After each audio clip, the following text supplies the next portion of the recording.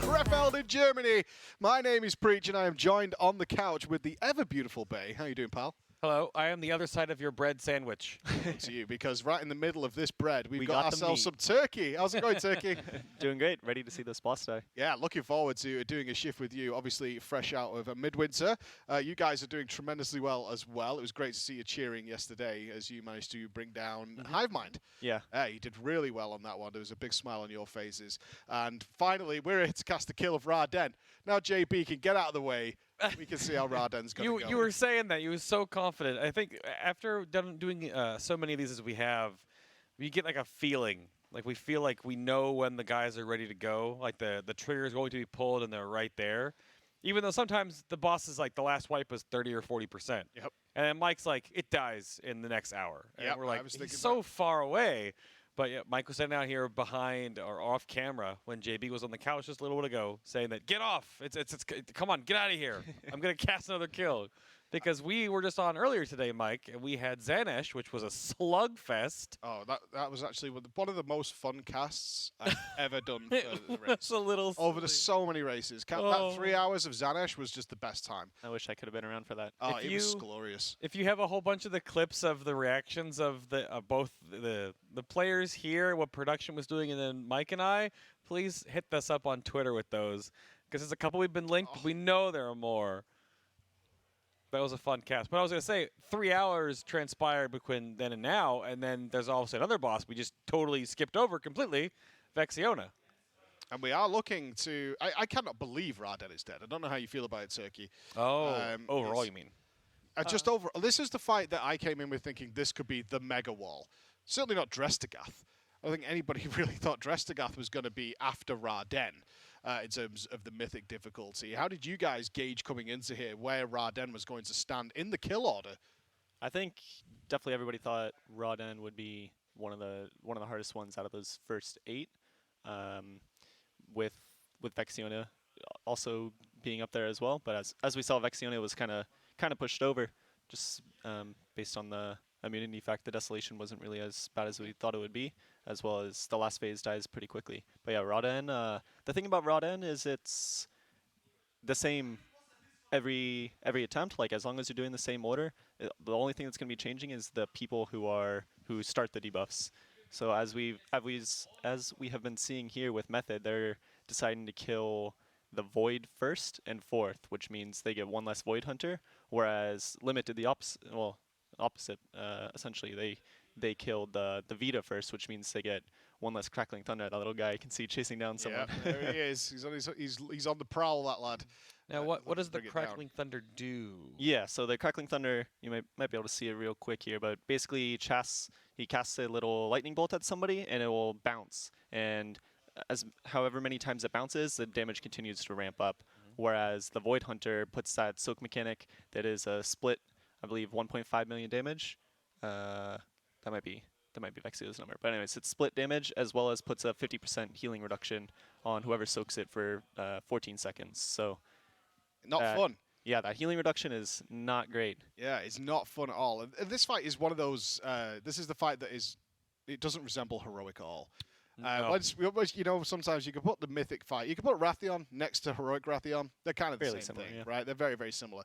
And this is the point where the raid really breaks out into, no, there's the Mythic version. And and if you've done Heroic, it does not prepare you at all for how you're going to have to handle this version, which has had a kiting going on, obviously dealing with multiple debuffs at the same time, which all need that same positioning that you had in Heroic, and then throwing in, of course, the Nightmare, and then trying to min-max that and move around the room at the same time, creating all kinds of chaos.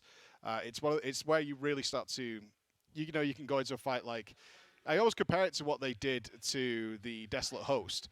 So the Yeah. Desolate Host is one thing, and then you go in and say LFR, yeah. and there isn't even a Desolate Host. The LFR version was hilarious. Yeah, there's like not even it doesn't resemble The the fight boss's whatsoever. namesake wasn't a part of the boss. Yeah, what the boss was named isn't even a part of the fight, and I kind of feel this Raden was where that really happened in Ny'alotha, where your heroic experience matters basically for naught once you get into it. Would you agree with that? I mean, yeah, for the most part, you can get an idea of how the unstable Vita works as well as the unstable Void, but otherwise the bread and butter new mechanic, we're having to move around with the little unstable or the Nightmare adds throws a totally new spin on it. Yeah, and just dealing with both of them at the same time, but the positioning has been pretty crisp. And as you said, it's a rinse and repeat. Although the variation of who's dealing with what is where the big mix-up comes from in this. But trying to get it, you've almost got this point where it initiates, and everyone has to kind of rearrange themselves very quickly into what's going to happen, while still putting out tremendous damage. And you can tell when Method feels like they're close to a kill. They are in overtime right now.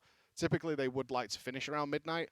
Certainly, they're not in the point where they're looking for like a world first kill where they might push, but they do not like finishing the first day in second place or third place as they are right now. And they're giving, I think they're going to give it the extra hour and see what they can do. And the keyboards in the back are so loud right now. So even Deep Shades has been shouting, "This boss is free" for the last 10 minutes at people. I think maybe, yeah, like 10 minutes ago, like 3 attempts ago, we saw their best pull, which is actually around maybe bottom 40. It's like 43%, or I'm not sure if they actually got into that last phase. But once you see those attempts where you're getting into the last phase consistently, that boss is going to fall over within, within a short amount of time. Last phase really is all about just getting the charged bonds broken as fast as you can, and otherwise just staying alive and killing the boss. Yeah, they are masters of the burn phase. Although Vexiona, I don't know if you guys caught any of that. A few 0.8% wipes, 1% wipes. We're in a different room on the studio floor here, and whenever there are those moments where it's just that. It's the collective like intake of breath when it's like a 1% wipe, 0.9%, 0.8%. I heard a couple people talking about it.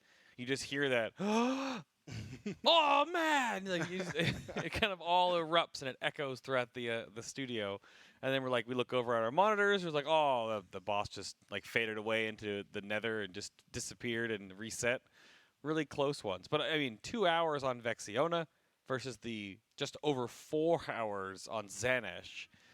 Even though credit where credit is due, of course, not all the problems we saw on Xanesh that Mike and I were casting were Method's fault. No, they were not. There were definitely some interesting pixels in that encounter that were very unfortunate. Mini we saw, which totally soaked a proper orb on Xanesh, and it just blew him up and killed the entire raid. Yeah, so that's because he's American. I suppose so.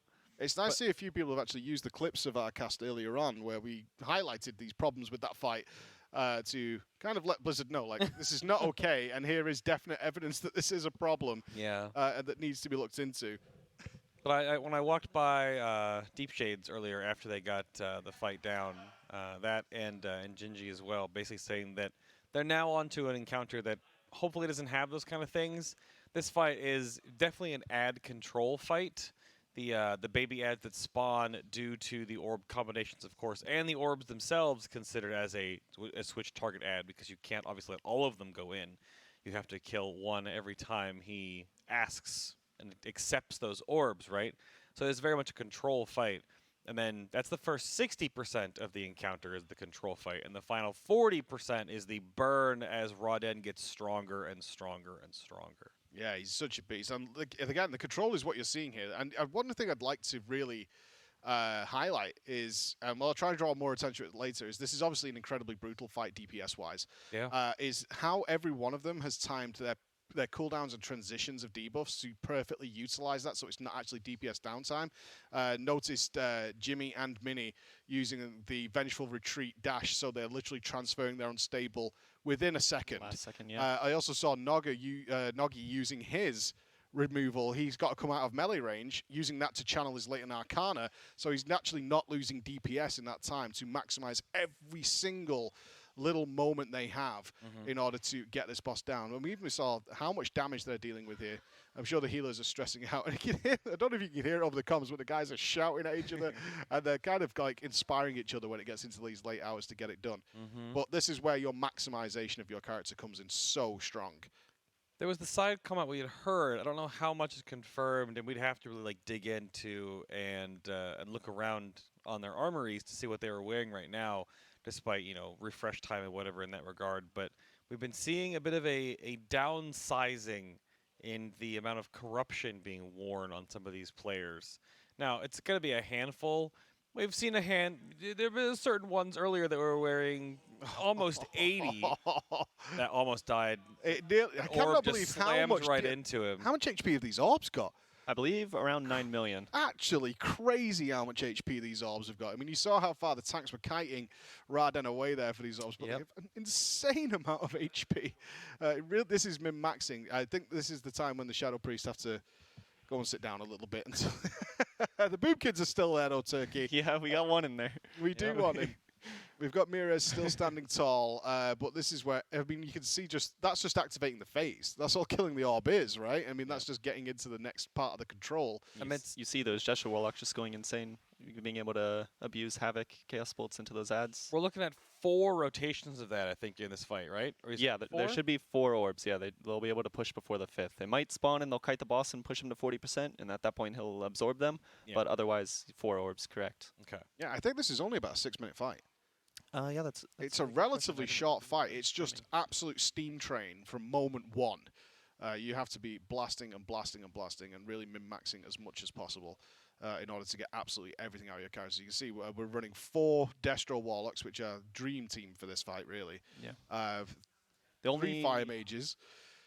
The only real downside to bringing those Destro Warlocks is you see for the Void Hunter, a lot of times they're immuning it, so whether they'll have the Mages block or their Demon Hunters, I guess, Nether Shift, Warlocks don't have that option. They don't. They don't. Unfortunately. They got a lot of other options, but immunity is not one of them. Sounds like a healer problem to me. Yeah? Sounds exactly like a healer problem to me. But they are going to push to try and get this done. They would like to wake up tomorrow and be up there for Drestagath. Yeah. Which is the next place we will be seeing here. The guys obviously know they're capable of doing it. And they are good at this kind of fight. They want to get it done before they get a little too tired. They would really not like to go to bed with this still up, knowing that Limit and is pushing that further ahead. Yep. That is definitely the goal with the guys here, while they've extended a little bit this early in the race, which we didn't expect. We were talking about maybe seeing 10 out of 12 in day one. And it is still day one. Day 1 for the EU. Day 1 for EU. This is still day 1 for the EU. You think they could still do it? So, I mean, as you well know, I mean, you've flown over from the US. Yep. What is it about NA that makes them choke at the last minute? Can you fill us in? Oh my goodness, man! You're really gonna make me burn down every bridge you like threw that? the shade Wow, my wow, way. wow, wow, wow, wow. We're just curious.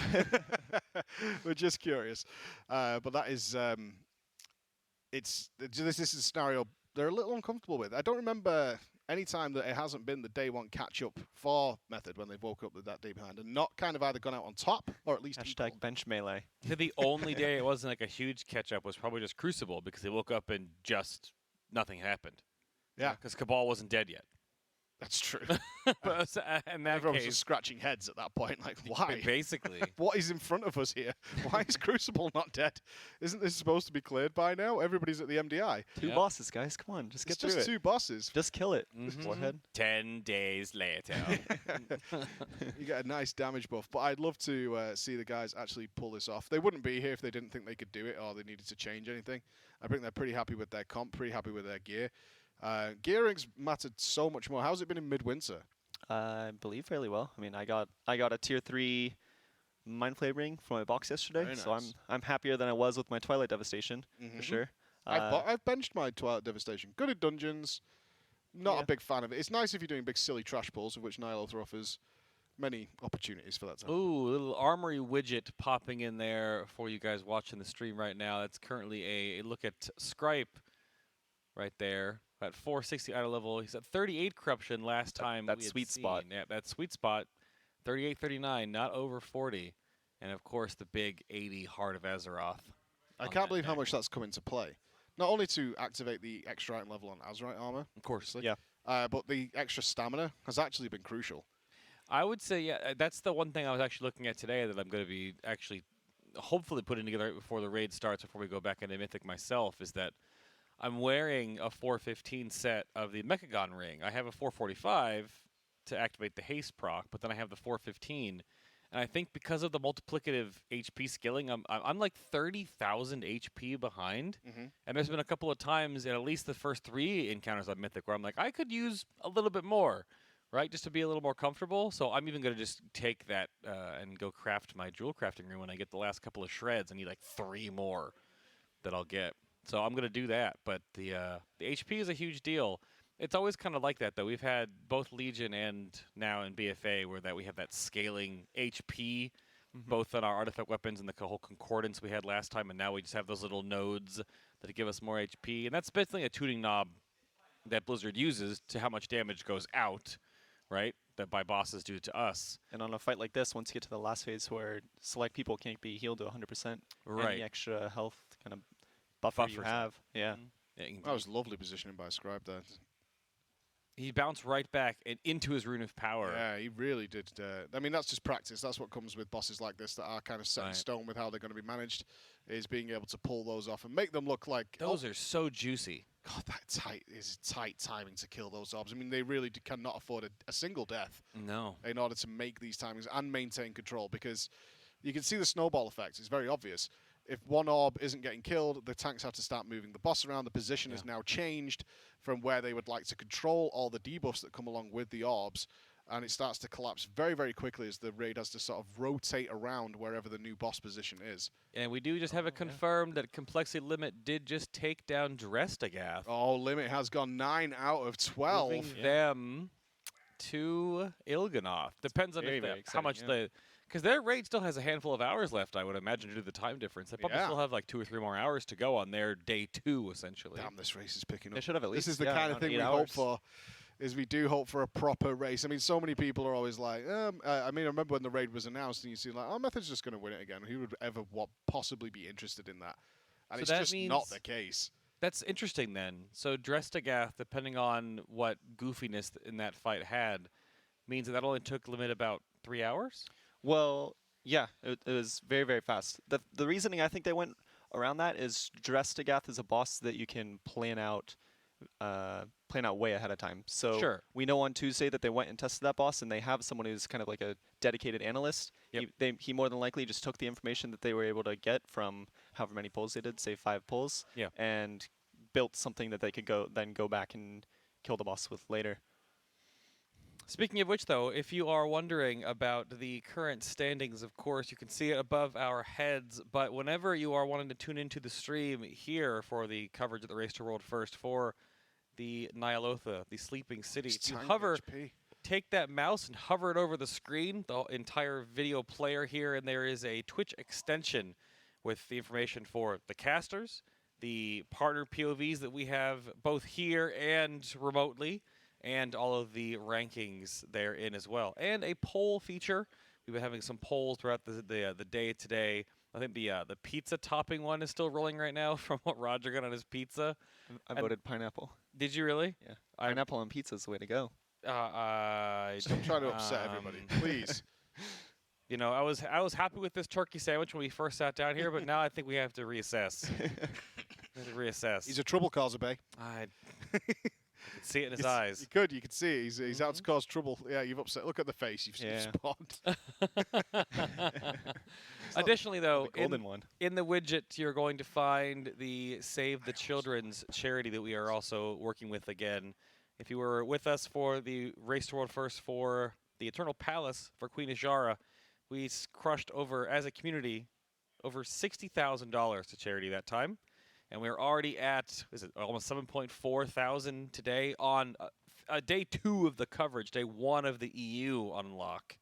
And we hopefully have many more days ahead of us as the last 3 bosses now loom on the horizon, at least for Complexity Limit. And Method right here working on Raw Dead, definitely not wanting to go to bed just yet until they at least have caught up a little bit of ground. That's so curious to me about Drestagath, because that was like the murmur in the studio about how that fight, due to the fact of how teeter-tottering your DPS is, it's one of the fights that I've said it and Il'gynoth are sort of both in this realm where I have dabbled in all of the Destiny 2 raids. And raids in Destiny 2 are very much that you do mechanics for 3, 4, 5 minutes at a time. You do like these like dances, which unlocks your DPS phase. I think you DPS the boss for 30 seconds.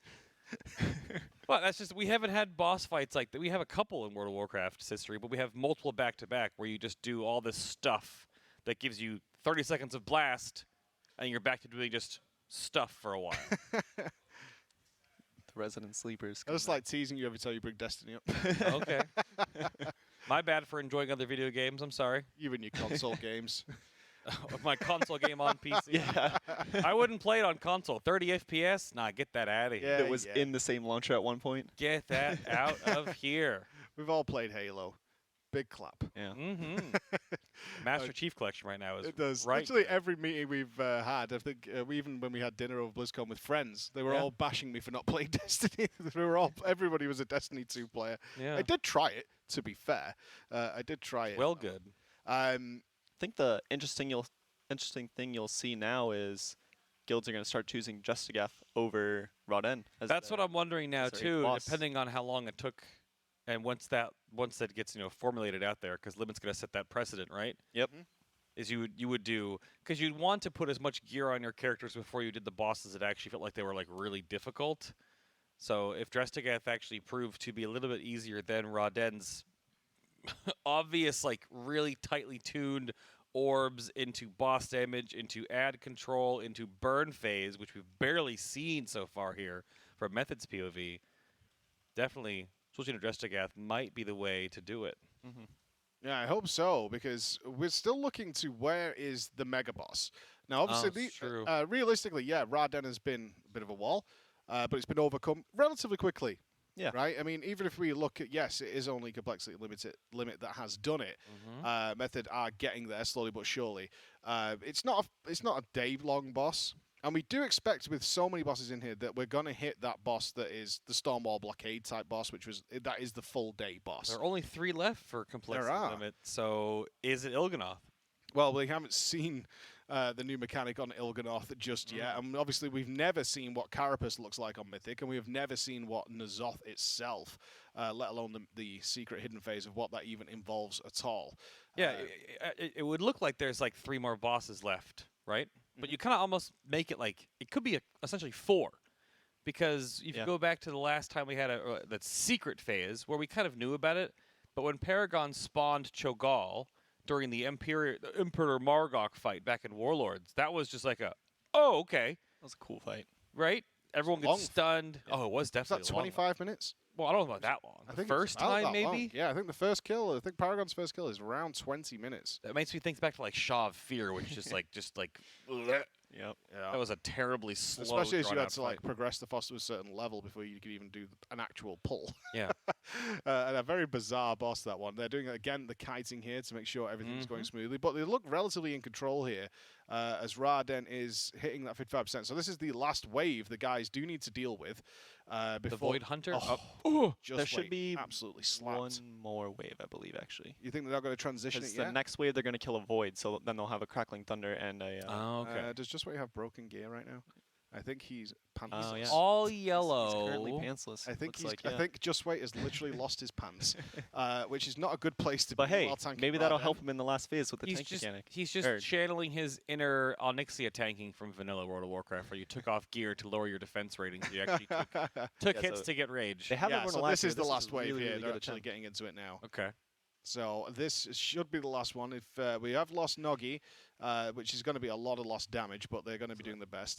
They have not Void got Orb's combat almost resistance yet. dead. Yep, there it is. Ooh. All right. So at 47% here, we only got 1 dead. This should end up being a last phase attempt. Okay, hopefully Just Wait Nothing going can to tank. survive this without any pants. He's a brewmaster. If he was a pro, he would drop the repair bot mid-combat and actually repair. That has been done several times Yeah. in many raids. I'm sure we've all been witness to somebody repairing mid-combat. So what you'll see here is they should be trying to clean up the 2 ads, specifically that crackling thunder or crackling Yeah, you stalker. can see they're focusing in that one. Get everything killed before they push into this 40%. Although with their strat, it's kind of just yeah, they're let, trying to do let it. the Destros take care of it, and everyone else just hit that boss. So we did lose Just Wait. They are going to hit the transition. Yep. Now he's There's- definitely got some broken gear. Yeah, now he's busted. I can't see a rest timer on Just Wait's screen. Can anyone see a weaker or anything if he's tracking it at all? I'm not spotting it, but they are into the last phase, but obviously with only 1 tank here as they start the absolute classic method blast. Those of you who ever watched the Battle for Dazzler or Lord, Jaina will be very familiar with the ability of Method to blast last phase, but Sko is already dead as we got into this. My goodness. Yeah, I mean, for all we know, quite a few of them might have broken gear as we're looking around, but they are checking out. They're capable of doing it. Is this the best pull so far? I think yeah, this believe it yeah, is. It this is. new. 32% is the best pull. And relatively clean. Besides, obviously, the obvious issue with Just Wait, it wasn't that bad getting into that final phase. And as Turkey said earlier, we don't expect them to hit that final phase too many times before they manage to bring it down if they can get there consistently. Look how long. These are always the interesting parts of these crazy like blast the rot boss. Is how much percent they can get off of a boss with cheesy like Dieters and Aspect of the Turtle or Feign Death bouncing. They've knocked off like 8% with no tanks. Well, let's do the pop quiz then while they're rezzing themselves up, and we'll throw this out to the chat. Sure. Fight that was cheese the longest in Enrage. In your memory, I kind of want to say it was that dude in Firelands, Balrog. If I remember right, Method had Balrog in Enrage for nearly a minute, bouncing in between hunters in order to do the last 10% or something along those lines. That sounds about right, actually. Yeah, does Balrog ring any bells as being there? Some of those lines. Yeah, Balrog, I think. Iminar? Ooh, did we have Iminar in Enrage for a while? There's been a fair. Gruul was 6-manned. Yeah, well, Gruul's Enrage was a little bit iffy, and it actually reset and went back. He used to grow, and then he would shrink again. Right. And start all over again with that. Garrosh? I don't remember Garrosh being in there. Brutalis? The first boss that came to mind when you said that was Ursoc in the Emerald Nightmare, kiting him across that gigantic room he was in. Yeah, many first kills did involve running him around the wall with no tank. Yeah, it's quite the skill. Obviously, Queen's Court from the last one. Oh, sure. As long as you keep them separated, yeah. Yeah, Method had Queen's Court in there for about 30 seconds or so while polishing them off with both tanks dead. And it is definitely something the guilds are capable of. Is surviving the phase where you're supposed to die. Usually make a much more exciting kill. Well, that's what I was wondering about, because Raden, they could have got to 10% and still killed it there. If it is that much bouncing potential with him, which is weird, because there was something else going on there that I may have not understood, but Brewmaster Monk getting completely slapped like that, what is Raden doing to just knock him down that quickly? It depends. I don't know the exact name on the tank ability, but there's that tank ability where you actually specifically want to get hit to a low amount of HP. Okay, yeah. Because the higher HP, the bigger the dot you are given. Yeah, you get a dot that actually, if your tank has high HP, the dot damage is just incredible. Okay. So you'll often find when they're communicating with the healers, you might see the tank drop to like 50% and say, "Don't heal me." They'll be making calls like that, like, "I do not want to be full health right now." Brewmaster's obviously never really at full health, so it naturally works out kind of well for them. But that is the nature of the beast in that phase, is don't heal me to full, because that makes things worse. Right. So that's what they're countering with that kind of thing, which is risky. And also having a full set of gear is definitely helpful to mitigate. Hopefully Just Wait will be repairing right now. I actually saw his face smiling. I'm pretty sure some of you guys actually shot over there and went, "Pants are broken," just in case to let him know. But Raden looking like he may crack sooner rather than later. Yeah. I'm really hoping to see that go down. But you're right in what you're saying earlier, is that guilds, I know our guild did this, and I've no doubt your guilds are doing the same thing, is choosing their order based on what they're seeing today. Because before this moment and before what we saw with Limit bringing down Drestagath, the likelihood is you would have gone to Raden, because that's what the top guilds did. That is where you're going to go. But now, that like you just said then, it's like, I'm not going to Raden yet. We're going to go to Drestagath. Oh, yeah. Specifically, I think for Midwinter as well. Now Drestagath would be the way to go. It also just gives you time, if you don't already have a weak aura set up for Raden, to make one. Ah, very true. Or to look at one on weakorago.io. Yeah. When that one comes out, to help with the bouncing and the order of operations for people that are actually involved in sort of the mini games that are happening during Raden. Yeah. But Drestagath is kind of like the boss where you're in class and you're about to like turn in your homework, and someone next to you already has it completed. So you're just real quick look over and fill in all those answers. Is that how Drestagath works? Yep. Well, that's exactly how it works. He's a weird fight. Yes. I do not look forward to it every time I walk into that little room.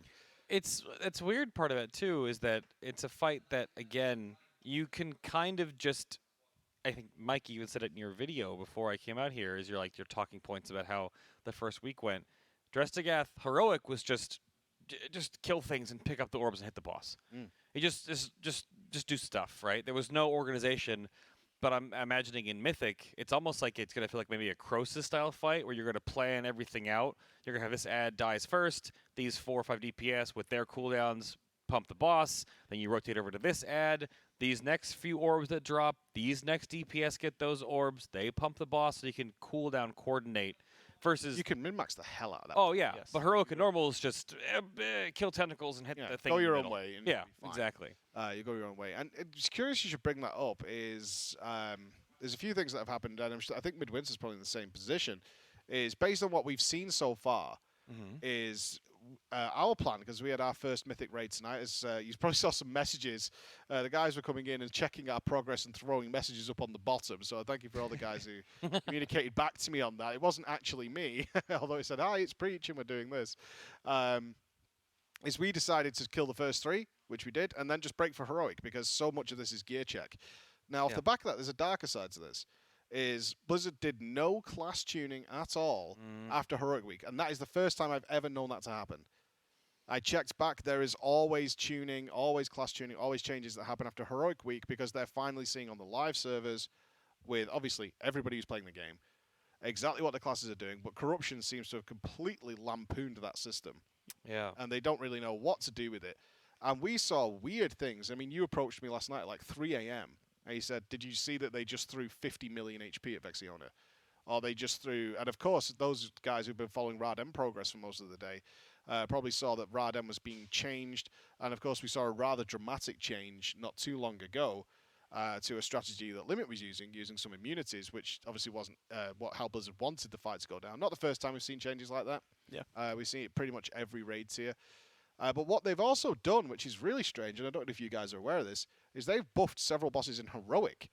Interesting. Really? Yeah, they have thrown a ton of HP at Shadar. In order to... Because the DPS is all over the place right now. Players, are doing so much more damage than what they probably thought people were going to do. I think Blizzard kind of expected not many people to play with a lot of corruption to be sensible. I hope they didn't make that assumption. When you're gaining what you gain, it's... Well, the weird part about the sensibility and like the soft curve and the soft nerf curve we're going to see as our cloaks level up, and then we have sort of the Argusifying of our cloaks as well to bring its corruption resistance even higher and higher as the expansion goes on here, is that we can wear comfortably right now, like again I would say, what you can wear as much as you want as long as your overall is 39 or below. That's sort of like this nice sweet spot where the debuff and the slow and the eyeball isn't too big. But once you go above that and start hitting the next realm with the thing from beyond, or even farther beyond that, which I just don't think you could ever be able to raid that way, those effects are the ones that deter you from stacking too far. But give it a month from now, and you'll have like 100+ corruption on your gear, but you'll have so much on your cloak to negate that, then the power creep will be exponentially higher. And especially even after they've nerfed Infinite Stars 2 or 3 times, Echoing Void's been nerfed. They've worked on Echoing Void not just numerically, but also how many stacks you actually will get and how they will work. Oh, I feel it. There's a couple of things that have been put in that regard that I still wonder the math behind the corruption effects, because I thought they were going to be like more like trinkets. You know, a trinket's like 3 or 4% of your damage. 5%, really good trinket right now, right? But some of these essences were 18%, 13%, 20% of your damage, which was way beyond like a set bonus or, you know, a 2-piece, 4-piece, or a trinket. And that has just skyrocketed us from last tier, seeing like 50K. We've seen some sustains of 80 to 90,000 DPS right now. Well, I think Roger was playing with about 70 corruption. Something absolutely insane. Hunters get away with that. Their thing from beyond, they can feign death it. They can feign death it. He was frost trapping it. I mean, he was playing, you know, so don't get me wrong, guy was playing his ass off. Sure. I'm not going to sugarcoat it by any means. He was absolutely playing his ass off to get around it, but he was getting away with it, and the results were obvious. He was like at 70 to 80k sustained single target DPS. I mean, if you could play it and you're good enough to do it, which Roger clearly is, then go ahead, play it, go it. And I don't think Blizzard was quite ready for that, which is why we're seeing these kind of weird tuning and balances where they're just throwing like 100 million health at the boss, 50 million health at this boss. Guilds were going in yesterday, as we said, just to check the bosses. Who's got what? What looks viable? Because we don't know which is going to be harder, which is why we've ended up with this Raden to Drestagath situation. And then suddenly they're coming back and like, wait a minute, what? Why does this boss have like 50 million more HP? Where did that come from? Why are we now buffing heroic bosses? And as many people pointed out, it's still Shadar is still not that good on heroic, and I agree. It's kind of just made it longer. It's like a 3.5 minute fight. Yeah, Well, It's wasted. They did an interesting change to Enzoth as well, where you can no longer immunity off the debuff that makes you unable to go down again. Before you were able to bop I it, didn't you were know able to you block could it, do you that. were able to cloak it. Really? Yeah. Ah, So interesting. we would send a lot of the same people back to back. That does explain something, because when we were having a little chit-chat about Ny'alotha, after we'd killed it, actually, we were talking about it. I said, did you see that, in fact, in Heroic, you could go back downstairs again? And my raid leader went, no, you can't. I went, I've just seen somebody do it, but I hadn't seen that they'd popped an immunity in order to do that. So that's Weird. interesting. And also, pets not sharing the sanity, which we didn't know what was happening. Oh, wow. Yeah, pets were sharing the Thought Harvester sanity drain, but that's been fixed as well now. So quite a few little errors that have come to light with what's been going on here. And I think a big part of that is Blizzard didn't really know what was going to happen, which is cool, because this is a new loot system. And it's understandable why they're doing that. It is sort of a live beta test for Shadowlands. Well, it's not even a secret. That is what it is. Yeah. Blizzard have been pretty clear about that, is they don't know what the loot system for Shadowlands is. Let us know what you think of this one. So they've kind of thrown it to the wind. Any predictions for the chat here who are reading out, is that 180k DPS that I'm seeing? Yes, it is. What are we going to be at, as Bay just pointed out, at the end of the expansion, when you can slap as much corruption on as you want, pretty much, because your cloak will resist it. It continuously keeps going. How much? It takes weeks and weeks and weeks and weeks to fully upgrade your cloak. After you get to level 15, there's sort of a paragoning of your cloak. Yep. Where you get one extra, like, Argus-style token from an Azoth kill on normal and above, or from doing a horrific vision once a week, and just with the main boss. And it goes up by, like, 3. I think it goes up. Doesn't it go up to like 125 corruption resistance? So Something it's totally crazy. maxed out. Someone mentioned yesterday as well. It is around 120. wild. Yeah, and then you can have 10, of course, from your minor essence. So you can wear like 160-ish corruption comfortably. Yeah. Method Kona suggests that the threes. strategy should be boss die. Yeah, I think if everyone just is that stays what- alive and the yeah. boss's HP reaches 0, the boss should die. Fully in line with Kona's grammar, actually. Having spent some time with him and dealing with Method Kona's vocabulary, boss die now, I can confirm that is him. Ouch. I can confirm that is him. But some predictions here that will be at 300k DPS towards the end of the expansion. Because side by side with this, as that corruption level grows, so do gem slots, because they're purchasable. That you'll be able to be fully gemmed, fully up there. Method Kona chips in with, we are kill boss when. I wonder sometimes if he actually types with his actual face. Well, I'll reply in a way that I hope Kona can understand, as he's not here with us on the couch yet. Right. To Kona, boss die when HP goes 0, boom, boom, boss, smack. And situation resolved, guys. Yeah. I've dealt with it. Thanks for translating. Real translation, though. We miss you, Kona. I do miss him. I miss Kana. I miss Kona. I miss all the guys that we have down here. But at the same time, we've got brand new people like Noggy down here who I hope they're enjoying it. I'm looking forward to seeing what they think after it, because I was talking about this with the guys before. It's like, why don't you, a lot of people ask why don't you stream and stuff. I would not like to raid in this environment, I don't think. I mean, how's it been for you guys to come down here? I mean, pretty similar to what it would be at home. The only weird thing for me is kind of been people walking up behind me and just watching over my shoulder, which, I mean, isn't a thing when you're just solo in a room, just sitting there. But other than that, But you otherwise, often, yeah. Otherwise, I enjoy it. So at home, you sit in The a chairs room are of super around comfy. 30 The computers are great. Which, speaking of, if you want to win one of these computers, while we're on that fact, scroll down below in those panels. There's going to be a giveaway. The specs on these things, I believe it's like 2080 Ti, 9900K.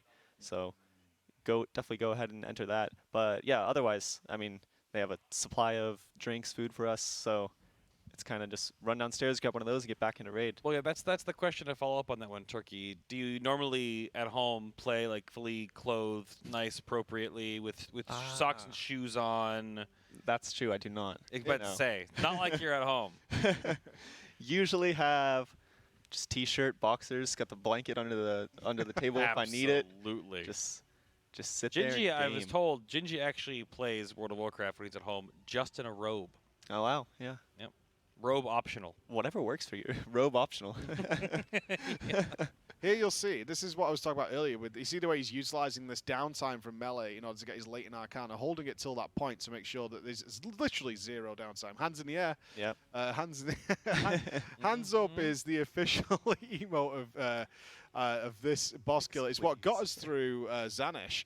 That's for sure. Was hands in the air that brought it home for them in that scenario. With it's so much damage on this fight, though. It's so weird when we're watching because like nothing's going on, and then all of a sudden 3 people die. That's the nature of the beast. I mean, these debuffs when they Could have expire. been one of the crackling thunderbolts. Yep, absolutely. It doesn't go the Depending right on the way. bounce It doesn't get managed. Doesn't get immune or something along those lines. Do you wanna? Are you trying to bait the bounce from the crackling thunderbolt to a different direction where it's not gonna hit everybody, or is it everyone has to be spread to a certain degree when it goes out? I need to look into exactly how it works, but from reading it, I believe it casts it at one single person. So if that person can know it's targeted on them, they can get the hell out of there. A few seconds And to move, maybe. It's only like a 8-yard jump. Okay. But yeah, if you don't know who it is, then I think you kind of just either try to spread and just live through the first cast, because you should be able to kill it within a few casts. Maybe like one or 2 casts is all it will get out.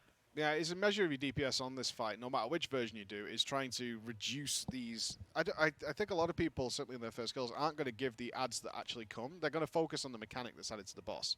So whether it's the shadow pool that needs to be soaked or the unstable Vita that needs to be bounced, they're going to focus on that part. Yeah. But reality is the danger comes from the adds. Yeah. That they are considerably more dangerous than the actual little addition of boss mechanics. Is getting those adds out of there, because the shadow one is going to be doing that enormous pool that needs to be shared. You've got the crackling thunder like you're talking about there, and of course we've got the nightmare ad mixed into this. That's where the real danger is. And if you see people don't switch to those ads, this is even for the guys doing heroic. If you see people not switching to that and kind of zerging the boss and being like, we're doing really well, we're managing the Vita. That's not the danger of this fight, really. It comes from those extra adds that come at the sides that need to be burned, because if they do 2 of those casts, you can really end up in trouble really quickly, which the guys obviously know. I'm just making sure you guys are aware that the real threat is coming from those. I was gonna comment that I know I have a whole bunch of old stuff in my bank too. But when Nagi opened his bank, there were gems from the Sunwell in there. Wow. Just gotta. Why? He's on a Death Knight too. It's true. Either Sunwell or He's the doing expansion something. after. They were very old gems. Oh, I'm sure you've got some old. I've still got a Nefarian urn. Spawn Nefarian in Karazhan. It's grayed now. It's grayed out now, and I think it's worth like a gold or something. I've got a whole bunch of old stuff. On my mage, I still have the mail you're sent when you get Tribute to Immortality back in TOGC. Oh, really? Yeah. Okay. I want a hard copy of that to go in my file. Nice. It's a cool little thing to have. Yeah, I've got Very it in my good. little WoW CV whenever we go on travel. I can show it to people. But those collector's items are things that do give you good. I've got trinkets. I usually keep trinkets. a gear trinket from way back when. So I kept like my original Bulwark of Azeroth from TBC days. Sure. Skull of Gul'dan. Not getting it later, from like a transmog run and stuff, but actually when I managed to get it at the time. Phylactery from Ice Crown I held on to for a long time. Oh, Fabo smashing desks, boys. Yep, heard it. Roger's also doing that. Roger's standing up. He's shouting. They're like, we're just pulled. Come on, keep it together. But it does keep to make the guys laugh. As I can see, Aversion is actually wrapping for today, and we haven't even mentioned those. Aversion has had a stellar day. Aversion are right up to They here. did go right to 7 of 12 in one day as well. Yeah, Aversion, the German guild that is also playing from here in the studio, as they're just packing up here, have just had an absolutely stellar day. I mean, we were side by side with Method all the way. Yep. Yeah, we saw them doing Zanesh at the same time. They also managed to kill Vexiona. As you can see on there, they are world 4th right now, which is tremendous for those guys. I'm really happy that that's how they're doing. It's good to see it well past midnight is... Scribe's still got a smile on his face. These guys do love this. They prepare for it so much. They do love what they're doing, and I think they're going to push through for maybe a little bit longer here. Yeah. I'm surprised by that. I thought they might have thrown an extra hour at it because it's 1 a.m. here, but it looks like they're chilling. This is It's about one of those bosses where it can just click and then it falls over. Like we saw Limit was probably, or they were about to decide if they should go to Carapace and Enzos splits just to kind of get more gear, and then for whatever reason, one attempt later, you get that morale boost, you get into the last phase, and then it shortly fell over after that. So Yep. Well, you've got that incentive to know you can do it. yeah. And these guys know they can kill this. But I'm actually super triggered because chat just pointed out the cable management behind Scribe, and now I'm really upset, and I kind of want to go and sort it out. I'll have to check that out next time it swaps over. Hey, I'm sure it'll be fine. If you think that's bad, chat, you can't see under this desk. Yeah. We're in a bad way. Oh my goodness. Yeah, that's going to be okay. What's Midwinter's plans right now, then? What are you guys thinking? What's the next point of order for yourselves? Yes, so tonight we'll go in, we'll start working on Zenish. Pretty much almost there, just gotta get some experience on the people going down in Group 3 and Group 4. I think she'll fall over within, I'll give it 2 hours. So all you guys watching in Midwinter, babe. 2 hours. Oh, babe. If we don't kill it by 2 hours, He's then given I'm 2 just hours walking out of to the way. Zenish. Well, I mean, BDG walked in there and got it done relatively quickly They're world compared first. to what happened with Method.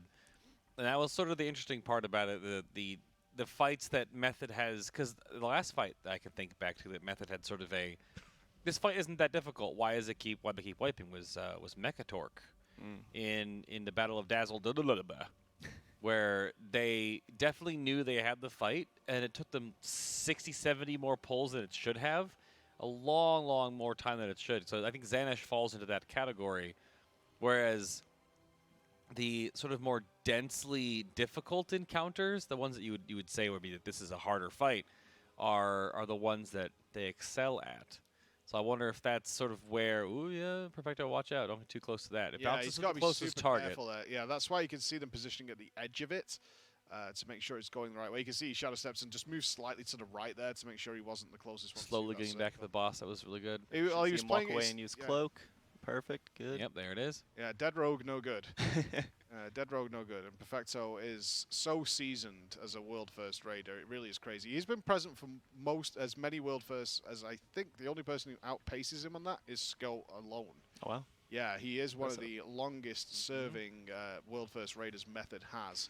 I think he's out of is it 12 world first Method have accrued now? Yep, 12 now. I think Perfecto has been present for 11.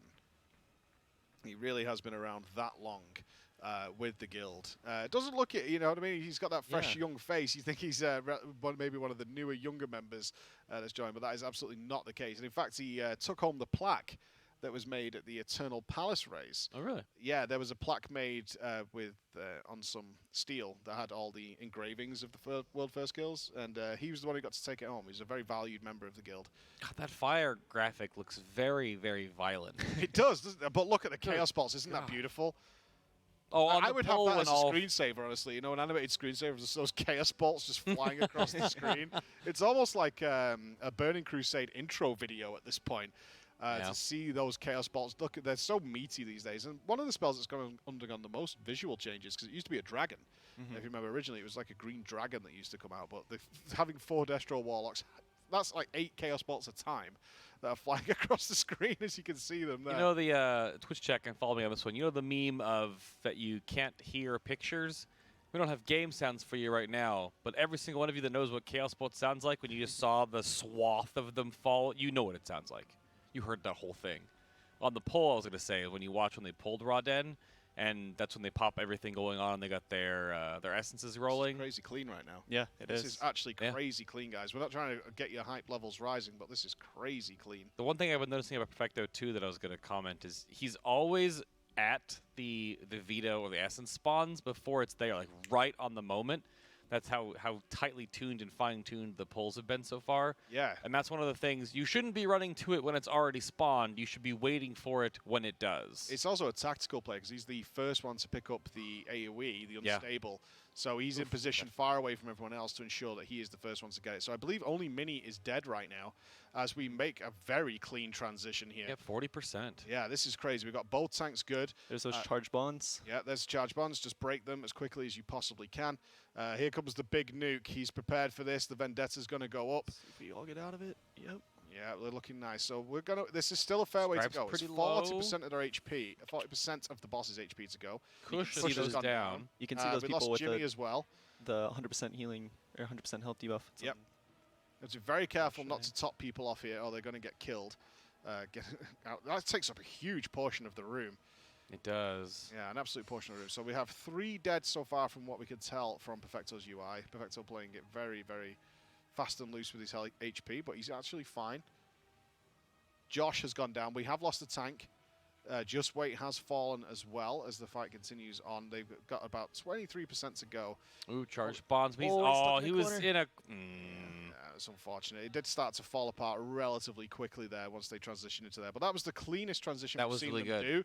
do. So they're definitely going to have things to clean up there with that transition. But really clean, actually. That was really good. Yeah, that was a very smooth transition. You can see, even though it has gone past 1 a.m. here for the guys, and they've been raiding since server up this morning, it is still the first raiding day in the EU. Yep.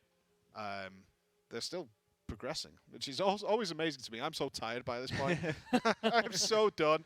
I am definitely way too old for this now. Yeah, yesterday Xanash was our boss at the end of the night, and it was not the best choice. Yeah. Oh, how many pulls did you make? Maybe like 15 or so. It was one of those ones where I was like, okay, well, we failed. Let's just go it again. Don't even use potions. Don't need food buff. Like, we're just trying to practice these void rituals. Yep. But there's definitely some falling asleep at the keyboardness. I've got to ask the question then. Have you put yourself in the rotation? I have, yeah. Oh, well, are you taking the pressure of the final touch? No, I'm the first touch on the second set. Easy. I didn't set it up, so it wasn't biased towards myself.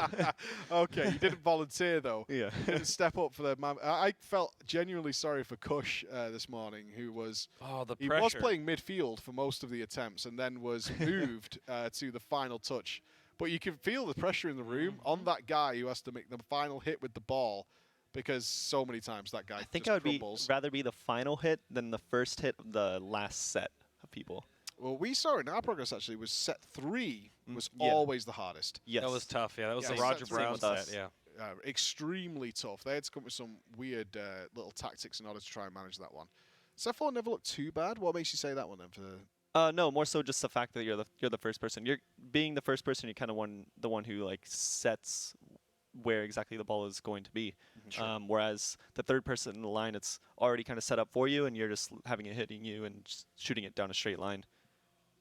Do you think it's all down to that first touch setting up for everybody else? It's also the more embarrassing one. The second touch on the group 2 and group 3 is, I would say, are the most challenging to do from what I've seen. Yeah, we saw Scripe make some crazy wiggles. Yeah, he to was try and definitely a make it little work. wiggly boy.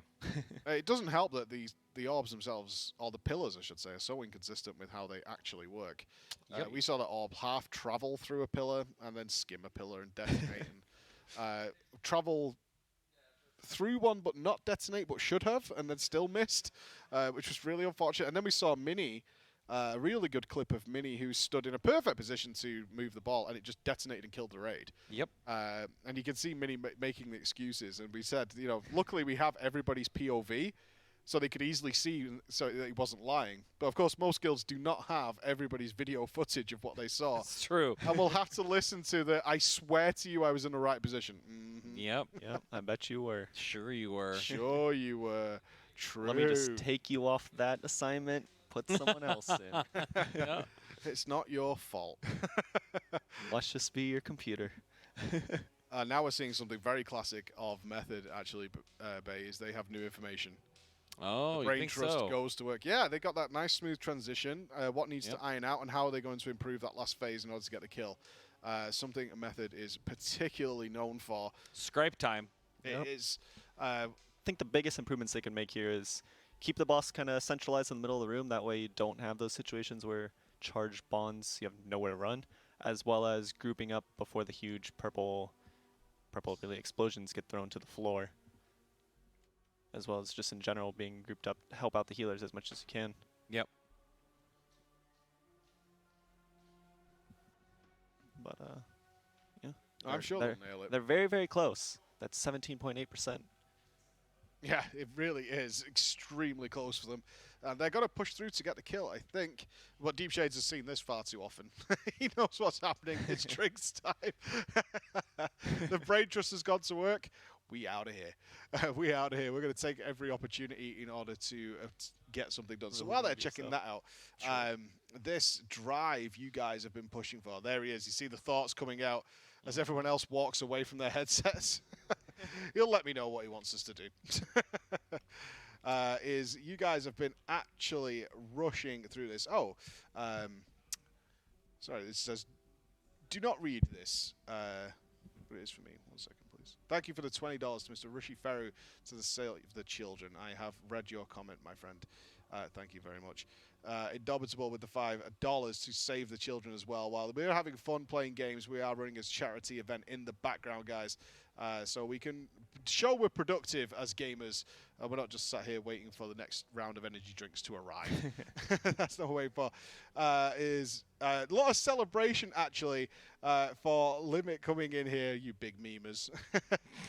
Thank you very much. Shave the children. Yep. We will. Winter Night Harry Drez for Bay with $10. For Mr. Bay, a.k.a. Bay, a.k.a. Adam B, a.k.a. Adam K, a.k.a. Bay. Say Twitch Prime correctly. I always do. I don't know what my stream has a problem with apparently the fact that I say Twitch. The hell just happened? I said Twitch Prime. You mocking me for being from England? What? I just said, roll the tape back. I just said Twitch Prime twice. That's 3 times that I've just said it. Did you? I haven't. Got my eye on you. Okay. Yeah, come in here with your loud shirt, mouthing off. How do you? How does your finger do the thing that you just? That's like the dad finger. I'm a dad. Yeah. This is every day for me. Pick that up. Sort that out. You got to get it done. I'm not Jewish. Says save the children. Good luck with all the guilds going for the world first. A good sauce. So there's $5 as well to save the children. Real good pizza with béarnaise sauce, a fillet of beef, and an egg. Sounds pretty I'll good. give it a shot. Yeah. Now you need to explain yourself to me. Don't dad finger Twitch I want chat. a picture, an email, a description, because that's not right. Perfect pizza. Go. Lots of mushrooms. Why do I come here? No, this is the problem. You see, I have to do this like every day. Yeah. Sorry Every about day, that. and then he says things like this. You know what I mean? Should we? Well, I don't think. Well, I it's don't know too what I'm much supposed to longer, do. yeah. Who am I supposed to tell about it? I think just kind of agree with him, just to make him kind of feel good about himself. And I've been doing that for eventually years. Yeah, he's still here. He's still eating mushrooms on pizza. Thanks, Bay. Perfect Oh pizza. yeah, you're welcome. Yeah. Honestly, I'm a simple man. I just regular pepperoni. Top shelf. Who's putting an egg on a pizza? Really? It makes me sad. I have heard about the technique where you break an egg on a, say you have like pizza sitting in the microwave, or not sitting in the microwave, sitting in the fridge, break an egg on that and put it in the oven. Or cook it on the stove. It's one of those so two. much effort. Rather than, most people, they'll throw it in a microwave and then it just becomes all soggy. It's either- Microwave pizza is a travesty. Yeah. Please do not do that. Just eat it cold instead. Exactly. Like, forgo the Or, microwave. or, Or just Or eat it. or, Or- if you finished with your pizza from the night before, Yeah. you could let that go and maybe have a nice breakfast. Let that go. But cold pizza is breakfast, Mike. I have never eaten day after cold pizza, so I might Never. not know what I'm talking about here. Not on any scenario I've ever done it. It sounds gross. I don't believe you. No, for real, never. Not one time. I'm afraid of what might like. What if I like it? Then And then I'm regressing as a human And being. you're just going to order pizzas and leave them sitting there. is that regressing as a human being that you're just eating cold If you pizza? go from not eating cold day-old pizza to doing that, that's regression. That is a step back. Yeah, there's like 3 tiers. I guess there's like 4 tiers of pizza. It's There goes the fresh, chaos balls. then cold, and then reheated in your own oven, and then microwave, which Let's you should not- never do. Yeah. I'm going to upset probably both Americans on the couch here, but let's not forget I come from a country where Domino's is considered to be actually an upper-class pizza. So just bear in mind where I'm Turkey. coming from, all right? Should we tell them? Oh, I know. What's number one for you? I mean, Or- none of the chain Out of- yeah, restaurants. Yeah. My None of the fav- chain Oh. pizza places. Look, I've been to the US and I've tried several pizzas. My favorite was CC's. Loved it. I did not try Domino's over there though, so it could be better. I'm unclear on that scenario. It could be better. Chat, please help. I would hope not, or else I feel really, really sorry for you. Help. You just said CC's Pizza. Only certain people in the States are going to know of CC's Yeah, I don't Pizza. think I've ever had CC's. You've never? But if you You don't know know, what you're missing out on. It's really quite tremendous. It's an all-you-can-eat pizza buffet. Oh my goodness. Where the pizza never ends. Neither does the fun. I think anything buffet is kind of just a trap, to be honest. If like it you- comes you on just- a buffet, it's You just get a trap. single, like, mediocre of every single type of food. That's sort of how it goes. But again, he's British. Can't help him. Yeah. I do enjoy it. It was an incredible experience. It was. We did I'm enjoy sure it. it was incredible. It was. Incredible in some way. I know we should be focused here, but I'd be remiss not to explain to you apple pie pizza, which turns out is a pizza base with apple sauce on it. Huh. Warm, though. What? I had it at Cece's Pizza. I don't. It's like baby food on a pizza base. Now my brain goes to like apple pie with cheddar cheese on top, which is apparently a huge thing in certain states. It's like a southern thing. I'm not the biggest fan of pie. Just stop. You a cake man. I mean, more than a pie man, yeah. Top shelf. If I'm going to eat pie, it's just going to be a pumpkin pie. Like pecan, apple. You realize that pumpkin pie actually isn't made with pumpkin, right? I've heard this before. It is a complete farce. It's like ginger or something. You can actually make pumpkin pie with pumpkin, but most like widespread pumpkin pie is not pumpkin. I refuse to accept. It's like I need it's to like get my white life in order, by squash the or way. something like super generic. It's not actually pumpkin. Well, Well, you know I'll what? still continue to believe. But Yeah, I'm sorry, America. I was only teasing. I was only teasing. I really was only teasing. I'm aware of the scenario, yep. but it was it's something I do like to share with you guys. Oh, is that you? Yep, that's me. Oh, that's okay. As it was rather, well, they're really struggling to smoothly get this consistently. What do you think's holding them back, Turkey? Why you've been? I can see you're watching pretty intently on this. Yeah. What do you think is holding them back from getting consistency into this? Is it just it's a little bit random on where this debuff's going to go, where the Crackling Thunder's going to hit? Because No. they seem to be pretty set in stone with the pull. It's just, for whatever reason, you know, a single player. Oh, they just cleared all the world markers, so they're not too happy about that. Or it's been, I believe it's 4 hours, so they just appeared on that. Oh, no, they're, okay. Oh, They're finishing up there. are we Is it- calling it? Oh, we calling it a day? Looks like it. Either they're finishing up, oh yeah, everyone's our thing. I was going to say, or they just got deep shades out of the raid. That is gonna be it, team. That Oh, is wow. that is where they're gonna call it for the first day of the EU raiding. Is Method is gonna close it out with 7 dead. And that kind of brings us to, let's have the update of where we are. So we're going to finish Method is going to go to bed, get some rest, and obviously restart in the morning with a complexity limit at 9, 2 bosses ahead, which is a position we crazy. haven't really seen Method in for a while. We did Yeah. have limit ahead on Zakul last time. So they have kind of been in this scenario before, but not after day 1. I believe that is correct. We weren't at Zakul on day 1 in Eternal Palace, as far as I remember. I don't think so. I'd have to go back and look at like WoW Progress or Radar RO or something like that to get like the timeline. Yeah, I think it was about 3 days in when Yeah, we kind because of hit Ashvane Zakul. held people up for a good amount of time, and then Oh, the first Ashvane kill was huge. Yeah. Method kind of used to being in front or if not on par after day 1. But what's Maybe weird on about that par, though is that even if they've been behind before, they still have continuously clenched end tier bosses, barring the Crucible of Storms 2 boss tier. Because there's nothing. You were either on the end boss or you weren't, right? Because you were either on Restless Cabal or that. So they've always gotten to that point though where even if they're behind, they get to that point where they catch back up. They've learned what has been discerned from, because the live streaming, of course, unless, like say, a guild is ahead of them that isn't live streaming, like Pieces, for example. You had no idea where they were on Unot, for example. I don't think there's any POVs of them right now. No, I think they're So- quite settled and doing Yeah. their thing. They're not. Last time we spoke to them, Pieces were not real fans of streaming and all that. It was not really something No. they were intention. but you hear, even from some of the guys behind us as well. Mm-hmm. Definitely throws a whole new aspect into raiding. Yeah, it certainly does. So not a position they haven't been in before, not one they're particularly comfortable with. Certainly doesn't count them out. But what this does do for us is give us a hot race. Which, as we're spectators of this, as much as we're fans, we are spectators of this along with you guys. And it does give us a spicy race because we can maybe see the drive, the kick up the arse, excuse me, that Method might need. Certainly if Complexity Limit have a lot of time of raiding in front of them, We could be seeing reaching Carapace potentially for that. Carapace first. Yeah, that's exactly what I was thinking. If they're reaching Carapace first, that's when these guys are going to start going, we're not okay with that. Yeah. And we really need to knuckle down a little bit and get things done. Because it was all fun and games. We had 4 hours on Zanesh with Method today where they were all smiles and all laughs. But with 2 bosses deficit, That's not a place they particularly want to be. No. How they're going to tackle it in the morning. It'll be interesting to see what happens now. Does Scripe stick around for a while, starts looking through information, preparing the guild as best he can. We might see the Brain Trust over there, which we've seen several times. They throw in an extra Hang couple of out hours. extra hour or after the Raiders head home. We've had nights where Scripes hung out here working on things for the next day Yeah. into the wee hours. But one thing we should remember, it is only day one.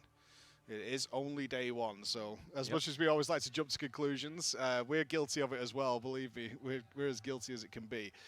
What we hope and suspect, the two most difficult bosses are still unreached by anyone. Well, that is where we stand right now. We stand with complexity limit at 9 bosses, pieces at 7, method at 7, aversion at 7, the Hometown Boys, exorcist at 6, practice at 6, and you can see already the spread.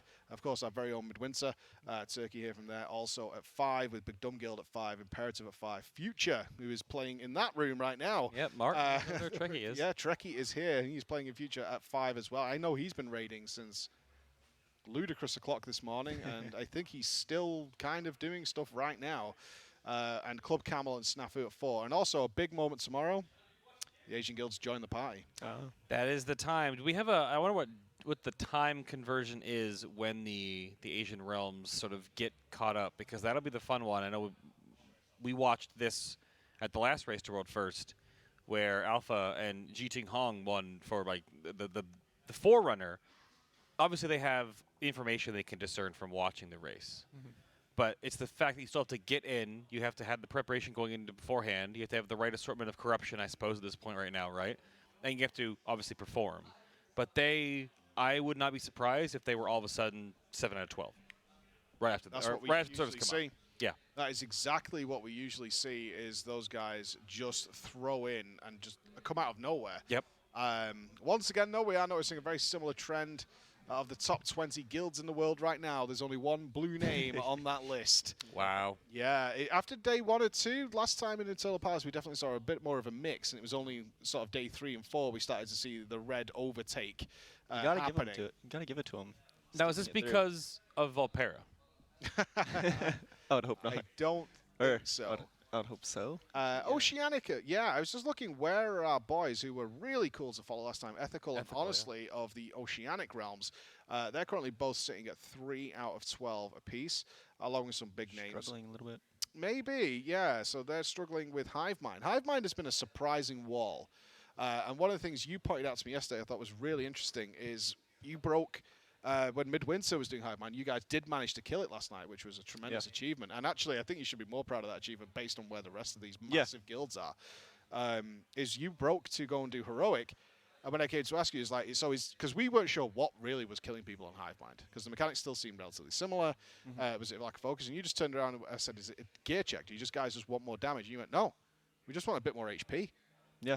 That's literally all we're after, is just a bit more HP. The combinations you can get where you have, say, Devouring Frenzy going on with the Darters doing their psionic ability as well. Just any sort of amount of HP to keep you over or keep you alive helps immensely, because the second one person is dead and you get to the empowerment where everything heals below 20%. If you're down a single person, that could mean you're down a Focus Azurite Beam, or just a class who's just generally good at AoE, and that means you're behind. Now you're behind on the drones, and it just all It just all builds up. snowballs, Yeah. right? It snowballs Yeah, out of exactly. control, which is what we've seen across a number of other guilds.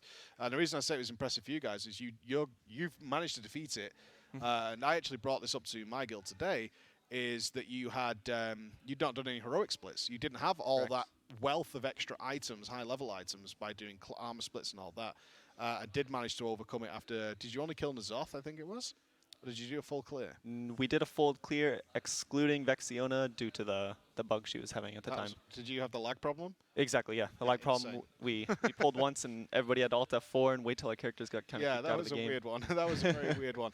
So it definitely doable, but my point here was we saw in the early preparation for Limit and no doubt Pieces were doing the same. Our method was hardcore farming islands. Yep. And one of the benefits of that is you get that extra trait at the very end. Not only does it give you the extra item level activation on your Azurite armor, but it gives you that bonus HP. And what we've seen is the guilds that did that, Limit and Method, didn't really have a problem with Hivemind. None at all. Hivemind was kind of a pushover for both of those, just in raw amounts of health.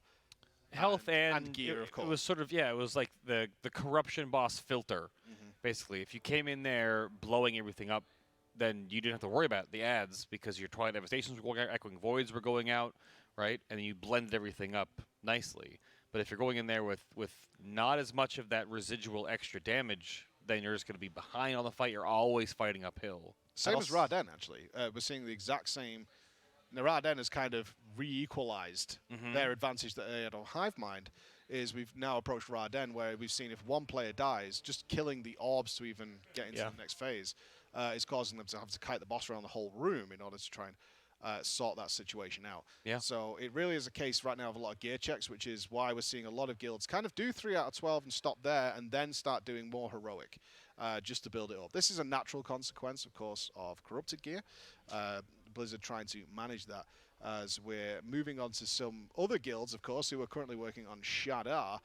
So we definitely have plenty more to go on with. We have guilds finally partnered with Method that we are going to be able to show you all the way through the evening. When's Midwinter raiding next? We are starting 3 a.m. here, so what is that, an hour and a half, I believe? One thing I was going to say about Hivemind, when it comes to these guilds who may not have as many tank options, having preferably a Blood Decay to be able to grip those hard drone sets with the 20% healing mechanic makes things much easier. I think we had around 5 people running Focusing Arrows, so we would call down the grip. Everyone just blast your eyes, blast your necklace straight into those things. And yeah, as you were kind of asking before, Method ended there, what was the issue with Raden? And you brought it up there. A single person dies, and now you're falling behind on being able to kill orbs, being able to kill the ads as well. And you have to throw in a backup into the rotations for the mechanics. Question to both of you then. How do you feel about the balancing of the scenario we're talking about then? Is we're looking at Blizzard having to, obviously they didn't make any class changes. Corruption wasn't actually changed that much, but we're seeing that it's an extreme factor in the progress of these guilds, is gear. And very overpowered gear at that, and trying to get as much of it in there. And the bosses are clearly now, and they're doing this on the fly, we've literally witnessed them adding and changing HP of bosses within the last 24 hours on a pull-by-pull basis, by the way. Literally going out, getting kicked out, and then more HP being added to the boss to compensate for the sheer amount of damage these players are able to do, because they do not want the instance to fall over. That is not what they're about. How does that make you feel in terms of when sizable changes are going to need to be made for everybody else? Because if we look at how Progress, Limit, and Method are, they are weeks ahead of most guilds, basically from heroic. Oh, if not months. I mean, they're leaps and bounds ahead. They've got hundreds of items from normal and heroic and across the BOE market, right? The hundreds and hundreds. And if you're a guild, this is kind of a similar discussion that came up yesterday on the couch, is that there is this weird misconception at large in the community, to some degree, that the top guilds are under-geared, and that's why the content is so difficult, and why normally numbers stop them, not mechanical things. But at least it was different before the personal loot change, when you could actually see.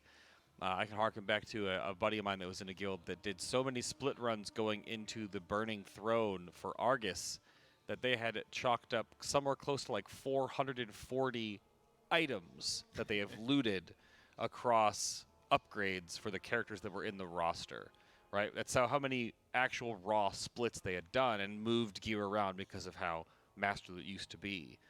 So they get just so much gear. And obviously you're sitting in this situation, Turkey, where you guys don't do all the split craziness anymore. You focus on your main character, you get as far away, far ahead as you can, push as far as you can, then re-clear, and then push as far as you can again. But there's going to be a bit of a wall there where you can look at sort of guild aggregate eye level, and you can see, we were tracking this a lot more. It's harder to track now because eye level won't mean as much, because you could wear corrupted gear that isn't necessarily highest eye level, but is Roger more with a 415 on. Sure, exactly. Blue pants on from a World Quest or wherever he got them. That's harder to it's a neat system, I think because the power of the gear and the customization, that RPG element is there, even though we've said before, pretty sure it should just drop on every piece of gear. And you get to pick and choose what you keep and what you just cleanse if it's an eye level upgrade.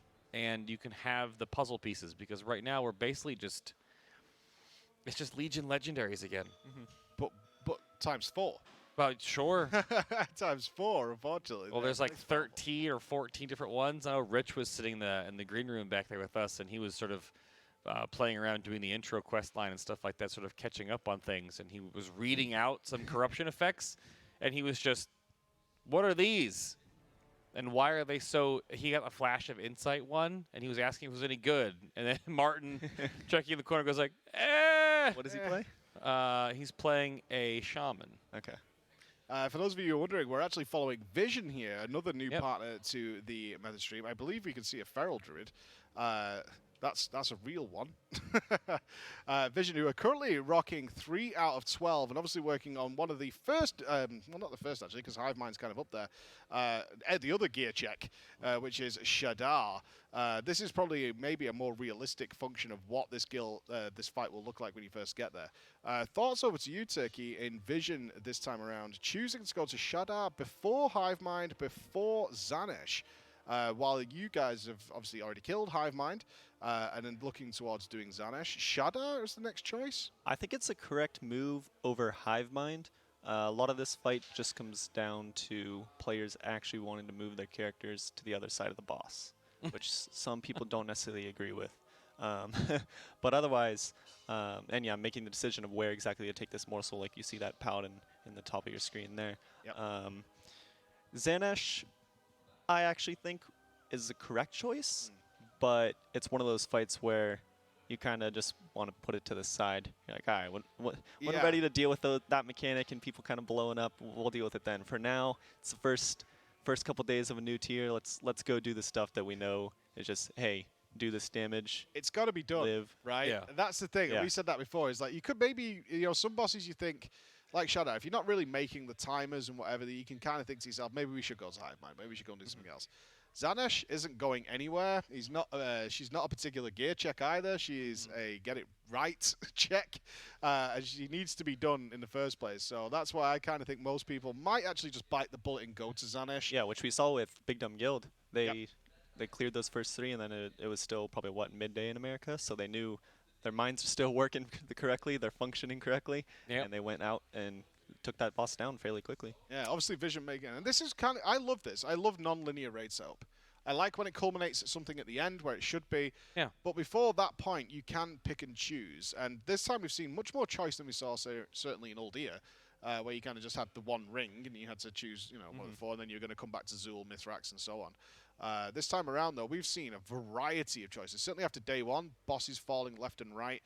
Kind of reminds me a little bit of TBC, where we were seeing bosses in... I'm forgetting the names of the dungeons. Tempest Keep. We were seeing bosses in Tempest Keep fall, but at the same time there were bosses falling In Serpent in Shrine. Serpent Yeah. Shrine, well, no, that wouldn't work. But you get the idea of what I'm saying, is that Yeah. we had multiple dungeons of the same tier, and it was like somebody's killed Void Reaver. Oh, right, but then somebody else, another guild, was working on this boss in a different dungeon. And we were seeing this mix and match coming along with routes to take. Ooh, big damage. Yeah, that blob exploded a little bit. Yeah, a little touch close. too close. He's checking in the log. What? That was the reaction over comms there. I think if I were to choose an order now, it would be first 3, then Zanesh, Shadhar, Hivemind, Vexiona, Justigath. Potentially Justigath actually before Vexiona. I'll have to go back and look at exactly what Yeah, was to see happening with that how- fight. Yep. But Yeah, I haven't seen any of it at all. Yeah. So it's definitely a fight I would like to see beforehand. And Well- also how good your gear is, would throw in a factor there? going into Justigath, it's one of those fights where you need to keep up. So any amount of gear you can get helps you with keeping up. Well, as Vision resets here, I will take my leave as I have raid in about half an hour. Alrighty, who you guys Indeed. working So on? I will get in there, and we're probably aiming to get Mott and then re-clear, and then we'll assess where we are. But I'm actually thinking we might be in the Vision pool here, where we might go to Shadhar as our 4th, depending on when it is, or we might just start with Zanesh tomorrow. Do you fear Zanesh? Be honest. You think gave that- your guild 2 hours. Are you afraid of Zanesh? I don't know. I feel that we didn't really have many problems with it on heroic, but I think our raid leader was very selective on who got to be the goalie and everyone else. So we had a few, but I mean everyone has to see it at least once or twice, right? I mean even Roger and them and Scripe and them, because the angles they were looking at, they had to see it and then mess it up and then realize what they had to do. So you basically, that's what Turkey was saying. You just kind of don't use any consumables, just dance the fight, and let's get these void rituals going to then learn and potentially, obviously, wipe and then restart again. It's kind of like that buffer zone. The fact to on get that done. boss that every single group has the same, I guess, the same map they need to coordinate through. Yeah. But just flip-flopped makes it much easier. Yep. I'm not sure if the weak aura method was using was a help or a hindrance. What do they have? The line. They have a weak aura that's just Oh, a yeah. straight line shooting out of your face. A single line? Yeah. Oh, okay. We have one where it's one on either side of your character. So it's slightly off center? I Or does think it create so. like a tunnel like a bowling alley? It's just, yeah, exactly, kind of like a bowling alley. Just one line here, one line here. Ah. Just goes to the top of your screen. Well, you guys have fun. Yep. Chat. Be nice. You didn't Pleasure bring- as always. Absolutely. Bring your soccer cleats Well, I'm to not Germany? going Have a good anywhere. raid. You didn't bring your soccer cleats to Germany? No, I did not. What are soccer cleats? That is the most We American we thing voted I've earlier ever today. heard. Where's It's that? called football. Even though football. the British Yeah. guy said it was actually soccer, so I don't know Sorry, who sorry, to believe sorry. anymore. Yeah. This is- Alrighty. Yeah, You guys this have is- fun. Have fun. Have a Alrighty. good raid. Best of luck.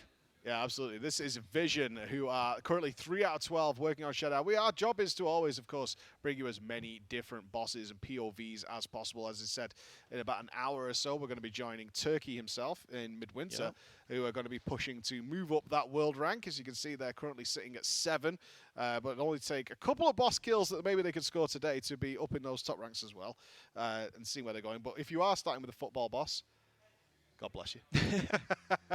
We're much more well-rested today than we were last night. So Absolutely. I have faith in us. Let me throw out the shouts then as Vision is working this. You can see their best 16% pull on Shadar. We saw Shadar kind of get melted by most of the big guilds. It'll be nice to actually get a POV of what it's more realistically going to look like for most people when they get there.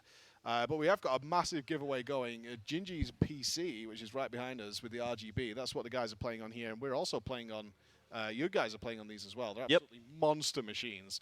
We have That's the those- one that he's actually playing on right now. So Yep.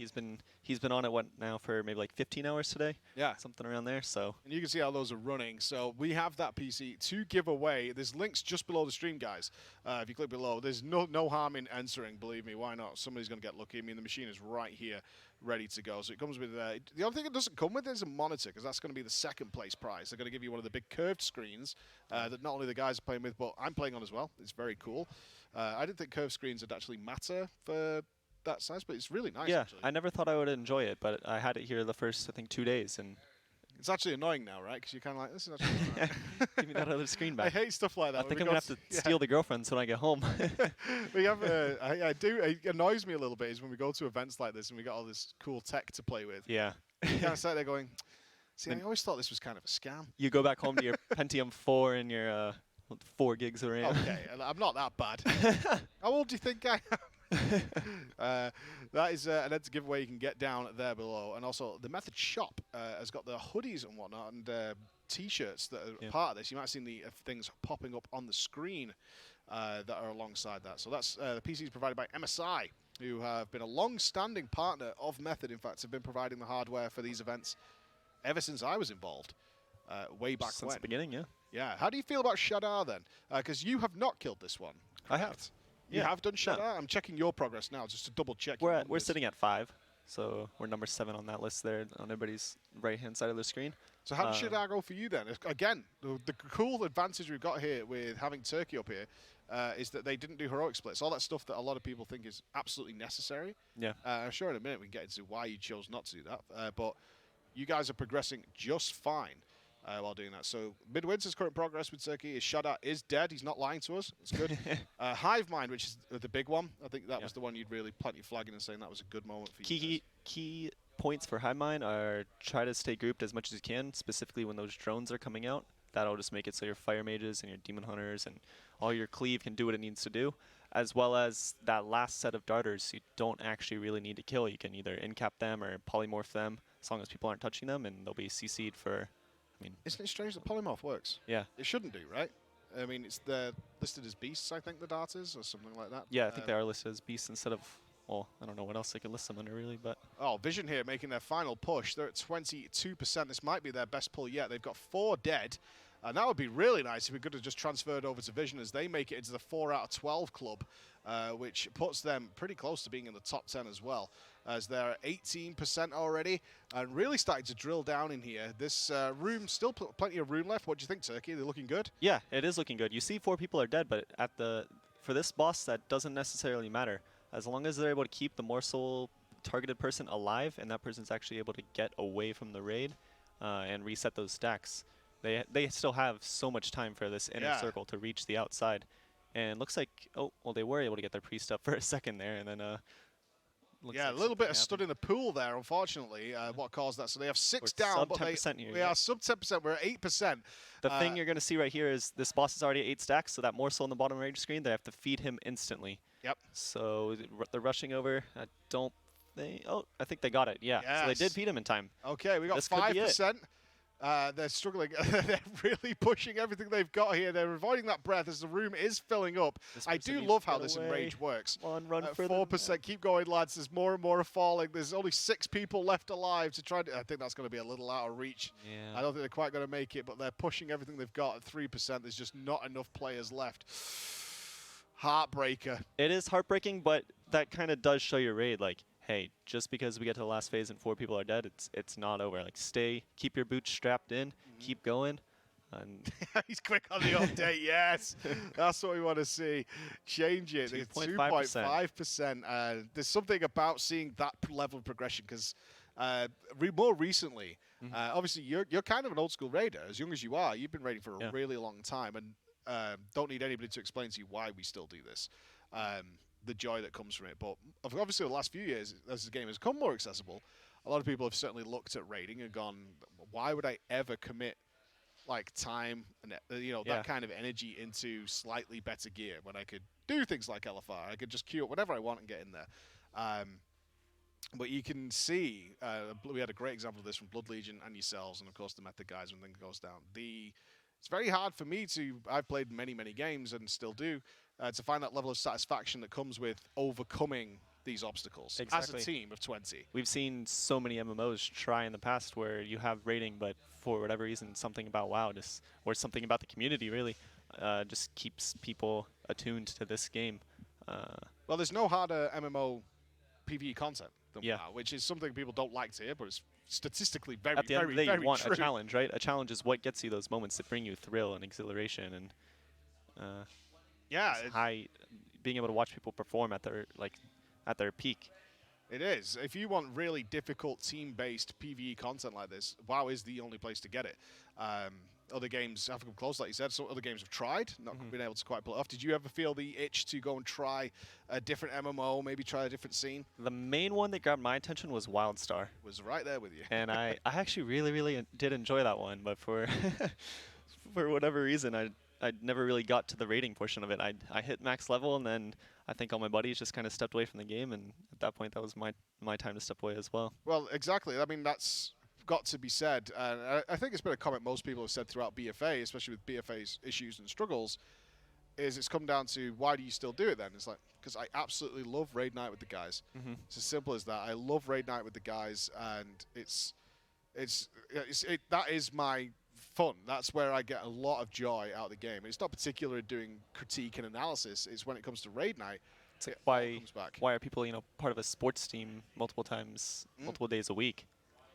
Yeah, same thing. It's exactly the same thing. If you can find that, it's why I really urge so many people to try and find a guild that is for you, because that's where the game takes it to a different level. We often say there's a lot of people playing different versions of WoW, as far as I'm concerned. The game they play is not the same game I play or you play. We play in a different world, It's weird sometimes to think that how many people are bogged down in things like getting curve, right, or item level checks, or gear score checks, and all these kind of things. When you can escape it, ideally, if you can find the way out. And I think this race has really highlighted that in a lot of ways, is the fun that can come from it, even if it's not a world first contender. Yeah, I don't know if you saw the Rignaros clips when Not they yet. killed Shadhar last night. It must have been I don't know, must have been like 4 a.m. or even later for him, I think. It's And kind of a welcome he was return, going off. isn't it? It's kind of a welcome return. I do Yeah. miss the rig clips that I really used to enjoy fly rig. around. The rage and the screaming and the celebrations. He's one of a kind when it comes to that kind of reaction. I've never seen. It's kind of what made him a name in the community. Yeah. Simply his reactions, and to see him back. I don't think he ever really went away, but certainly with more of a spotlight back on them from the old Blood Legion days. That's actually been pretty cool to see. I know many of my friends have been very happy to see. Boss is going to Rick get back real around. angry real quick. Yep, there it goes. Don't you particularly love this? Also, the kind of the enrage mechanic of each phase here. I thought it was a really nice touch is to have everything speed up constantly. So each phase has its kind of own enrage. Although these guys aren't really in danger of hitting it, they obviously didn't feed him. I actually haven't been paying attention to what time they're lusting.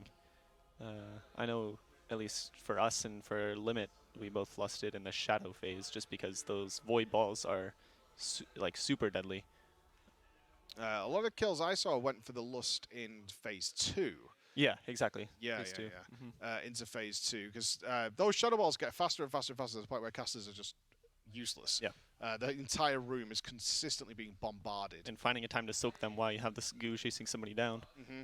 Yeah, difficult. really not fun. It was a fight I was hoping would actually be a little tougher when it came to live. I think Robson Gears probably skewed this boss out of where it's supposed you to wanted be. more of like the butcher-esque, like really, really tight DPS check out of it. Be on the edge of the room with everyone alive.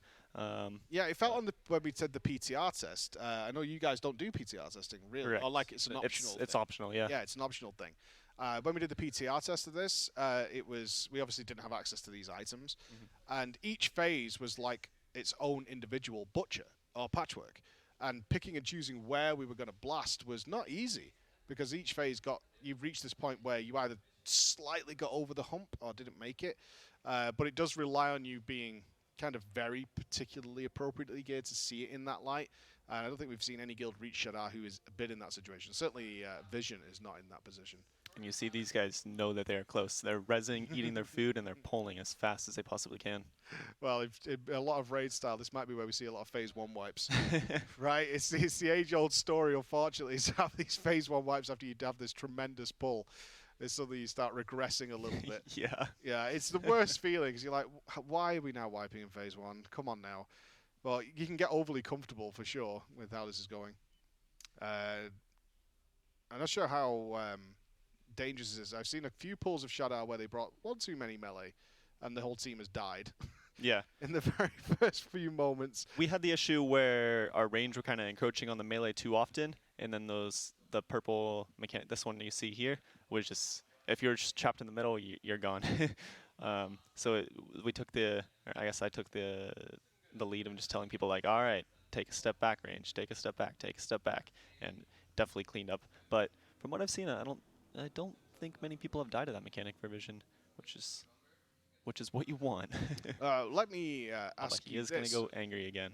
Oh, no, they got it. Yeah, they got it. They got it. So updates as Method is leaving at the moment. They're going to go and get some sleep and get some rest before they pick it up again in the morning, which does leave a complexity limit 2 bosses ahead at 9 out of 12 with Pieces, Method, and Aversion at 7 out of 12 here. Currently, a complexity limit are 2 full bosses ahead, but no doubt after some rest, we think the Method boys are going to catch up. They were Tomorrow ridiculously close to a Raden kill before they decided to call it, but it is very, very late. It is currently, it's going on for 2 a.m. or 3 a.m. It's hard to say. These laptops are set to 4:49 p.m., Yeah. which it absolutely is not. So currently what we're doing here is we're following Vision, and then we've got Turkey here who's joining me in the couch. He's from Midwinter. They're going to start raiding soon as well, along with some other of these top guilds from the US. Prime time for them. And let's not forget, guys, the Asian guilds do join the party tomorrow, and if Eternal Palace is anything to go off, they're going to catch up real scary quick. Very fast, correct. So the question I really wanted to put to you then, this is not just for my own personal science, I promise, is when we're casting this stuff, we talk to the guys, they kill the boss, they move on, is what issues did you pick up on as a guild that weren't really obvious from the stream setup of what looking at the boss, because we can all watch the video of the boss just copy and repeat forehead and it'll fall Yeah. over, right? But as you guys got to this with Midwinter's progress already being 5 out of 12, did you run into anything that you were like, oh, that's actually a big problem that we didn't even realize was going on, or something more guilds would like to be aware of as they're moving to their Shadar? Let's see. Well, I actually haven't had the opportunity to run into that yet because last night we had made it all the way through Shadhar and I would say for the most part have Xanish down. So now going it back to Vexiona or Rodend, I'm sure going to see some things like that. Speaking on Vexiona in particular, Limit was doing the strategy where they keep one of those Ascendants alive so they can use the beam for the set of ads prior to it. Yep. Or not prior to it, after it. Whereas Method took the approach of just always cleaving those ads down, keeping them under the boss. So that's kind of one decision that I've currently been thinking through for after we kill Xanish here. Looking good here, not to interrupt you, but Yeah. this is a very clean transition into the finale here of Shadar for Vision. They have it at 2.5% white, which we just saw moments ago, and it looks like they are pushing as hard as they possibly can here to get this done. It's looking very, very good. We've lost a paladin. I'm dead. not sure if he's a holy paladin. Looking at one the dead. meters. Oh, there's a few people dying now, and he's enraged. I wonder. Oh, yeah. I guess that's He's probably a what's big- sticking him out. he's a He big is old dog. enraged. Yeah. He's a big old dog. You want to explain that mechanic to us of what's happening there? Because Yeah. he's not So berserked. you'll see it when they get back in here, but basically, I don't know exactly how often it happens, but the boss gains stacks of what's called like hunger, and when he reaches 10 stacks of hunger, he gets that 250% in rage. So the idea is, I believe around maybe every 20 seconds, you see the little goo, a morsel, fixating someone and tracking them down. You want that to hit the person, and then it'll leave basically a piece of meat or whatever substance it is that person can then pick Doesn't up look by nice, walking does it? over. It does not look nice. But anyways, you can pick it up and then walk into the boss and reset his stacks down to 1. Yeah, it really is as simple as that. Is you literally walk over it and walk near the boss, and it just kind of takes it off you. So what is the reason for delaying it as much as possible? That these guys, why risk it? I think a lot of the times, I'm not sure like who they have calling. For Midwinter in particular, I was telling people, okay, pick this one up. You can leave that one, pick this one up. Whereas some guilds might just be kind of relying on the actual player, which there's lots of stuff that you can just get lost in and then totally forget about the mechanic. And certainly in the last phase where the room is ever encroaching and stuff, you get the one left in the wrong place. It's death to try and pick it up at certain points. And there's also the mindset of a lot of the times where, say you're a demon hunter, you're getting chased down, you're like, all right, I got it away. Now it's hit me. Oh, okay, let's go back to the boss and let's do DPS. When really you should have picked up that blob first. And with the whole raid having to run away and that person being the only one out there, they kind of have to be that person to pick it up unless they already have been targeted previously and they have the debuff, or if they've already picked up. Yeah, absolutely. I was just looking at your kill of Shadar is actually the world's 2nd kill. Oh yeah, okay. Yeah, that is. Did you not know that? I don't believe so. Well, you should. It was actually the world's 2nd kill. Looking at it, only took you 3 hours as well to down Shadar. Relatively quick boss for you guys, which is again strange. I'm really confused by your guild. I'm not gonna lie. I think we might 'Cause have where put did you a get your dinner gear break in from? there as Did well. you just get lucky? Are you I mean, RNG gods? We run Gallywix as well, so we have been buying some BOEs during our Oh, our 1 hour comes break out. yesterday. I think we had maybe like 10 plus pieces of BOEs to sort and give out to who. So we tell people, all right, guys, this is what we got. Send us your sims. We'll then decide who is getting what. But yeah, I mean, Shadhar isn't too mechanically difficult, but there is that. Oh, weird. This thing's like not running into him. Yeah. There is that aspect of there is a simple way to wipe where if you just don't feed him, What's it doing? they're all set now. They got it. Yeah. Yeah. That was really strange. Those little goo. He's like, no, I'm not hitting you. I'm gonna let my master, whatever he is, enrage. You be friend now? You be friends now? That was kind of cool. So like this is gonna be a tight check here because the boss is already at 6 stacks. This morsel is gonna have to cross over the whole room. So you kind of see this guy actually move closer to it, which in turn moves it closer to the raid because they need to pick it up and feed it to him. Yeah, he They actually did killed get it in someone time. doing that, though. Yeah. Yeah, he actually had to run on top of someone to do that. Because, of course, when it does hit you, it does explode, as you're seeing. So you want to kind of let that thing hit you quite far away in order to prevent that from happening. But not this time. Thing from Beyond is chasing. Run away! Those things are deadly, by the way. They're not funny.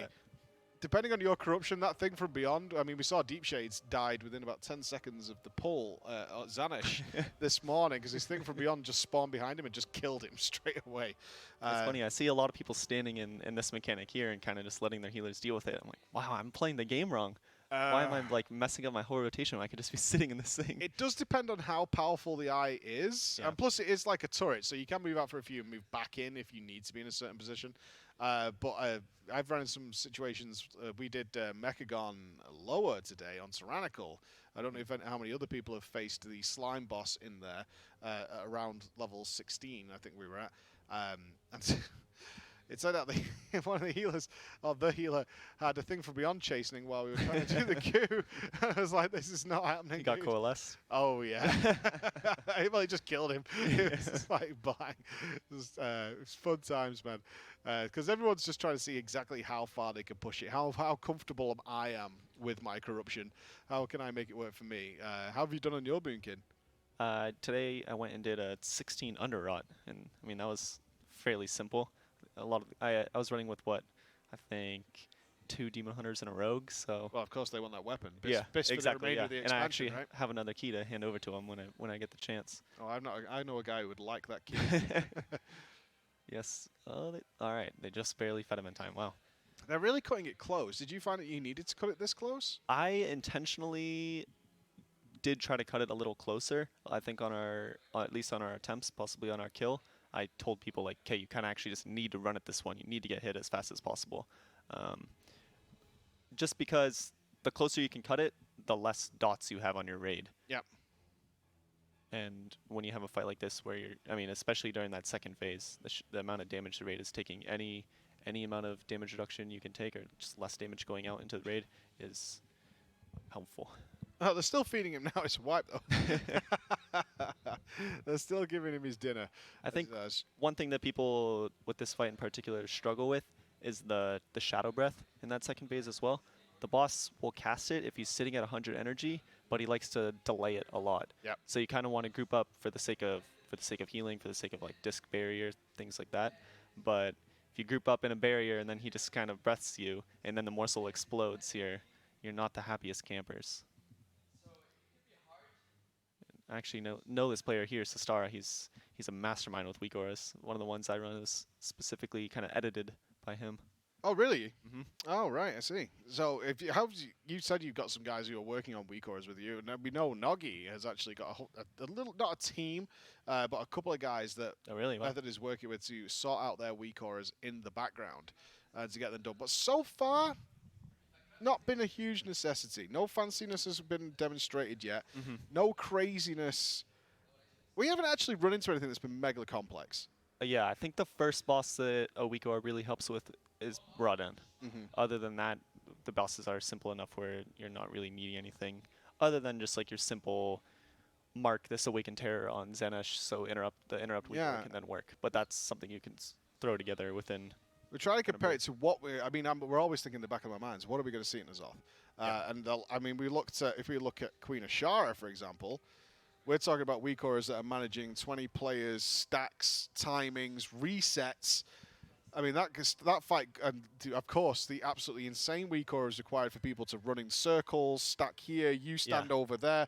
I mean, that fight came down to an almost technical masterpiece of coding in order to get a lot of the functions done for that fight. Yet so far, and even predictably going forward, I mean, we knew about that from Queen Ashara, from probably normal and heroic, that something along those lines was going to be needed in order to manage it on Mythic. None of the bosses in Ny'alotha appear to have that level of technicality to them. Agreed. That's one of the things we do before a tier is we kind of brainstorm what bosses will need a weak aura, and we couldn't really come to much. No, I mean, tracking an energy bar. Sure, you can have a weak aura to track the stacks of feed, but you can also see it. Yeah. I mean, he has it literally below his screen. You can track the energy bar. So it's just an energy bar like you'd see on anything else. He's getting ready. Yeah. It gives you 15 seconds to turn it in, so he knows, all right, the boss is only at 7 stacks or now. Yeah, just hold back for another a couple 2 more. Yeah. I mean, like I say, how much of a DPS check do you rate this boss? This is how we kind of Not figure at it. all. You No, can go no. into the last phase, 2, 3 dead, and you'll be fine. It's last phase is all just dependent on the person, one, living, that debilitating spit in particular. If the person with a morsel gets targeted by that, so they have this spit debuff on them and they're getting chased down by the blob and they die, that'll either A, if the blob hasn't hit them yet, it'll cause it to retarget someone else in the raid, which, one, now that person has to get away, but also that's more and more time where the thing is having to travel and you're not able to churn in the food. No, I agree. I'm just, I'm actually glancing just past here. I don't know if you can see the same thing I can, is the method brain trust, which has kind of become the meme of these world first race, certainly as we get into the more complex bosses. Are deep at it, hard at it. And to be a fly on the wall in that room, because I guarantee you they're not talking about Raden. Yeah. They know what to do at Raden. Raden is set in stone, fatigue setting in, which is why they've decided to call it for the night. For those of you asking. They're getting set to come in tomorrow and kill Raden, go kill Just Gath fast, and then I'm sure they're collecting whatever information they can on Il'gynoth as well. Yeah. That would be the goal for tomorrow, get through Il'gynoth. I've got to say, Il'gynoth is the fight I'm most looking forward to covering. I want to see how that mythic ad works. Right? Because that answers so many questions. Whether you can still CC and then pick up the blobs, as well as what exactly happens with the blobs once they are picked up. Completely blows my mind how little thought that every guild I've spoken to here has really cared about Il'gynoth for a fight that is unseen. Everybody's passed it off as a kind of, it'll be okay, we're not expecting much from it. I'm like, well, you don't really know what it does. Yeah. You know, you don't know how this thing is going to work in practice. It's a different thing, and I talked about this a little bit recently, is PTR testing does do one thing for you, and even if you just watch a video, you don't need to physically be there, is it does allow you to have a feel for how this is going to work. Even Shadar, which obviously is you guys are optional PTR testing, but we do it mandatorily, it was changed so many times. They just swapped its phases around all the time. Yeah. They were always changing, I believe, the first 2 phases, right? Yeah, they kept swapping them around, trying to figure out which one they preferred. You know, you got Shadow, and then you had Fire, and then you had all these kind of things, just changing it up, how they were going to do it. But when it comes to a fight that's completely unseen, which Carapace and Ny'alotha themselves, we have no idea. And, I mean, Il'gynoth for a little portion of it, yeah. Yeah, and now Il'gynoth added to that mix. It's one of the fights I'm really looking forward to, seeing how exactly how it plays out. Like Carapace, I kind of have a good idea what that's going to look like on Mythic. Hard, yeah. Yeah. Ny'alotha, I really have absolutely no idea. The thing with Carapace on Heroic, like, you didn't really care about the sanity orbs that you're given from breaking the adaptive membranes. It was like, okay, well, we have reset our sanity enough just from Wrathion helping us out. So that fight is going to change greatly. You're going to leave it? That's it's only at 5 stacks. So that's a little bit of an iffy thing, too. If you blow up too close to the side, it throws the blob into the acid on the sides of the room. Yeah, also had cooldowns going, so I think he was not waiting any time to let the stacks build up there. You tried telling someone who's blowing their cooldowns to chill. Like, Yeah. Yeah, see, like, you saw that Warlock there, and, I mean, nothing else was really happening, but he just stood right next to the person with the morsel. Like, yeah, I mean, you're doing damage, I suppose, but hey, to each their own. He lived. Credit to him. He did live. You tell that's what Warlocks are all about. They really are. Those Warlocks. I would love to see the damage that our Feral Druid friend is doing here. First Feral Druid I've actually seen in the raid group. Do you carry one at all? I don't think you do. Do not, no. No. In the past, we've had, like, 2 well-known Feral Druids. Not at the same time, of course. That'd be ludicrous. But, yeah. Kind of the theory crafters or the people sitting in those discords telling everybody what the hell to do. I feel like class, this tier in particular, classes have become a little less important, a bit overshadowed by corruption for sure. Is people bringing everything, because it used to be survival hunter and stuff, and I think warriors are playing Fury and Arms. Obviously, prot warriors not particularly getting a look in this time, although we are seeing some Vengeance Demoners popping up, which is great to see Vengeance kind of starting to get some light shined on them, because I don't think they've ever really had it. Maybe Emerald Nightmare, a little bit, something like that, that we saw those guys come in. I think this is the first Unholy Death Knight I've seen as well. There's the Feral Druid. Ah, yep. There he goes. He's climbing. He's climbing. That's what we want to see. We want to see that Feral Druid. He's His coming. name is Corruption Come on, too, my son. Put that orange at the... No, no, go away, Fire Mage. Ooh, Combustion's back. I'm hard now. No, come back.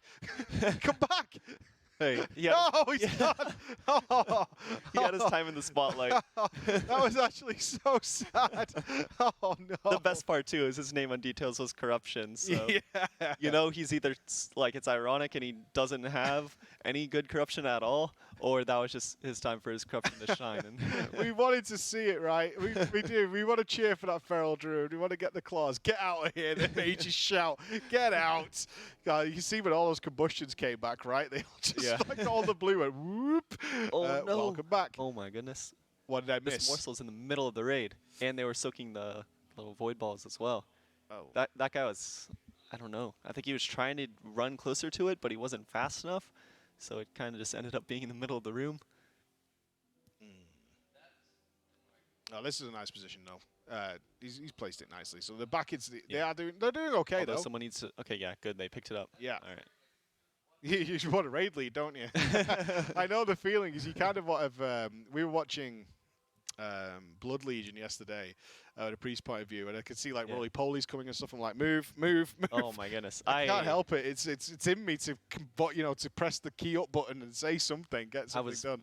very disappointed with my performance on High Mind. Oh really? I was a big fan of those banelings. Oh really? I got better at it at the end, like after our heroic, but oh my goodness. Honestly, my biggest failure this tier has been hitting the ball on Zanesh.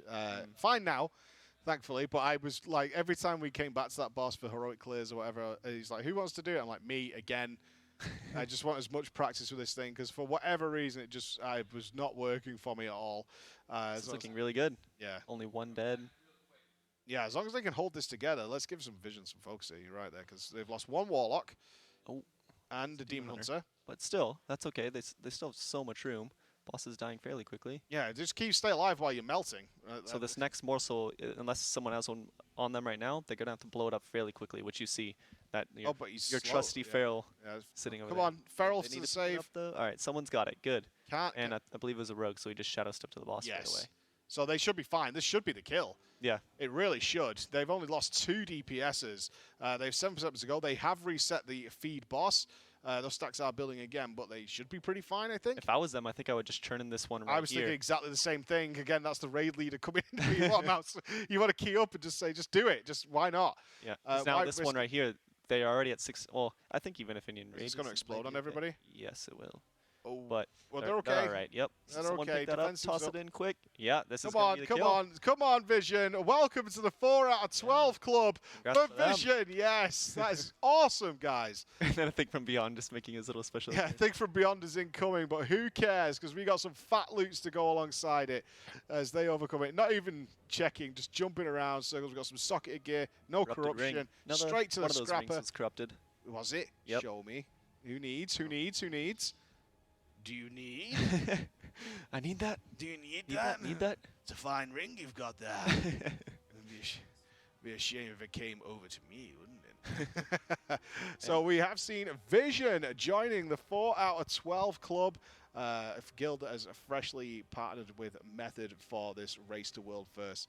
That is awesome to see, and that moves them. Let's double check where that puts them. What's it with 4 out of 12? That puts them into the top 20. Yep. I tell you what, guys are getting hung up everywhere. Guilds are getting hung up everywhere. We are into day 2 USA. Yeah, you guys are going to be starting your day 2 raiding very, very soon. Yep. End of day 1 EU with all the knowledge coming in. And within the top 20, the spread is from 9 bosses to 3.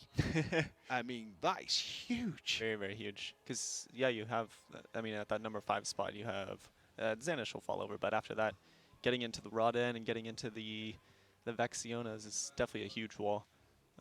I'd be curious to see what boss they go to next, whether they go ahead and pick Xanish or they go ahead and pick Hivemind.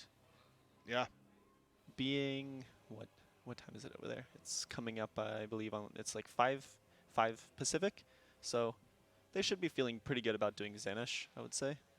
I hope so. I mean, Xanish, like I say, Xanish is a curious boss. If any of you missed today's stream of Method defeating Xanish, I absolutely recommend you watch it. What is going on behind here? Bit of respect for the stream, please. We had a great stream. There was 4 hours it took Method to defeat the football boss, which, honestly, they were laughing the whole way. I guess now that we are pushing into nearly getting on to 3 a.m., here in Germany where the guys are playing for. That's how we were on Heroic Week, and I was like, man, I love this boss, but I also hate this boss. Yeah, it's one of those where you kind of think to yourself, maybe we should have killed that in 2 hours and had an extra 2 hours of Ra Den so they could have secured that kill. As it has been an interesting day with Method calling it a night. They have called it a night, although the officers are still here. The door's opening now. Yeah, you can see Gingy is still here as well. Scribe is just coming out probably to get a drink or whatever. As he's got a big smile on his face. Are you in? Is the brain trust at work, Scribe? Are you making big boy plans for tomorrow? Yeah, we're right there with you actually. So Scribe says he's just resting while looking at logs. Yeah. Nothing moves me to sleep quicker, I'll tell you that. It's resting and looking at logs. But that is what's going on in there as Roger and Just Wait are still getting things done going into here. But a really ridiculous spread. This tier is all over the place. Gear, gear, gear. Is that all we're saying on this one? What do you think? When it comes to just in general, Just the progress. whole tier? So we're looking at people getting walled at Hivemind. Yeah, I think Hivemind, I know before I said gear wasn't too much. I guess it wasn't a factor for us, but in general, it is a huge factor, being able to kill everything in time before the next set spawns. Otherwise, I would say Shadhar, like, the majority of people should have enough gear to kill. Well, yeah, I would say, like, everyone really. After one, potentially 2 clears of Heroic, that boss is fairly easy, which we even just saw at the end of Vision's kill there. They still had a good amount of room. Yeah, so again, with some new names popping up here. I'm surprised to see Ethical and Honestly up here as the tremendous performance they both had in Eternal Yeah, they were both Palace. 2nd and 3rd in US. Absolutely. Or Yeah, they were North really America. good. They were side by side with the big boys the whole way. Hope things are working out for them. What do you think from your perspective then, and obviously to the chat as well, is Pieces coming back big and strong? Their day has been unbelievable. Yeah, I really like the way they're doing it, where they're kind of taking a step. They tried the streaming, now they're taking a step back away from it, and they're just trying to hunker down. And I'm sure they're probably not too happy with people just like kind of foregoing what they did in Crucible. It's a real shame about Crucible. Yeah. We had, statistically, the most difficult boss Blizzard ever made in Unats, and Pieces were the guild that came out fighting strong in that. They took it extremely seriously, and they did claim that world first. They had that glory. Yeah, unfortunately for them, it was a tier just not many people particularly cared about. We're not broadcasting comms on this one.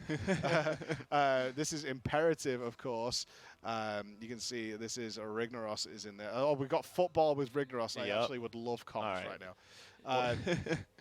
But it's a boss that has been very quickly dismissed and forgotten, which is a real shame considering it is the hardest boss Blizzard ever made. Oh, there it is. It's wide. And you see the face. It's not necessarily a face palm, but the size. And this is what I'm so happy now. Get me a beer. Ago. Someone get me a beer. I'm in. I'm so in for this right here. Need their audio like beamed straight to our headsets, but not to the stream, just so we can. But yeah, so they kind of got their spotlight with streaming, and they gave it a shot. So now they're taking a step back, and they're wanting to claim that final boss. And so far, it's looking fairly good. It is, hopefully, because they are extremely good players, as they proved by claiming that world first. But I agree with you. I think Eternal Palace overshadowed the Crucible. Most people ignored the Crucible because they were still working on Battle for Dazar'alor anyway, and it was a boss designed for the mythic of the mythic.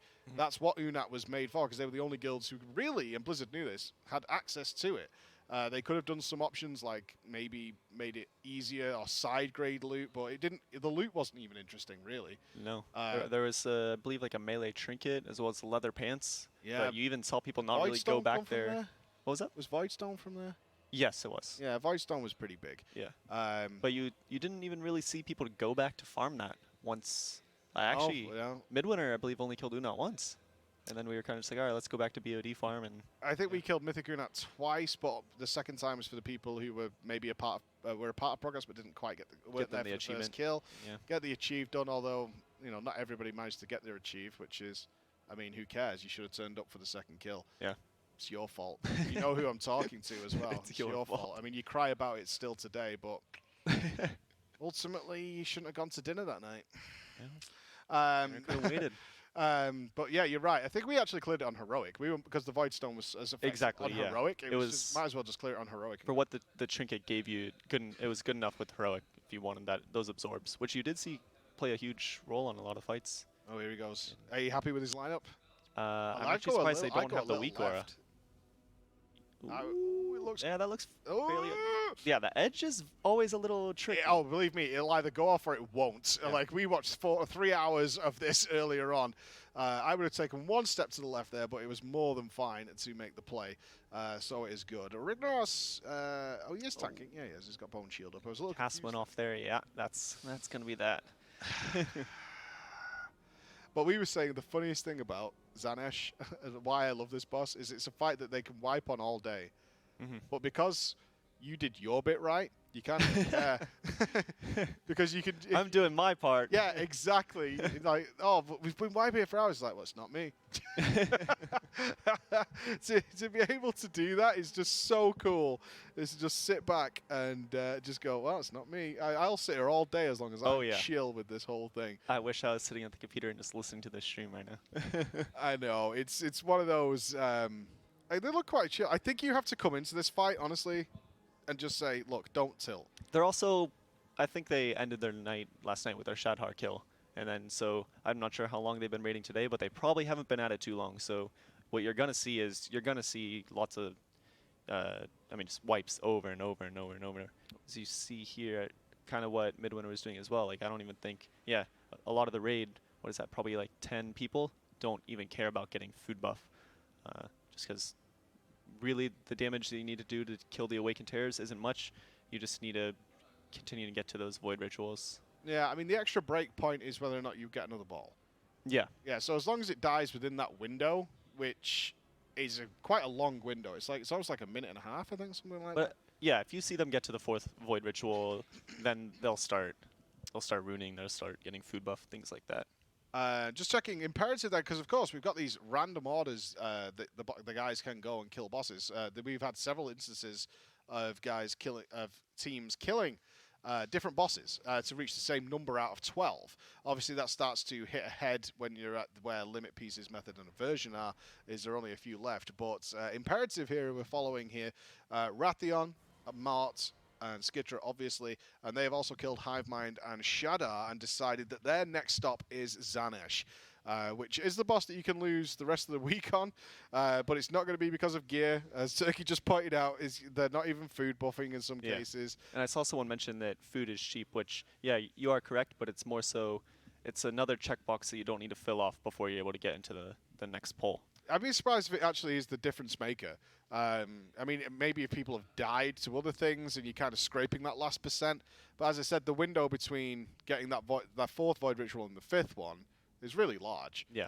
So as long as it dies in that window, because it's really the only thing that can kill you unless you make some sort of catastrophic mistake with the ads.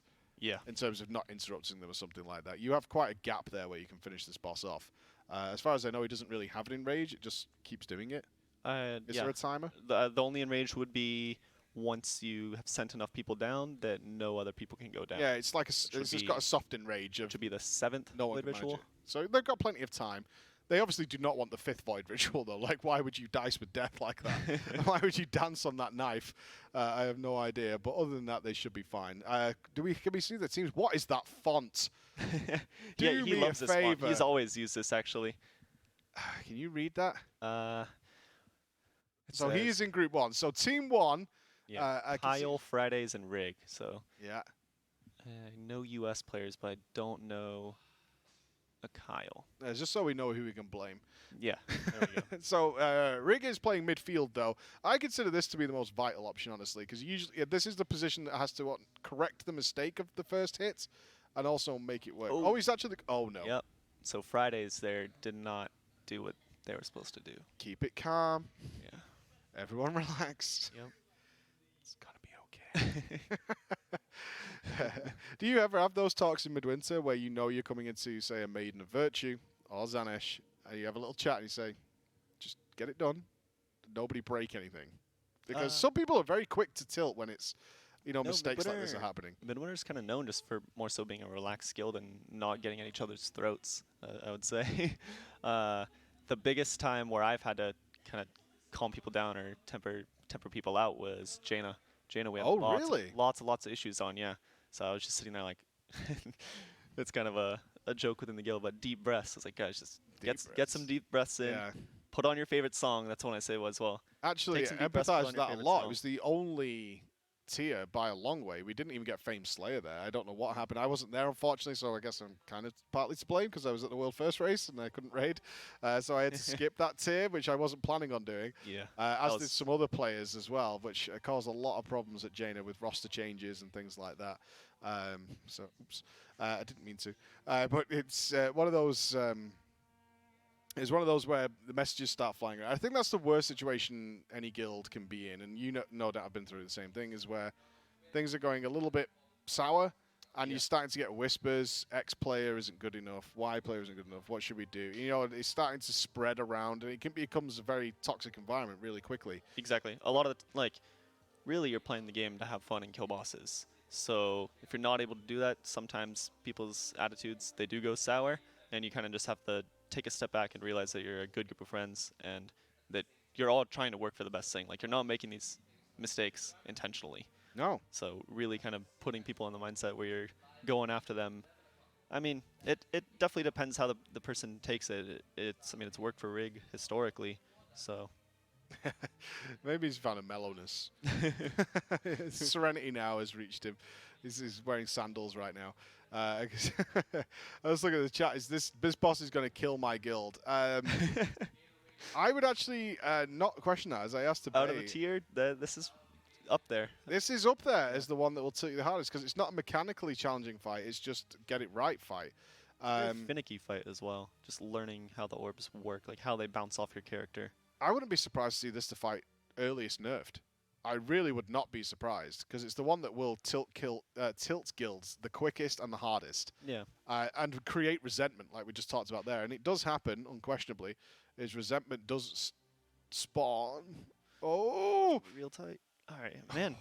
That is a horrible shot, isn't it? Great at running it through that. But Yeah, that is a horrible so scary shot. to me. It's got to be, that is one of the most awkward shots you have to make. Yeah. Is to pass it through that gap. But it is realistically the only way. These patterns, by the way, if you're interested, they're not random. They can mirror, though. They can either go around the room from left to right or from right to left. So it'd be the same pattern, but mirrored. That's something I was trying to figure out. Yeah, it was because we noticed that it looks visually different on screen. Yeah. But in fact, it's exactly the same. It's just mirrored in where it's going to be. Which means the difficulty actually shifts. Sometimes the goalkeeper has the hardest hit. And then and then the midfielder has a hard hit, but the kind of striker, as we call them, has the easy one. Oh, the pillars. Yeah. Yeah. So I thought you were talking about this stance here. Oh no, this is purely random as far as I can tell, and it's annoying. The last one's the worst one. It doesn't seem to follow any sort of common sense because you'd think it kind of does half the room than the other half, like an umbrella symbol, and then it just randomly picks where the other half's going to be, which doesn't help at all. But the actual platform, the actual route the ball takes is set. So this is group 2. This is the group that I'm in. It's fairly simple. I think it all just relies on that first person. And I actually realized something watching other guilds that makes this much easier. Yes. Oh, okay. Yep. We're good. Yeah, they're good. The guild is intentionally staying near where these hits are to kill the ads. They spawn every time they touch the ball. Oh. Yeah. So just like you, Team 2 just failed. Yep. Are you predicting to see that? I hope not. Yeah, it's going to happen. I think you need to sort of settle into yourself. Maybe we'll get a better point of it later, but there's 3 pillars next to each other, and I originally thought you kind of had to shoot it in between the 3, like just before the back point, but in reality you can just kind of throw it at the left or right goalpost of those 3 depending on where the ball spawns, and then that other person can just shoot it to the side, and then the third person as well just shoots it forward. What time is it in the US right now? These laptops are on Pacific time, so for Rig it should be around 8:30, 8:24. PM? Correct. Okay, so it makes some sort of sense. Its room's pitch black. I think I was just wondering why it was like 5 p.m. and it was like completely pitch black. I would have to go look, but I think that's what he does all the time. He just gets the blackout curtains over the window and hey, it's the hole I travel. It's me and you. I usually change my lights to blue. Oh, really? I guess maybe the calmness of blue. Do you need that calmness? Have you got some sort of internal rage issue I should be aware of? No. Make the lights blue, production. He's got this look in his eye. Yeah, 524 in Cali. And I saw someone ask earlier, what guild is this? And you can see on the bottom of your screen there with all the ticker and everything. This is imperative. Specifically, we're watching Rignaros. Been around in the scene for a long time. Somebody you've played with yourself personally? I've never been in Blood Legion or in Imperative or anything like that, but I've done. I think I did a queue with him a couple weeks ago, back right when he had got back into the game. Yeah, I've met him at BlizzCon a few times. Good, nice dude. How do you feel about the US raiding community as a whole? Because it does get memed a lot, and it's kind of one of the most interesting things I find when I'm going to BlizzCon or getting you guys on the couch, is they are really different. Oh, really? Yeah, I find them enough about really the EU. dramatically different in terms of raiding style, raiding approach. I would say, as a real big generalization, obviously, is the NA guilds seem to be much more relaxed, much more methodical, much more tactical. Certainly when it comes to actually playing, it's a very sort of, not regimented would be the right word, but very focused on the task at hand. On the EU, it's that is happening in game more often than not, but in terms of communication and talking, it's a lot more a lot of shit talking. It's the only way I could describe it, really. The EU seems to turn that up quite dramatically, at least in every guild. But are they serious about it? It's more just friendly. Oh no, banter never. stuff. But it's quite vicious as well. It's definitely one of the things that I think a lot of people struggle with if they come from guilds like that. It's also one of the main appeals that I've heard from nearly all North Americans or Canadians who have started playing in the EU. Is exactly why they came. Is to have that style of raiding. And it's always something I notice when we do listen to the comms of Limit or we listen to the comms of other NA guilds is it's absolutely not what any guild I've ever played in sounds like at all. It sounds like it kind of comes off as maybe aggressive, but at the end, they're really just trying to be it's much more like being in a bar.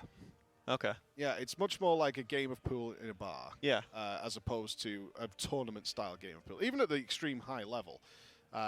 It's just the nature of the beast that I've found going in there. But do you find across NA that it's generally a much more chilled environment? Because a lot of some NA players who obviously have come to play with me or have tried out with us, often the reason they don't stay is it's too loud.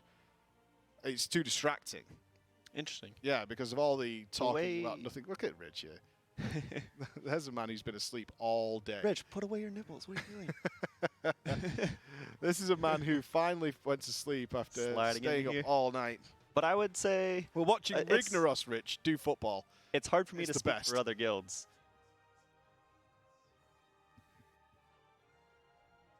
I love it. Oh yeah. Never want to farm it. Exactly. You know what I mean? It's it's a cool progression fight, but the replayability is it's pure malding this place. This fight is, we were talking about it has nothing to do with gear or anything like that. It's just that it's there. They know how it's going to go. And there are guilds who are actively avoiding doing it at this point. They're like, we'll do Zanish at some point. Okay. We don't need to go and farm for it. Yeah. Because it's not a DPS check. But it is going to tear our guild apart. Because they know it's going to. I do think this is one of the fight Blizzard might change the quickest. You think they'll actually change it? Oh, I think they'll drop a pillar out of this pretty quickly.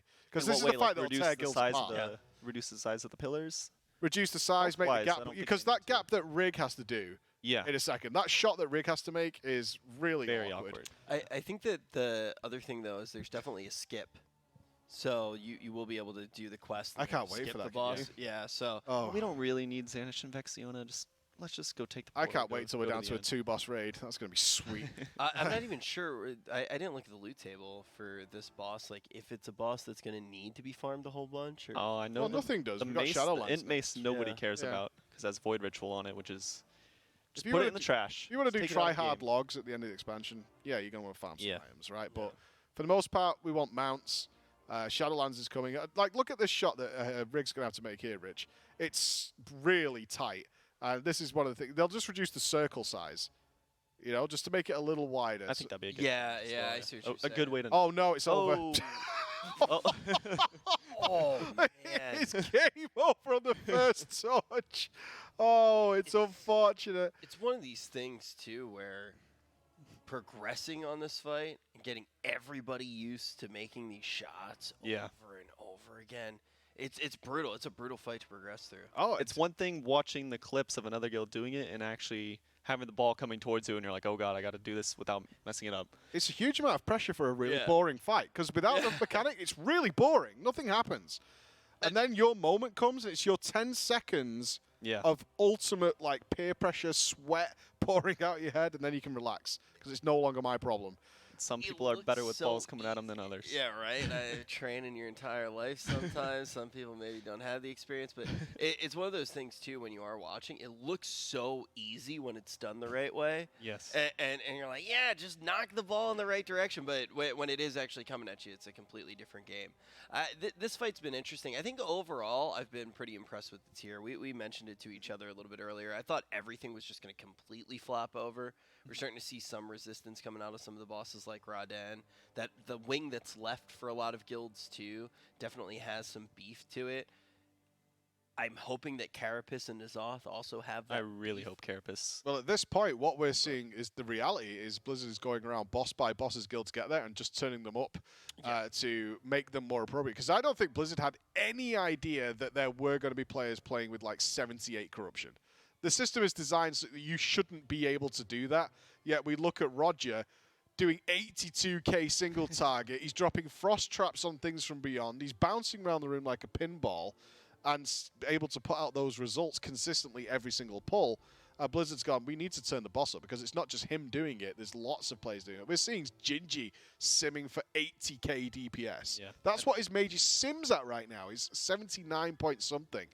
And he's playing with it. And he's fine. And the system is designed that you should die if that happens. Our rogue who swapped a Demon Hunter yesterday because he got a corruption piece is like, hey, if you give me, we have an insane BOE piece. Yeah, if you give me that, I'll sim for 90k. Yeah. Here we go. Are you ready?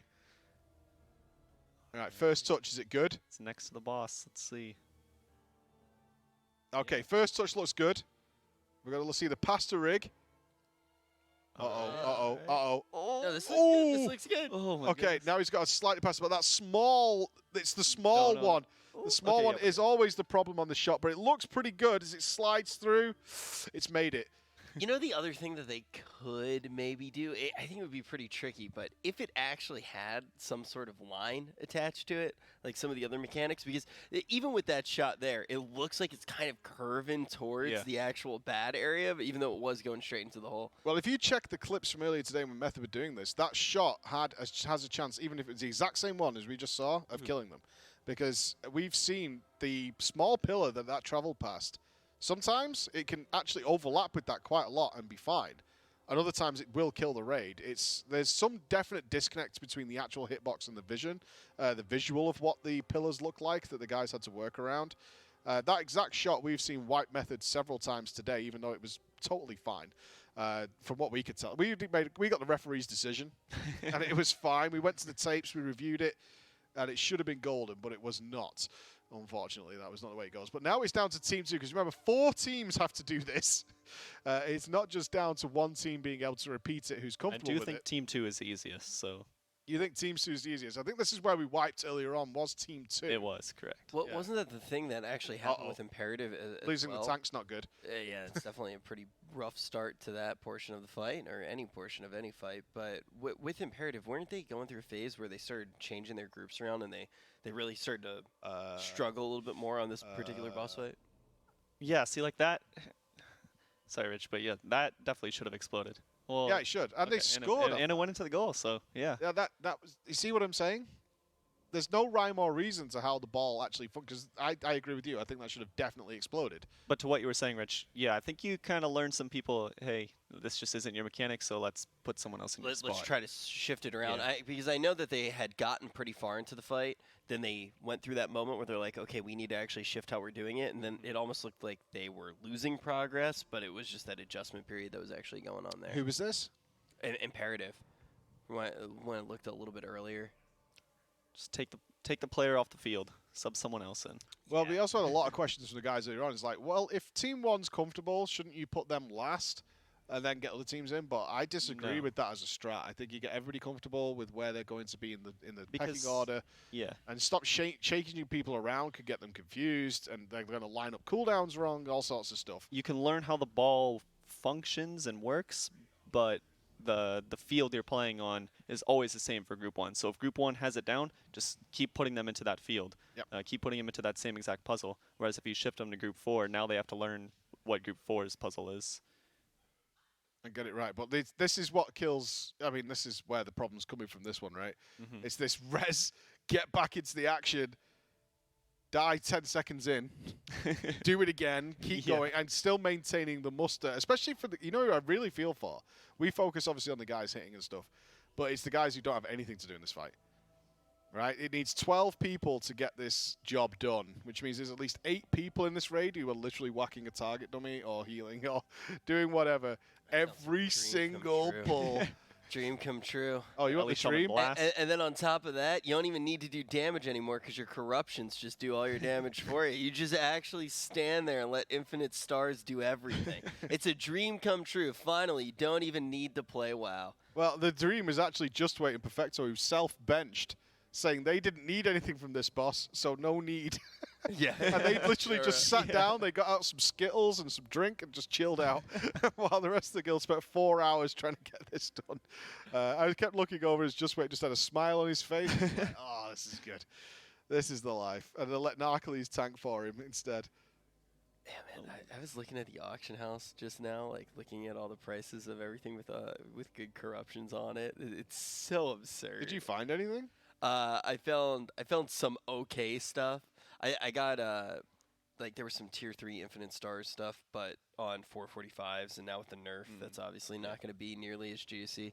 So what you're saying is anyone in Twitch chat on Illidan should come find you and hand you some gold.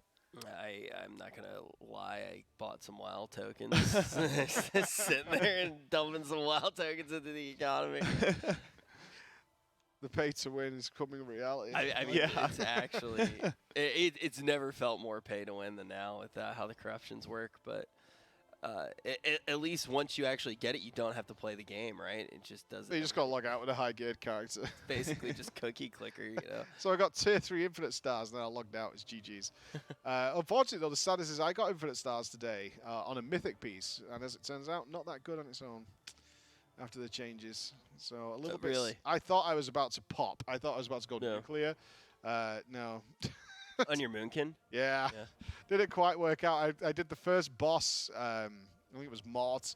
I went to do Mort with it. I was like, this is going to pop. I'm going to be at like 70k damage. I'm going to be Yeah. the king. And it didn't even stack up to 10, which is when it starts actually doing the damage. Yeah. For an entire mythic boss kill.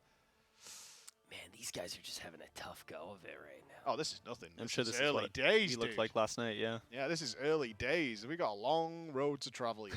Yeah, I mean, you talk about that. I mean, it's very discombobulating when you're here. Hence the reason I'm going to go back to bed soon. But when you actually look at the guys in Midwinter, they don't even. So you guys don't start raid for what 30 Started minutes. Yeah, 23 minutes. So you've been here for a while. Like, are you going to be tired? You think by the No, end of raid? I or think you, I got here at I don't even know what time it is now, but I got here at 8 p.m. So I think that gave me what 7 hours before my Oh, raid? so you were Yeah. here. You were here pretty early, but not too early. What time is it? Usually at Like home 3 I'm a.m. going to work, 6 a.m. and then raiding at 6 p.m. So You're already so it's used to fine. you're used to that life. yeah.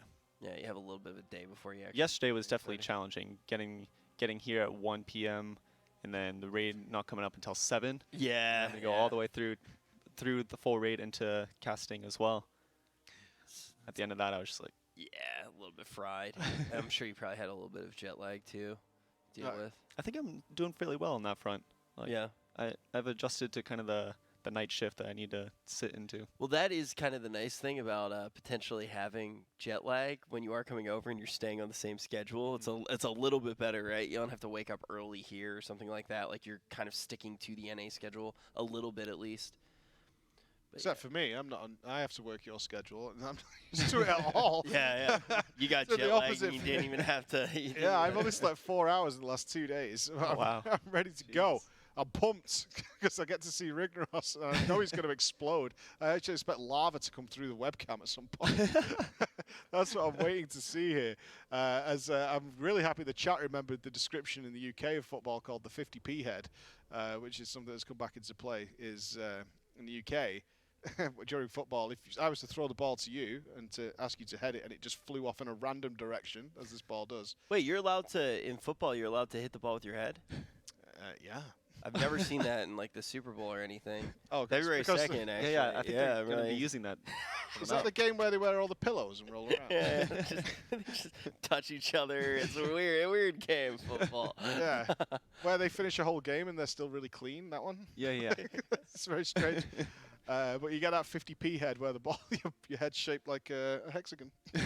So you've no idea where that ball's going. D20 head. Yeah, literally. That would probably be a more accurate representation if you've got a D20 head. That should be an emote. I think we do need that emote of a D20. D20 with a neck for this fight in particular. That would be perfect. If we give it the old D20 head as they get in here and try again. But the persistence required to put up with this, I can see Blizzard doing absolutely nasty, horrible things to this fight and just letting people get past it, if I'm being honest. But I like it. But it's goofy. Yeah. It's stupid. It's dumb. But the thing that I like about this tier overall is how elegant a lot of the bosses do feel. It's like it is this mechanic, and you're going to be doing this mechanic. They cut out a lot of the bloat. There's not as much random shit floating around. Big thing we were talking about before is there is no ridiculous technical fight this time. Like Ashara, it was like weak or a heaven, like teams of people with supercomputers. The amount of raids you saw with people sitting outside the raid and just crunching calling stuff over Discord, coaching them. Literally coding. And then we did have the 21st man who were literally having to call things out. Max is still doing that role on the side of Limit. Yeah, I think really it's strange. I'd love to talk to him about that decision. But we'll get there someday, I'm sure. Yeah, he's made the call to step in a few times, but a lot of the time he's just playing air. Yeah, it's kind of 21st man. But this tier, we can't think. They had a meeting about it, as they can't think of a single boss that is a big technical challenge. In fact, everything is quite obvious. It's an energy bar. It's stacks on the boss. You don't need Mega Weak Chorus for that. And then you think back to Ashara managing all those stacks, people's line of sight, how many arcane debuffs have you got at the same time? Are you soaking things? You were spinning so many different plates all the time during that fight. But this time, can't foresee it. Unless Ny'alotha has something we don't really know about, which it does, then it's not existent. But we knew about that from normal and heroic Ashara. It was going to need that level of technicality to get past. They seem to have retreated a little bit from that and gone pure robust. It hits hard, it has a lot of health, and it's going to kill you. What more do you need? I hope that they somewhat follow along that design line, because you look at fights like Sisters of Elune as one of the ones I brought up. There is so much dog shit on the ground that means absolutely nothing. There are mechanics that you can straight up ignore in that fight, and the economy of the player's attention is just all over the place, seeing all these flashing lights that basically mean nothing. And when you get to a fight like this and it's like, hey, it is a fight where you slap balls. Slap the balls. Yeah, all right, I'll slap balls. And when you slap the balls the right way, you get them in the hole, it feels good, you win. But sometimes you slap them in the wrong way. Isn't that just life? That is life, but it's sore. You're going to feel it tomorrow. Amen. Amen. But what have you got to do? You got to wipe it off, get up, do it again. Get him back on that horse. Yep. Yeah. We're just saying. Are you a big fan?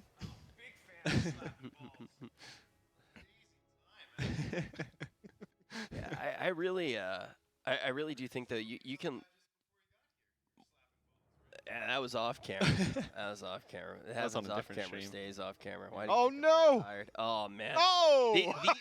It's important to think about. I think one of the big difficulties with Mythic, you think about the stacks and you're like, oh, inevitable doom. Is inevitable doom going to be a thing that we need to manage? It's not that at all. It's going to be these ads. The second that you start having a bunch of them that you need to deal with and they start casting those fears, they've had a lot of fears go off. Yeah, they have. Yeah, I mean, Pretty sloppy. And it's not like they had 3 ads up there, right? Like they had 1 up, just kick it forehead. Well, it's one of those things that you get used to it dying in a certain amount of time. So it's True. like you're assigned to be like 4th interrupt, Rich. Right? At the beginning of the raid, you're 4th. Right? You got it? I don't think never once in the first 30 pulls did you ever have to interrupt because the ad was dead. Yeah, exactly. So you're just like, chop, chop, chop, move on to the next thing. And then it gets to pull 30 and somebody slacked. Yeah. And then it's like, Rich, where were you? I mean, that's half of the battle with these, right? Because for so long, you do get comfortable. I mean, you can think about it. It happens to anybody. It's so relatable in raids. When you're never getting selected for a mechanic, and then all of a sudden you do, and you choke so hard. Dudes, Exorcist has joined the 7 out of 12 club. Oh, wow. The Russians have just made their move. So Aversion and Exorcist going to have to make that decision of Drestigath or Rodin. Oh, I guarantee Exorcist is going to Drestigath right Yeah. now. I would guarantee Exorcist is going straight to Drestigath. They have managed to overcome the football boss. Exorcist has made it and joined Pieces, No, Method, it was and Aversion. Vexiona, correct? 'cause Vexiona's Yeah, after. Vexiona. Yep. Vexiona is down. And after what they've seen, 100% those dudes are making it over to... You get back on your perch, baby. Oh, man, how do you want me? You know how Oh, okay. All right. We talked about this before. So I showed you the picture. Just do it like I showed you in the This is- picture. I am I think doing it right? yeah, this is the first group, so I think they actually changed who's going on the first group. Oh, can we read Rick's The text there? the note hasn't changed, but Rig is not down currently. And oh well, yeah. Maybe they are doing what we talked about. Maybe they've given another group another chance to move them Yeah. up there, which maybe they're feeling that's a good move just to give people some experience with the ball. What do you feel, Rich? Like, you're in a scenario, and this is what you're up against. Well, how long do you feel like as somebody who's maybe not going to invest in Mythic raiding, but it's like, does this the idea of this boss depress you? Like, was this off-putting? Because that's my concern. You know, if the someone thing tries that to encourage actually, raiding. yeah. So the thing that actually upset me when I'm thinking in a casual mindset, and I'm thinking, okay, like a bunch of pug groups are going to be coming together. It's the idea of having those Mechatork-esque mechanics so early on when you actually get to a boss where it's like, oh, okay, only half of us can see the wall. Only half of us can see which illusion. Like, we need to share this information. That is a pickup group killer to me. Oh, so we're talking about Prophet Skitra. I'm talking about Skitra, yeah, sorry. But with Skitra, I look at that boss, and for most people, it's probably the second or third boss that they're actually going to go about. And I see that just completely dismantling so many pickup groups, even though it's a relatively easy boss. I do think it's a relatively easy boss, but I think that those mechanics are the type of mechanics that make people hate each other. I talked about it a little bit earlier on, and I look at that, and it's the equivalent of building IKEA furniture with a significant other, but in World of Warcraft raiding. Anytime that you are going to put stress and a focus on the communications of a guild, that's when the good guilds thrive. Like, for a guild like you guys, not a big deal. It's a relatively easy boss fight. For a crappy guild, or for a guild that is not a guild, it's a pickup group of just people working together, that's when I feel like that makes people just hate each other and kind of stop playing relatively quickly. So mechanics like that, I like.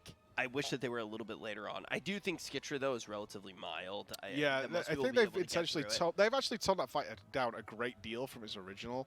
But you're not wrong. Is communication is everything, and you're not wrong in saying guilds that, because it's always surprising even now, as commonplace as voice comms is, there are so many players out there who just don't wanna talk. absolutely do not want to be part of that. Yeah. So you get into a guild like ours or Midwinter or whatever, it's like, we need to talk here. It's like we're talking literally every day. Whether in World of Warcraft or whatever. Like, I could say it's the blue one, it's the green one, right? That's fine. Yeah, I did a Prophet Skitra pug the first week just because I wanted to go spend some coins, and they were like, all right, both tanks, you'll communicate it. Can you guys speak? And then literally they wouldn't even type in chat if they were able to communicate at all. They would just leave it out there. So I ended up just kind of taking over the reins of that group, and it ended up working out. But yeah, the fact that people just don't want to use their mics in 2020 is a sad day. It's pretty funny. Somebody said Skitra LFR is harder than Skitra Mythic, and that's kind of what I'm I think talking you're the about. only one who's done it. I actually did do it, but I was having so much world fun. first? I was on my shaman. I was just like spreading. Do you my know how dot and just, picturesque like, LFR you were? Oh. He literally popped cooldowns, got himself intentionally killed, put his feet up and had a pizza. And I was like, this is exactly, can't tell. it's exactly what I picture an LFR player is doing. I'm like, why is this guy like I'm not gonna doing get an any- email from Blizzard. I'm gonna get an email from These Blizzard. pug killing bosses. I I just tell you what, they need blow so my much load. communication, right? This is the problem. Why don't Blizzard bother to make this fight interesting for the rest of us? Oh man. They demand so much from us as players. It was just so cliche. It was just like the ultimate cliche thing is to look at a guy who's intentionally dead, scoffing his pizza, going, He probably had Onk use. I think Blizzard can do better. I think they can do better. And then I keep accidentally ordering peppers on my pizza. I'm trying to order which is pepperoni another problem pizza. Blizzard needs to fix. Yeah, like, God damn it.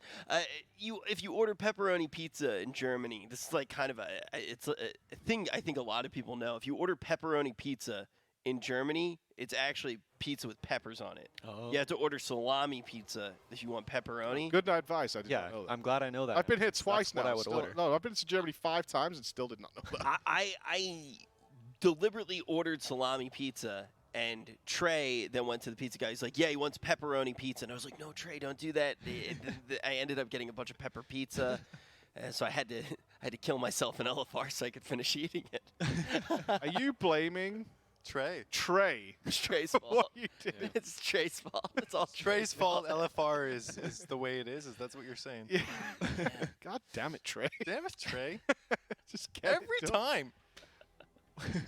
I will say, I got to play through a lot more of the content, like a lot of the stuff that I only got to watch, and playing through, just like the Cloak storylines and getting to do some of the visions and things like that. Oh, the you managed to wonderful finish it? 3-hour story. Did you get there? But it is cool. All It that is stuff's cool. fantastic. Yeah, I think they've done a I- really good job with a lot of 8.3 stuff. I mean, we could look at the minutia, well, not minutia, but the technical stuff, like what is going on with corruption? Why is it so powerful? Why is it so dumpy? But the actual other stuff they've set out to do, the visions, horrific visions are a great piece of content. I will stand by that. Fantastic. I hope that's something that makes a return. I do think, though, at this point, Blizzard's intentionally adding dog shit into the game so they can just get rid of it when the new expansion comes out, and then people will just be so happy that all of the terrible shit that they introduced in BFA is gone that they won't even need to make good That's stuff. the and people biggest will praise Shadowlands. misrepresentation of the conversation we had last night I've ever heard in my life. No. I said things that are okay with disappearing. I think it's. players I think won't they. be upset that are gone. I took it further. You were, okay, I see what you're saying. Because I really think now they put in corruption and they want it to be terrible because then the new expansion comes out and they're just like, wow, it's gone. That was so fucking awful. Shadowlands is already so much better. Pog. We're sheep. Wake up. Get woke to the corruption nightmare. But yeah, you're not wrong though. In many ways, is that they have added a lot of things that people aren't going to miss. Essences. Corruption, of course, is just a test for Shadowlands. I'm fine with that. We are basically in a very live beta of Shadowlands' loot system. They don't know what to use. We have lost a tank here.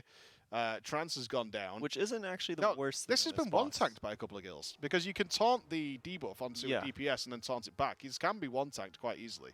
It's just not a DPS check, so it's not a big deal to bring your tanks and have them do this fight. But they're 50%, which means we're halfway there, team. Yeah, Group 3 is coming up. Right, chat, you need to put your pressure onto Group 3 because they What need I to would say nail is the this. hardest group.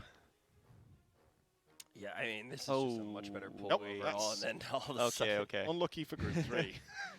So Rest in peace, Group they had a single player in every single eye there on the floor, but then I'm sure they have it assigned to which exact one you're going to go into. So one guy was like, "Oh no, I'm not supposed to be in this one. I'm supposed to be on the other side." So he tried to swap back over to the opposite side, and Actually causes way more wipes than it should. Is Yeah. people, there's 3 holes. I think Logok missed it twice. Mm-hmm. And it was also slowed. What was actually the best was people wearing ludicrous corruption. Have you literally been there? You're going to be so sore. It's going to be hilarious. I've seen Sometimes- players, like I was doing a couple keys earlier on my shaman, Mm. right? And I seen players rocking like 45 corruption, but whenever they get that thing from beyond that follows them, you just see their health truck because Oh, they have to murders. do other mechanics in the keys, and it's ridiculous. Well, that's the point. You're not supposed to You know, do you're that. not- That's why especially in you're Mythic rocking Plus. Roger and stuff with 80. Yeah. Blizzard's like, you're supposed to be dead. Yeah. Like, that's not supposed to be the way this system works. You're supposed to be dead. But it's not paid off that way. So players Yeah, are I gonna mean, be able to handle it just seems like they didn't understand the system when they actually put it out, right? I mean, the fun part is, though, is when can you actually mess with those? Anytime you're going to have a give and take system, right? It's like, how far can I push it? And I thought it could be a pretty interesting tuning knob this time around, right? Ultimately, you have a system where it's like, okay, on this fight, I can get away with being really greedy. I can avoid a lot of these mechanics. Let's slap on more and more of this corruption gear. I think though a lot of it hasn't necessarily played out that way. It hasn't been too much of a tuning knob as of yet. We'll see. Maybe that changes on something like Carapace, but I do think you're just going to have so much to deal with on those later fights that's not going to be the place where you can press it. Yeah, You can we've expect seen it to from be on Raden. Shadar We've seen several players start turning it down. Yeah. because- on Raden. Yeah. Well, there's just too much chance of you just getting insta-gibbed. You land somewhere, you think from beyond is really close to you, because sometimes it does spawn There's like gonna really be- close. Any boss to abuse it, I would actually think it would be this boss here. This was one they turned it down on. They wanted to cut out as many unnecessary deaths as possible. And at the point that Deep Yeah, Shades that's fair. literally did his pull and then died. It's a great clip of Deep Shades just starting the fight and then instantly being killed by his thing from beyond.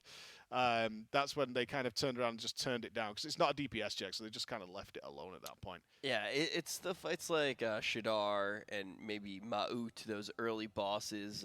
Yes. Ma'ut. Shit hard. Yeah, Shitter and Ma. Shad. I Shot hard. I look at all of these. I look at every single boss fight, and I'm like, oh, it's like Shitra, and you got Shitter, and I was just like, oh man. That Saved. should have gone off. Saved. Nice. Saved. That I feel, should no, have I gone feel like off. that one should. No, referee. I want a referee. I want to see the tapes. That should have detonated. Saved. We're That fine. is trash panda. We're fine. Oh. And yeah. Ah, see? Justice. Justice Galactic served. justice. Justice served. We got you in the end. It is. Well, looking at the time, it is time for us to probably go to an ad break, and you need to go and raid, my sir. Yep. It's Gonna time for get that. Midwinter You'll to see take me the doing stage. the same exact thing here. Yes, indeed. It is in time for that, so I can't wait. thank you. It's been Of good. course. Great first shift working with you. Thank Oh, you. thank you, Rich. That was our first time ever in all these years. We've managed to Wait, sit really? together on a couch. All the handshakes going Yeah. around. We've never made it, but I'm going to love you and leave you, and you're Yep. going to take to the raid. You're going to show them how it's done. You promised 2 hours Yeah. for your guild to get this done. Clock starts. Midwinter will Clock start starts raid now. now. Indeed. Thank you for sticking with us for the last 3 hours. I can see looking like a big, strong Moose is going to take the stage. Are you on now as well? Oh, yeah. Oh, you were just getting ready and Oh, warmed yeah. up. Awesome. Have fun. We'll see you again tomorrow and have fun with these guys. See you after the raid. Good luck with the football. Thank you. Winter. It's cold outside. The snow's falling all around us, gently laying on the windowsill. To stay nice and warm, the fire's on. And as we all gather around, together in Twitch chat, watching the Ny'alotha race to world first, we feel cosy. We feel like we're with friends. Come be with friends. Come join Method for the very small price of free with your Twitch Prime. You can be cozy with everyone else spamming the cozy emote in Twitch chat right now.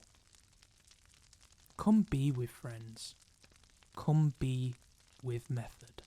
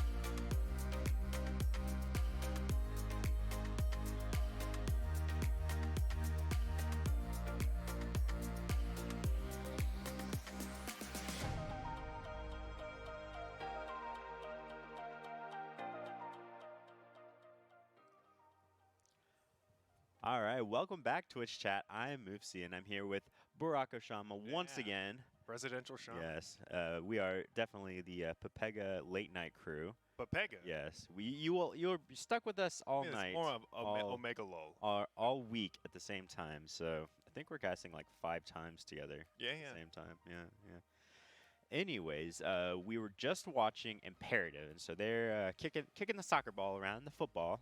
So most of you guys are NA at this time, and so I'm allowed to say soccer now. The EU guys earlier were giving me These a are lot of crap about degenerate it. NA hours. Yeah, these are normal NA hours. What? Degenerate EU I'd be hours. asleep right now.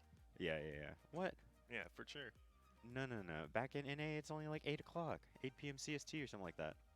Oh yeah, true. Never mind. Right. Yeah. Anyways, Pepega crew. Right? the Pepega. Look at this guy. Pepega crew. This is where we get the Pepega from. Yeah. Anyways, we were watching Imperative, but our boys at Midwinter are starting up, and they will also be on the Soccer Boss. And so I think we're gonna swap to them here in a bit. yeah. Look at that! There we go. Jeeves is down. Turkey. Turkey Ye- better repair. Turkey needs to repair. Don't miss Jeeves. I can see it. I think they're in serious mode right now. Yeah, they So are. They're talking. They're talking.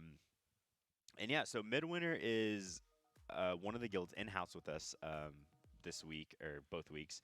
And so Midwinter yesterday raided all day. All day. So they were one of the day degen guilds that came out. As soon as resets happened, they went hard. They had a midday, like, pretty long break though, just to They did, recoup. yeah. Like, it was a good amount of time. for them. Yeah, so they day raided hard. But Turkey and Indian were saying they're only doing that for the first day. So Yeah. this is their normal raid time hours. And so they're only raiding for, I think, 4 hours tonight.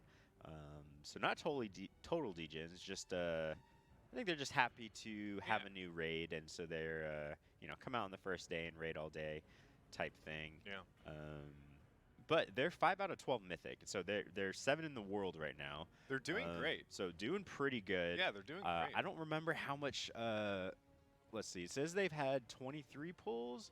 I'm not sure if that's updated for Midwinter Imperative, but I think they did have some pulls on it last night. And I Yeah, think they did. They were practicing it. Yeah. So, first pull on cam right now. Obviously, we're seeing the double on-use trinkets, which I love to see. Yeah. I can't wait for it to go away, though. The Meiji boys. The Oh mage- yeah. I want it to be gone. Man, get rid of We font. waste I so hate much that time trinket. in the pre-pull. It's ridiculous. Man, font is the worst trinket. It You is have the to sit worst. there and channel for 5 seconds, and Yep. it feels so bad. And then if you interrupt the channel, it's just like, okay, well, all my Well, damage is gone. Even if you like end the cast like maybe a second and a half early, you I miss mean- like 7 seconds on the buff. Right. It's ridiculous. All Absolutely. right, so let's see. Group 1. Is Group 1 going to do it? Oh, it looks like a slap shot from downtown. Oh, goal! Goal! There Oh! we go. Hands up. So if you're just now joining us and you haven't been, oh no, they got feared. Oh Where's no. the tremor totem? No. All right. Well, that was short-lived. Well, the soccer team did their job. Yeah, the soccer team but, was fine. Everybody else. But we got- did not get the interrupts here. And so one of the big things in Mythic that's different from Heroic, obviously you have the soccer ball. Every time you touch the soccer ball downstairs, an ad pops up in that location. And Yep. so, and these ads just basically chain cast a fear, an AoE Yep. fear. And if it gets off, obviously your raid gets feared. Yeah. Exactly what happened. And So you so pretty much only want to hit the ball 3 times. ideally 3 times. Yeah. There will be a couple times where you might not be able to, like maybe you might have to hit it twice or something like that. But one of the other differences between Heroic and Mythic is that Heroic, I think each person has a chance to hit it like 5 times, which Yeah. obviously never really happens if you're doing it right. imagine. But that'd be so nice. in Mythic, you can only hit it 3 times, and when you touch it on the 3rd time, you instantly die. So it's kind of like an easier ball slap. You know what I mean? Mm, Like Heroic is just a lot more enjoyable because you get more ball slaps. yeah. But like on Mythic, it's like, well, if you're not finished by the 3rd, you're kind of screwed. Oh yeah, you got to be efficient. You got to be yeah. efficient. You got to Efficient be and like directed, a just 3 ball slap. chaps. Yeah, for sure. 3 slap chap chump. Yeah, for sure. You know? Finishing early in Mythic is actually better. Yeah, 100% Yeah. better. Heroic's all about the duration, so. Yeah. But But yeah, so Mythic, you don't have that many chances. Very easy to explode. And obviously, the big difference in the maze, the layout downstairs, or not downstairs, it's the same realm, but when you're kicking the soccer ball, you have a wall. So it spawns out of the portal, right? And Yep. one of the directions will always have a solid wall Yeah. that you basically cannot go. In Heroic, it spawns and there's pillars, but you sort of can choose which way to go, which one. And way some of the looks pillars easier. are actually bigger on Mythic. Yeah, and so They there's change in different sizes. Size does matter. In Yeah, Mythic. the path is a lot harder to navigate on Mythic, and there's that wall, and so you have to go all the way look around. at you on can Mythic. see the Yeah. the 3 in the row there. Yeah, so the ones on Heroic, you can see the small ones.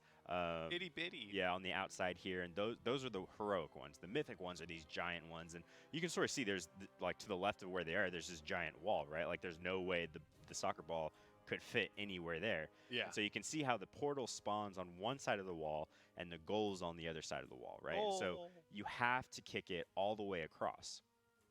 So we see now this ball here is big. Oh, and that's not what you want. That was not a cast curse. That was not No, a caster no. curse. I was just talking about the ball. Hey, all right, that had nothing to do with me talking about balls. It was just poig. Yeah. So I don't remember what their best pull is, but I know they haven't gotten super far on this Well, boss. clearly their best pull is 79.4%. Oh, okay. Well, Yeah. clearly I'm not reading the awesome overlays we have. Come on, man. I know. And if you guys actually see, if you hover over, it comes with a little widget, and you can see all of the progression of the other raiders. I know we have that right up here, right? You can see that, but you can also check out the talent that's working these shifts. The social medias are all linked on those pages right there. Give us Yep. a little shout out on Twitter if you want to do that. Yeah. Speaking of social media, Yep. definitely go check out Method's Twitter and Instagram. Go throw up a follow. We're also doing subs in our Twitch channel. So right now, if you want to sub, that is open. That has not been open in the previous Race to World First Yep, races. True. So And you too definitely go can do be that. comfy. And if you go check out the Instagram, Twitter, or even down below, there is a contest that you can actually enter for a chance to win a free computer Why don't you setup, show them the computer? which is Right behind you. this computer setup right here. It will be signed by all the Method guys, and maybe some of the casters. I'm not sure about that one. It looks like just the Method guys right now. Oh no, Derry signed it, so maybe. Well, she's in Method though. Oh, true. True. Big true. So this is the actual PC that Gingy. You'll be like holding hands with Gingy the entire and time, Twitch right? chat's all about that gotcha Yeah, for base. sure, for no, sure. No weird chat. So definitely go enter that giveaway for a chance to win this awesome setup, and it is a baller computer. I actually wish I had this computer. It is literally, it's a lot easier for Melee to interrupt. At these. first, I did think that when you interrupted the ads, they would move to you. That was my first initial thought, but it's obviously clear that Yeah, I don't think they move because I Blizzard, thought Blizzard that's does what- not like fun. They want you to move on this fight as much I mean, as it makes the possible. fight a little harder, right? Because Yeah, it'd be for super sure. easy. Because you have to if you could dodge just these death grip laser 'em all. beams, right? Charging up the laser beam. Yeah, I mean, it'd be super easy if you could just death grip them all, right? Because you can Oh just my bring God. like a couple DKs and boop, boop, boop, Yeah. right? And just bring two Boop, DKs boop, and it'd be boop. bloop, bloop, bloop, Bloop, bloop. and that's the yoinking sound, Yo- you know? Oh, yoink! Yeah, yoink. But yeah, so we have Group 2 going in, it looks like. And so they're going to play their game of soccer here. And It's not a game. true, a very sport. serious. Oh, sport, okay, It's a okay. sport. This entire event is a sporting event. True, esport. Esport. All Let's right, go. let's Okay, see. so we Let's see see how it goes. See. Oh no. Yeah. All right, so far so good. That was You real can good. see it in the corner Oh, over there. oh, Oh, no, it's good. It's good. Is it clean? Is it clean? I think it's gonna clean. have to wait. Are we getting hands up in the chat? Wait, is this wait. it? I think that's it. Goal! So a couple people did get feared there, and that is really the hard part of this fight. Is obviously once you get the soccer part down, is learning how to deal with the ads, right? Yeah. And so you have to have for the far ads, you have to have like ranged assigned to them, and you have to have some sort of rotation. And until you get to that point Yep. with the boss, it's gonna be a struggle, and you just have to chain interrupt. And I've wanted to cast this fight This is the first time I've casting this boss too, actually. I was looking forward to this as soon as I saw the soccer balls and I knew I was going to be casting the event. I was like, oh my god. Listen, Twitch chat is saying that EU is greater than NA on soccer. I mean, that's that's statistically proven. It's okay. Statistically proven in real life. In real life. In esports soccer, clearly Limit was superior than Method because Method struggled hard on this boss. And Limit, I think attempt-wise, Limit was significantly ahead of Method. But Big Dumb Guild was the first world. True. And true. NA Guild. True. And by the way. Pieces killed this pretty quickly too. Yeah. So Yeah. maybe it's just Method that's not good at soccer. Maybe I they predicted just, Big Dumb Guild was going to be the dark horse of this this race here, and they're proving me right here. You know. Yeah. Well, I mean they're rank 8 right now. Pieces has actually zoomed ahead. And I think they're pretty close to they killed Vexiona. I think they're pretty close to their Rodden kill, which would bring them to 8 out of 12. Obviously, no one's close at all to the Limit, right? Rodden two is bosses. a crazy fight, though. Yeah. So before Method went to sleep, they just went to sleep probably an hour ago. I think their best attempt was like 16% or something, is what Gingy was saying off to the side. I just saw someone in chat say Big Dumb Guild is the best guild name, and that's false. Dinosaur Cowboys is the best guild name. Because it's my guild name. Yeah. I'm just saying it. I think it's a biased opinion, but... weird plug-in. Weird flex, bro. Weird champ. Weird champ. Weird champ. But yeah, so if you're just now joining us, guys, Method literally just went to bed for the night. We do have Midwinter here in studio, and we're watching... Turkey actually just got done casting. Literally went from casting to raid. Yeah. And so we are watching them progress right now. They are 5 out of 12 Mythic. And after they kill this, they will be 6 out of 12. Not super close to killing this boss. They're still working out some kinks on the soccer and the ad. Killing how to properly kill the ad. But you see they're getting the interrupts here on these ads, slowly killing these ads. I feel like they have two, like this is a bad overlap where one ad is only about halfway HP and another one has already spawned. Now that's gonna happen when it's always gonna happen. It's gonna happen, right? But ideally you want the first ad that comes up to be like 25 to 40% HP when the second ad comes up. That way you can just solar beam the second one right away. You don't have to worry about it really for a little bit of time. Obviously you have range kicks, it's not going to be a problem. But you'll see this happen a lot more when you have groups that have to make a short distance pass of the ball, right? Going to happen most of the time in a large this is actually not one of those instances because there's a lot of cones near the boss. Whereas like if there's cones more away from the boss, pylons, cones, pylons, you're going to have those longer range kicks. Ads are going to be spread out more. Yeah. And there's going to be all right, so less this of is an actually overlap. a very good point of view from Turkey. We can sort of see the soccer ball happening. So he is the first one there, and he kicks it in the direction. And let's see. So this is actually going to be a very sketch one and that's going to hit. Oh, no. Oh, Are we safe? No. So he hit it twice. You had to hit it twice. And it explodes. Yeah, see those short range kicks when there's a it's gonna pylon right explode. near the boss. This is one of those Oh, wait, did they get it? Oh, they might have gotten it. I think the ad isn't, yeah, so the thing that happened here is that they kicked it in a really bad pattern. And remember, so ideally you only ever have 3 ads per soccer phase, which 3 ads is manageable to do, right? Yeah. But if you mess up downstairs, so say you hit it in the wrong direction, well, all of a sudden you have to hit it again to readjust. Yeah. Well, that's another ad that you're spawning up top, right? And that's a whole new set of interrupts that you have to do. And that just super overcomplicates the fight. Super overcomplicates the fight. Now, I'm really glad that happened now because now it shows what I was talking about. It is better to, obviously you don't want to mess the soccer ball up because you immediately wipe, right? If Turkey kind of like initially hit the ball into the far corner to grant a bigger distance between the two ads, they could have gotten away with a little bit more time. Yeah. Right? But they're obviously learning how they're going to best deal with these orbs in each pylon situation. For sure. So we'll see what they do next time in that. Clearly, some of these guys didn't take geometry in high school. Clearly, you got to work the angles on these soccer balls here. If we just had a billiards board or billiards right? pool table here at the Yeah. actual event, maybe we would see a little bit more. Did your guild have soccer practice? Honestly, I don't think my guild's gonna be on this boss for a little while, but that's okay.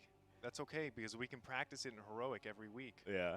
I think our guild might be on this tonight or tomorrow, and so we had soccer practice on Monday, and so we came in here. We had a lockout on Dark Inquisitor, and we split into 2 groups to maximize the amount of attempts we had, and literally just AFK'd the entire fight and just kept pulling and just going down and doing this. Obviously, it's a little harder in Mythic. It's not the exact same as No. Heroic, but there are some nuances about like where you hit the ball and the angle it comes at and stuff like that. And so Yeah. just learning that because I feel like this was a really clean kick. this last one one. was, yeah.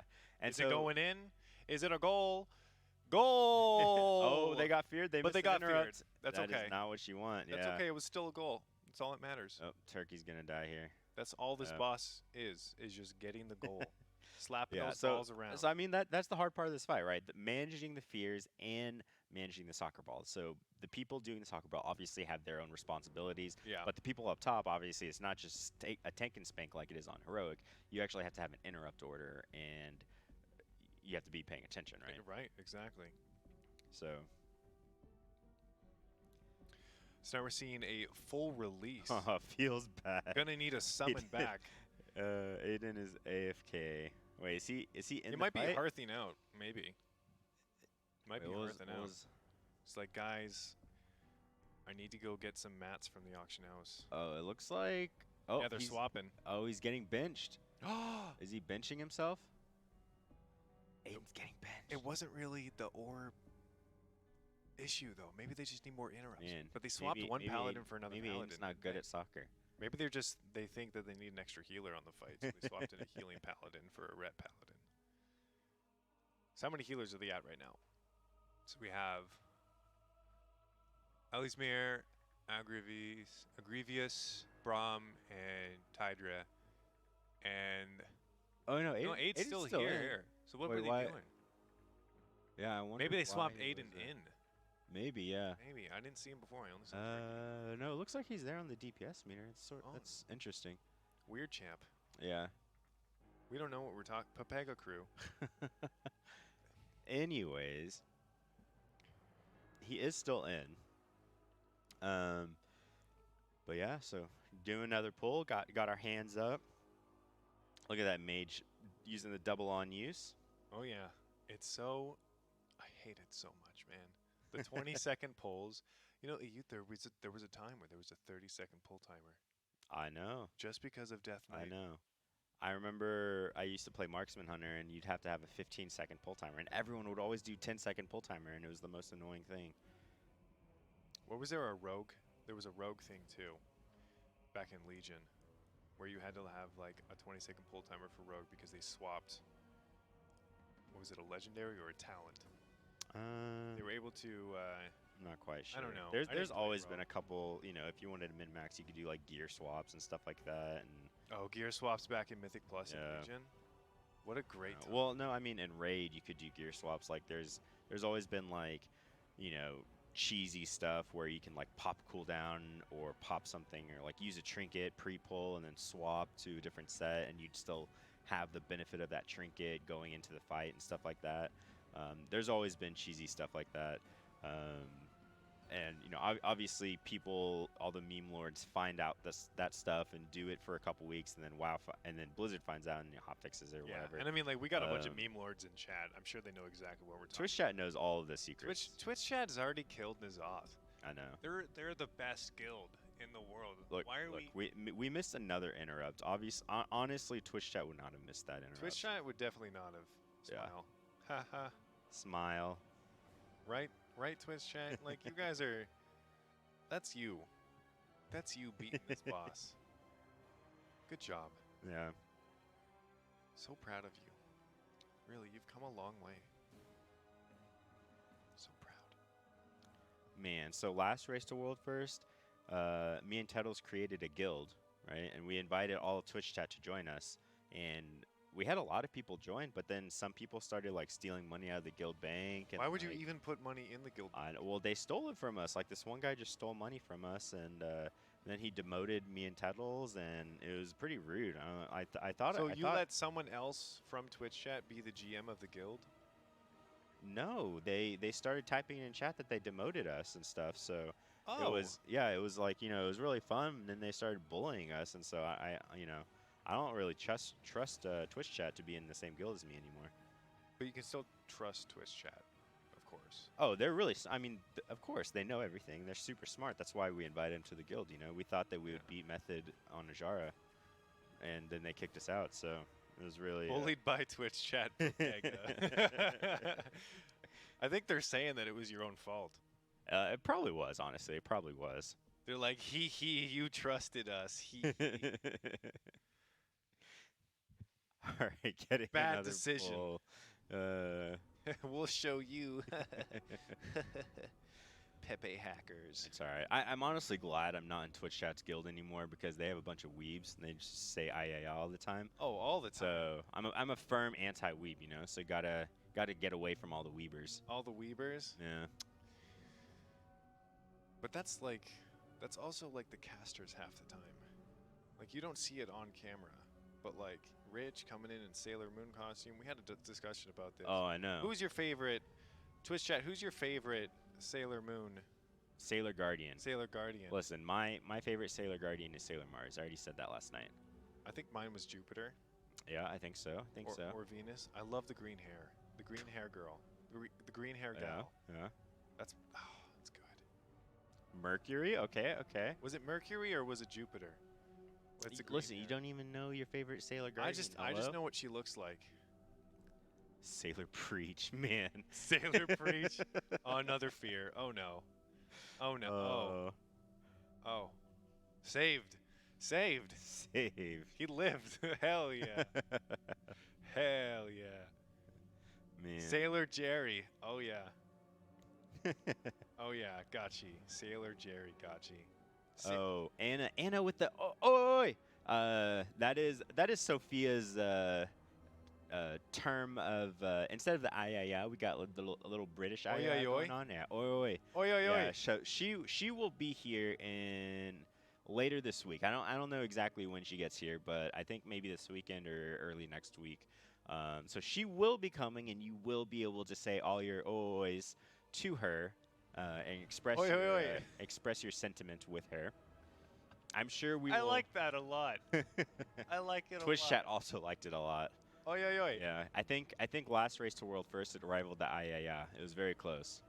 Oi 3-head? Mm-mm. Oi 3-head. No, that's not true. I just found out a bit about it. Now I am 3-head. Jeez. Can't even talk. Yes. You're agreeing with me. You're not supposed to agree with me. I think you are a 3-head. Betrayed. Actually, wait, hold on. Pepe. No, that's a solid 4-head. Solid 5-head. No, man. 4. I think it's 4. think Bay's got like 6-head. 6-head? That guy's got a receding Preach has hairline. like 12-head. Preach doesn't have any hair, so. Well, I don't it's know. got some on his little speckle, He's got like that 3 o'clock shadow on his head. True. Yeah. Yeah. He let me rub it the other day. We were taking, It know, did pictures. give you good luck, but not It gave enough me for your super weekly good luck. cash. That's true. That's Not true. enough. You No, my weekly cash. Okay, not my PvP cash. My Not your weekly PvP cash cash. is pretty good. I haven't gotten any gear at all during Unfortunate. raid, but it gave me a little bit of good luck. I found $10 on the side of the street. Well, 10 euros 10 on the side euros, of the yeah. street. 10 And, euros is a lot, especially know, for a I Canadian know. like myself. That's like $30 Canadian. It's ridiculous. man. Absolutely ridiculous. Mauled? True. True. I'm so glad I'm not malding. So glad. I have a great hair. Debatable. You can see it.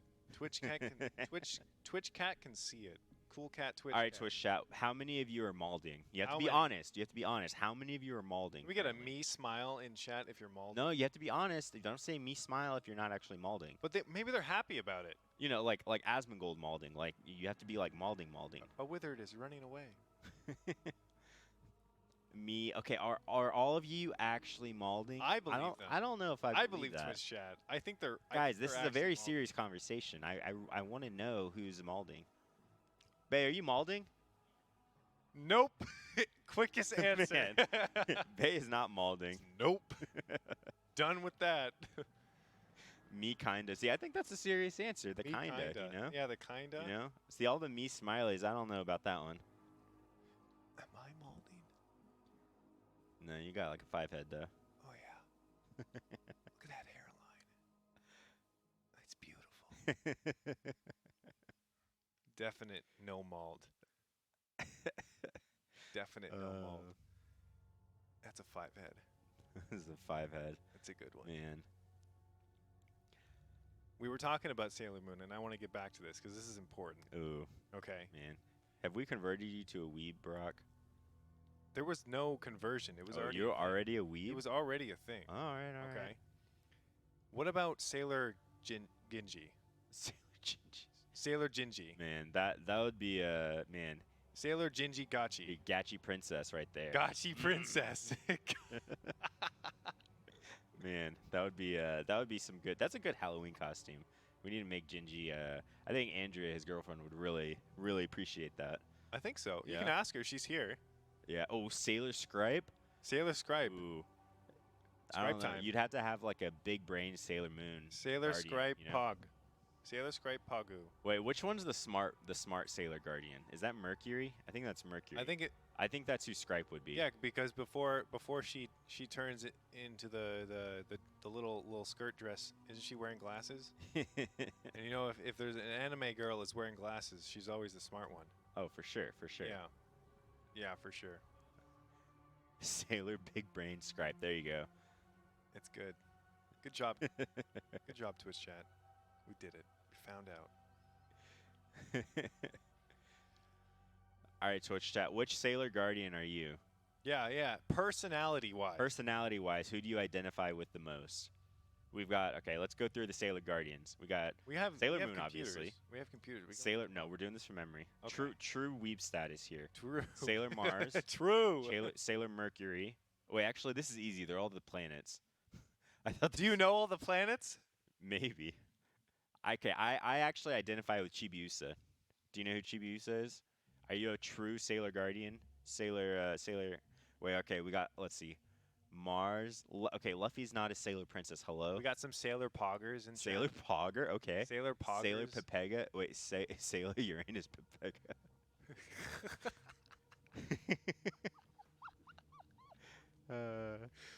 Sailor Uranus. Sailor Moon is not a planet. That's true. I Holy always shit. wondered why all Well, the the- Sailor Guardians are planets, and she's the. Well, there's no Sailor Earth. I know. Why isn't she Sailor Earth? That's. How like does the that only- sound? I don't know. Just it sounds just better. repeat it all It the sound- time. It makes more sense with And Sailor. all tell the me if other- it sounds better than Sailor Moon. Pluto is a planet, isn't it? Isn't Pluto like the time one in the series? Is she like the gatekeeper or something? Oh, she gatekeeps me all the time. She gatekeeps me all the time. Unbearable. Sailor Jerry. Sailor Jerry. Tuxedo Mask. Tuxedo Mask is a hunk. Man, that guy always comes in with some nifty pickup lines. Not pickup lines. Pickup phrases. Whatever you call he says every time. Pick up. Is he picking up chicks? Picking up No, he's not groceries picking at the chicks. store? He comes in with like a one-liner of like he tells the evil whatever they're fighting like, don't ever mess with small children. How dare you mess with the hopes and lives of whatever, something corny he says. I don't know what that term's called. The one-liners. The one-liners, yeah. Catchphrase. There you go. Catchphrase? He has like a little catchphrase that he says. It's always like super corny, like relative to the episode. Yeah, and but- speaking of saving the children, speaking of saving the children, why don't we talk about? Speaking of, Yeah, why don't we talk yeah, about that? so we are doing an awesome charity here at the Race to World First event for Save the Children. So definitely go check out the overlay on y'all's thing. There is an option to donate to Save the Children. So course. definitely go check that out. Throw some donations up, and Barack will read all your donations I out. will. I will. As long as they're PG-13 I'll- or nicer. No gamer words. Yeah, no gamer words. If you do have gamer words, we'll like add like a pink pony in place of the gamer word. Yeah, So you can be in charge of that. okay. You read the filtered. I'll read ones. the pink pony ones. Yeah, the pink ponies. Okay.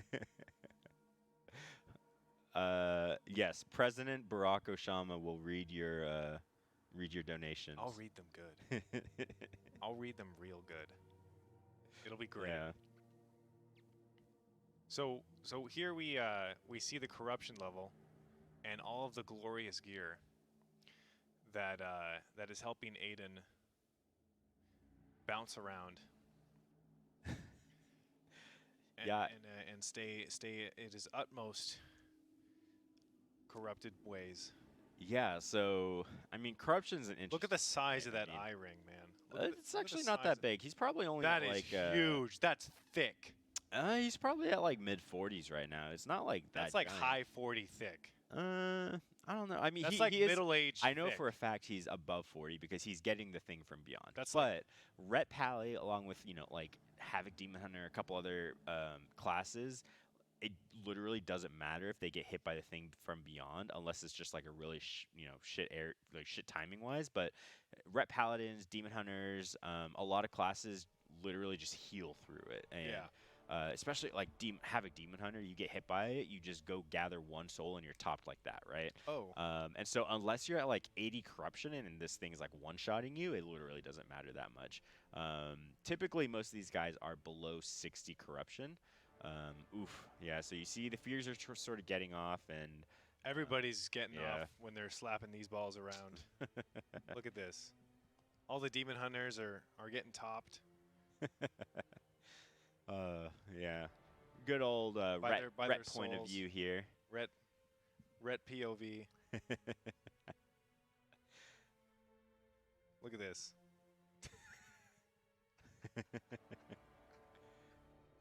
Man.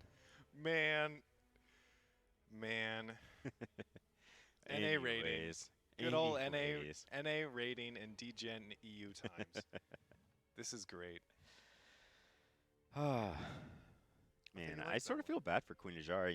We killed her in Eternal Palace, and then N'Zoth stole her, and now she's just chained up.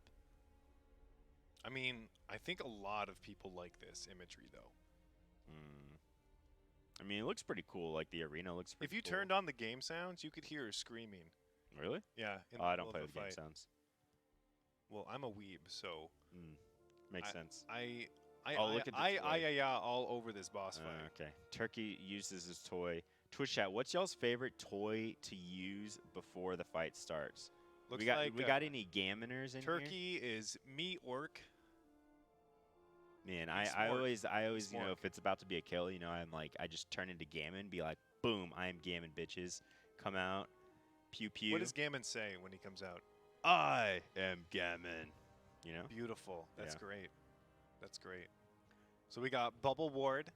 We have Vibrator. That's a good toy. Rainbow generator. Okay. We got any bubble apes? Coin of Many Faces. Oh, Nice. that one's good. I, That was good. Gammon, will save you. I, Gammon, will save us. There, yeah. Oh, yeah. save us. I thought it was more personal, but it's okay.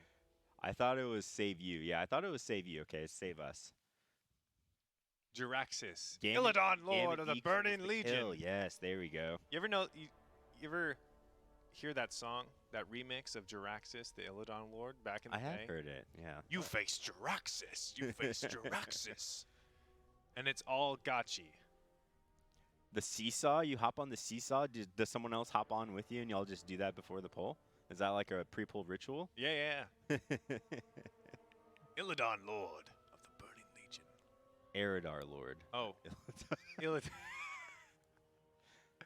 Eridar Lord. Pepe Jam. That's a good Pepe Jam. Pepe actually. Jam. Yep.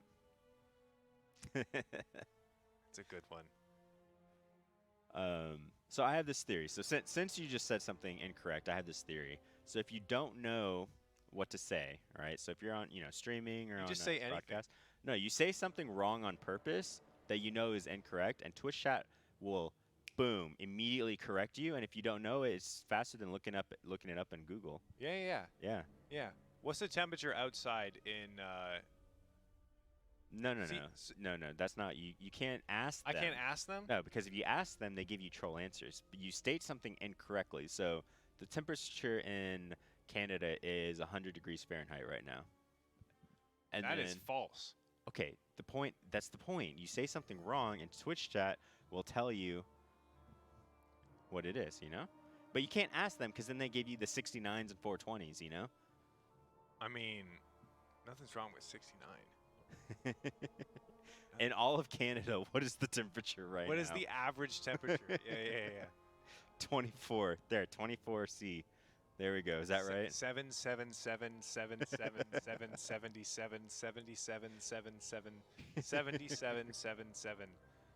Repeating. 69. Oh, it's actually 69 degrees. That would be pretty hot in Celsius.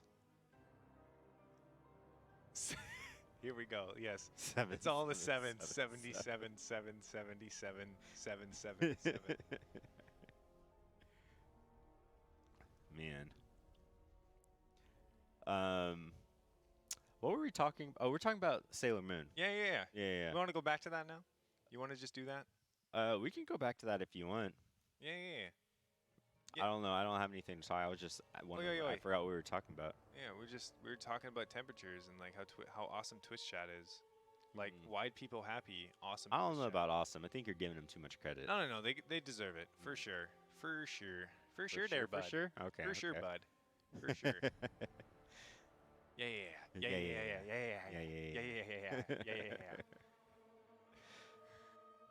That's a good one. Man. Oh, love it. Yeah. 777. Oh yeah. 77. Is this mythic? This is mythic, guys. This is I don't think we haven't seen too many heroic reclears. No, this Midwinter is on Mythic Inquisitor. They are 5 out of 12. They are currently 7th in the world. Hopefully they will jump up. Actually, practice is 6 already, so they won't move if they kill this boss. But Yeah. yeah, this is actually LFR. We actually just queued into an LFR. That's why they're wiping so much. Exactly. They're actually trying to get the stacks of what's it called? Oh, why did he hearth? Oh no. This is the POV I want to see anyway. Is he getting different Azurite? Maybe. It's possible. Maybe he's getting different Azurite. Maybe he's reforging. Yeah. Yeah, LFR. it must be what he's doing. It looks like that's where he's flying LFR to. 5 head brains reforging in the middle of LFR. Is he bench? I don't think he's benched. He's not benched. I think He's still in like the group. I think he's like one of their raiders. You don't bench Turkey, okay? You do not bench Turkey. Man. Turkey benches you. Correct. Like, at least 20 reps, 6 sets. Easy. Look at this man. Beautiful. Amazing. Yeah, Alright. Definitely. Oh wait, maybe he's going to change his transmog. You think that's a thing? No. Oh no, he's doing Azurite. He's definitely Azuriting. Man, I don't know. Transmog's pretty important. It gives you more DPS. You just put down a little transmogifier thing. It's a little machine. Oh, true, the portable one. Yeah, the portable one. Yeah, for sure. Portable Mogme. Yep. The engineering one. Yeah. Yeah. Yeah. Gotta look good to play good. That's true. Yeah. Honestly, if you have a bad transmog, you lose like 10k DPS. And 20 IQ points. Transmog is the real game. Okay, It is endgame. You were just transmogging endgame. I know it's serious stuff. Listen, one time I was streaming, right, and I was doing like really high keys, in-game rating, stuff like that. Yeah. I remember how many I had like a decent amount of viewers, and then I was like, okay, as you guys, so I like walked in and I just like I'm not gonna do anything. I'm just gonna transmog, and so then I started asking and like interacting with chat and having looking at my transmog and just switching stuff out, and I gained like 50 viewers literally just sitting there transmogging stuff, and I was like, man, transmog is the real game. It is the real. You gotta get what was the add-on called?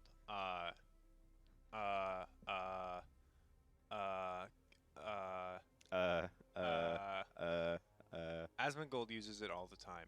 I don't know. All the things? Is it all the things? Yeah. It's all the things, and it gives you a little sound.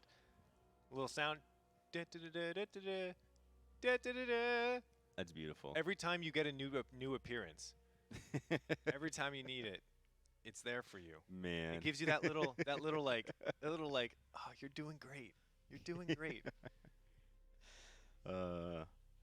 How many people won the transmog contest when they had those? You know, I actually entered one of those myself, and he liked my transmog a lot Oh, against Twitch chat's wishes. oh, really? And, oh yeah, Oh, yeah. you can clip it, dude. Okay, okay. I'm telling the truth. Oh, you entered Asmongold's. Yeah, Oh, I was talking about the in-game ones. You know, the those don't matter. If you win Asmongold's, that's like you're immortalized. That never leaves you. That's true. That's true. You know. That never leaves you. Oh, let's look at the soccer ball. Let's see. Oh, we can't see it because of Aiden's point of view. Heckin' Ret Paladins. Can't see anything. Wait, where did it go? Where'd it go? Oh, I think it's over there. I think they're doing well in this one so far. I think so. This is Group 1, so this is the easiest one. So it's really not... I think the hard one is the third one. And that's where, like, the pattern, one of the pillars spawns, like, right next to the portal. And so it just... I think you have to get 4 ads on that one, or it's like you have to have, like, a super tight angle. We love tight angles. Yes. We love tight for angles sure. here at the Mythic World First Race. Tight angles. Good stuff. Limit just discovered how to cheese Il'gynoth. Hotfix incoming and Il'gynoth kill in next hour. Limit's doing all of the cheeses, and I it's know. always getting hot fixed. They did it on I mean- Roden. They did it now on Il'gynoth. I'm sure they did it on Drestigoth. I don't know if Rodden was a cheese per se. I mean, they just found something that worked, right? And they were doing, and obviously they got it hot fixed. If you guys don't know what it was the electricity on Rodden. You could actually, you know how you have to bounce it with the Vita mechanic. You could actually. I thought it was the immunities. I know. Immunities. That's what I was gonna say. You Oh, could yeah, use yeah. the immunity, and when it bounced to you, it wouldn't give you the debuff, and so you could just stay out there and keep bouncing it, basically. What? Instead of having multiple people do it, right? And it just made the fight easier. Obviously, they've killed Rodden, so they figured out how to do it once. Well, Blizzard doesn't like Once Blizzard fun. hotfixed that, yeah. Blizzard but doesn't like fun, or how how game mechanics interact with each other, right? yes. That's okay. That's okay. What guild this is? This is Midwinter. So Yeah. Method has gone to sleep. They are in bed right now. They are a bunch snuggled of up with their teddy bears. comfy boys. Yeah, comfy boys in chat right now. Comfy boys. This is Midwinter, and so Midwinter is an NA guild, and they just started raiding about an hour ago. Yeah. And we are gonna watch them for probably the next couple hours, on and off. We do have a couple other guilds that we're gonna watch. We might show a little bit of Imperative. I know they were also on this boss. I think what other guilds are we watching from NA? I think those are the two main ones right now, right? Yeah, I think so. I think Vodka's is starting. Yeah, up. Vodka. I We think were watching them last Vodka night. Yeah, we watched them last night. We might show a little bit of them here in a little bit. Vodka's, I believe, is 4 out of 12, or close to 5 out of 12. They're a little further down, but they also didn't day raid at all. Yeah. So they have a lot They shorter didn't do any schedule. splits. They didn't Right. do any day raids. They didn't do any of that kind of stuff. And same with Midwinter. Like, I think they had like very minimal splitting. Yeah. Oh, look at the Moosey Cozies. Heck yeah, Gypsy. Love you, man. Oh, can we try something? Is there totems in the chat? Is that a thing? No totems, no totems. What do you mean? More Moosey Cozies, please. I want totems in the chat. I have a really nice one. It's a good totem. That's true. You do have some good You've seen good it. totem emojis. You do have good totem. You've seen my emojis. totem. I've seen them. I've seen them. You liked my totem. I do. I do. I like your Yeah, totems. it was good. It was a good time. So when we say people go down, we don't actually see them enter into a different phase. So nobody's actually going down into a different phase, right? On Correct. their screen, do they see anything different? No. So no. It's the exact same. When you stand in like the Zakul looking, puddles, you get this little like shadow moose head on you. You can see sort of on Aiden right now. His little moose head. Yeah. Or actually, that's not Aiden, but you can see the guy right next to Aiden, right? He has the little moose head, and Mhm. basically it gives you a debuff, which allows you to kick the soccer ball. Okay. I think it's I know it's the same realm. It's not like a separate realm, Mhm. but I feel like the balls are a little more evident when you have that on. Like, do they have like a better outline kind of going on. Yeah, like, I mean, it's the same realm. It's not like a different realm, like, like in the Horrific Visions, right? Yeah. Like, it's not like a separate realm or anything, but, or like N'Zoth, how you, like, actually go to a different realm. You see him just get trucked by the thing from beyond there? Yeah. It spawned like 2 feet away, and he was like, you know what? Screw it. I'm not moving. Yeah, the thing from beyond can be a little scary for I don't melee. even know. Like, I don't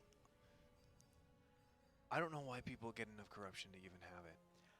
So honestly, it's a what I started to huge problem do, if you get hit. it really depends on your class, because like Hunter, for example, I was actually talking to Roger Brown, and he's playing with like 79 corruption right now. I guess, yeah, it totally And depends on your class. if you were actually watching his point of view earlier, that guy is, first of all, his circle, the eye circles are huge. He was getting a ton of things from beyond.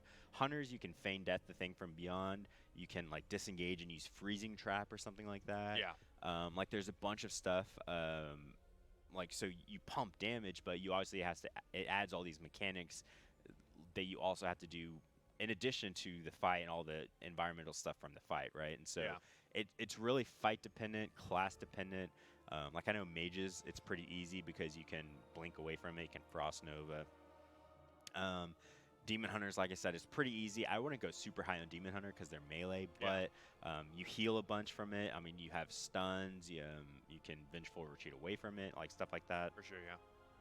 Most classes, I recommend to not go above 39. I think Yeah. 39 is probably like the sweet point for most classes. Maybe if I still had Gust of Wind on my Shaman from Legion, I would actually maybe go into enough corruption where I still get that thing from beyond. Yeah. So I have a lot of corruption gear that's just sitting in my bags right now Yeah. because I can't use it, which feels really bad. Oh, it does. Because like it's high item level, and I'm like, man, this is gonna be really good when I have enough corruption. But right now it just feels, or when I have enough like corruption resistance. Yeah. At Right least you now have it just feels corruption. so bad that I can't use these items, and I don't want to. Listen, I got a lot of solid versatility corruption, and avoidance gives haste corruption. Solid. Man, I've got Solid. some very unlucky drops this tier. But you rubbed Preach's head. I thought this was supposed to Yeah, be it didn't give me luck in game. It just gave me luck outside of game, apparently. Yeah, the 10 euros that Yeah. you found on the street. That's like really good pizza. Pizza. Pizza. Pizza. Is there a secret mechanic on the secret phase on the last phase, or on the last boss, N'Zoth? Yes, there is. No one has gotten to N'Zoth, so we don't know exactly how it works. Whether it's a new phase, a new boss entirely. We're not exactly sure. A new expansion before Shadowlands. just like happens. Man, You get imagine- access to the alpha. Imagine you it is. kill Mythic N'Zoth and you just get access to the alpha for Shadowlands. Oh my god. Man, I wouldn't play BFA anymore. Do you know how many people in the comment section of like the forums would just so hard? Oh my, it would put like McConnell Rees to shame. Oh. That would be Man. the end of the world.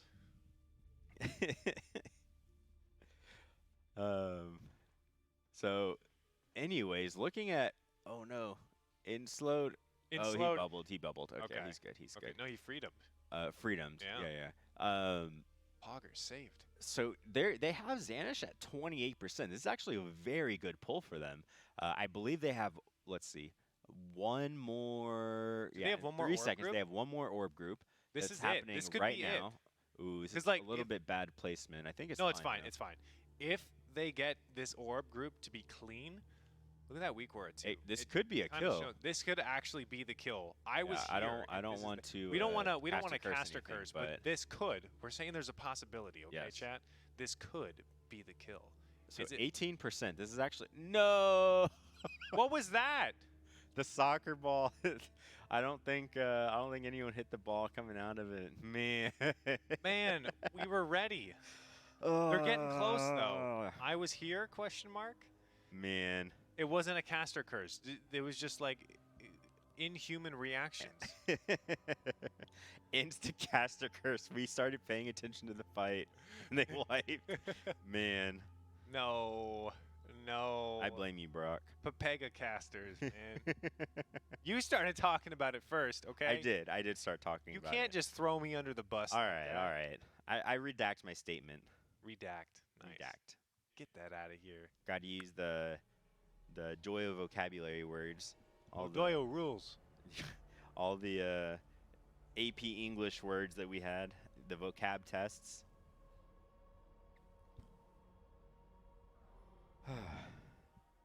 We'll wait. We'll wait for it to happen again. We'll say the same thing.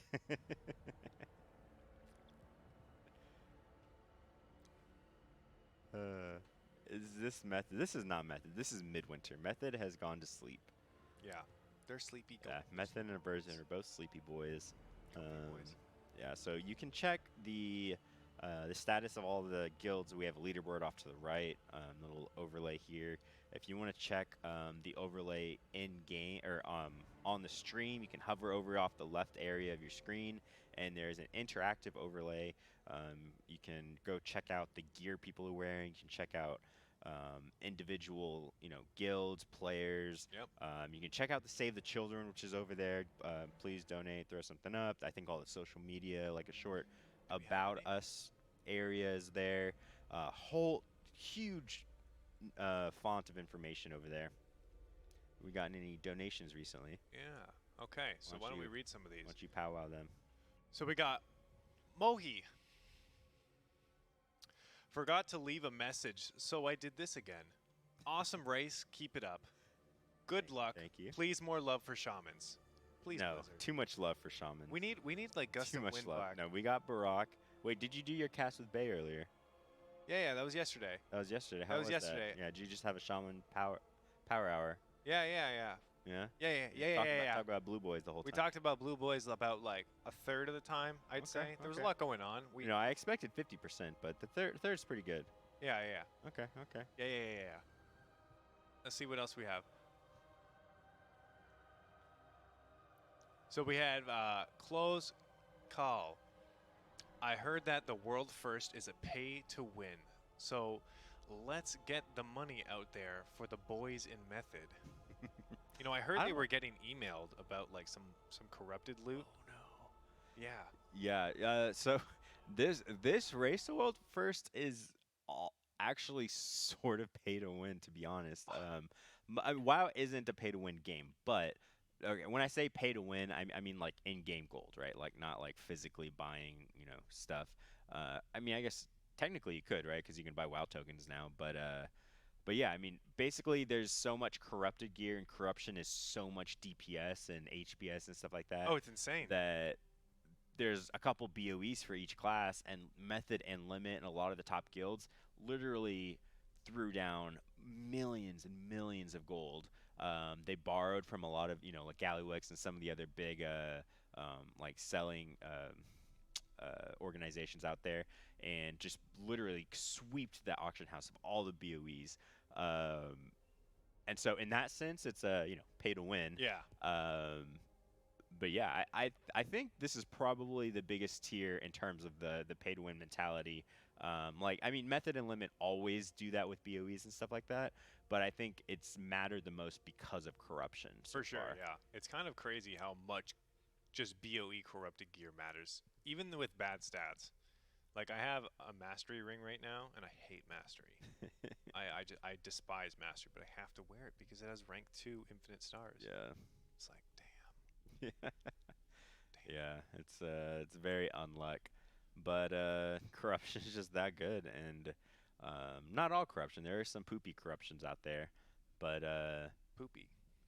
Yes, poopy. I don't know what are some of the good corruptions? We got Echoing Void. Yeah, Mega which is OP. completely OP, especially Yeah. if you're going to even consider pushing keys in Mythic Plus this season, you have to have Well, Echoing. as of now, right?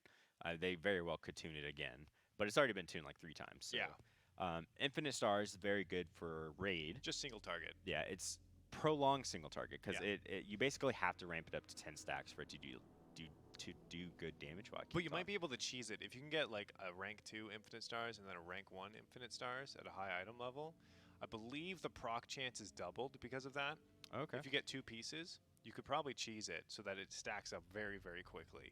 And it would be better if you potentially had that set up than having just a rank 3 infinite stars. Okay. And it'd be about the same corruption. Yeah. Something to consider. Yeah. Yeah, so we got Infinite Stars, Echoing Void. We got Gushing Wound. Gushing Wound is, I think it's the best per corruption item, like damage per corruption item. So it's only like 15 corruption, but it does pretty good amount of damage. Yeah. And it's a dot, right? So it's not super good in AoE, but it does spread in AoE. We've got Twilight Devastation, which is really good in AoE. It's not so good in single target, but like No, Mythic yeah. Plus, it's really good. And they just fixed it so that other players do not see the Yeah. spell effect. God. And that Twilight Devastation, doing keys with that, and just seeing this giant black like lightning shadow bolt coming from the Oh my sky, God, just like spazzing out all over the place. Like, and then the other one is the Tentacle Boy, the little hentai tentacles that come out and the mind flay. yeah, mind flay people for you. That one is super OP.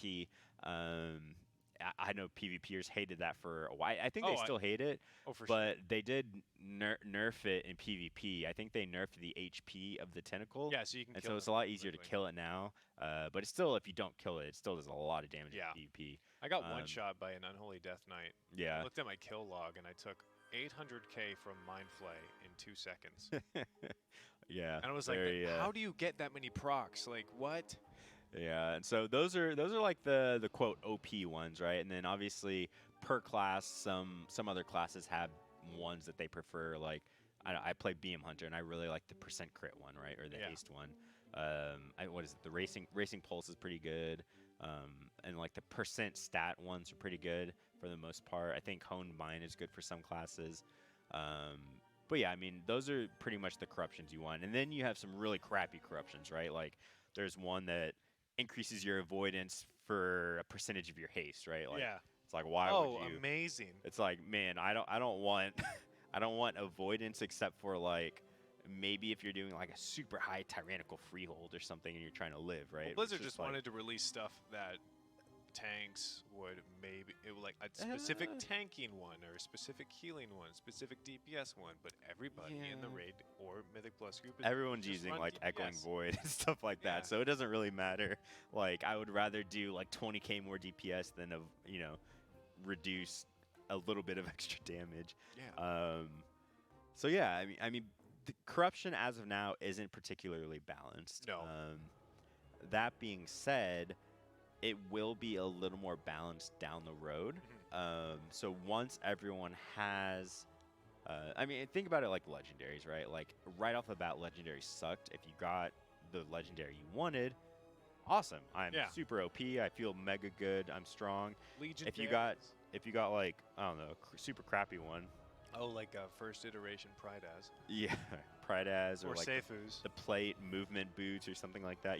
Whatever you got that was really crappy for your class. Oh, Roots of Shaladra shit. Oh my god, the freaking healing ones. Yeah. Yeah. You just felt awful, right? And Yeah, it's yeah. the exact same thing. If you get Infinite Stars or Echoing Void, oh, I feel so strong. I'm doing 5k more DPS than everyone in the raid. Yeah. And then if you're getting like the versatility or like the avoidance haste one, stuff like that, it's like, well, crap. Like, what am I? I'm chopped liver. Like I have 35 corruption. This isn't helping me at all. Not at all. Um, And then you don't get the best in slot ones until the end of the tier. yeah. But 2-3 months down the road, when everyone has multiple pieces of corruption to choose from, it's going to be a little more balanced because people will have, the options and stuff like that. You And can maybe sort of- they'll even start doing class balancing instead of corruption balancing. hopefully Maybe. so. Yeah. Maybe. But yeah, I mean, down the road, I think it'll feel fine. I think it'll be a fine system. But right off the bat, I think it's super annoying for a lot of people, and it sort of makes the world first race, just who can buy more corruption gear, yeah, who can pretty get more much. corruption gear. It is a type pay to win essentially right now. and it sort of sucks that they're not really bringing people in per class necessarily. No, it's like bringing a lot of corruption, these not the guilds are class. saying like my guild leader literally asked me last night like, hey, which of the hunters has better gear? And I was like, well, the other hunter has better corruption. Like, okay, bring him. It's Yeah, like exactly. it's like it doesn't Like, it doesn't aw. really matter, skill wise or what PP class per se. It's hands. just like who has better corruption. PP hands. And so it's just sort of, it feels bad, man. But I mean, that's just the nature of the beast, right? If you wanna, if you're a hardcore guild, you just got to bring the My best person for the corruption job. sucks. or the best person with the best gear in this situation. But So I want to read out another one of these recent donations. Sure. This one kind of caught my eye, and I don't know what relevance this is, but Barack, you remember me and my Parmesan toes? Question mark heart. man, who do you associate with to have I don't- Parmesan toes? What does that even mean? What is Parmesan toy? What is Parmesan toes? Like, that's a what face? That's like Weird champ. weird champ. What is Parmesan toes? Amazing. Amazing. So we have Great First Day by Annan. Just anonymous. Great first day, boys. Keep it up tomorrow. M way cozy. Nice, cozy boys. We got any cozy boys in chat? Cozy boys in chat, or Parmesan toes in chat. Weird champ Parmesan show. What? Nothing. I almost slipped up and said something weird. Weird champ.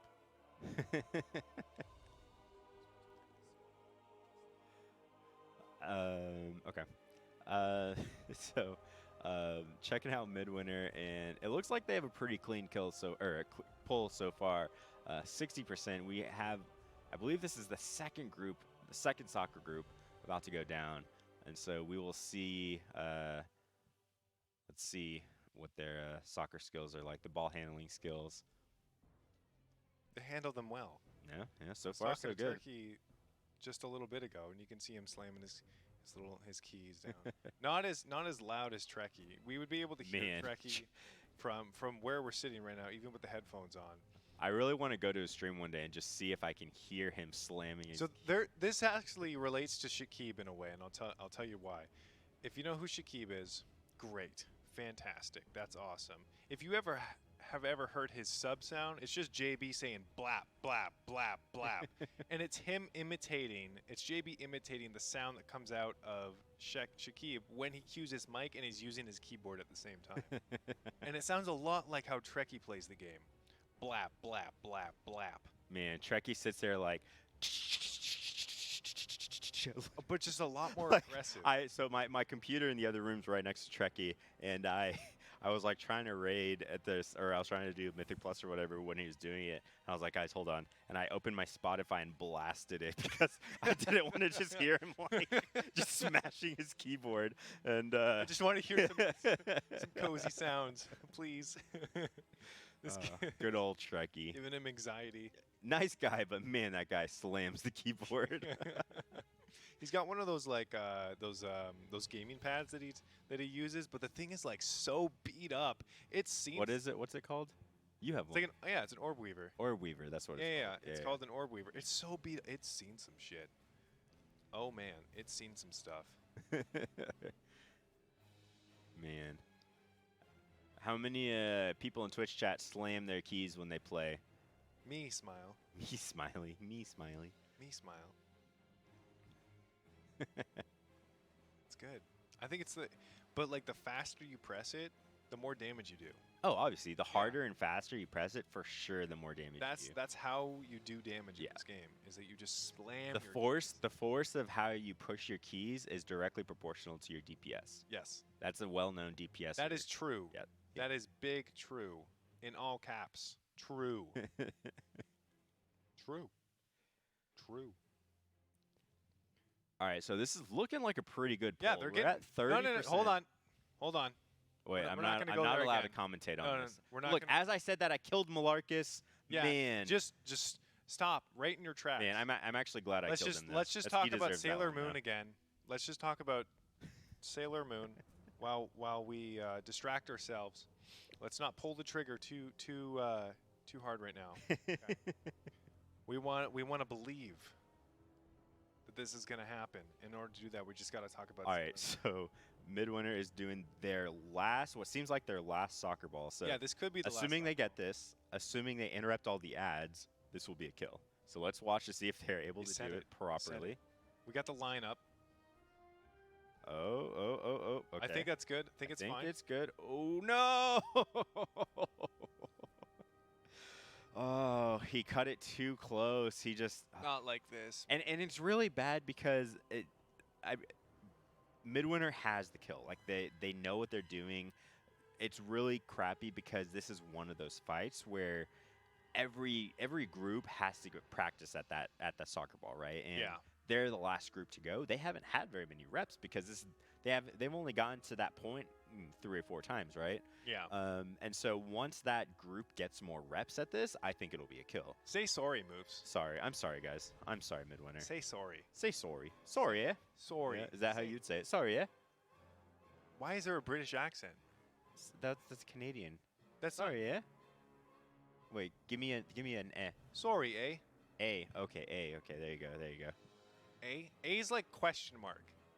A. Okay, okay.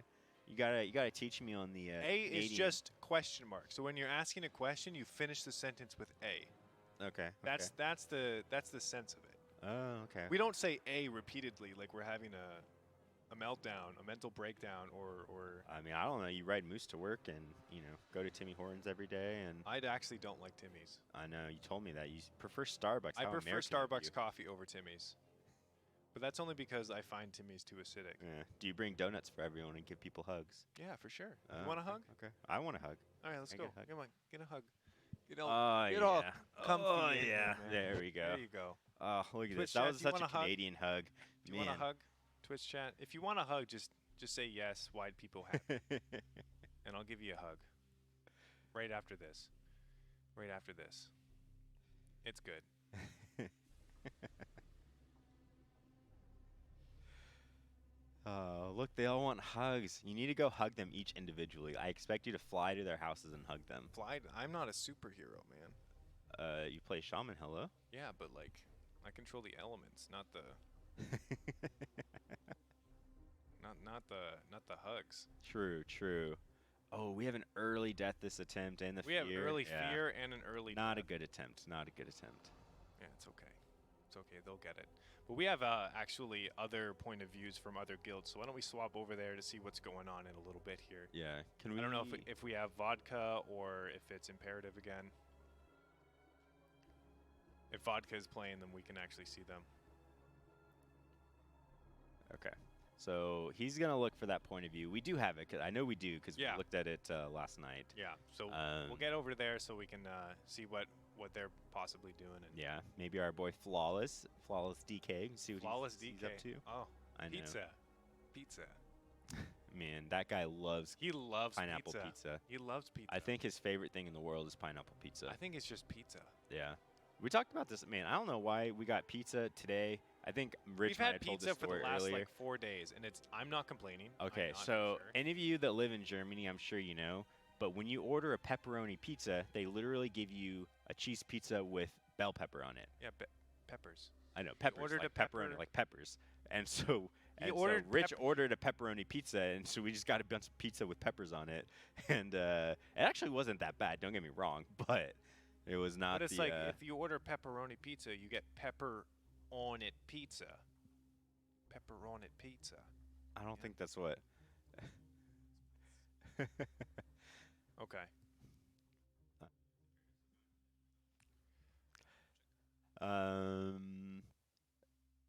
So getting into another poll of Xanash. Someone asked what boss is this? Well, I just said it's Dark Inquisitor Xanash. This is one of the 3 bosses you can go to. I think this is like potentially the 3rd, 4th, or 5th boss Yeah. that you can do. So the raid sort of splits up and goes to like 3 different directions, right? And this Yeah. is one of those 3 that you can go to. I like it. 3. Amazing. 3 is a great number. 3 is a good number. Yeah. Yeah. This raid is really interesting because a lot of the raids in the past have been almost, like super linear, and there's always been like maybe like one wing that you can go to, but we haven't had a multi-wing raid like this in a while. Oh, I think last one that I can remember that really jumps out is the Hellfire Citadel. Yeah, Hellfire Uh, Citadel was a Warlords of multi- Draenor. Yeah, that was years ago. But most of the raids have been pretty linear. I think a couple of them you might be able to go to like 1 or 2 bosses at a time, but Yeah. it's been they missed a fear again. Man, the fear is so just But I feel like this can be fixed if every class gained resource from using their interrupt. okay. Havoc Demon Hunter. Yeah, yeah. Because we Honestly- all know Havoc Demon Hunter, the Game Fury, by interrupting, and it's off the No, G but speed. see, then you would have the reverse problem, and everyone would interrupt at the same time. But they would if they were on a kick list, they would prioritize getting their kick because it's free resource. That's true. They That's would true. they would never you would never miss a kick again. That is true. That is true. Especially those players that love to play optimally, because Demon Hunters, they get so mad when you take their kick. Oh, I know. They get so well, mad. They Vengeance doesn't get mad as much, but They're Havoc Demon Hunters get so annoyed. they like, get so "Mess my mad. I specifically sometimes will interrupt in a rotation that I'm not even on just to make the Demon Hunter in my raid group. Like you just hear, what? Right?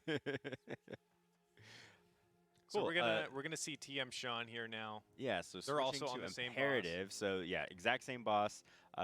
Let's see, what is their best pull? Their best pull is 50%, so not quite as progressed as Midwinter, but same boss. They're doing the same strats basically.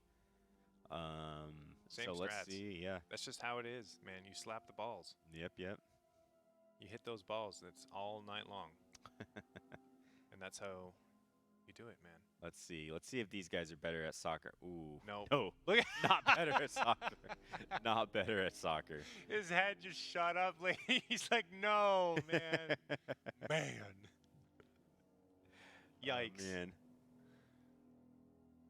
Oh, this is why I like this boss. I like to see the reactions. All right. I think I like casting the boss. I'm not going to like actually progressing on this boss. No, of course. Yeah, I've always hated those bosses that just like one person can just instantly kill your raid. Mhm. And this boss has multiple mechanics that can do that.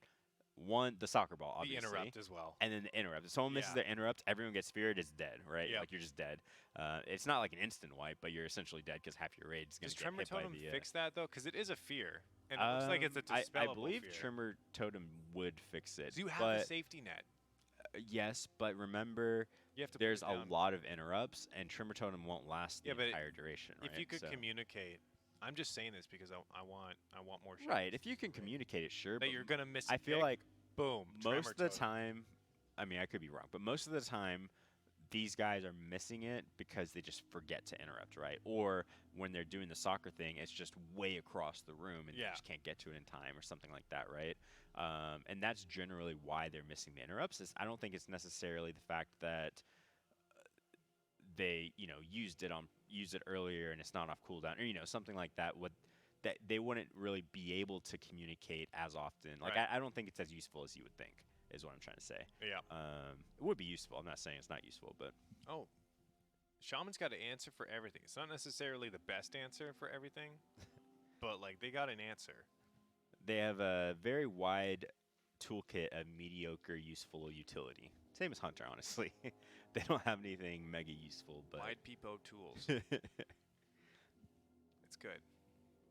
yeah. Very Oh, someone said that Nighthold had a multiple wing. That's true. Yeah, yeah. Nighthold, and that was more Yeah. recent. Yeah. Yeah. Oi, oi, oi. Oi, oi, oi. Oi, oi, oi. Oh, Listen, if you hop on the oi train, Sophia will love you. Yeah. You just gotta prep that oi before she gets here. For sure. Good. Twitch chat can practice. We got tons of time. BlackRock Foundry. Okay, but BRF was before all of those. Oh, I love it. Because it was BRF, HFC, and then Nighthold. I love it. I love the grin on his face, man. It's not even like a happy grin though. It's just kind of like a. Oh, it's the frustrating It's grin, the right? frustrating grin. And I think he's the raid leader on, so like, I've done raid leading in the past, and it's so frustrating when you're trying to raid lead every pull, and it's like the same people are messing up, or it's like you like your guild is just messing up to the same dumb mechanic, and they Yeah. should know it by now, and it's just so demotivating, just trying to raid and guide everyone. And it's just like, all right, well, guess we wipe again. It's hard for raid leaders to stay happy and Oh, enthusiastic. for and sure. There's so much negativity. there are surrounding definitely it. those raid leaders that will yell and get mad at you and stuff like that. And I know Twitch chat doesn't have any of those raid leaders. They're all nice, wholesome lads, but they do exist. Twitch chat. More believe it dots. or More not. dots. Okay, stop More dots. dots. More dots. More dots. Stop dots. Man, that is a classic.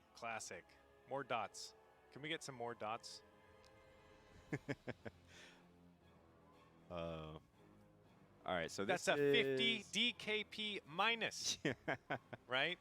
right. So this is back to Midwinter. So swapping back to Turkey's point of view, they are, let's see, 50%, and it looks like everyone's alive so far. So this is a pretty good pulse for them. Obviously, they will have, so this is one soccer group going down, and they will have one more that they have to do.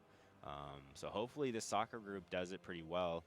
And Like they're one able more to- after this. One more after this, correct, yeah. Okay, this is a really early caster curse. This is like really early. Oh, did you see that Demon Hunter? No! Look what you did, moves. Oh, did you see him dash before the... No, Oh, man. man. No, man. Man, I blame production for that one. They swapped to it and made me talk about it. Oh, man. Like, we just got. He switches it back. He's like, okay. Okay. We'll go back in a little bit. Anyways, back to imperative. G kicked. G kick, man. Man, Twitch chat's trying. I'm not even in your guild anymore, Twitch chat. You can't kick me out. Hello? They've infiltrated. They've infiltrated Oh, your new guild. look at that. We swap and there's another wipe. What? Keyboard on the head, man. Is he putting his He keyboard wants, on his he head? wants to bend and The snap keyboard. it so bad. He's like, oh, the frustration out of this. Oh, man. This is the kind of stuff I love to see. All right, we need to swap to Midwinter and wipe them again. Yeah, no. I want to. I want to. This is so good. I love this shit. This is amazing. Alta beauty. Alta beauty, man. Oh, Yeah, there we he's- go. Yes. The Pepe, yes. Oh yes. Oh Man, yeah. take that. Take that. Take that. Winding it up. Oh, that's what I needed. That's so good. That's a belly laugh, man. Oof. Okay. I'm tired Anyways. now. That took me. That Yeah. that took me for a ride. Yeah, I mean, as you guys can see, this is a pretty frustrating boss. It's just one of those fights that is just, it's just, I don't know, like one person messing up just messes it up for the entire raid. It's Yeah, not like they it's just that die. It's personal just boom, instant responsibility. wipe, and this is one of those things where if you have like 18 or 19 really good players and you have like a couple like players or Yeah. like not so good that are sort of getting carried, this is a fight that shows it, right? Yeah. You want those And players to go first, though. generally Not towards yeah. the end of the fight. You want your like Chads Oh, in yeah, your for guild sure. to get those like last two lineups. Yeah. You need your Chads. Those are the Chad's ball slappers, Chat slappers, yeah. right? Chad ball slappers. That's how you do it. Yeah. Man, swapping talents. He's been going back and forth. I don't know. I guess he can't You decide can't which ma- one's better. Can't make up his mind for if he wants to snap his keyboard or if he wants to use whatever talent. Right? That's okay. I'm sure he's got several keyboards. Yep. Oh, so pull timer's out. Got Yep. the hands up. Hands up. Channeling that font.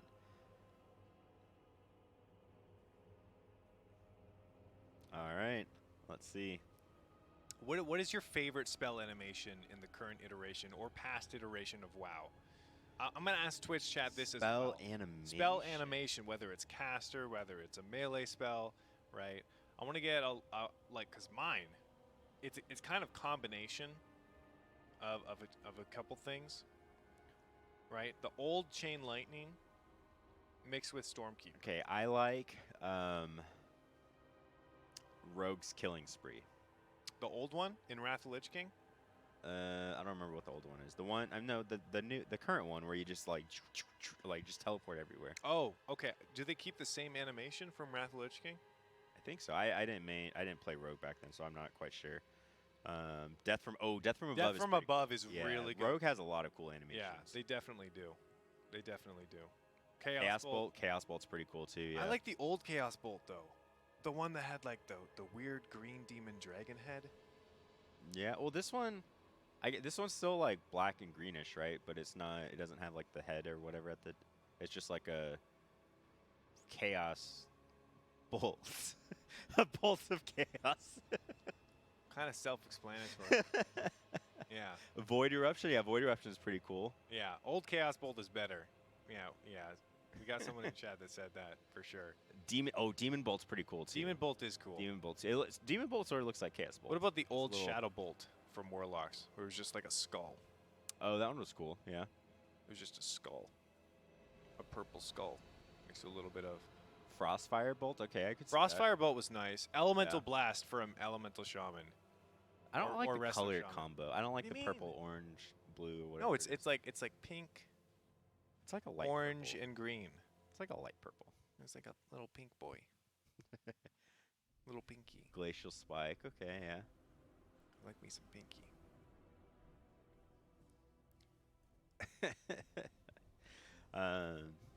Glacial Spike is just huge. It's obnoxious, but it's one of those things where it's probably really satisfying to watch it go off like that. Okay, so here's another question. Not visually, but what is the what class / spell combination or whatever is the most satisfying to use? Like when you feel it, it's just like, oh yes, like it just Oh, like gotcha. feels amazing, like gotcha, you know. Yeah. All right, mine is so I play BM Hunter, right? Okay. And so you obviously, Is that a if you barrage? don't know how to play, no, hell no, no. If you know how to play BM Hunter, you have to maintain stacks of frenzy, right? Okay.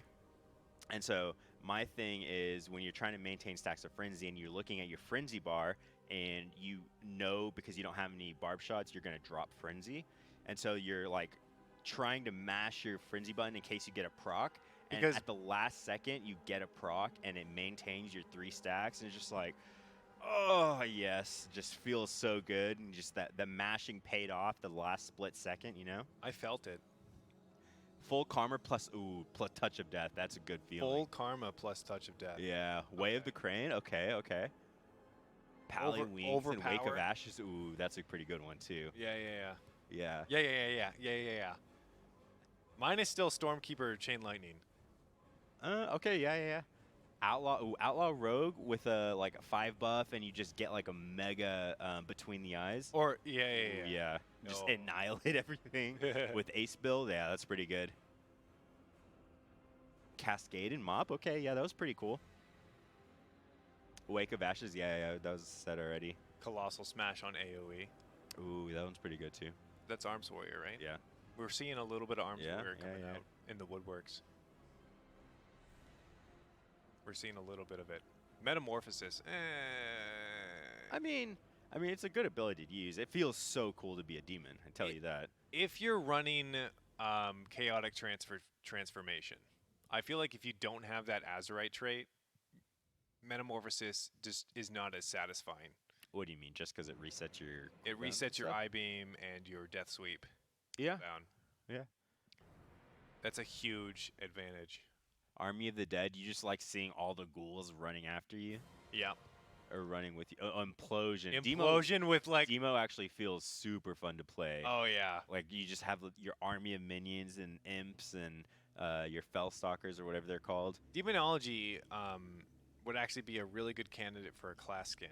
We talked a little bit about this before on stream, but chat, what do you think about class skins, where it changes the appearances of your spells and like the lore of your class, so like necromancers, for instance, or dark rangers, or like. So what he's saying is like, so if you've played League of Legends, for example, you can play, I don't know, Soraka, right? And the base Soraka, you know, does like little moon crescent attacks or whatever, and looks, I don't know how The banana. ever look. Yeah, the banana. The banana. But if you get a skin, you know, you shoot different things. You They look never different. expect the banana. Your going back home ability looks different. If your death animation looks different, stuff like that. Yeah. So he's saying, what if you skinned WoW characters? So now, what if Your Demonology Warlock is now a necromancer. right? And it so summons instead of undead imps, instead you of have imps. undead, right, or something like that. Or Yeah. I don't know what it is. Like for Marksman Hunter, instead of just normal arrows, they're like fire arrows or shadow arrows or something like that. Marksman Hunter would be like a Dark Ranger. Yeah, something like like the that. Sylvanas Dark Rangers, right? Yeah. So you shoot out like shadow magic from your cross. from your bow. Yeah. So I don't know how it. The reason it works for League of Legends is because League of Legends is pay to win, right? So It's have- not pay to win. Well, okay. They have a payment system in game where you can just buy. I guess you have Riot points, yeah, right? So but can you buy- can do the same thing with WoW Gold. I guess you could. I guess you could buy it, just put it in the Blizz store, or I think it'd be cooler if it had like a quest to unlock it, right? Like if it was like a. but like a hard some- quest, because like Right, back in the almost day, like we had like a- the green fire for Warlock. Yeah, like the Green Fire for Warlock. Like if they had that for other classes, I think that'd be really cool. Yeah, for sure. I can't, I'm trying to think of how many other. I mean, they do some stuff like that. Like hunters have like special tomes, and you can tame special pets. The Green Fire for Warlock, which is most closest to what we're talking about, right? Yeah. Like the skinning. Did they do anything like that for any other class? I don't think they did they? No, I don't think so.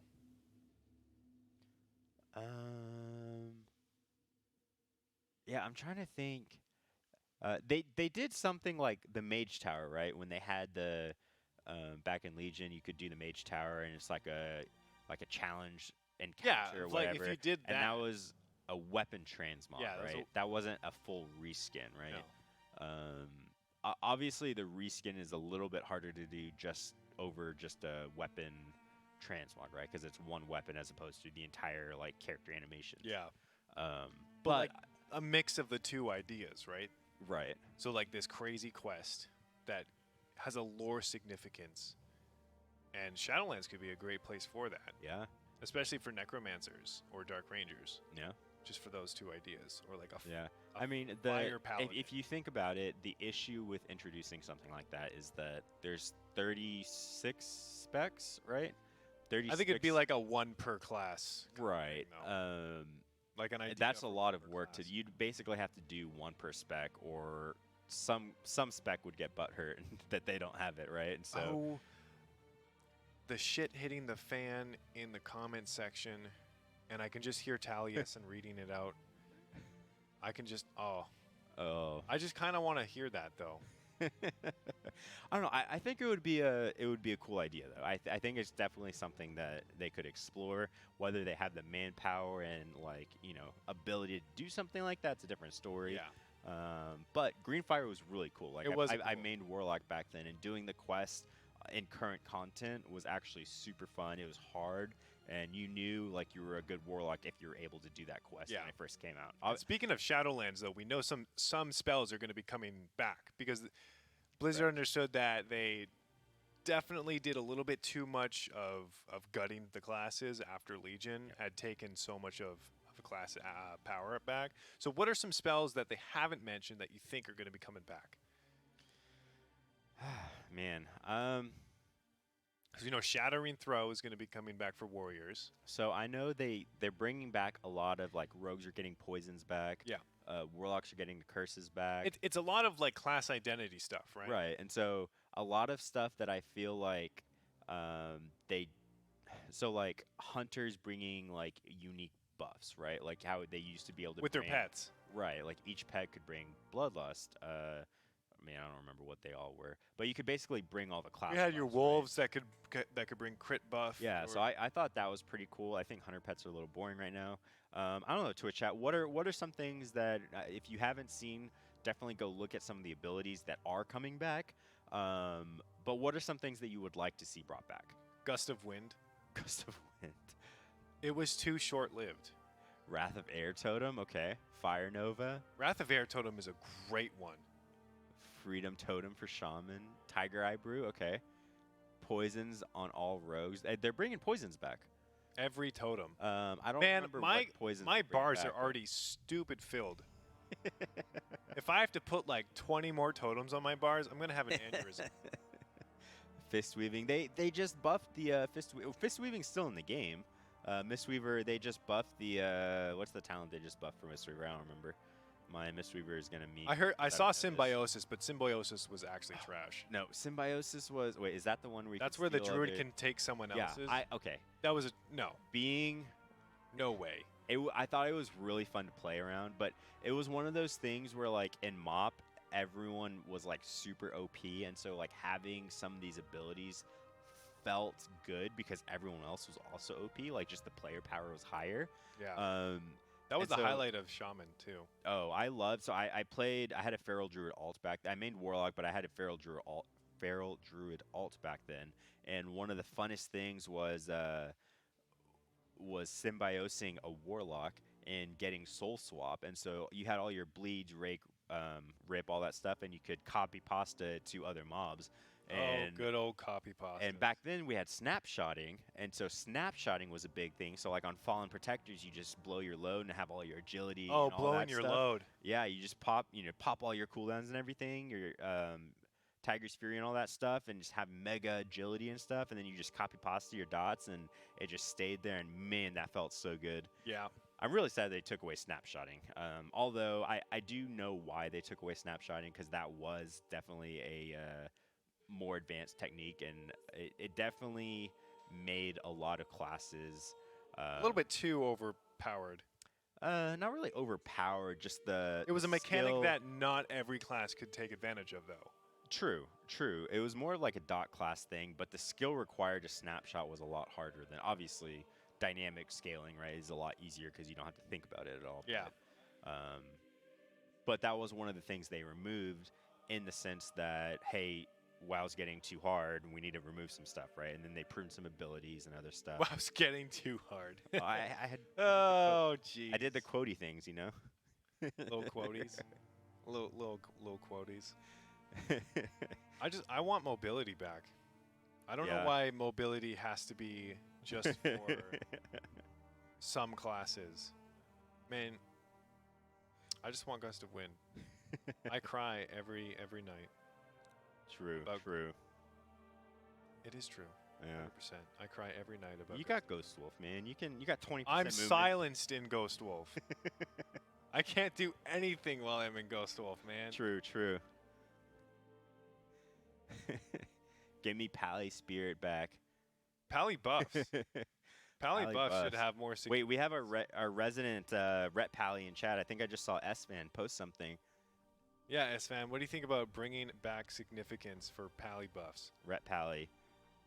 Devo or Devo. Blessing of Might. Blessing of Might. Boom. Blessing of Kings. Boom. Blessing of Wisdom. Boom. All things. All the things. All right, so let's see what we're at 40%. So this is this is the second to last soccer that we have to do. You're so doing it again, moves. listen. Listen. we have to bring it back Linda- and actually Linda, talk listen. about the fights every now and then, you know? Linda, Like listen. some people in Twitch chat are not here for solely here for memes. They're actually here to learn a couple things. So so we got to educate them a little, you I'm know. here for the memes, man. Oh, I'm here for the memes, of course, but Of you know, we course. gotta talk a little bit about the fight. So they are kicking the soccer ball around, and like we've said earlier, if you're just now joining us on this fight, every time you touch that soccer ball, it spawns one of these shadow ads that the rest of the raid have to deal with, and it basically chain casts a fear. Yep. If it gets off, it fears the entire raid, which essentially also causes a wipe, right? Yeah. There's a lot of things on this boss that causes insta wipes, more or less. Oh, it's unbelievable. Yeah. Unbelievable. Okay, so they successfully did the third round of soccer. Now they have one more round of soccer to do. So if they're able to do this, it's a kill. Now, I don't want to jinx it. Not gonna say this is it. Not It's gonna not say it. I'm This is not. not I'm it. not here. They're I'm gonna not be here here for right at least now. if we're just completely negative about it, they'll kill it in a more optimal way. Because if we don't believe in them, it'll happen. But on the inside, we're actually like big believers. Oh, true. Oh yeah, we're like.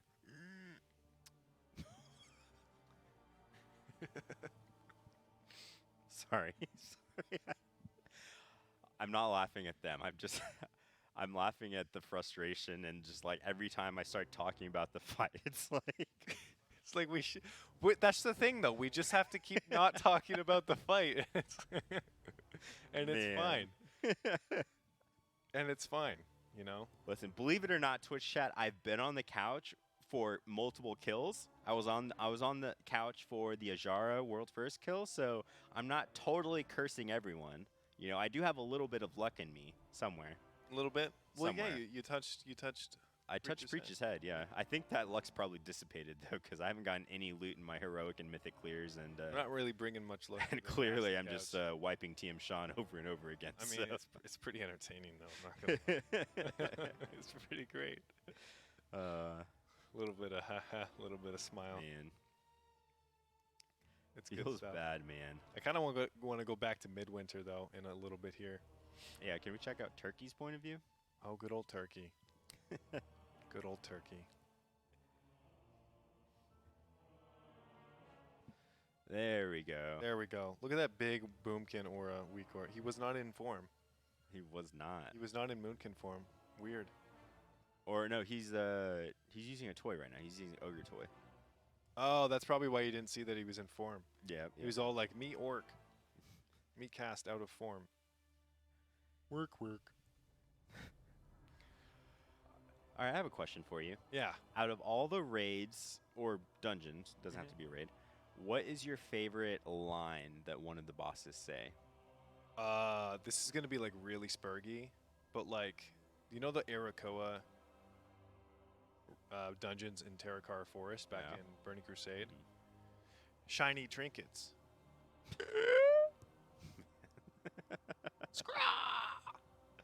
Because anytime I hear like the transmorpher beacon, the Yeah. transmorpher, and it's that one, I kind of just like I kind of like get all giddy, and I'm like, that sounds terrible. You know, take candle. That one's a You good know, one. take candle. Man, okay, mine is Blackrock Foundry. Oh wait, maybe it was Heimal. Actually, both of them are really good. The ogres, Hans and Franz. Oh, And Hans the, and Franz. What? God, I don't remember what they say. It's like they have like a whole dialogue. It's just like their voice. It sounds like Arnold Schwarzenegger. you face Juraxis. The whole that song is. Oh, just so- Tectus, Rise Mountains. Did you ever see that website? It was just a bunch of Tectuses, and it just kept saying Rise Mountains over and over and over again. It's literally because just in like, Blackrock. No, that was High Mall. That was High Mall. Yeah. Oh yeah, we got a stamper Boonstorm. that ain't stamping. Hans, Franz. God, I can't even do the voice right. Dude, Rise Mount. Yes, the Tectus one was amazing.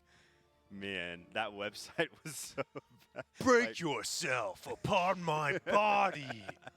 Ah. oh man, there's been some really good taglines. Need more man. That one's pretty good too. Yeah.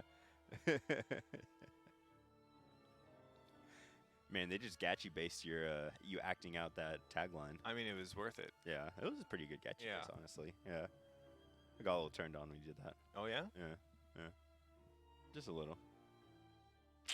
Oh.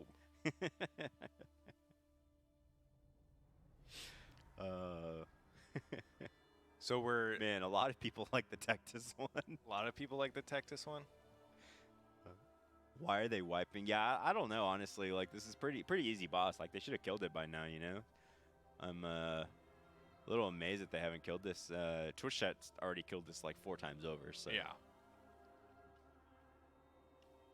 I'll rip your secrets from your flesh. Professor Putricide had pretty good voice lines, too. news, everyone. Yeah. I've perfected a plague that will Whatever destroy he the whole of says. Azeroth. Yeah. And then he also has some pretty good voice lines when you're going and killing Festergut and whatever. You know, when you kill them, he says something in the background to unlock the gate or whatever. The ooze is the ooze is running again, everyone. You killed Stinky. You pay. No, that's Oh wait, no, that's Festergut. Festergut says that because yeah. You kill his.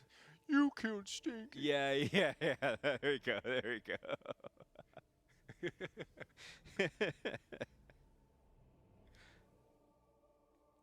Bad news, Daddy. Man, I miss Wrath of the Lich King. Oh, that was such a Ice Crown. was BC so and good. ICC. Ugh, man. Bring back the good expansions. Bring back. Man, do you think they're gonna do like a, you know how they release Classic? Do you think they're gonna do a BC, Oh, for sure. and then Lich King, and just sort of like just relaunch everything? Oh yeah, for sure, bud. Oh yeah, eh? Man, I would play the BC one and the Lich King one for sure. I would definitely play Lich King. I want to go back to Ulduar. Ulduar was a fun raid. Oh, it was great. Man, I loved that raid. Yeah. Ulduar, Lich King. It's free real estate. Oh yeah, for sure. I mean, I think they'll definitely do it given how the success of Classic. Because I mean, they definitely have BC and Lich King private servers, so you know there'd be a big audience for it. Yeah. Just time walk it, man. Just I time don't walk think it, that's just the same feeling. It's not the same. It's not the same, dude. It's not the same. Trial of the Crusader. It was a cool dungeon. I I just really didn't like like that much. you had yeah. to stay in the same area. Yeah. I didn't like. Oh no, turkey! No, turkey! Oh, he saved. He made it. Saved. Oh. Oh my God. The disengage into the middle. No. Oh, my boy. That was Man. good. That was real good. Saved. Saved, man. Saved. Man, I hope this is the kill and someone clips that. That would be really good. You're doing it again. I didn't say anything. I said someone clips his thing.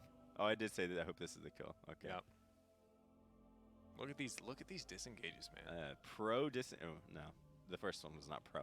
No. That one is good.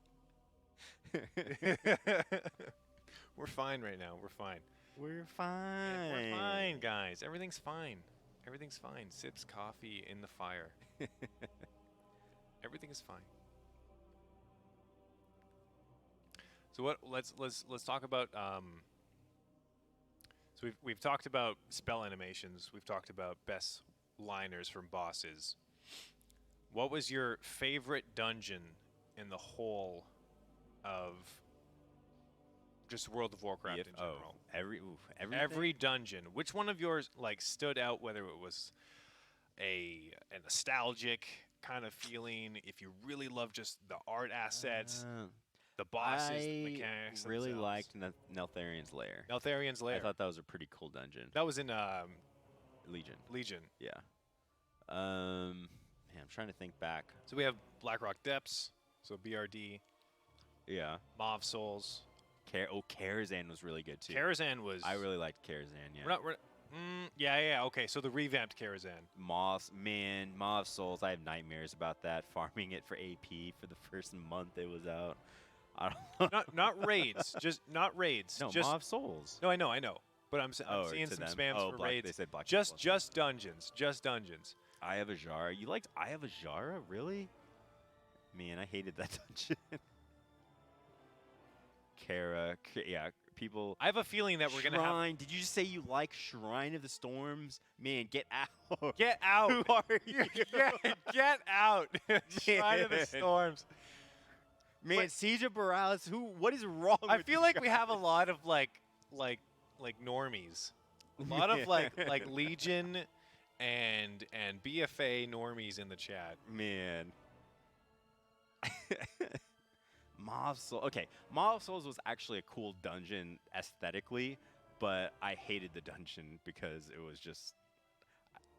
I lived in Mauve Souls for like months. I feel like mine was probably Tempest Keep. Tempest Keep's pretty cool. I really liked just like the whole aesthetic of the spaceships and how you needed to have flying in order to get there. Yeah. I thought that was so cool. Quarter Stars was pretty good. Quarter I Stars really was liked nice. Quarter Stars, I yeah. liked Quarter Stars. I really liked just the entire Nightborn area that was there. Since obviously Quarter Stars was like minutes after the Nightborn, area. I just thought they did an awesome job, just like graphically and aesthetically on that. Yeah, Legion was a beautiful expansion just in general. I would say it was comparable to like Mists of Pandaria, just on like the art assets that came out of it. Because Suramar was one of the best zones aesthetically, but also like lore-wise, your questing that you did there, like all the end game content that led up to the Nighthold raid, that was done perfect. Yeah. I don't know. I think Ny'alotha is actually really cool. Oh, a for raid. sure, Like, yeah. If you've seen like the backdrop, Because the they haven't- skybox and stuff, it's They like, haven't used any of these art assets to it actually looks amazing. Like I the think full they did fledged a of what really, they done. really good job aesthetically. Yeah. Like the actual raid, the skybox and everything is very detailed. I think it looks really cool. Yeah, if you go to the Carapace of N'Zoth and you look backwards, you can actually see a whole nother N'Zoth mountain in the distance. Like how you see him just like hovering over you if you look up to the boss. You can see another one. I'm going to say like if you're looking at the boss and that's like 12 o'clock, if you look at like 5 o'clock or 4 o'clock from that position, you can see a whole nother like mountain of N'Zoth. It's crazy. Okay, so which boss did you like the most today? The soccer one. It's probably just because of the memes, honestly. I think it's just the memes. Twitch chat loves memes. Okay. All right. Do you like Xanish? You're just a bunch of Xanish, memes. the soccer one, or more Xanish? It's just See, all the Twitch chat Americans, loves all the slap. Americans are choosing the soccer one. So if you don't know what we're talking about, go hover over the extension on the overlay, and there's a poll option, and you have the option to vote for this poll off to the right that you see on the screen. Yeah. Clearly, all the Americans are choosing the soccer one because that's the only way. It's know, NA prime all, time, all, baby. all the EU and other. They other were guys just around like, the they world, see they that, don't they're even like, know what soccer what is that? right? That's not even a sport for them. So Do you mean volleyball? Right? So I think it's just the soccer one just for the memes. I think it's us, actually. yeah. It's got to be us. The soccer one. Talking about Funny. Sailor Moon, getting chat, Oh yeah, you for know, I'm sure, for sure. getting chat in on the on the nostalgia of days past. Talking about class skins, mainly Sailor Moon, because Yep, of all yep. all the great weebs in the chat. True, Weebs and true. normies. That's what it's all about. What are some other good? Oh, I got a good one. All right, Twitch chat. Who's your favorite Pokemon? Any generation? Or 10-10. No, not Tim. I don't know what those guys are. I don't know them by name. No? No. Pokemon. Who's your favorite Pokemon? Twitch chat. Yeah, we'll talk about it. How many Pikachus are we gonna see? Pikachu. There we go. First one. Jigglypuff. Gigglypuff. That's not a Pokemon. It's Jigglypuff. I'm a little giggly buff. Charizard, Gengar. Man, y'all are going to. Holy crap, y'all like Pokemon. Man, I can't. Squirtle. Wait, slow down. Stop typing. Slow down, he says. Spam harder. Porygon Z, Larvitar, Duck Trio. Man, Umbreon. They love Pokemon. Holy crap. Hello, Falcone. What's up? I really like Kirby and Yoshi. Those aren't Pokemon. Magikarp, Damn it, little Blaziken, Dan. Weezing, Slowpoke, Typhlosion, Growlithe, Tyranitar, I think we're just naming all 800 Pokemon at this point. Can we name all 800? No. Why? Why? Are I'm you not- telling Twitch chat what to do right now? I don't Are you saying no to Twitch how chat? do we keep track of all 800 or whatever? It doesn't Pokemon? matter. Okay. All right, Twitch chat, go in order. Yeah, starting go from in number order. one. Everyone by just the go in numbers. order of the Pokemon, starting with Pokemon Gen 1. Gen 1 Man. Pokemon, go in order, please. Bulbasaur. All right, we got one. Bulbasaur. Ivysaur. I think it's Bulbasaur. Venusaur. Wait, someone's actually doing it. Charmander. Man. Man. All right, I think we'll be here all night if we wait this for is them great. to, This is to great. shout out everything. This is great. Volpera's not a Pokemon. Volpera. Although it sort of looks like Pokemon, right? Yeah. Wartortle. Bulbasaur. Man, Blastoise is next. Y'all miss Blastoise. Man, do y'all even have any Pokemon emojis? I know there's a bunch of Pokemon emojis. Aren't there like default Pokemon emojis I on think there's the? default ones. Yeah, like there's like a Pikachu and Squirtle or Yeah, something like that. The Kappa Pride one. Yeah. That's a Pokemon. No, yeah, for sure. Little tentacles too. Oh wait, there's a Charizard emoji. That's a Pokemon. Oh look, someone just Gengar. Holy oh man, crap. all the Pokemon emojis. This is beautiful. Pikachu. Wait, I can't even look at all these emojis. It's going too fast. Look at that. Yeah, the Gengar, the Pikachu, the cat screaming. Man, we got some Pokin nerds. Ha, Pokin nerds. Poke chads, man. Ha. Imagine liking Pokemon. Just kidding. I definitely got the new Pokemon game when it came out. Although, I beat the Elite Four. I haven't been, no-lifing it and raiding and getting level 100 Pokemon and IVs and all that stuff. I haven't been doing all that stuff, but I did beat the game.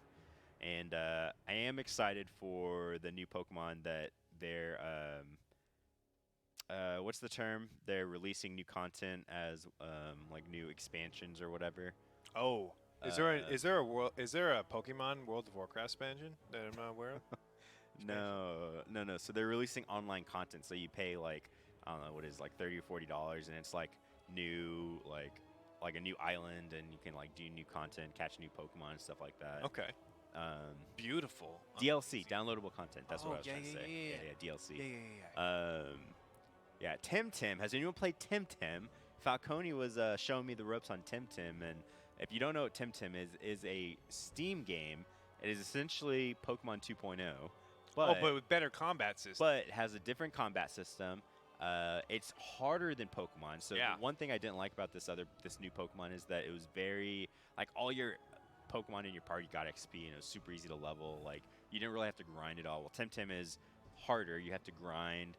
It's like a there's more battling, stuff like that. Like Falcone was saying that he almost whited out like just on the way to the first gym. Like it wasn't super easy, and obviously they have new Pokemon, but the story is really similar to Pokemon. Like you start out at your mom's house, you get to choose Is that from TOS? what? No. No. It's very similar to Pokemon how it starts out with all the 3 Pokemon, choose it, and you go to your gyms and stuff. Are we going to see like maybe a lawsuit though? Maybe. No. No, you don't think so. No. But it's a really fun game. I think you should check it out. I'm definitely gonna check it out. Still a big Pokemon fan, but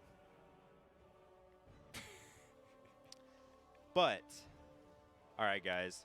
I think that is it for us. I think before this poll starts, we're gonna cut to a quick break. Yeah. And I think Falcone is on next.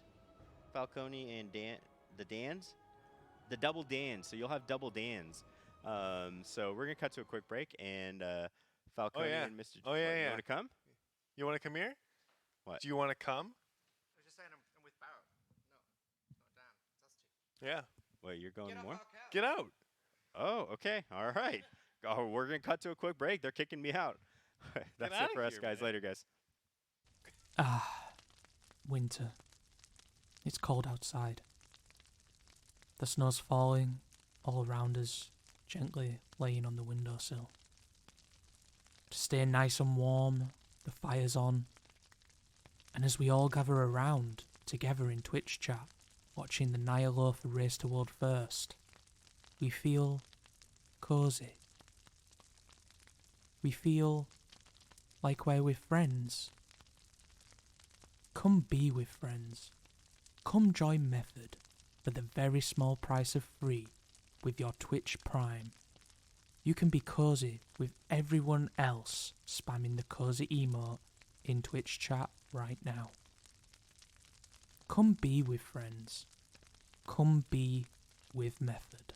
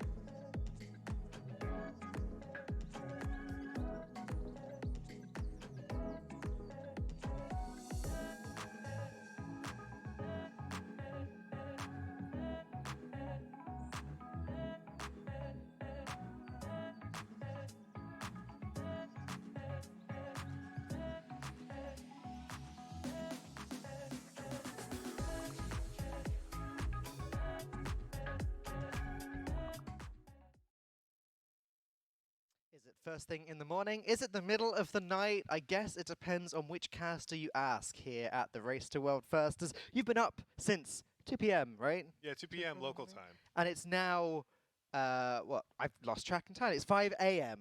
the next morning. Yeah. Whereas I just got up about 15 minutes ago. Oh, we're going all day, baby. Okay. All day. You're going all day? All day. You're not going to sleep after this? Oh yeah. That's not all. Okay, anyways.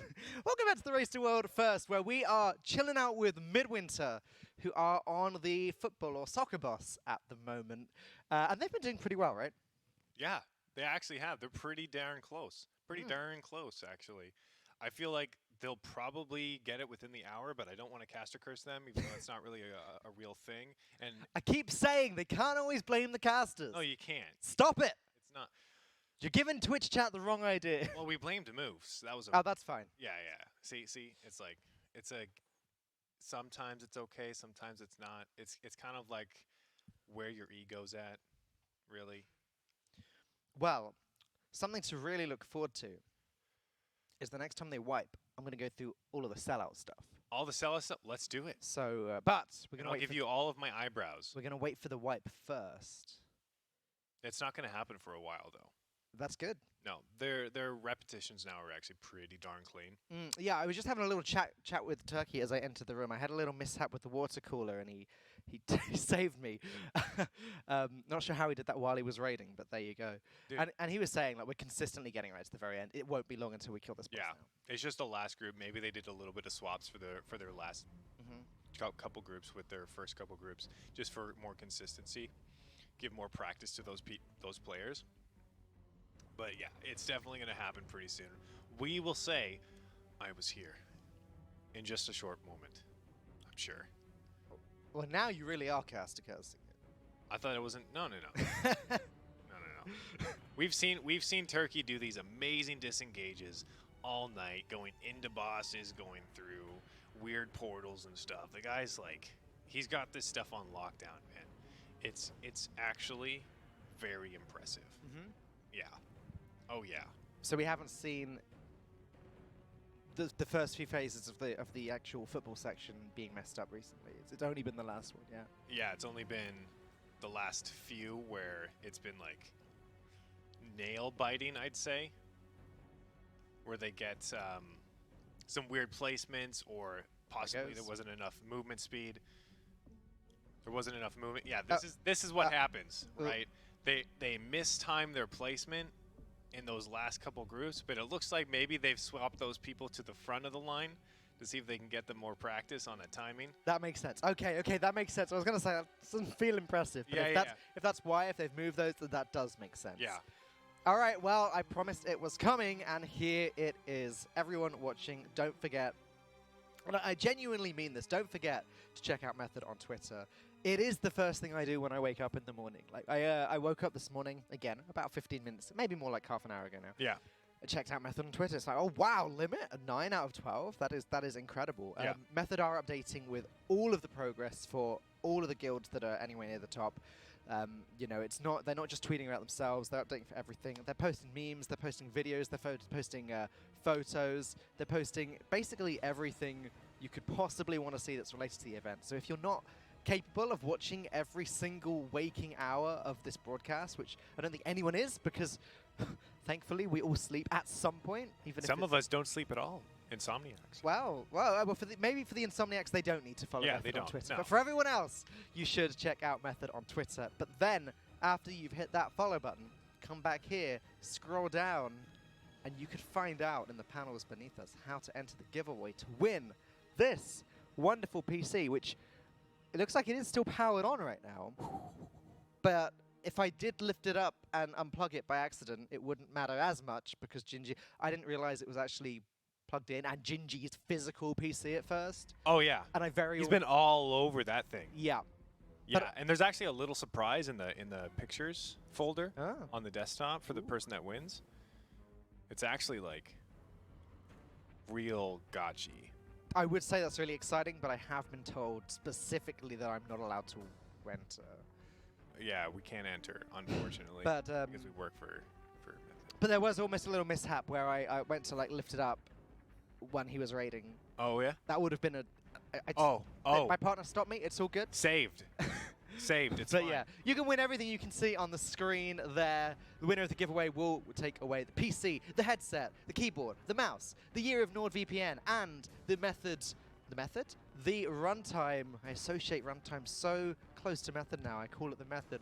The method. runtime GG starter pack. It's the way. Second place winner of the giveaway will take care of the monitor. So definitely with that, they are some. There's some really good prizes. Like I'm happy that I've got a pretty good PC, but for me that would all still be an upgrade. Oh, all the PCs that we've had access to here while we've been at the event, they're all better than mine back home, and I'm a little jealous. It's kind of like I can see it when I'm gaming in WoW, and I'm like, I know I'm expecting to have some frame rate issues and moments in the game, and then it doesn't happen, and I'm like, this is what it's supposed to look like. This is what it's supposed to feel like. Wow, I have a scuffed PC. Okay, maybe it's time for some upgrades. But yeah, and lastly, don't forget we have enabled subs on this Twitch channel this time. Yeah. For the first time ever. And you can go ahead and subscribe for some fancy emotes. Our very own Pleb Central is working behind the scenes and creating emotes throughout the week.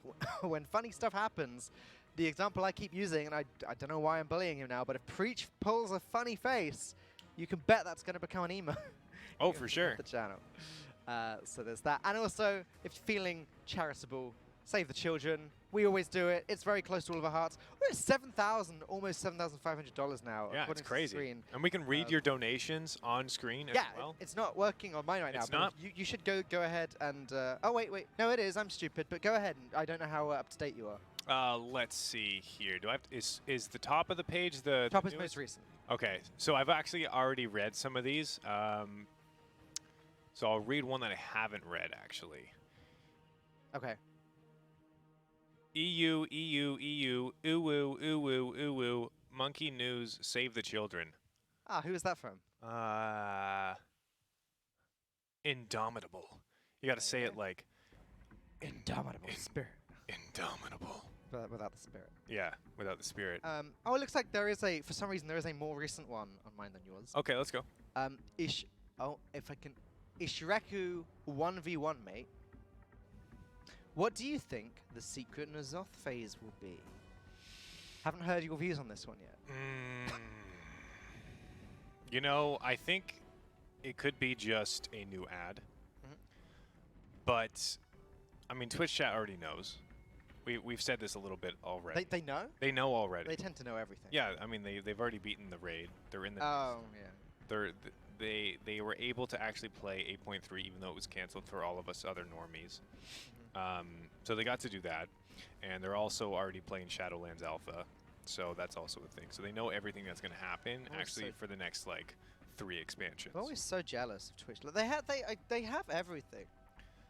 They do. It's true. 100% big true. Big true. We have nothing. It's unbelievable actually. We have very little. We're just scraping to get by here in the World of Warcraft lore and news. So many gigabrains in Twitch chat. Big hyper gotchi gigabrains. Honestly, the biggest. I'm very jealous. But if I were to actually like speculate what the last phase could possibly be, man, Azeroth, she's just like, yo, boys, I'm here. Azeroth herself in all of her glory. She just appears. She's like, yo, I'm here. She unsheathes the sword in her back, and she just like, let's go. And she just like Titan strikes N'alotha, stabs him with her sword, like real hard. And then he opens up, and there's like a new boss. Wow. Yeah. I kind of want to imagine after that happens, like the server just shuts down. Azeroth, pulls out the sword, goes for N'alotha. No, it's not like a swipe. It's like a. It's like a stab. Oh, okay. Yeah. All right. Yeah. I'm glad you made that distinction. Yeah, it's a big distinction. Because like it's exactly what Sargeras did, right? He didn't do no slash because he cleaved a planet in half before. True. He can totally do that, right? Given he was a little bit out of a handicapped, he was kind of getting pulled. in the opposite direction when that was going down. So we kind of had to do like a last minute stabby. Yep. Right. But like, I think this is more of like a jabby. I like the comment in the chat that says, it was Sylvanas all along. No. Imagine if Sylvanas was the final. She's busy right now, man. She's busy, like, off. Oh, they wiped. Oh, unfortunately. Yeah, she's busy off doing some weird stuff with her boy toy. What's his name? Sylvanas' boy toy? Yeah, Sylvanas' boy toy. Oh, I know who you mean, but the name is... Yeah, Nathanos. That's the one. Yeah, Nathanos. They're off doing something. Something here and there, right? Ska Hype Train. Yeah, guys, the Hype Train right now is just to unlock emotes. This is purely for emotes right now. Special Hype Train emotes. Hype Train is a cool new feature on Twitch, by the way. Yeah, it is. We didn't have that kind of feature back when I used to. Man, this technology blows my mind. It's crazy. It's nuts. Back when I used to had Hype stream, Train. I spent a full, 2.5 years trying to earn Twitch partnership because there's no affiliate.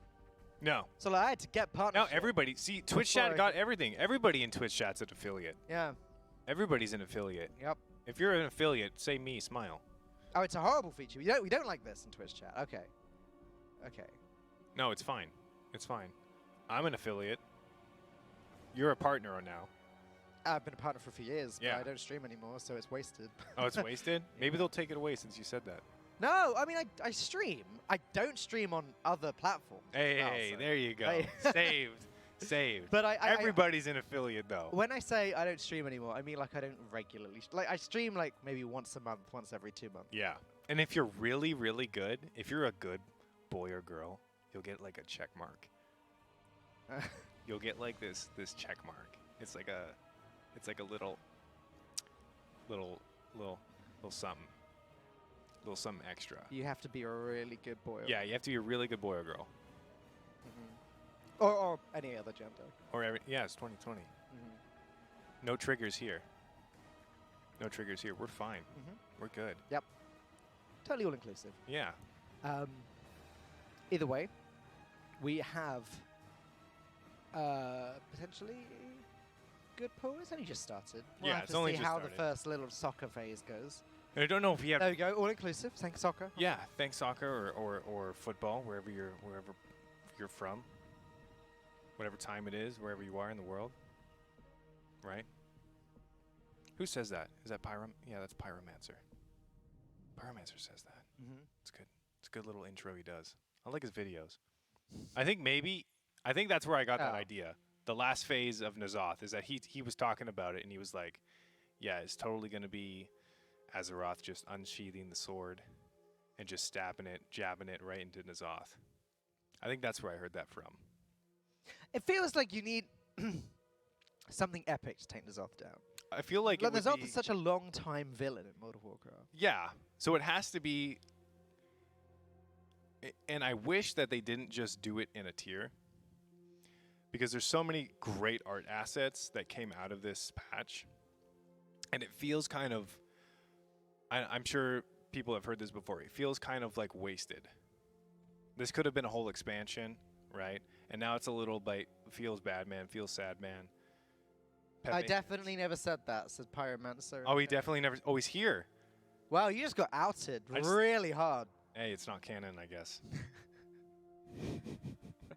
All lies. All lies? Oh, no, man.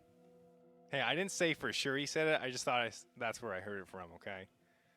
Pyromancer has all of the juicy, tidbits on what could happen.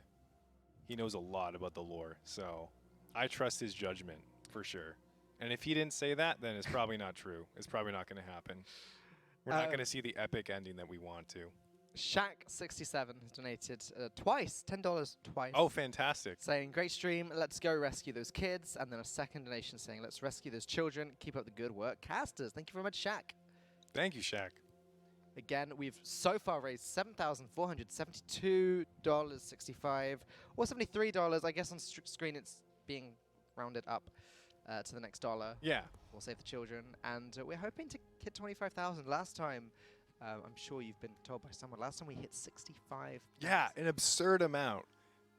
they reached and passed. They had to update it. What was it? The third day they had met their goal. It was like amazing generosity from the viewers. It was really, really inspirational and generous and just so wholesome, in fact. Wide people happies. Absolutely. I'm amazed at how much it's jumped while I've been asleep, actually. Like, I'm sure it was only about just over 3,000 when I there must have been some big... Oh, there was a big jump. There was Yeah. a big jump today. Yeah, for sure. There was a lot of participation in that. It was great. So we're actually seeing not as much corruption, but a me orc. As we know, the turkey loves to put on the ogre suit. He loves to rock that. It's probably because the Zandalari troll moonkin form is the ugliest thing you'll ever see. Hey now. It's so bad. Hey now. It's so bad. Hey now. Oh. Hey now, hey now. But I understand why he gets away from that, right? It's just me orc, me smorg. It's what he wants. But you can't be an orc druid, so it's like he's got to live vicariously through an appearance. Ooh. Slight tangent here, just because I glimpsed it at Twitch chat. What time did Method call it a night, do you know? I want to say it was just before I had gotten on the couch with Moose. Oh, so pretty late then. Yeah, so pretty late. I know the 2 a.m. last few people were actually just leaving by that time. So I'd say maybe an hour. Oh, 1:30. I Half had past confirmed one, in my ears. okay. Yeah, around that time. And they said they'd be back on at about 11 a.m., but Twitch Yeah. chat's saying it'll probably be sooner than that. I mean, I don't know. Like, if they were on yesterday from 8 a.m. until 1 a.m., that's a lot of hours. Yeah, it's a lot of hours. My quick maths isn't quite, but that's a lot of hours. It is. It's crazy. It's insane. It's a lot of hours. The amount of dedication that some of these raiders have to just the world first race in general, but raiding right at this high of a level is like I wouldn't think I would be able. My body probably wouldn't be able to keep up with that kind of hours. But the dedication. 17 hours, in fact. Yeah. It wasn't so quick. But that's why they take those breaks. They're not just bashing their head against a wall boss, right? They take those scripe time, those pogu scripe time breaks where they just sit down, you know, they have some water, some nutrition, and they talk about the boss rather than just going over and over and over again.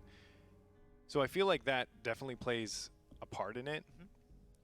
You don't have to mentally suffer. Yeah, mentally suffer. But yeah, if they left here at about 1:30 a.m., say most of them get to sleep at about 2 a.m., they're not going to want to wake up until around 10 a.m. Yeah. I would say. So I think if they've said they're going to start at 11 a.m., I mean, they're going to stick to that. I mean, if you think about it, if they said as a group, yeah, we'll start at 11, even if a few of them want to start earlier, if they wake up a couple hours before, it doesn't mean they're going to start raiding them. Yeah, Like, they'll just all get of them their have to dailies be done. here. They'll just get their Yeah. dailies done, a little head start. Yeah, absolutely. So, yeah, I wouldn't expect Method before... Sko said 11 is when they start. Yeah, in that case, I wouldn't expect them on before 11. And what time is it now? It is 5:30 a.m. Hey, so we got a few hours. Just got to remind myself that I'm Yeah. up at this time, and you remind yourself that you're still up. No, I'm going on NA time right now. Yeah. My body's just like... 'Cause you're not even jet lagged. No. You're just chilling. I was the first day. I stayed up for 26 hours the first day. Oof. Yeah, it was bad. It was pretty bad. But now I'm just like, hey, you know what? I'm pretty much like the same schedule I was back home because I'm up until degenerate hours, like 2 a.m. in the morning anyway. So it's like, it's no difference for me. I'm going to go back home after the event, and I'm just going to be like, all right, cool. Yeah. No worries here. Yeah. We're good. Perfect. Yeah. Hopefully you get some sleep on the flight or something. Or stay awake if it's a daytime flight, I guess. Yeah, it's probably going to be a daytime flight. I didn't even sleep at all for the flights here. I can't sleep on plane. Oh. Yeah, I'm too tall. As someone that travels a lot for my job, Are you able to actually get into a I comfortable have position? to sleep. You have, I'm sure. Because I would not survive. No, I'm sure. Because Method, this event, you know, it could be a week, 2 weeks, 3 weeks, depends how long the last boss is. But like other events I go to, I'm there for like 2 days. Yeah. And to the next one, to the next one. I need to sleep on flights. Yeah, that's where you get your rest, right? Well, I hope maybe not optimal rest, but like enough to where like you can. It's all about getting yourself a good head pillow. And I'm not talking Yeah. about like one of the rubbishy ones they sell in the shops and the stores No, at the airport. I mean, get yourself a good head I pillow. like how you called it a rubber shoe one. What? Rubber shoe head pillow. Oh, rubbishy. I was going. Oh, rubbishy. rubbishy. Don't get a rubbishy. Don't get a rubber shoe head pillow. But don't get a rubber shoe one either. That doesn't sound comfortable at all. Oh, crap. I was here. That's hands up. They Oh. finally did it. Holy crap. Hooray! Good job, Imperative. Poggers, man. We had a little hop to Imperative. I'm pretty sure I Catch them heard. do it. I'm pretty sure I heard TM Sean yelling. I'm pretty sure I could hear it from here. From here? Yeah, from here. I'm pretty sure. Well, there I you heard go. something. I heard, we did it. But like, it was that quiet. How? I don't want to yell into the mic. Oh, and he got the mace. That's a good mace. There you go. Void ritual. Oh my god. I just got here. Congratulations to the person that just got here. I was here. We been here. You've been here for a while. Siren, thank you so much for the $20 donation. Let's go. Method. Yeah, they will definitely appreciate your support. And we're back with Midwinter. Come on, Turkey. Let's go. Let's go Midwinter. Yeah. We've just seen Imperative do it. Let's get him. Like we said before, though, they're gonna be able to just get in here. Like they're gonna be killing this boss anytime now. Mhm. They've gotten to the last group of ball kickers. They basically just need to get those to master. Yeah, pretty much. It'd just be so awkward if they finally do it the first time. And Well, I think they're one of doing the that good- swap. that we yeah, talked yeah, about yeah. earlier. But it'd be so awkward if they do it. And it's yes, we got through the first phase, and then one of the groups that have like mastered it already mess up. and Oh start all man, over now again. they're just going in circles at that point. Yeah. Here we go, and there's the kick. Yeah, there's the first one. I'm glad we can actually see the ball on this on Yeah. Turkey's. So you see that it spawns an ad, and then these ads need to be interrupted, otherwise it fears the entire raid. But you can also see that they're running a shaman. They're running a resto shaman. So if one of their ad is going to be miskicked, they have a backup if they can time it properly with a tremor totem. So that's something that groups might be working on. So they had to actually wait until Inquisitor was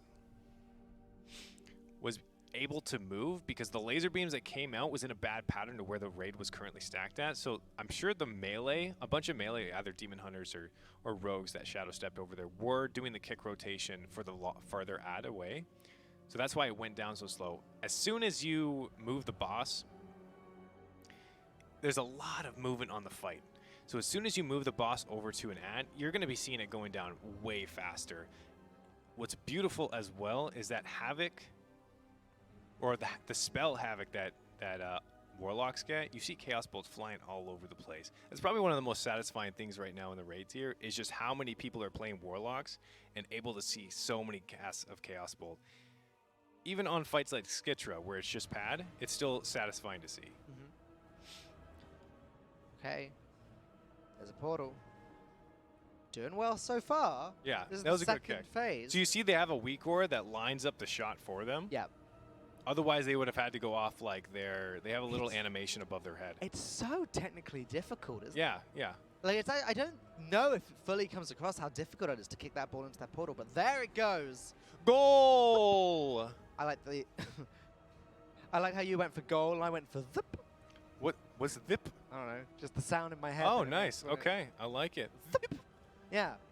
Zip. Little thump. Hands up for the goal. That's good. That's good. So we were talking about Sailor Moon a little while ago. Okay. Interesting. Yeah, yeah. Bit random. Chat loves Sailor Moon. Do you chat? Oh yeah. They were talking about who their favorite moon or their favorite sailor is. So what's your favorite sailor, Falcone? If you could pick one, what would it be? I like- Mars, Moon. I like Captain Jack Sparrow. He's not a sailor. He's a pirate. They sail. Oh, yeah, they sail ships. Yeah. Okay. Pirates of the Caribbean was a fantastic movie. The first one. Did you watch the? I've seen them all. You've seen them all. Okay. But in my opinion, the further in you get, the more that I just watch it for Johnny Depp messing around and doing the dun dun dun dun dun and all of that stuff, and then you kind of the rest of the film you just kind of like zone out of because it's. Yeah, because it's not really Johnny Depp. But everything, all the parts that's like, oh, Johnny Depp escaping from London and he's running on a windmill and all of that's great. Oh, that is great. Oh, guillotine's gonna chop his. Nope, he's all right. Saved. He's fine. Yeah, That's he's good. He's the hero of the story. You don't kill off the hero of the That's story. good. I like that stuff. Uh-huh. Everything else you just kind of zone out. True. Yeah. I really like the first one though because actually was a really good movie. Like if you think of absolutely. if you think of like the character arcs and I kind of want to watch it building. now. Yeah, definitely. Like just No, actually, I want to watch Midwinter. okay. It's fine. Yeah, if we could just put on. Oh, they got feared. That's a wipe. Yeah, they missed it. No. That might be a. Well, I mean, it's not a DPS check, so hopefully the players that already died have already done their orb. No, it looks like they might just be suiciding now. Oh, this was so good. Yeah, Pirates of the Caribbean, the first one, it's actually a fantastic movie. 10 out of 10 would recommend. Why do I can't see Method on a Method stream? Why do I can't see Method on a Method? Well, they're sleeper boys right now. This is their they are not allowed to sleep. What do you mean? Why do I not see Method? Why do I not see Method Sleeper boys. on a Method stream? M-Way comfy. M-Way comfy. That's just it. Like, we're all friends here, right? We can all spam the M-Way comfy emote or whatever comfy emote you have because it's Method sleepy time. It's Method comfy time. Sleeping during the world first race?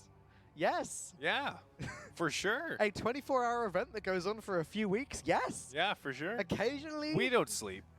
Well. We don't sleep. There's always a caster here.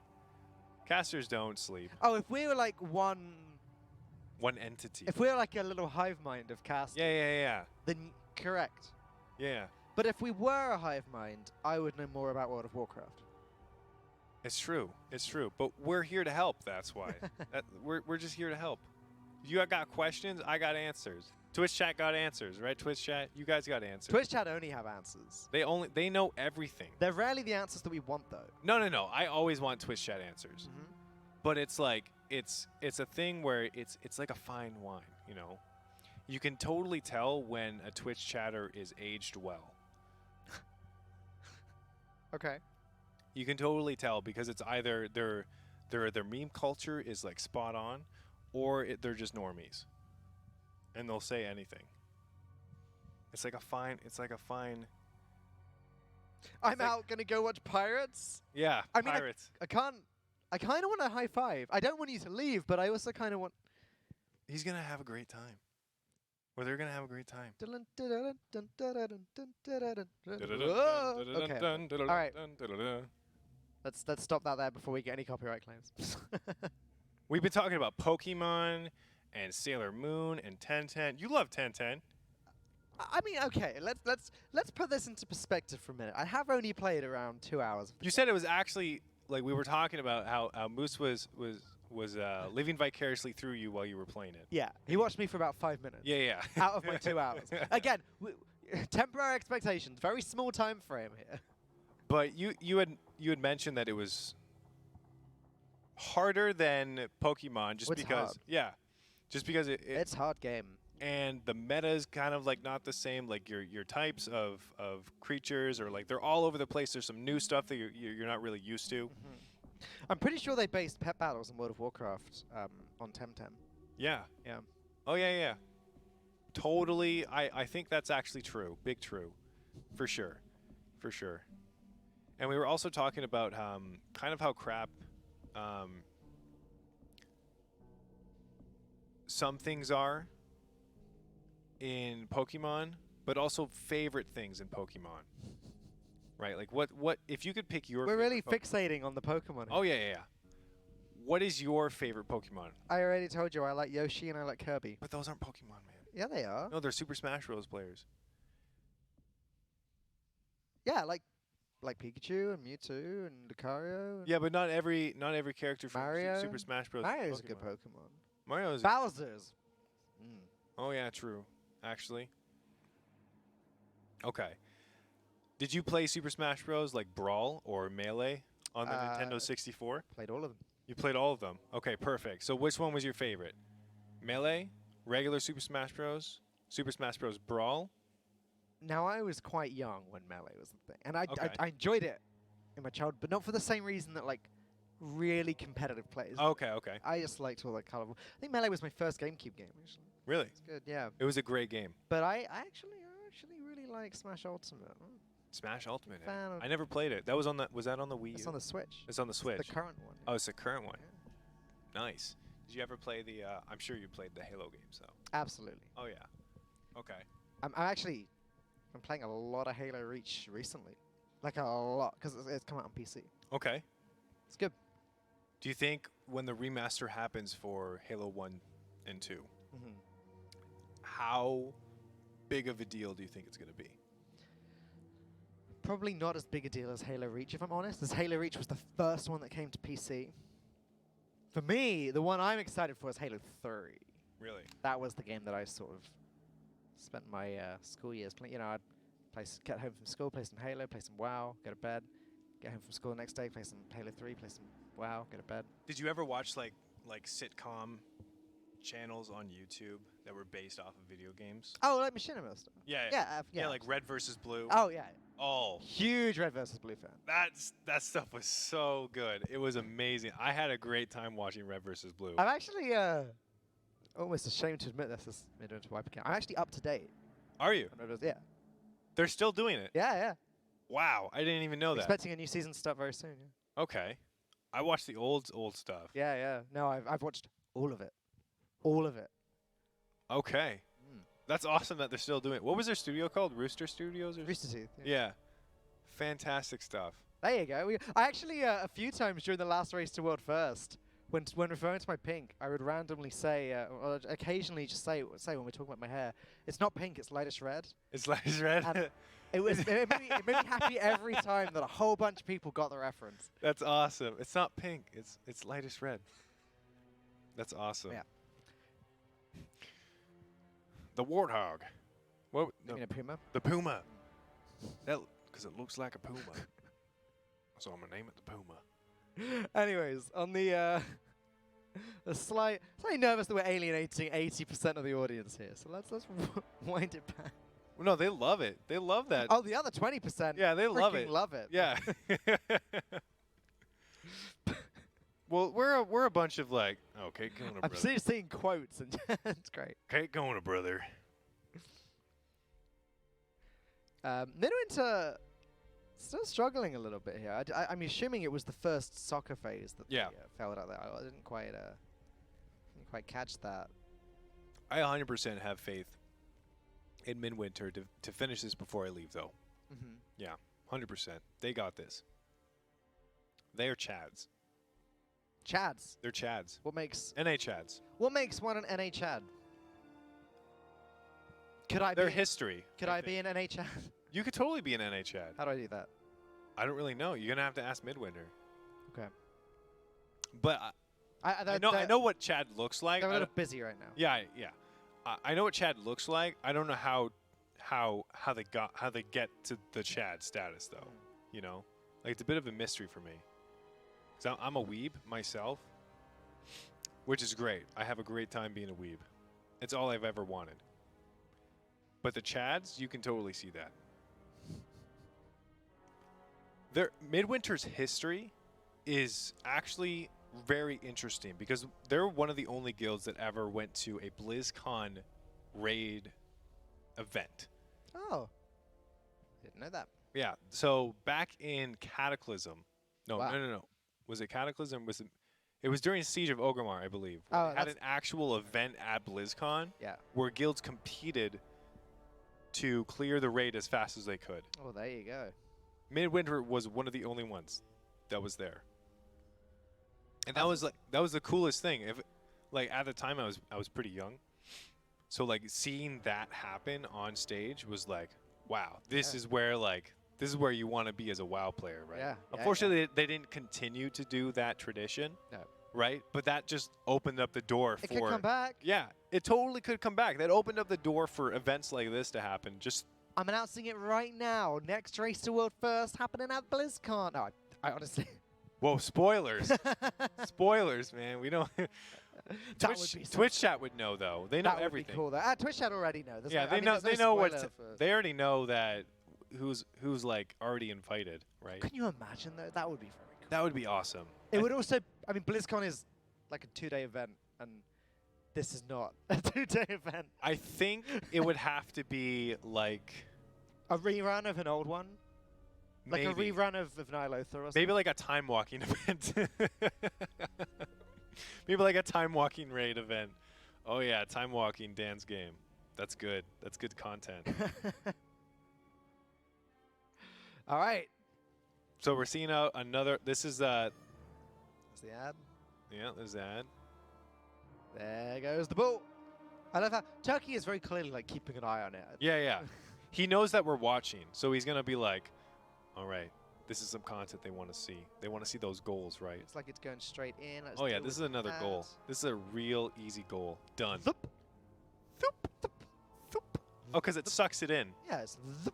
Yeah. Okay. Okay. I understand why you got that reference, or why you got. I mean, it'd be a little bit weirder, I think, if someone in Game actually went, go! I think that's great.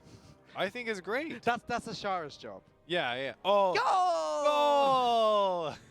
As she's screaming while she's being tormented. Yeah, yeah. Oh, hold on, Inquisitor. Goal! Okay, continue. She has to serve some purpose to the fight, right? At the moment, she's just in the way of the ball. Every time she gets tormented, though, Get off the pitch. if you have like your in-game sounds turned on, Uh-huh. she actually is screaming in torment. Oh. But it's not like a blood curdling scream. It's kind of like a scream that you want to hear a little bit. Ajara is a kind of like a favorite of the community, both for her tentacles, but also for kind of how hot she is as like a tentacle lady, you know, and her history as being a hot like night elf queen. You know what I mean? It's back in the day, back in what was the timeline? It was the War of the Ancients. She was a hot night elf queen. Oh, she was gorgeous, right? I'm going to be honest. Not my type. Not right, maybe not right now, but like back in her prime, I think you would have. I got some Googling to do. Yeah, yeah. I think if you looked at her, you'd be like, oh, okay. Other search engines are available. Yeah, yeah. Other search engines are available. There's some websites that you can really get a good look at her. Just Googled Ashara in her prime. Shara Prime. I mean, I'm just seeing tentacles. Ah, some cool art, though. Yeah. Keep looking. Sure, if you go deeper, you might find some really good stuff. What? There's something a little bit dodgy about that, but okay. No dodge at all. I'm not seeing any, like, regular... Just say Ajara Night Elf. All right. Yeah, yeah. No, so Ashara in her prime wasn't exactly what you Yeah. wanted me to... It's good. It's fine. Okay. You see it? Yeah. Yeah. Oh, yeah. Oh, yeah. Oh, yeah.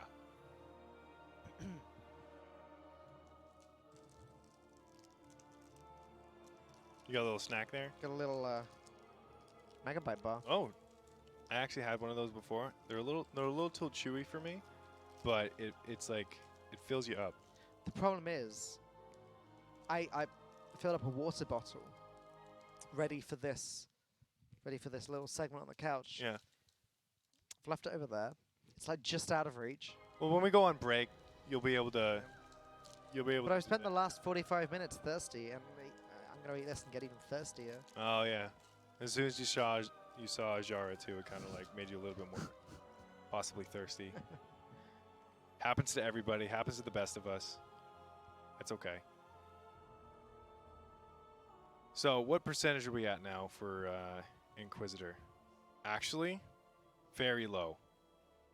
Actually, very low. This could actually be a great pull. I'm avoiding some uncertainties, but I feel like All right, we were here. we were 7%. here. 7%. 6% Is this back. an Here we on go. the edge seat? 5%. 5%. No more football. No more footballs. required.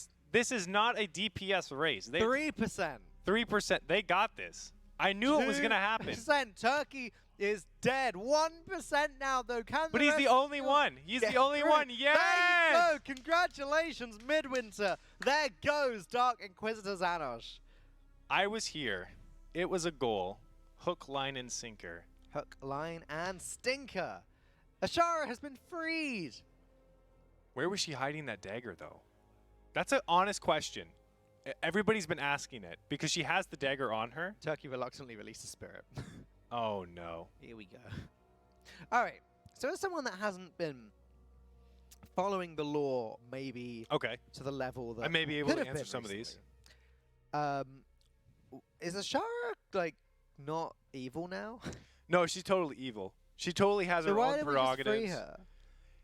That's a question that we could ask the same reason for Gromosh Hellscream, Okay. right? So in Warlords of Draenor, We're just nice people.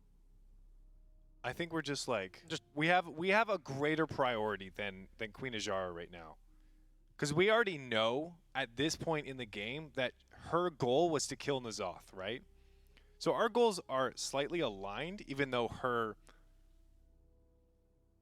The other- enemy of your enemy is your friend.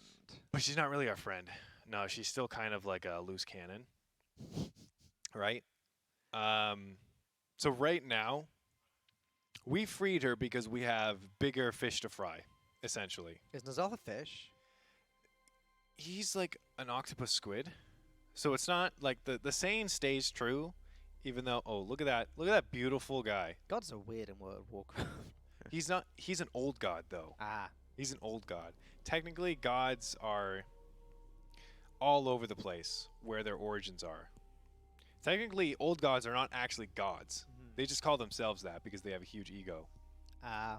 Yeah. Makes sense. I was wondering why N'Zoth couldn't just like blink and kill everyone.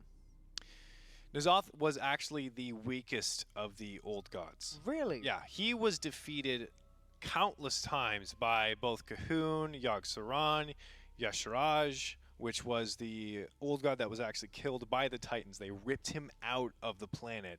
But that's what created the Well of Eternity, which gave Ajara and all the High Elves their power to start with. Ajara also used the Well of Eternity to tried to summon Sargeras into the world of Azeroth. Because actually, she had the hots for Sargeras. Ah. Yeah. See, almost everything that I got the mute button there before I coughed. Yeah. Almost everything that I know about the old gods comes from Hearthstone. And in Hearthstone, the most powerful old god by far is Yogg-Saron. Potentially the most powerful card we've ever had in Hearthstone. Before it was nerfed. Now, I don't know if lore-wise he was the most powerful. It's the craziest. Yeah, he's definitely the craziest. Fiend of 1,000 faces, right? His voice still rings in my mind to this day because it was like being there in Ulduar at the time of like where he was current content. It was crazy. Like the atmosphere was nuts. The voice acting was amazing. And N'Zoth is also another one of my favorite ones just because it rings in your ear. That kind of sound of like that deep, raspy voice, but it's like it's tormented and twisted, distorted in a way that's like kind of soothing. Gets your pants tight a little bit too. Okay. If you're in that. On that note, I think production, if this is okay with you, I think we are going to go to a very short break as Midwinter are going to go and do the things and get ready for the next boss. So is that can I? Yep, that's okay. I got confirmed. In that case, do not go anywhere.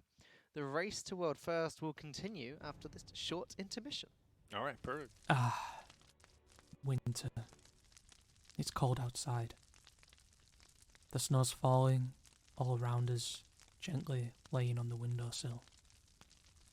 To stay nice and warm, the fire's on. And as we all gather around, together in Twitch chat, watching the Ny'alotha race to world first, we feel cozy. We feel like we're with friends. Come be with friends. Come join Method for the very small price of free with your Twitch Prime. You can be cozy with everyone else spamming the cozy emote in Twitch chat right now. Come be with friends. Come be with Method.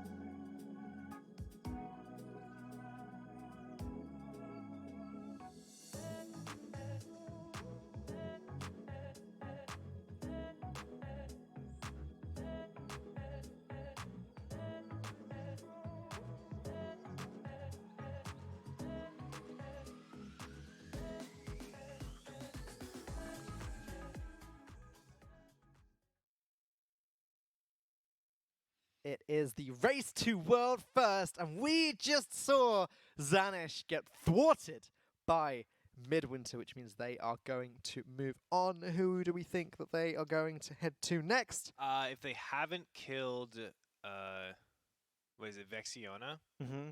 I think that's where they're going to be heading. It seems to be the route that most of the other guilds have taken. Yeah, I think right? we're following suit with what Yeah. kind of like the best little path of the raid is. Even though you can split off in different directions and stuff, they'll either go to Vexiona or Drestagath. Because I know a lot more guilds are seeing Drestagath and Imperative are at Vexiona now. yeah, Imperative are at Vexiona. We saw a little bit of that just on the break of where they were at. But I think Midwinter may go to Drestagath if we can see them. I don't know if they're on a break right now. I think they're maybe just finishing up talking on where they're going to be going. But yeah, I'm good to see this because Vexiona is also another fight that I wanted to kind of check up on because I know it has a lot of hard healing requirements in the last burn phase, and it has the new ad like the Juggernaut, kind of like a big Tauren guy, right? He's all like, he grips the furthest person away into where he's standing, and he kind of does a whirlwind effect that'll attack anybody around him after he grips. So that's going to be a lot of issues for some range that have low mobility, but obviously if you're a boomkin or a hunter, you can just disengage right out of it. It's not a big problem. But we're seeing right now a large AoE spike that happens during the ads that come out. So it's a mixture of patchwork, or not patchwork, sorry, but beast. What is it called? The type of fight. It's like Beastmaster. No, that's a hunter. It's the I don't know, maybe Chat can help me out here. The kind of fight where Chat can always help. yeah, Chat's got me here. Beast Lord. Is it Beast Lord? Yeah. There you go. Yeah, I was close. So it's kind of like a Beast Lord fight where ads are constantly spawning, but it's not always an AoE fight.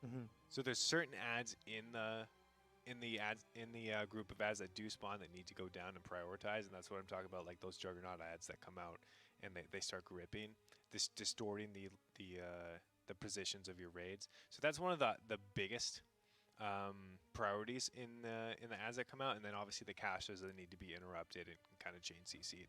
But what's great is that they're not immune to CC, so you can AoE stun them, you can taunt them in, AoE stun them, mass grip them on top of each other, cleave them down while you're doing Vexiona, right? But some of them will actually start casting an effect that turns them into an abomination, a void abomination, and these void abominations are used. You'll see a Twilight Decimator. There we go. So those Decimators inflict shadow damage to players upon impact, and they exhale Twilight Flame. So these Decimators are the ones that you want to kill, and then you pick up an orb. A tank will pick up an orb, and then they can use the orb to decimate other ads that come out to either fast clear them if the timing doesn't match up properly for the raid group, or if they're taking too much damage from the ads, they can just clear them out really quickly with an orb that drops from one of those empowered power those apps. So you can see the Void Ascendant there. That's kind of like the ad that I was talking about before. Well, we have had confirmation in our ears that Midwinter, in fact, are also attempting Vexiona. Perfect. So we're going to see who is actually going to possibly get further. Yeah, it's kind of like a race, isn't it? It's kind of like a race. Like a race to world. Yeah. World first. Fifth? World first for the end boss, but world 6th or 5th for Vexiona. So it's great. We can see TM Sean here kind of like hoping that this fight is going to go great for him and his guild Imperative. Or he just accidentally released. Well, he released that's the impression that I got. Yeah. He released Spirit. Now he's just like, all right, guys, summon me back. I'm going to take a quick break here. Well, while they do take a very quick break, I am going to take the opportunity to remind you that Method are live tweeting this event constantly. I'm not sure who exactly is running the Method Twitter account. I think there must be a whole team of people because they are tweeting very, very regularly, and they are not missing anything. So if you do miss any of the broadcast, if you wake up in the morning and you want to know straight away, like who's winning, Yeah, who's what where. bosses have been taken down recently, you should definitely check Method out on Twitter. I just highly recommend that. It's a resource that I do personally use. When I did this little plug with Moves yesterday, I was like, yeah, like Twitter, honestly, it's quite bad, really. First thing I do when I wake up in the morning is check Method on Twitter. And the Moves was like, oh, yeah, when I'm at home with my wife, the first thing I do in the morning is check out Twitter. And well, I'm just talking about at this event the first. Oh, but he checks the Twitter all the time. And then he admitted, no, he's talking about his own Twitter. Oh, yeah. But genuinely, while I'm here, the first thing I do in the morning is check out Method on Twitter, and I highly recommend it to anyone. In the panels beneath us, if you just scroll down from this screen right now, there is some information. And if you do what it says in the... there's lots of information. But if you find the giveaway information, you can potentially win this beautiful PC sitting behind me. It is Gingy's PC. As you were pointing out earlier, Gingy is all over it. Oh, he's all over it. All over it. All over it. Up and down. I even heard he licked it. Yep. You can get some... If you win the giveaway, you'll get the keyboard, the mouse, the PC, a really nice headset. I believe it is this headset Yeah, here, it is that one. which is honestly quite beautiful. Oh, it's ravishing. I hope I haven't ruined the display here now. I was just holding it up and we're not even on camera. That's hilarious. Okay, and years worth of runtime, which again, if you want stuff Gingy's licked, I'm sure we can get him to Spruce that up a little bit. And even I'm pretty sure he left some something special for the winner in the photos folder of the PC, right on the desktop. It's right there. Some content, we'll say. He left some content on the desktop for the winner of the PC. I hope this isn't false advertising. I'm pretty sure I've been hearing the casters talk about it all week thus far. It's the first I've heard of it. Really? Also, as usual, we are doing our donations to save the children. So if you are feeling charitable, if you want your message read out on stream, and if you'd like to, it's another way of supporting the stream. Oh, yeah.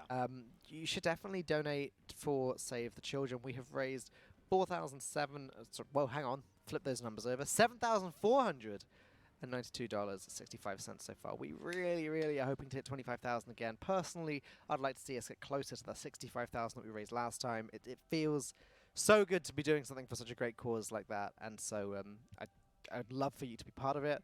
And separately to that, you can now subscribe to the stream. Yes. You will earn yourself some very nice Race to World First emotes.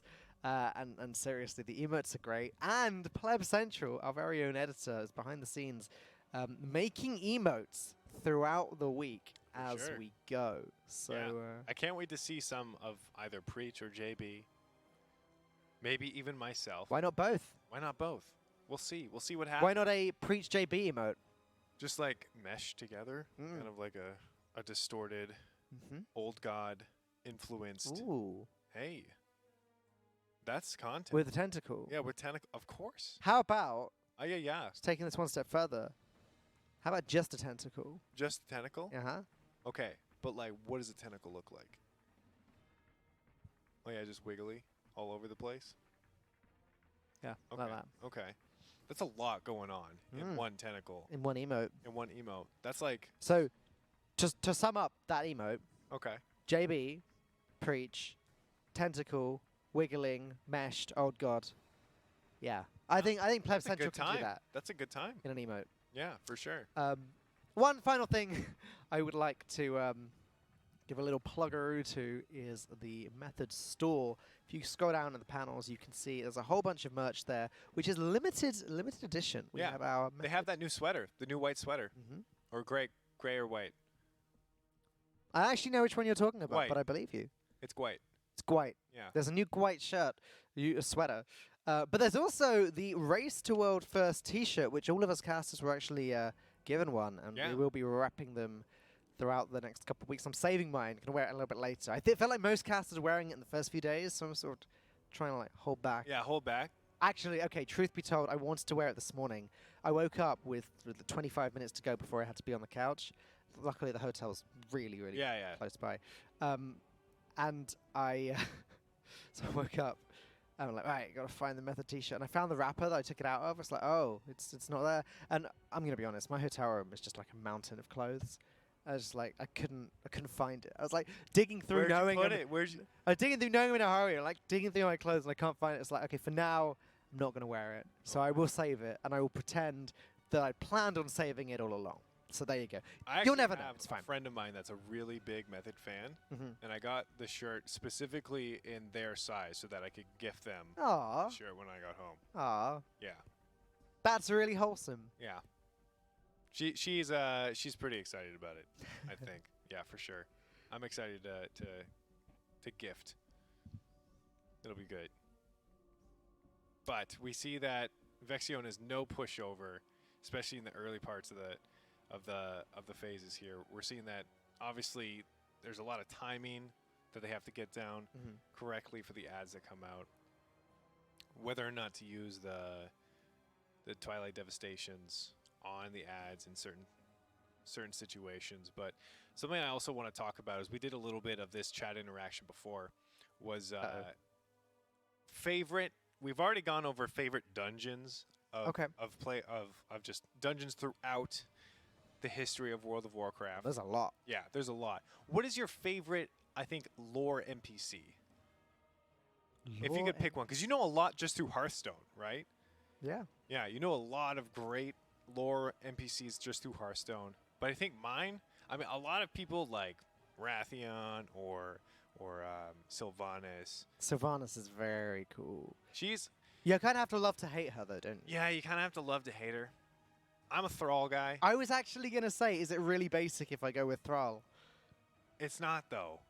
It's not. He's got a great storyline. I mean, he kind of like ditched the Horde back in Cataclysm. Yeah. And he left Garrosh in charge, and that. Oh, that was a mistake. That was kind of like a yikes. When I was younger, like back when Wrath of the Lich King was out and Cataclysm, that kind of thing. Were you an Arthas fan? I was sort of. I didn't necessarily read many of the quest logs or really know what was going on. You were kind of just like, okay, get it done, click, click, yeah, click. Yeah. But then one day I must have felt curious and wanted to sort of know, who are these characters? What does this mean? Yeah. And I just started reading like Thrall wiki pages, and then like looking on YouTube for any sort of cutscenes with Thrall. And they weren't really cutscenes. It was like scene where you just have Thrall and Garrosh wandering around, like talking to each other, and it's like just suddenly just really fascinated by that kind of thing. I really do like Thrall. Yeah. The whole Thrall Garrosh plotlines in the early days, I guess you'd call them the early days. Yeah. Very, very interesting. I saw someone put this in chat, and it's Lore Walker Cho from Mists of Pandaria. Just like the guy that's supposed to know everything about everything. It's like, that guy? Yeah. Like, I like that guy. Because he's just like, oh, champion! Thank you for coming back in this time of need, right? Perfect voice acting. I know, I'm gifted. But, like, Lore Walker Cho, he's a great guy. I actually really enjoyed going through Jade Mist Forest, or the Jade Forest back in Mists of Pandaria, and he was, like, the introductory, like, character that walked you through all the lore of Pandaria, right? It was good. He's a good guy. I like him a lot. I actually only recently, well, I say recently, maybe like 6 months ago, did the Pandaria starting zone for the first time. Oh yeah? Did you like it? Yes. But. Oh, but. I chose Horde, right? Yeah. And it just seemed a little bit nonsensical when I was there. I'm talking to Garrosh, and he's like, yeah, your friends are now your enemies. Oh, and, yeah. And I'm there like... He's like, forget everything you know. Yeah, and I'm just there like... That's a little harsh. This is heavy. This is some heavy stuff going on right now. Like, why have you got to be such a jerk? Garrosh is like the biggest... Jerk. Meanie. He's just like, me orc and orc best race.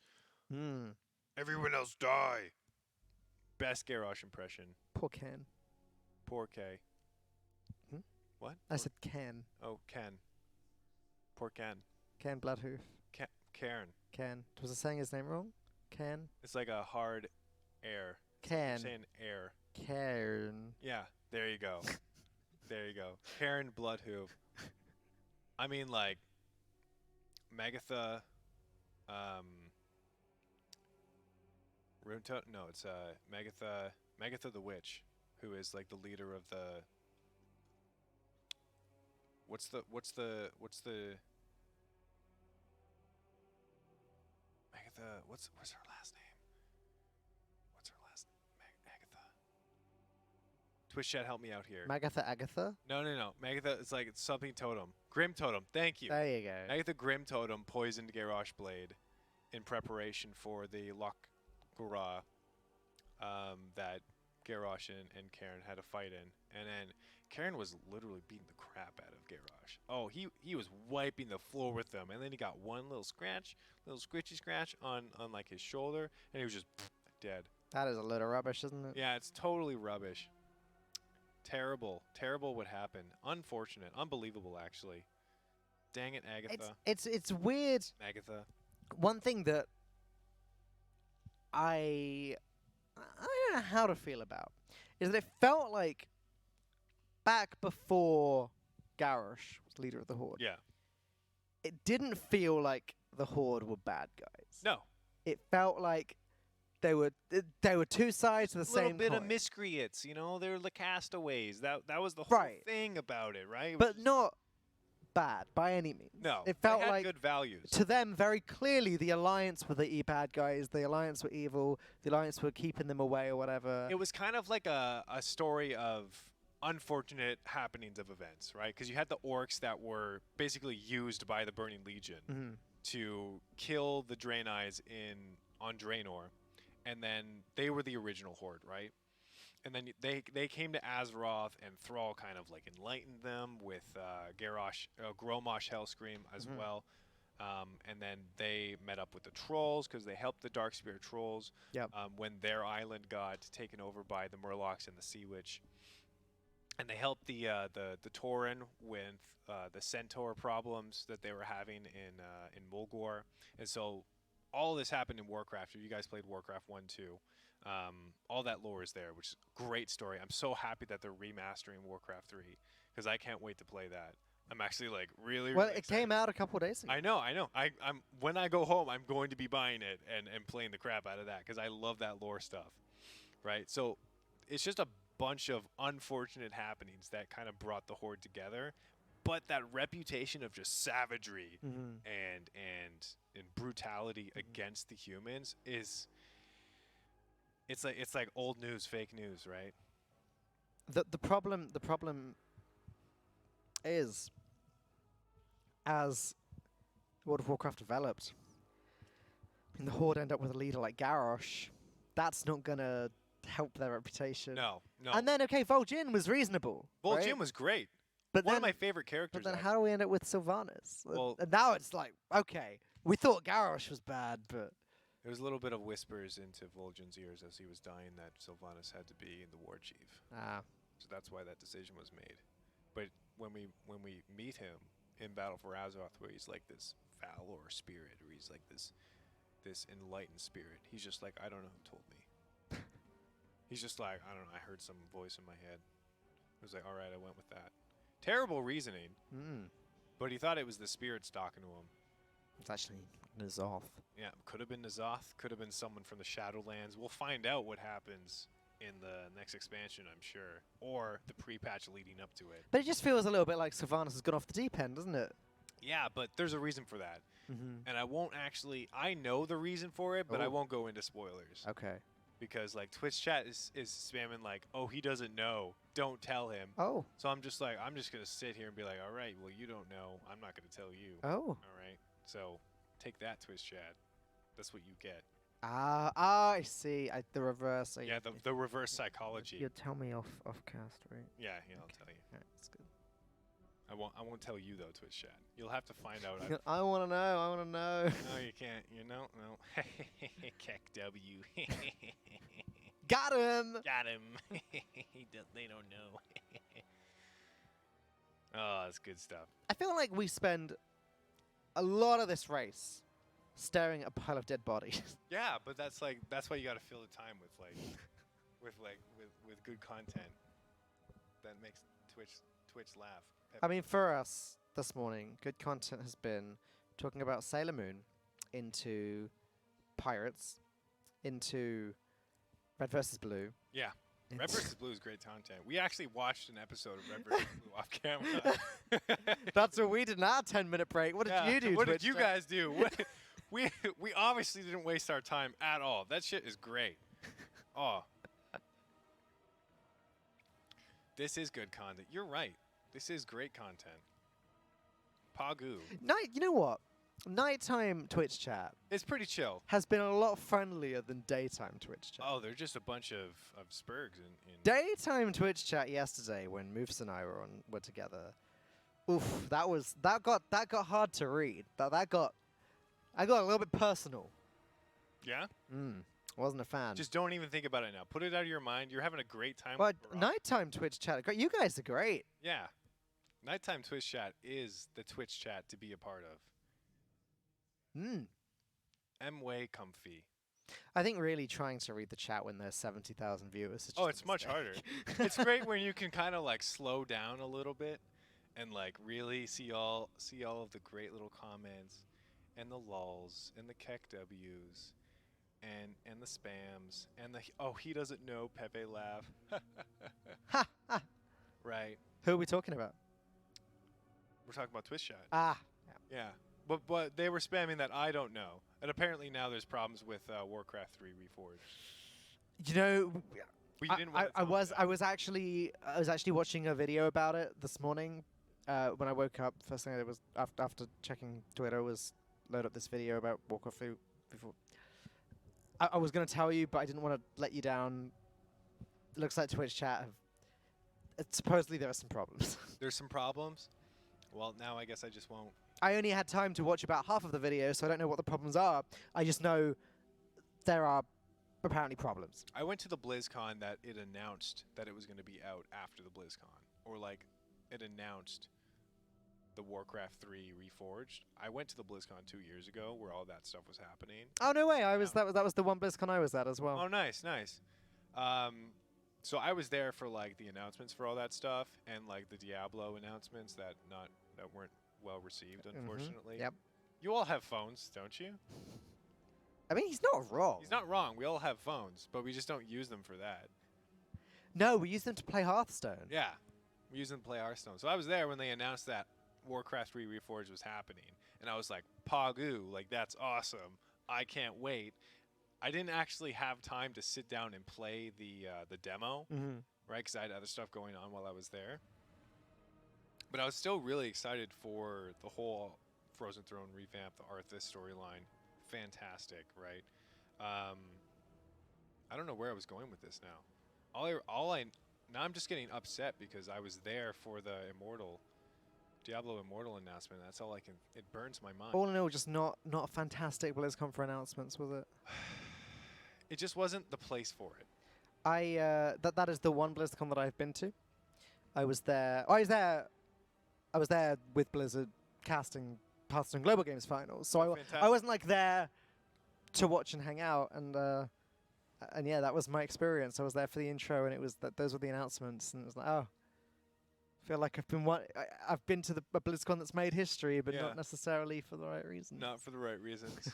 Is this a late April Fool's joke? That's my favorite line.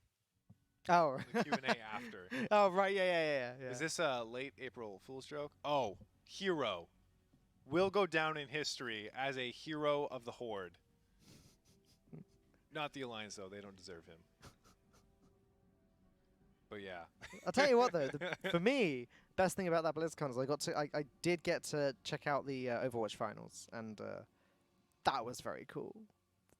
The stadium they have for Overwatch at BlizzCon. Oh, that's where I watched the opening ceremony, actually. Oh, really? Was the Overwatch stadium. And I teared up a little bit during the opening announcement, like cinematic, kind of like, it was just like, welcome home. And I was like, thanks, Dad. It was good. When you spend so much of your life playing and being a part of like a community, that kind of stuff will get to you, I think, right? Well, here we are, fighting Vexiona. approaching 70% now. And we know Vexion is killable. In fact, we know a lot of the bosses are killable. I want to just reference for a second complexity 9 out of 12. Again, when I checked the Method's Twitter this morning, that was the first thing I saw. It's like, whoa, Yeah, 9 out of 12? they're doing fantastic, but they're having some problems with Il'gynoth. Okay. Yeah, they're having a little bit of problems with Il'gynoth. Are they? I assume they're still right now raiding. I don't know. We could probably pull up their stream on a side computer.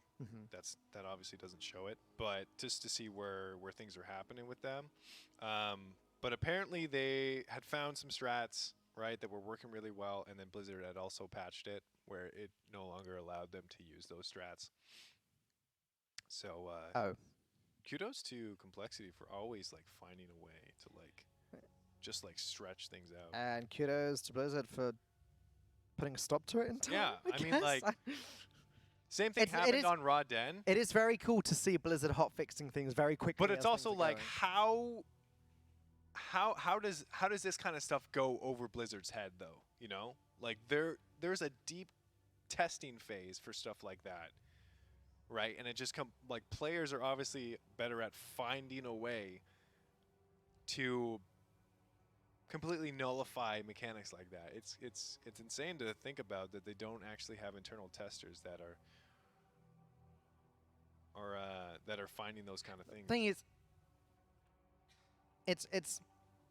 it's hard, right? Like the team that make these raids are only so big. Yeah. And what we have here and over where Limit are and everywhere else where there are people competing is we have the best raiders in the world. Yeah. The best raiders in the world do not work for The Blizzard. biggest 5 heads in the world, like the best 5 heads Right. in the world. but 200 IQ. But like the team at Blizzard, they're devs. They're not necessarily. And kudos to them. I'm sure they honestly. play it and rate Yeah. it, and of course, I'm sure they do. but like, it's never going to be until you put the content out there that you discover everything. And let's be honest on something else too. Like 8.3 was one of the most tested patches on the PTR Right. in a very, very long time, right? But I just don't think that there was enough raid testing because you get those players that'll do it for the first few tries, right? Just to like get some information out there, right? Wowhead's gonna pick all up the data mined, all Yep. the data mining information. You're gonna see those hyped streams, like the future streams that happen with Sloopbag and Automatic Jet. They test the crap out of these raids, right? Obviously, Complexity and Method do the same thing, but the amount of testing that happens, they don't get paid for it. Right. So they're not going to continue to test bosses after changes happen. However, these guys and Complexity Limit specifically on this occasion, they're kind of the play testers They are, for sure. to an extent. That's the first like real world. Right, we got the actual players with their actual loot, trying it for the actual first time. How are they going to go about this? Are they going to pick up on anything that we didn't notice? Well, maybe that's why the Q&A team is so small now. Conspiracy theories. Am I on the nose with that one? Do they know? Does Twitch chat know what I'm talking about here? Jeeves! Jeeves is up. Please repair. What Monka. What a convenient thing Jeeves is. Oh, I know, right? Totally worth going back to Wrath of the Lich King era to actually acquire all the mats to make that. I spent the time to do it. It was like, oh my god, this is the best thing. So it's worth. Definitely worth. Jeeves is he's a bro. Oh yeah. He's got you. He's got you like the best god, I think, because he gives you access to your bank, which is great. Because if you're not in a town and your Hearthstone's on cooldown, or you're not playing a shaman, Super convenient. right, where you have double Hearthstone. Shamans have double Hearthstones, man. Even more convenient. Even more convenient. Oh yeah. And they're not like the hour cooldown anymore either, like that. The good old days. 15 minutes. Double Hearthstone with 15-minute cooldowns each. Yeah. Wow. It's crazy. Yeah. You never need to wait for anything. No, I don't. I'm like questing. So I've been playing WoW Classic over the last since it came out, what, 8 months ago now? LOL WoW Classic. Sorry, that's all I'm gonna say. And I'm used to like hour-long wait times on the Hearthstone. Oh, it's terrible. Yeah. Major inconvenience. Yeah. But that's why we play WoW Classic. Barely playable, actually. That's why we play it. We play it for inconvenience. Do we though? Or is it just that nostalgia? I think it's Is kind it- of is it that rose-tinted glasses? it's the nostalgia of inconvenience. It's the nostalgia and of I inconvenience. and I think that may explain why playership dropped off so much after the first few months. Yeah, Like, because oh, people. a oh, lot it of is people- inconvenient. Yeah. Oh, these Maybe I should changes. stop playing it now. These changes actually were positive. Yeah. Oh, Some of I them were. see. Some of them definitely were positive. I like the system that they do now, where it's like you have to play the game in order to get flying, essentially. We thought we wanted it, and we did until we didn't. And the devs knew it, but like the classic servers are still a good choice to have, rather than people just playing on private servers where like it's not a Blizzard run system or it's not a Blizzard run game where you're gonna have those Blizz like 100% all the time. Mhm. You can have corrupt private servers. That kind of stuff happens where it becomes like a pay to win kind of thing, Mhm. right? And that's sad. I mean, yeah, I'm sure there's companies that want to do that just to have those kind of what's the word for it? Anyway, you know what I'm talking about, right? We got a pretty good pull here. We do. We do. We This is, their best pull thus far was 65%. They only have one death with their hunter. And you see those beams that's coming out there. That's the one that I'm talking about. But that's the Void Ascendant that's doing it. So when The Annihilation Beam, right? Yeah, the Annihilation Beam. So when it dies, a tank can pick up the orb and do the same thing onto the ads, but they got to be careful not to aim it directly into the raid, because the raid will take the same damage. Yep. Right, so you might see one of the tanks actually. And the damage pumps up pretty fast as well, because when you get hit by it, you get a debuff. That means you take even more damage. Yeah, so the tank swaps have to be every single second breath as well. It can be dispelled, I think. I think so too. Yeah. So the timing of the dispel also has to be, I think, perfect. Right, because they have to do the swap mechanic, and the dispel happens at a specific time, if I'm not mistaken. So. Is this Mythic mode? Yes, this is Mythic Vexiona with Midwinter, and also Imperative is on. 60%. 60%. So this is their best pull thus far. This is great. Progression, Pog. Progression, but now 2 dead. Things are This is gonna happen though. They're kind of weeding out what the strategy with can happen. with Method. They spent their first 5 or 6 pulls just doing whatever they possibly could to get down to 40%, because they wanted to experience what happens with the final phase and work out how they're going to get around that. I think there was an unfortunate Warlock Gate that happened there, or a Life Grip. Unfortunately, Turkey kind of like went way into the pack and then had to quickly disengage out just so he didn't drop the pool on where all the melee and the tank were standing. But you know, Warlock Gates can be a little troll sometimes like that. Unfortunate.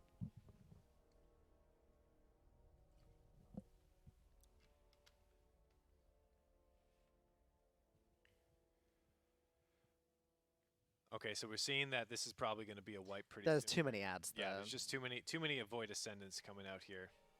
So that's those ads that do empower themselves. The ones that can spawn, they do empower themselves at Avoid Ascendant. So if you need one out, preferably only have one. Yep. Of course. So we were talking about how Red versus Blue is a great form of old content, kind of nostalgic content. What other kind of like nostalgic things did you watch back in the day that had to deal with video games, whether it was machinimas? Did you ever... Okay, surely this is one that will appeal to this audience. Did you watch Oxhorn? Oxhorn. Oh, jeez, I don't know. Do you not watch Oxhorn? I don't think that's familiar. Can you describe it to me? Twitch chat, help me out here. Oxhorn. So Oxhorn, a long time ago now, was a World of Warcraft machinima maker. And his original series was a series called... There we go. Oxhorn was awesome. What? Yes, Oxhorn was great. I know him. the best YouTuber, punting gnomes. There we go. So his original series was called Inventing Swear Words, where Okay. the point of the series was a 5-episode series. The point of the series was they discovered that they couldn't swear in game because it would just be a bunch of stars. So they invented swear words. Oh, perfect. And then, in the final episode, spoilers for anyone that. Oh, hey, Bay. Hey. No, talk about Oxhorn. Oh, he's out of He's here. not. He's like, no. If we're not ayayaing, I don't want a part of this. And the final episode was them sneaking into Blizzard headquarters in game. Blizzard was In-game. actually an in-game headquarters thing, and they found the book that replaces the words with stars, and they wrote it down. So they instead of stars, they had it so that the real swear words would change to their own swear words. Oh my god. So everyone was using their swear words in game automatically. And that was it. And then they had a bunch of other little series. He did a lot of songs. Like someone in chat was just going, a ruffle mouth. Oh, I've seen that. A ruffle mouth. Do do do do. A Ruffle ruffle mouth. mouth. Exactly. There you go. My favorite one ever was he did like a compilation of like all of his different songs and all of his different videos in one, and it was LML Omega, what a good Dairy Queen, LOL Omega, BB the Q, LOL Omega, what a good Dairy Queen, LOL Omega, BB the Q. Yeah. Oh good. my god. I think that was it. I hope I got that right. It's been like 10 years since I've watched it, so apologies. Is that PogChamp? Oh it's my it's God. it's really That's pog. pretty PogChamp. Damn, that was impressive. Yeah. Oh wow. Kill all the beggars in Orgrimmar. Yeah. Come now, my pets. Kill all the beggars in Orgrimmar. I used to watch WoW Krendor. Okay. WoW Krendor was a really favorite YouTuber of mine that did his own skits in WoW, and there was one episode of his series was the Go Guy, Mm-hmm. and how the Go Guy used to be like this very calm shaman, right? But everybody would also always go to the Go Guy for advice. Okay. But there was this really, we'll call him a client. There was this really like dumb client that always asked the shaman. He wasn't Go Guy yet. He always asked the shaman really dumb and obvious questions. And so eventually, he just lost patience with Mhm. everything. And so when he became the Go Guy, he just always spammed go, go, go, go, go. Okay. Are you pulling yet? Go, go, go. Are you pulling yet? Are you pulling yet? Because he was also a healer. Uh-huh. This was in Wrath of the Lich King, where shamans were like really, really good healers. And so he just became the Go Guy. And from there, it was never the same. It was never the same. There's also Billy. Is it like Yes Man? Except Go Guy? No, because he didn't say no to everything, Uh-huh. right? Or yes to everything. Or he stop was to just everything. completely impatient. Okay. He lost all of his patience that day. And there was also Billy. Billy was a hunter. He was talking like, "Hi guys, my name is Billy. This is my pet Porker." He had a little boar. Uh-huh. I don't know if his name was Porker. Yeah. I know some of Twitch chat knows who Billy is and Go Guy. What's the gear score? Oh god. What's a gear score? No, there were a lot of good old machinima things. I mean, a lot of it was Halo machinima. Looking back to that for a second, I believe Red vs Blue was really what sort of kicked machinima off and actually started, because that was around before That was YouTube. yeah. That was But really, Oxhorn really was Oxhorn was a big one that I used to watch back in with World of Warcraft, and there were a few others that I don't really remember. But there I watched a lot of YouTube videos. We all watched a lot of YouTube videos, Oh yeah, right? the class stereotypes back in the day. Hey, I'm a Rip Paladin. Check out my ADD and my anime hair, bro. Excuse me. We're getting requests to watch the classic content on stream, but we're not going to We do can't. that without Oh permission, man, guys. if I could put on some music though, that would be really really funny. Is like those old music videos of like going to Ulduar, or that was like renditions of like "Sexy Back" by Justin Timberlake, right? Or and Timberland, but it was like talking about Ulduar or making a group for like Sunwell Plateau. Oh, that stuff was so good, Mm-hmm. and they made music videos about it. Does Twitch chat know what I'm talking about? Who made those?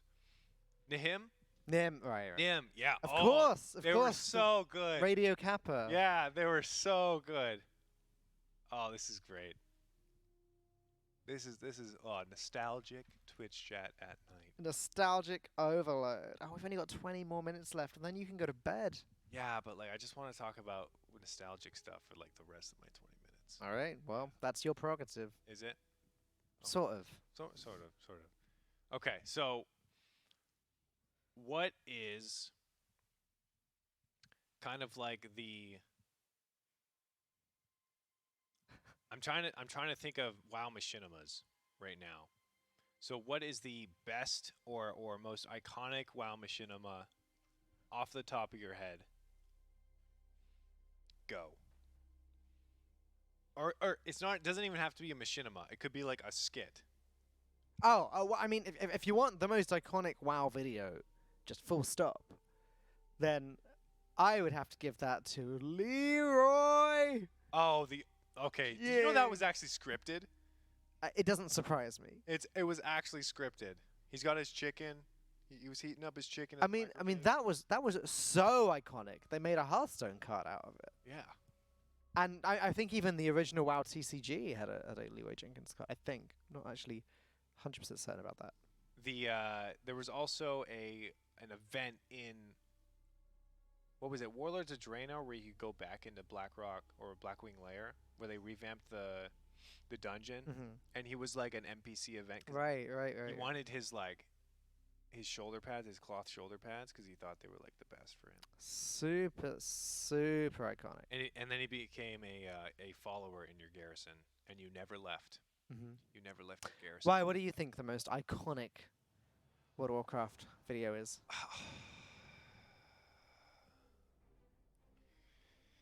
I don't have like an answer for iconic. Actually, maybe the more dots one, the minus 50 DKP. I don't know this. Really? Yeah. Oh my god! And you played Classic. Did you clear Nixia's lair? I did. Classic. No. Okay. I'm so a filthy if you played Papega caster over here. Oh no, that's not true.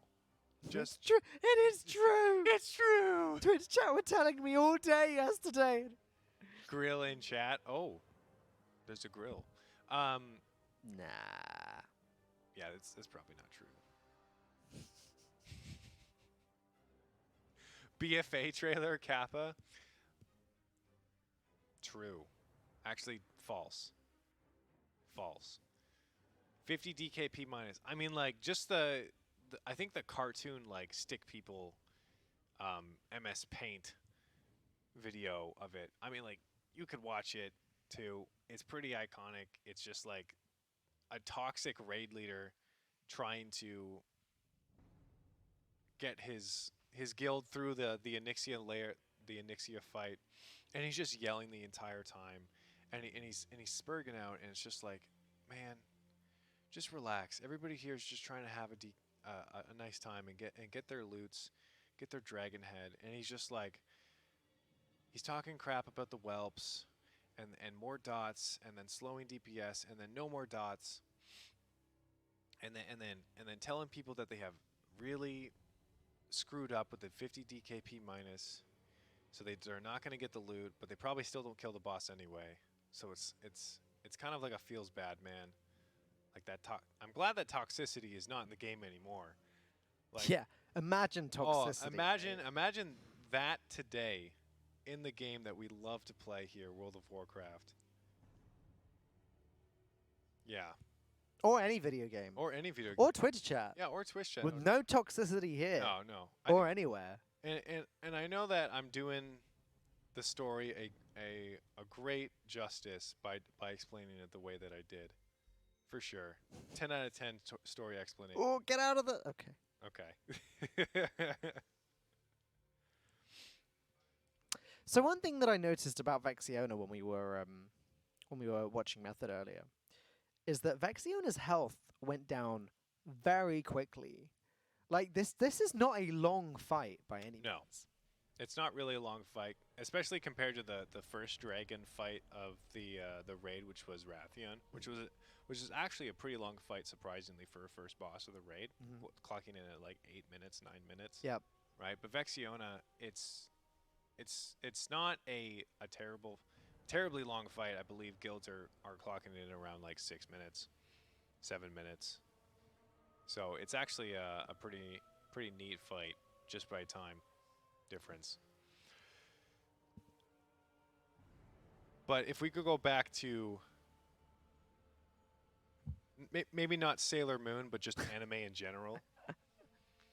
Okay. What was your did you watch any anime when you were growing up, like Death Note or Naruto or Growing up, Dragon Ball Z. Dragon Ball Z? Okay, perfect example. As an adult, Death Note. Death Note. Okay, But that's where the train stops.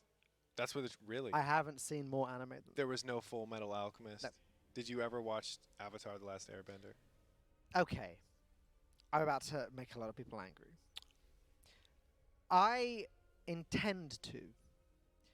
I've been told by some very close friends, a lot of people who I have a lot of respect for, that once you get past the first season, it is absolutely insane, like one of the best shows I've ever watched. Yeah, the first season a little slow. The problem is, I can't bring myself to get through the first. I'm on like episode 8 or 9 or something, but I'm watching like one episode every 3 months or something. Like it is that slow that I'm getting through it. Okay. And one day I just need to sit down and just force myself through it, because I totally believe that once I get to the good stuff, I will be It's overcome known as with one of emotion. like the best shows. Yeah, no, I realize that, and I'm told that regularly. And like I said, I have a lot of respect for the people's opinions who have been telling me that. And one day I will do it. I will get through Perfect. And But- you will enjoy it. You will not have. it. I know I will. Yeah, no. 100%. But I just haven't gotten there yet. Okay. Okay, good. So what class are you playing right now on Classic? Well, I'm not actually playing Classic right now. I'm one of the many people that has sort of stopped. moved on. Oh. But I was playing Warlock when I You were playing Warlock? That's a good choice. Yeah. Warlock's great. we're dead. And we're dead. Again. Unfortunate. But this happens. This is why it's race to world first.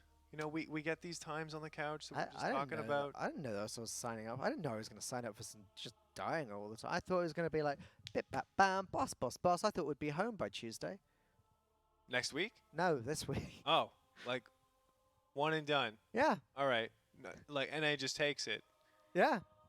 Method, wake up. Oh, Oh, I've done the it. race is over. All right, we'll go home. Oh no. Oh well. I guess we'll go to the after party.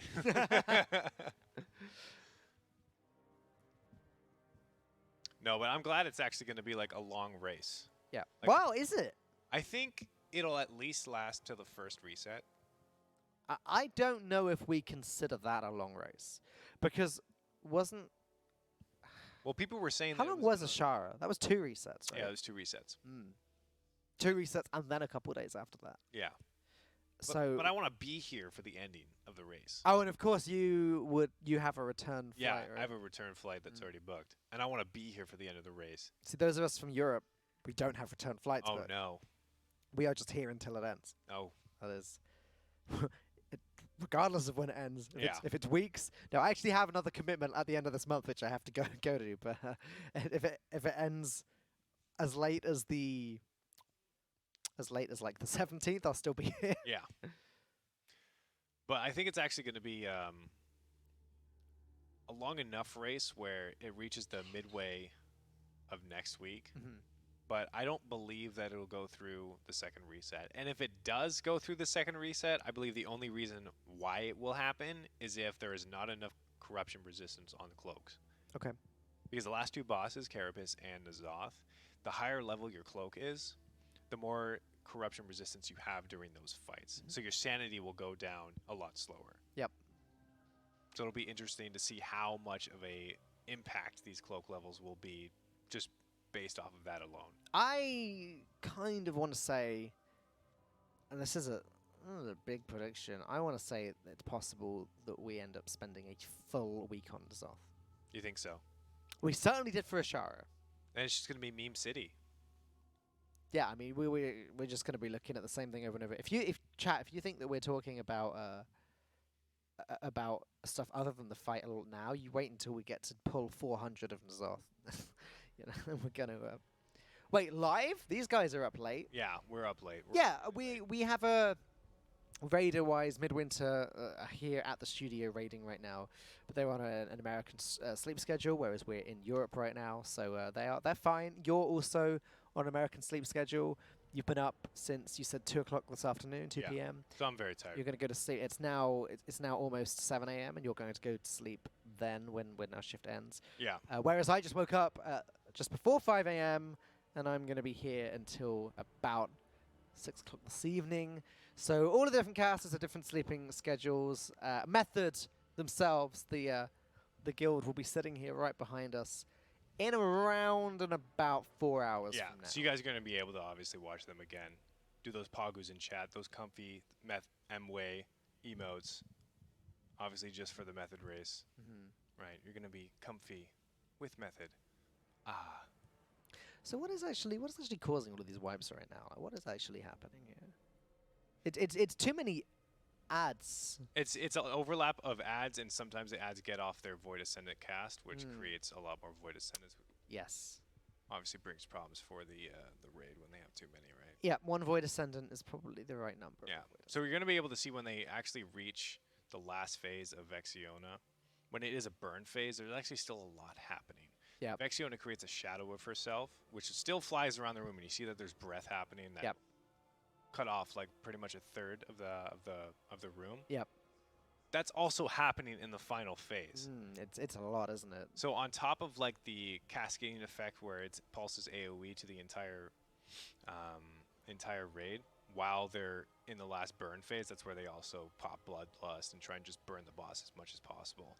That's also happening. So even though you're putting down like these AoE healing effects like Healing Rain or Efflorescence if you had any druids in the guild, or Holy Priest with their Holy Word Concordance or something like that, right?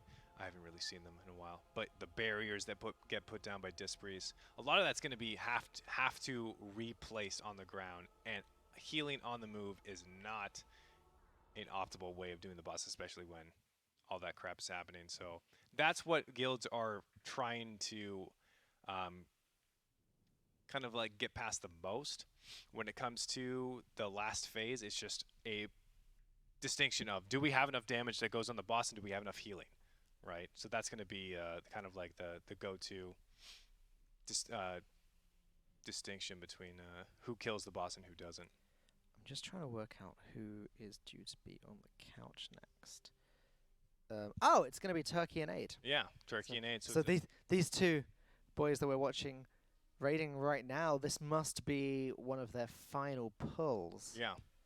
As they are due to take over from us in just a few moments. Exciting stuff. Yeah, very good. So what are your thoughts on the fight so far, Falcon? On Vexiona? On Vexiona, or what is your favorite fight so far that you've actually my witnessed? favorite fight so far.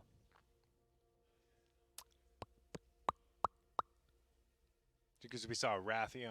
It's got to be Furball Boss. Furball Boss. Furball? Furball Boss. Just excuse me, just spitting up. No, yeah, it's got to be Furball Boss. It's just exciting to see them. Just to see them whether they're gonna succeed when they fail. It can be frustrating to watch the instant wipe. Right. You know, but but that's the personal responsibility of like those players that go into that boss. Is just like you kind of get screwed over by maybe someone else that screws up, and then it's just the fight's done, right? That's a terrible feeling to have. Yeah. And that's where the frustration comes with guild leaders or our officers in the guild, where it's just like, damn it, like if it just didn't happen, if this wasn't one of those bosses, like the same thing kind of happened in Tomb of Sargeras with actually the last boss was just like there was a lot of personal responsibility and RNG that was going on, and it was such a frustrating boss to begin with because of that, and it just doesn't feel good. It's not a really great boss design in my opinion, but when something like that happens. But it's interesting to see what Blizzard's coming up with for these new mechanics. Stuff like the football interaction, like that hasn't been done before. It's kind of had different iterations, like Gahoon, where you had to pass orbs to your friends, and then they had to go and get like a slam dunk, I guess, in the basketball net. But like something like this, where it's just like you touch something, it's now out of your hands, it's onto the next person. And it's like it's totally up to positioning and aiming and geography, right? That hasn't been done before, which is pretty cool to see. It's just too bad that it's done in a way where if one person messes up, Yeah. it's kind of over, right? Right. I'm going to let you get to bed. I think Perfect time for that, I think. you've done a lot of work. Yeah. Good job. And we are going to hand over to the next shift. Thank you everyone for watching, but Yeah. do not go anywhere. We're going to have Turkey and Aid on the couch in just a few minutes. So the race to world first continues after this. Ah, winter. It's cold outside. The snow's falling all around us, gently laying on the windowsill. To stay nice and warm, the fire's on. And as we all gather around, together in Twitch chat, watching the Ny'alotha race to world first, we feel cosy. We feel like we're with friends. Come be with friends. Come join Method for the very small price of free with your Twitch Prime. You can be cozy with everyone else spamming the cozy emote in Twitch chat right now. Come be with friends. Come be with Method.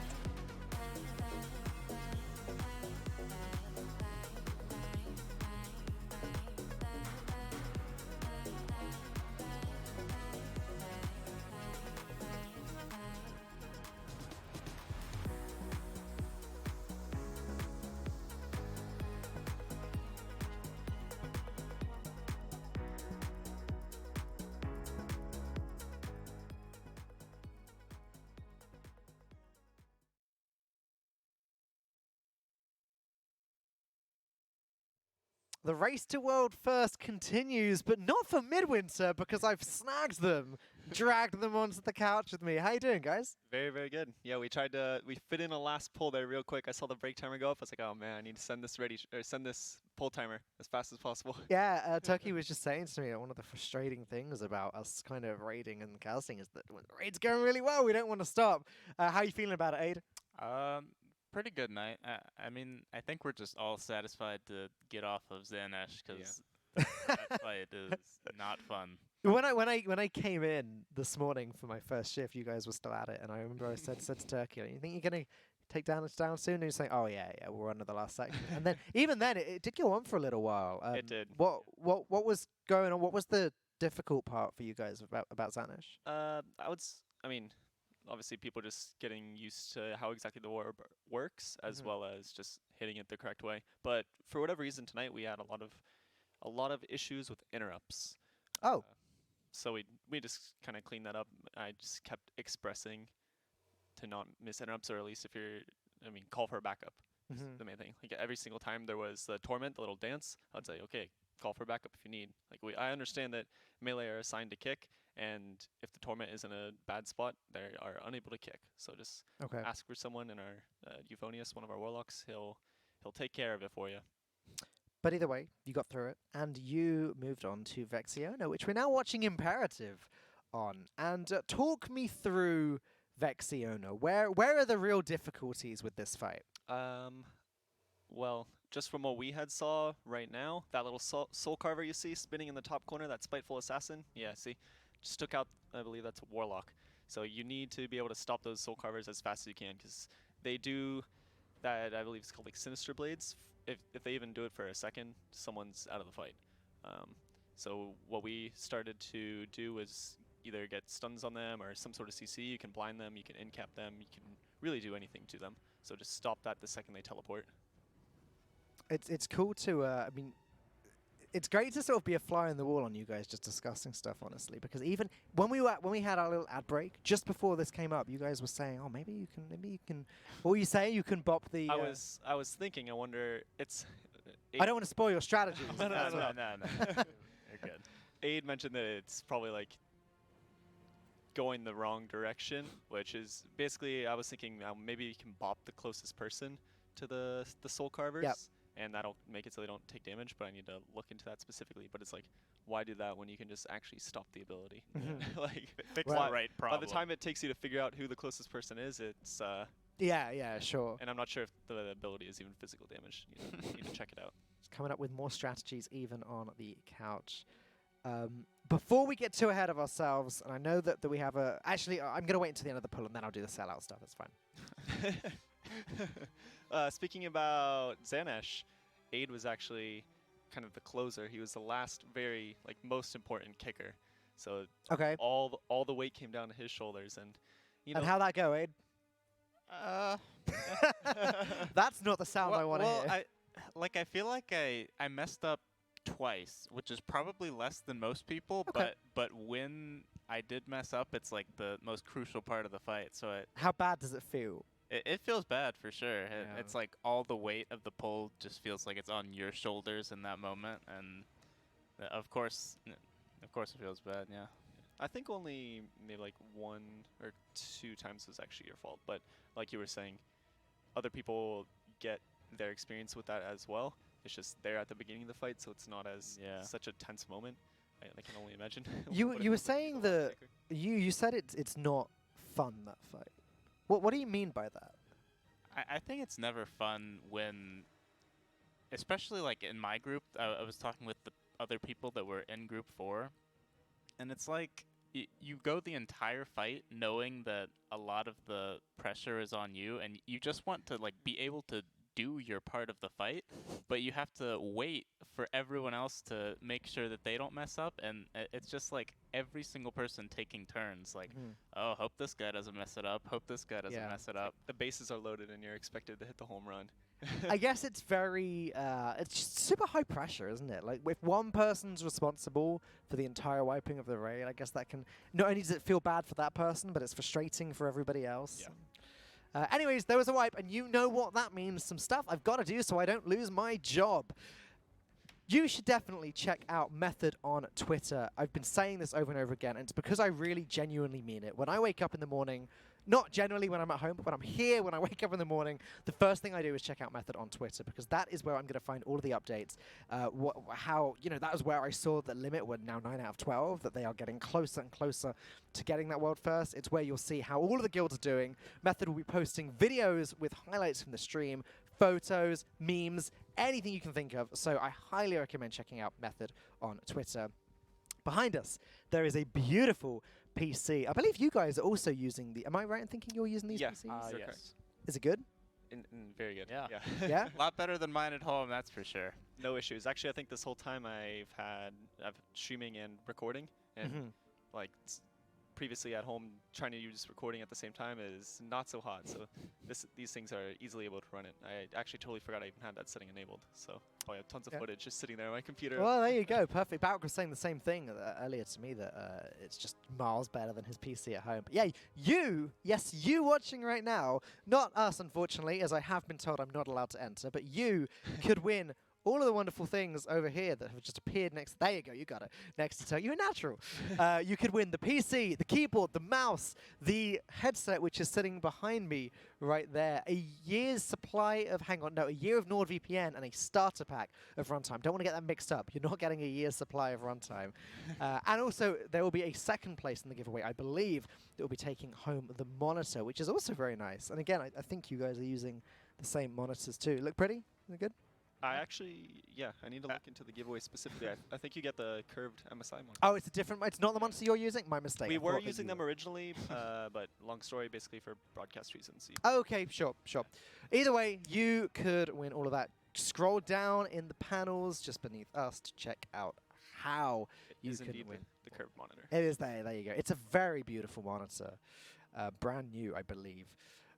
You can, as always, donate to save the children. We've had one recent donation from Dory saying, Method, go for the top and help to save the children. Method will be back in just a few more hours. I think about 4 hours. Method will be back starting their raid for the day. So it'll be very cool to see if they can catch up with Complexity, and also Pieces will be starting, I assume, around the same time. We'll see if they can catch up as well. So yeah, donate for Save the Children. We're on $7,500. We want to hit 25,000. We'd like to hit 65,000 again, but we'll see. And lastly, you can now subscribe to Method on Twitch, and there are some very cool emotes, and there's going to be more emotes throughout the week. So our very own Pleb Central is at home making emotes when something cool happens. If someone pulls a funny face, there could be an emote of that. And I highly recommend subscribing to Method on Twitch to get all of those emotes. Okay, I am through everything. We can go back to talking about Vexiona now. Yep, so it looks like now they've set up a week aura to mark all the different types of ads that come out, which will help when I'm assuming they have set up stuns and end caps and everything I was mentioning before. So those Soul Carvers, we'll get one coming out of the first wave after the boss lands here. And yeah, we'll see if it gets stunned. So here she is. Wait, okay, interesting. They're lusting at 76%. Maybe this is just like they're progressing. They just want to try to get the boss to 40% so they can see the final phase. But otherwise, yeah, I believe every single kill I've seen has kept it for the last phase, because that 40% burn is... Yeah, that's going to be rough doing that. Yeah. Without the lust. I have to imagine this is just to get there. Set of ads got obliterated. Yeah, their best pull is 49%, so they haven't even seen it yet. And yeah, you got to start seeing it before you can actually figure out your strategy. So what did you guys get to best pull so far? I believe we got into the last phase and died. You did get to the last phase. Yeah. So it's probably like 39, 38. I remember that when we were watching Method on this fight, they were just doing everything they could to survive to that last phase at first. Like, they were bloodlusting at 50%. They just wanted to get to that phase to experience it. How important is that? It's always a good way to just learn stuff. It's funny seeing like the Twitch chat and things like, oh, why are they lusting right now? You gotta save that for later. It's like, guys, they're just learning the fight. They'll shift it eventually. But yeah, I mean, any sort of knowledge you can get for later on. Nice little corgi right there. You see, Twitch chat already know the fight. Oh yeah. Twitch chat already know everything. Yeah, of course. They're 14 out of 12. They actually solo 14 out of 12. They done it on their own. All of Twitch chat individually. Yeah. It's a lot of... Yeah. Wow. wonder who got first. All of them, actually. Probably Dr. K Dream, that guy right there. There you go. You got it. Congrats. All right, so they're into the second air phase now. So they got past all the very deadly soul carvers. So this should theoretically be one of their best pulls yet. Not much to do here. You just clean up this ascendant while we wait for the boss to land. All right, everyone dodged a deep breath. They learned how to do Onyxia years and years ago, so this boss is a cakewalk. It doesn't give you much space, does it? No, I mean area denial is a big part of the fight, but most strategies like progressively move across the room and put all the puddles behind them so that you have as much room as possible going into the last phase. Everyone adding him. Oh man, everyone tell him congrats. Thank you. Dr. K Dream world first. All right, so yeah, they're about to get into the last phase. We're sitting at 42% here. Ads are easily cleaned up. This is very, very clean. Which this could actually be very interesting if for whatever reason they don't need the loss in the last phase. If they're just able to kill it, who knows? Yeah. Really with the fact, oh man, that could have been a really easy misclick. If he clicked leave party right there, I definitely would recommend pressing escape when you need to close that window. Yeah. Don't risk it. Yeah, they forgot about the shadow breath. All right. Oh. But hey, they saw the last phase. I think that was their goal. Yeah, see, he's happy. He's clapping. That'd be a lot of progress there, actually. Like 34% is not bad at all. And still got a few members of the raid chipping away. Try and get a last little bit of damage in. Every decimal lower as you can. Yep. Right. So I think it's fair to say that for you guys, Xanesh has been the hardest fight so far. Is that right? I guess if you're just looking at it from like attempts, yeah. Yeah. Is there a particular fight that you are dreading at the moment? No. No? I would definitely say no. I think Vexiona should be able to get fairly quickly.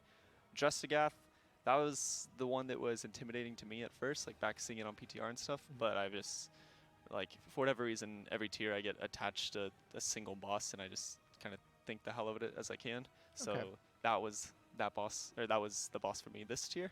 All right. And now having sort of limits footage on that should be fairly simple. Although I did hear they killed it as they had no one with the buff left, and they were just killing him through the healing. So they were able to do enough, which is as you can see, it's a thing you can do. He doesn't heal. Or if you can do more damage than he heals, then... And that's the thing. The boss isn't immune. Yeah. It just heals a lot. Yep. It's interesting. How about you, Aid? Is there any boss that you're particularly you think is going to take you a long time, or...? Not really. I'm more afraid of Xanesh on the next reclear. Yeah. That's too accurate. It's okay. We'll take you off first in the fourth group, okay? How many? Do you know how many pulls it took? I would say less than 40. Okay. I looked at one time because I heard the guys over here talking about it, and we were at 23, and then we killed it I think within an hour after that. So. I actually don't know how many pulls that it took Method, but I think that was definitely the boss that took the longest yesterday. Which that's just how it goes with a pass-fail boss, individually pass-fail boss like that. Just why they're not too enjoyable. Yeah. You want the bosses where you can just kind of actually not rely on a single person doing something correctly. Yeah, like the first time we got to me in the last phase, if I had just done it correctly and the two people behind me did it correctly too, we shave off like 2 hours from our Xanesh. Wow. Little right though. Little RNG, little. And that's gotta feel frustrating, right? Yeah, I'm not really a fan of the way that the portal switches sides. So it's always it's kind of formulaic because it's one of two choices, but one of the choices is a lot better than the other one. You don't have to run across the room before you start moving your ball. And yeah, that's how I messed it up the first time. Is that I didn't have my horse to get over in position to face the correct way. Where'd you where'd you stable your horse? Well, you have to bring it with you. It's sometimes I get scared when the Ashara torments come out. Just don't tie your horse to one of Ny'alotha's tentacles. Yeah, there you go. have that Yeah. at the ready. It's all like the a it's like a bike rack, but yeah.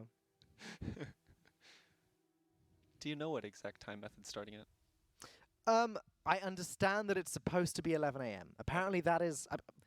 This is information that I gleaned from Twitch chat. Yeah. So take it with a I take it with a pinch of salt. But according to the very honest people in Twitch chat, Scott claimed that they would be back at 11. Okay. And I think the way it works, because I mean, you're talking about coordinating 20 people. I think when they say a time, they probably stick to it. Yeah, and I think Scripe was here. Scripe was definitely here from till at least 2. So Yeah, well, Skype is the MVP. He is the shot caller. He is the person that gets the least sleep because he has to come up with all the plans. He's got his little officer room in the corner along with Roger. And yeah, honestly, Skype does so much work. Do you have a who's in charge of your guild? I mean, me technically. Yeah? There's a lot of other people like You're all the of Scribe our then? officers. It's I don't know exactly like how in depth solo he goes. I would say we're much more of a collaborative effort Okay. between all officers. Like I don't really handle any of the healing stuff. We got another guy, actually another like 2 guys for that, and then there's another gentleman as well, Euphonius, who puts in a lot of work. I think that Scott kind of, not Scott, sorry, Scribe kind of has to really take charge, because if you think about it, Method just got a whole bunch of chuckleheads behind us. We got Scott sitting They there, press their buttons real well. Gingy, got Deep Shades at the back. I mean, come on, like you need to take charge with them. Shows how important good leadership is. All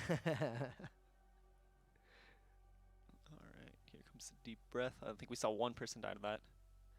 Gingy Gachi base. That's probably the most accurate thing you could say. Yep, absolutely. Man, speaking of Method, I'm excited to see them catch up here. I mean, definitely they're gonna be fueled to catch up and try to get Rodden and just Agath out of the way as soon as possible. So where are Limit at now? 9 out of 12. They're on Il'gynoth. Il'gynoth, Il'gynoth right, is the right. of only course. option they have until, well, yeah. Right, No, because last.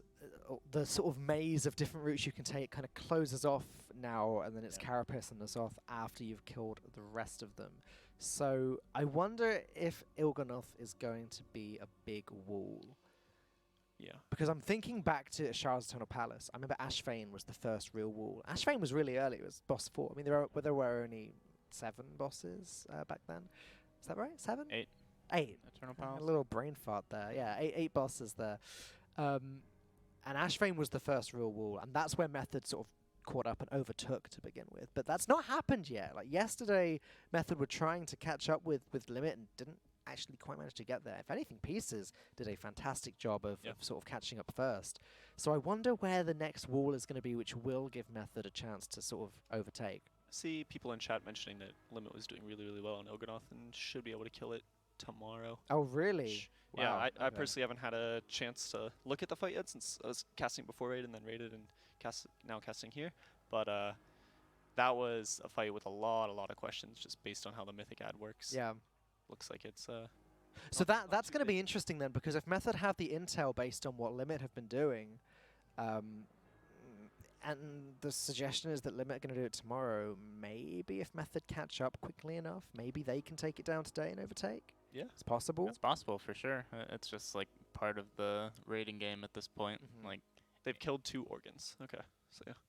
anytime you show other people your hand, it opens up the opportunity But- for them to catch up. And but that's it nowadays, right? With everyone streaming, Yeah. it's difficult to conceal anything. Although I heard somewhere that Pieces aren't streaming this tier. I don't know if you guys know if it's true. I don't. I think they are recording their videos, but they're not actually live streaming any of their kills. Big so- brain play. So no one Yeah. knows the strategies they're using. No one, like I think people mentioned earlier, no one even knows really if they're working on Rodden or Drestigath. Cause, Oh, wow. I mean, they just It's a tricky trade-off as well, because obviously, it goes without saying, there is revenue to be gained by streaming. Yep. Personal streaming, with enough viewers, that becomes an income. And so you are giving that away, but maybe bigger chance of getting world first is worth it. Maybe the YouTube content after would make up for that, the publicity. It's really interesting.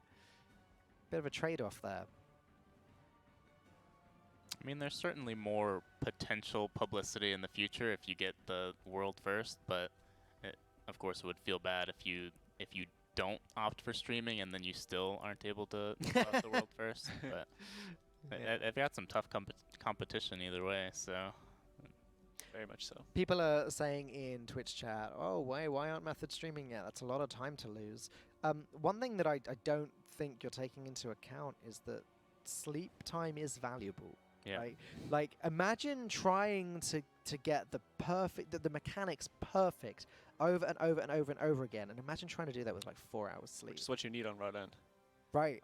That's a fight where one person messes up a single mechanic. Now you're behind on everything. Yeah. The entirety of Method have to be well rested. There is no question. And you know, Method, a lot of these guys are very, very healthy, very fit. You know, it's a priority when it comes to Method to be healthy. And they know better than to try and do this sleep deprived. Yeah. And I think you're saying this is time lost, and I get that argument, but at the same time, they will make up for the lost time by being at 100% efficiency because they slept. yeah. I mean, a lot of people haven't experienced the whole day raid thing. Don't know what it's like to pull a boss after 14 hours of straight pulling Yeah. bosses, and it's certainly rough. I think it's wise to just take your sleep when you can get it, even if Absolutely. you're. I mean, the longer they take too, the more sleep they can get. They see more strats that other people come up with. Hang on a second. Zavalosh, who was one of the casters back in the classic Race to World First in Vegas, has put in Twitch chat, "But Dan, these are elite e-gamers, the top 0.01%. They can do this on no sleep for 100 hours straight." And actually, Zavalosh, yeah, you're right. Real gamer hours. I'm clearly we don't know what we're talking about. You're right, Zava. They should be. To be fair, that was what they did in Vegas. A lot of them did just for classic Race to World Classic First. A lot of them just didn't stop. Yeah, I mean that's a little different. I feel like that's more of a full time investment race. Yeah. Which, I mean, we can get into the classic and the honor grinding and how a lot of that is just like full time commitment. You win by putting more hours in than the next person. But when you compare it to raiding, you need to play at a high level for an extended amount of time. Yep. It's so different. Yep. I agree. I think anyone going into that game as well kind of knew that that's just what they were going to do. They all wanted this thing, and They had prepared their bodies for it, and they were it wasn't like a random. Oh, I feel like staying up for 100. No, it wasn't like that. Anonymous has donated $10 at Turkey at Midwinter. How hard is it to keep the team going after a hard boss kill to the next and discover it's just harder? And hi to the chat chads.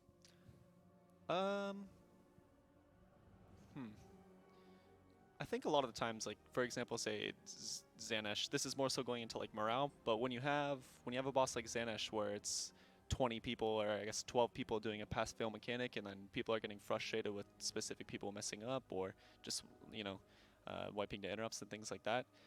Actually, you can kind of motivate people by, at least from what I've found, by explaining to them that okay, we just got to put this together for one pull, and then we won't have to do this boss for at least a week.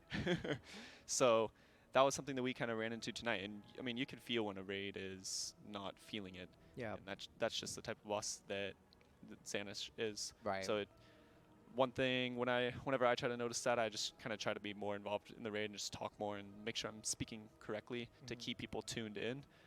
Otherwise, people are just gonna kind of sit there, press their buttons, do what they need to do, and just hope the cogwheels click.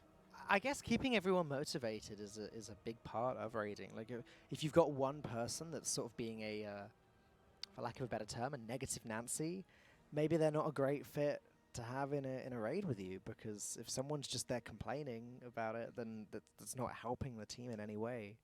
When it comes to that question specifically, the one that I think of is Fallen Avatar to KJ, because Fallen Avatar on its own was what, like 300 something polls, I believe, around there, and then KJ is KJ was far and above that. Right. But yeah, at the end of the day, these people want a challenge, and they want a boss that they can sink time into and just play the game. But yeah, thank you so much for the donation and the question there to our anonymous donator. I will say, if you do have questions for these guys, then donations are a fantastic way of doing it because firstly, donating to Save the Children is always good. And secondly, we will definitely see the questions and donations, whereas chat moves quite quickly. It can be very difficult to catch all of that. So yeah, thank you very much for that. See people saying BDG killed Vexiona, which is huge because they killed Hive Mind. Let me actually do the math. It took about 2.5 hours. So, 2.5, 3 hours. That's about That's how huge. long it took Method as well, if I remember rightly. Yeah, it doesn't seem too complicated of a fight, but I know they're definitely one of those guilds who's on a shorter time schedule now. So being able to finish that boss out and now move on, is very impressive. Mm-hmm. And I mentioned it earlier today, but I'm really excited to see where all of these 7 out of 12 guilds choose to go next. Because I think a lot of them will not choose Broaden at all. Especially, the guild, like a guild like Midwinter. We're probably not going to have enough time in this remaining reset to be able to kill Broaden, whereas killing Justagath could be possible. So you got, let's see, now Aversion, Exorcist, Pigdom Guild, and we don't know where Pieces is as well. No, we don't. Again, Pieces being a bit of a mystery. Although, again, they're asleep at the moment. I'm pretty sure it's safe to say the Pieces will be sleeping right now. They are based in Europe, and so they will not be on the American hours. They're on those 100-hour gaming hours. Oh, sorry, they are elite e-gamers, as Avalosh said. Elite e-gamers, indeed. So I assume that you guys are going to get to sleep after this cast, are you? And then wake up again at around, 5 p.m., 6 p.m. local time? Yeah, yesterday I woke up at 8 p.m. 8 p.m. I slept even better. The more you can sleep, the better. What time are you scheduled to raid again? 3 a.m. So we're 3 a.m. to 7 a.m. Are you casting before you raid again? Cast, raid, cast? Most nights. Okay. I think so, yeah. So, yeah. It I must be enjoy. interesting to have different insights as well. Like you're casting before you're raiding. Oh, I'm looking forward to doing this. We're planning on doing that. And then you cast after you're raiding. It's like, oh, so this is how it went. Actually just feel like casting methods raw in progress earlier. I just got a lot more information about the fight while I'm trying to help get more people to understand it. So, win-win. I mean, they say the best way to learn is by teaching, right? So when you're sort of watching Method and trying to sort of explain what they're doing, that's another way of teaching you guys. Like one thing die. Sean was explaining how this is his alt and not his actual main, so he's probably not doing too well on the damage meters, and he kind of just wants people to understand the reasoning why. Or he did like he was top of the meters and he's trying to roast his fellow mages in guild. But yeah, as you're saying, kind of seeing things here and being able to take it back to our raid, I would have to double check within our raid, but I saw their dragons breathing the ads, and I believe that stopped the enforcers. Kind of melee. I forget exactly what it's called, but the melee stun and big amount of damage it does. Mm-hmm. That we had that take out a few people tonight, which wasn't a good time. I feel like that's one of those mechanics that you die to once and then you're scared of it for the rest of the fight. It's hard to get hit by that multiple times, unless you get dragged into it, of course, which. The timings on the fight can be a little awkward with the grip that the enforcer does, pulling you into fire. It sort of depends on the positioning of the enforcer and making sure the tank is taking it in a good spot. But it's not fun being grabbed when you're trying to drop off your debuff on the side and plop it in the middle of the raid or anything like that. Okay, there we have it. An official 3.5 to 4 hours. All right. What was that? Oh, the time it took Big Dumb Guild? No. For Method. Oh, for Method. Okay. Alrighty. Yeah, when they're coming back. Yeah. Was that Miss Invertasi? Yeah.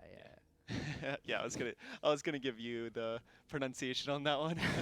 I should know that. I mean, I like to use first names when possible, so I call her Andrea.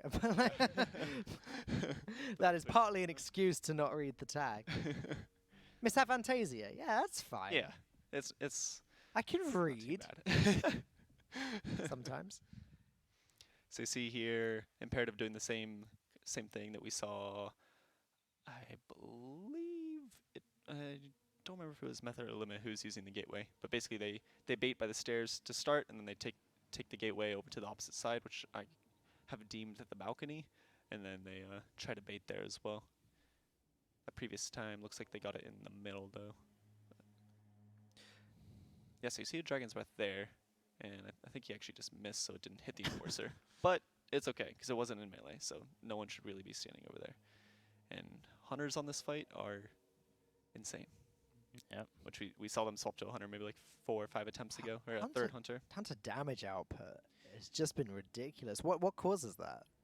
On this fight in particular, just Beast Cleave. You have these 6 ads coming out every 30 seconds or so. So just and they get to start right away. I think it was Moose was telling me it was about the multi-shot, reducing the cooldown. Okay. Which is it's interesting because you haven't really seen Hunters being like on the top for a little bit. Yeah. You've seen the Warlocks, you've seen the Mages, you've seen the Moonkins, and then you have your melee classes as well, the Demon Hunters. But Hunter is kind of laid lone. Kind of just low. felt out of nowhere, yeah. Yeah. It's just like they were always decent, like not bad, but I've never seen them at this point where it's like first on DPS. Doesn't matter if it's AoE, single target, they have the tools. Yeah.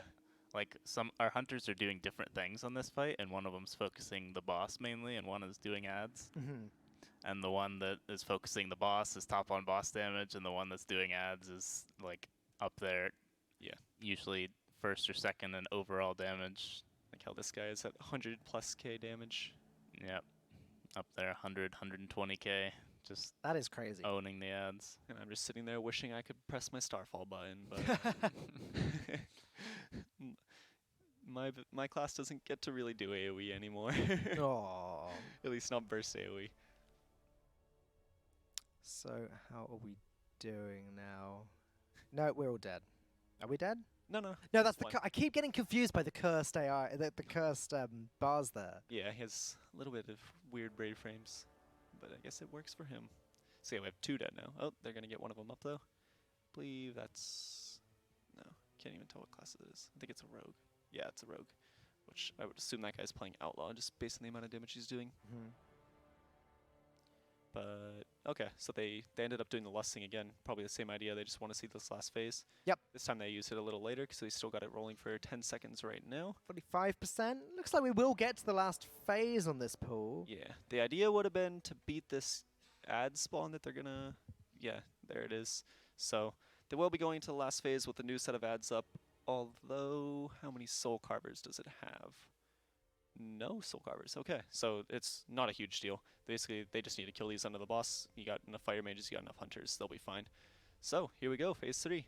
So the idea in phase 3 is basically anytime you take damage from, well, this goes for the whole fight on Mythic, but anytime you take shadow damage from Vexiona, you're going to build one of those stacks. Right now, they need to be looking in the sky. Hopefully, someone knows. There it is. We've deemed that the Dracaris. Just Dracaris? Yeah. Brilliant. All right, so he kind of, and then there was the Heart of Darkness there. So basically, you need to move away from the boss, and if you're standing alone, you will get feared. So he kind of blinked out of the way there and did get feared. I'm sure they're just kind of getting a run for the phase. Not gonna go into it and instantly give it the best shot they got. And that's the majority of the mechanics. Just kind of stick together, run away for Heart of Darkness, dodge the Dracaris fire coming from the sky, and then last but not least, the Desolation, which will target a tank every single time. That's just going to be split damage, just a split damage circle, so you can throw in however many people you want. It has 60 stacks, right? And what we've seen from the guilds is just split it between 2 people. Right. The tank, it needs to hit 3 people, but the tank does count as 1. Yeah. So you just throw in 2 immunities. Just to sort of break it down for any viewers that haven't done the raids, these circles that appear, because it's kind of different for each boss, right? There are different circles, there are different things. Some of the circles they want the players to get away from each other. Some of the circles you need to sort of get a group together to reduce the damage you're taking. Is that right? How exactly does these circles work? In this fight? The way, yeah. I mean, on this fight, Well, I guess just in general, when it comes to circle mechanics, the way I think about it, it's gonna sound super stupid, but That's fine. Go ahead. if it is just a solid ring around the person, Yep. it more than likely means get away from them. Okay. Whereas if it's kind of solid and then has like a kind of spherical swirling effect in it, Swirling effect. yes, Mhm. then it more so means stack. Okay. So in this fight, in the first phase, the first 60%, you'll see people get just a solid ring. That's basically they're going to drop a pool after Yep. some rough amount of time. So get away from it. Yes, and they'll just run away on their own and go drop the pool. See, that's actually that's really helpful. Knowing for people watching like now, people will know like if it's solid, you're gonna see the raiders getting away from each other, and if it's not, you're gonna see them stacking. And in the last phase, you don't actually have those getaway circles anymore. So it's just one singular circle, other than the one from Heart of Darkness, the big circle around the boss. But don't think anyone's got any confusion with those. I see people asking what time method stopped at. I believe it was around 2. 1:30 a.m. Yeah. is what I was told. Yeah. Fire the lasers. I love that little preach emote there. Oh yeah. Fire the lasers. Is that his? Let's see. Who's Ny'alotha? What is that? Oh, okay. I believe it's his as well. Yeah, it is. That's awesome. Alrighty. So yeah, looks like since I was looking at those bops earlier, so they swapped the Ret Paladin out. I believe it was for a Hunter. That was the swap that I mentioned a couple attempts ago. Because again, the hunters are just dealing so much damage in this fight. Yeah. But how would you say Ret is on this? I think it's pretty good. One thing is you just kind of have to choose if you want to do AoE or single target based on your build, and the essences would be the same, but it's mainly the Azerite traits that you need to either go full AoE or try to stick to the single target. And you can still do some AoE, but it's probably not quite as good as Hunter, but it's up there for sure. When we were doing our pre-tier prep and just kind of thinking about what comps we would want, this is the one fight to me. I was like, okay, yeah, Red should just be bonkers on this. So yeah, I'm surprised that they chose to take out the Ret. yeah, me too. I would think. I know the Moonkin is an officer, so maybe he's kind of helping with raid leading or things like that. So they want to keep him in the raid. Otherwise, yeah. But their comp also just has a lot of mages and hunters, and yeah, their ads are dying very fast. As long as the ads die, then Ret's there for single target, and I'm kind of lucky to have good corruptions and that kind of stuff, so my single target's still good. But if you don't have those, then it's kind of middle of the pack. It's decent, but pure single target, I would choose another hunter as well instead. Okay, I think they're just wiping on purpose. Yeah, I was going to say, I'm That's seeing alright. them keeling over at the moment. Okay, that Andrew's mage there. That's also an alt. We saw him on a shaman previously on Zanish, so he's swapped over. Which I feel like he should just kind of be a mage for the whole tier, probably. Yeah. Mage Sorry, is- shamans out there. Mage is so good at doing insane boss damage and also just hitting ads for a lot too. It's one of those specs that doesn't suffer from switching. Like Hunter, Ret Paladin, like I mentioned, they kind of choose to do one or the other, it seems. But I guess that's more dependent on when people are cooldowning on the fight and that kind of stuff. But mages always just combust the boss. If their ads up, they're also going to hit the ads for a ton of damage with Ignite, and they lose almost nothing. And Dragon's Breath. Yeah. I gotta start getting our guys to use Dragon's Breath more. It came up on another fight as well, I think Hive Mind. It's like, guys, it's a disorient. AoE disorient. That is so good. Yeah. Like, it's totally separate DR than stuns. Please, use it. So, Imperative are pulling pretty quickly each time, pulling 20 seconds. Okay, what's your guys' methodology? There we go. Is the word when it comes to pull times. Obviously, Method's way is.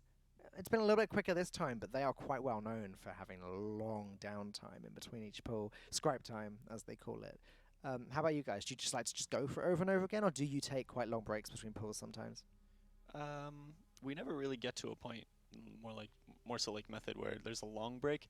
Definitely, I mean, the reason they're pulling so fast here is just because they seem to believe, or they do believe, that they understand everything that they need to do. So it's kind of just, okay, we wiped to this. Okay, that's how you fix that. All right, now let's pull again. And they're not having to do any weak aura changes as well. When we got to Xanish, the first thing I needed to do was create a weak aura. Well, basically change a weak aura more so. But yeah, they're just at that point now where you pull, and pull. Their soul covers are getting handled. The ads are dying at a good time. Main issue, I think, is just some single deaths to things like breaths or like bad breath baits. And yeah, we see them getting to the last phase fairly often. I mean, like every other attempt now, I think. So they're working their way there. I think the long pull timers are also just something that really top guilds do, because they're the ones that actually have to develop the strategy on the boss. Yeah, that's very, very true. As a guild like us, like the first day we kind of compete with all the top guilds, but we don't have as many hours. So later on, we're really just like copying a lot of the top strats by our second and third day, and it's a lot less theory crafting for us, because if something is obviously working for someone else, then you kind of figure we can make it work too, if we understand why they're doing their strat.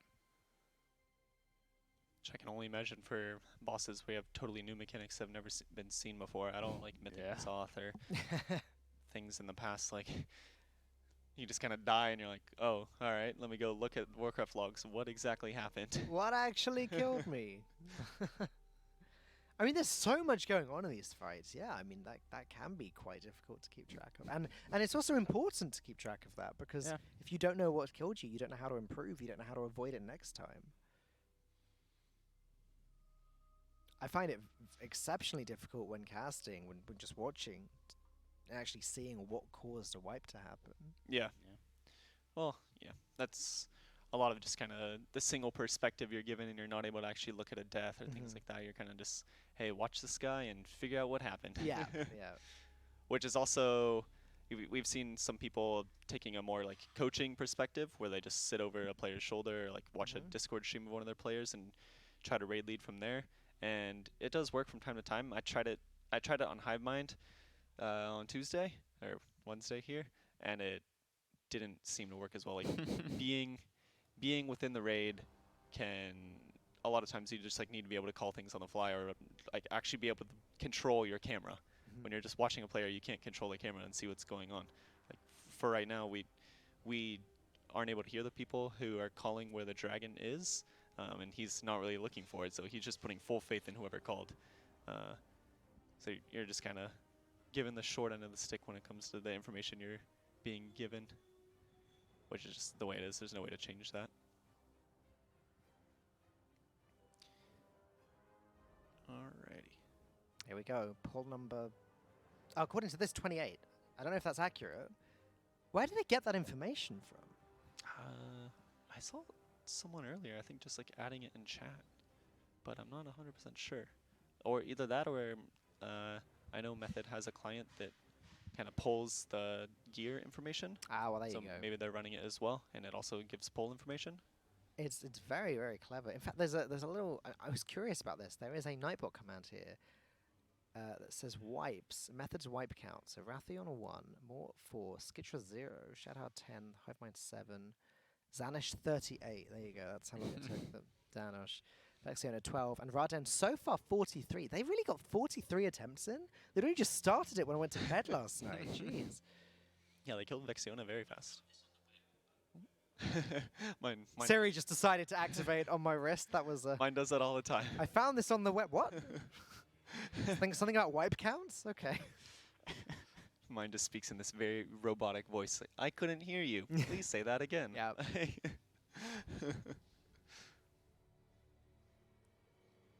Yeah. See people trying to figure out what exactly...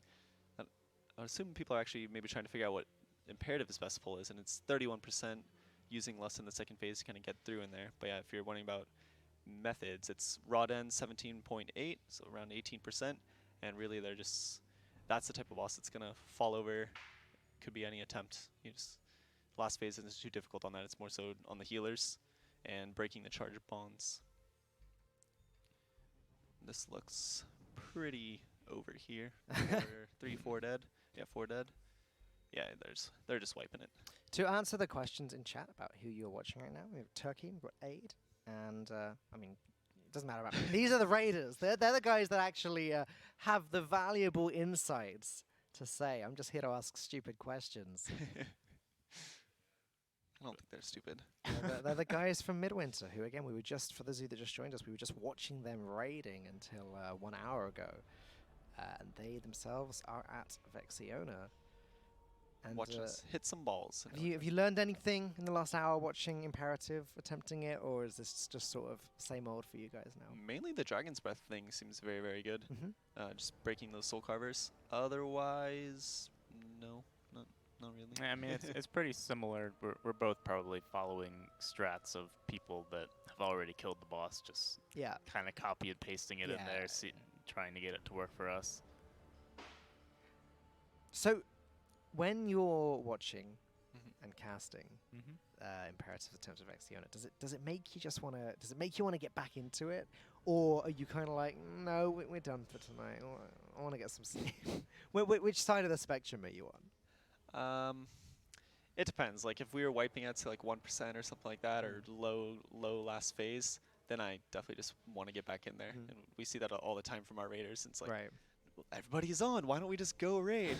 It's like, guys, we have these raid times for a reason. Like, just because people are on doesn't maybe not necessarily mean they want to be inside the raid. So you're not like right now thinking, oh, I wish I was there doing that. No, I do want to go kill this. You do? How about you, Age? I'd like to go back in. Yeah. I want to get to the more challenging bosses. And yeah. When you're in this position, it feels like you're racing to get to the hard bosses first, and it just feels like with another hour or two, we probably could finish Vexiona as well. You're on the screen. You're right there. Yeah. 9th.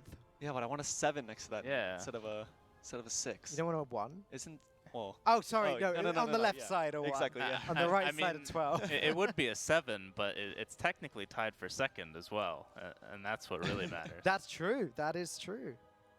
Even if we're probably like 10 hours behind on raw dead progression or whatever it is at this point. It's just good to be like on pace, you know.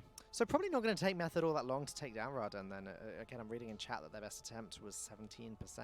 I would think not, yeah. They're basically just needing to clean up a few deaths in the last phase and then kind of work on grouping up better in the last phase.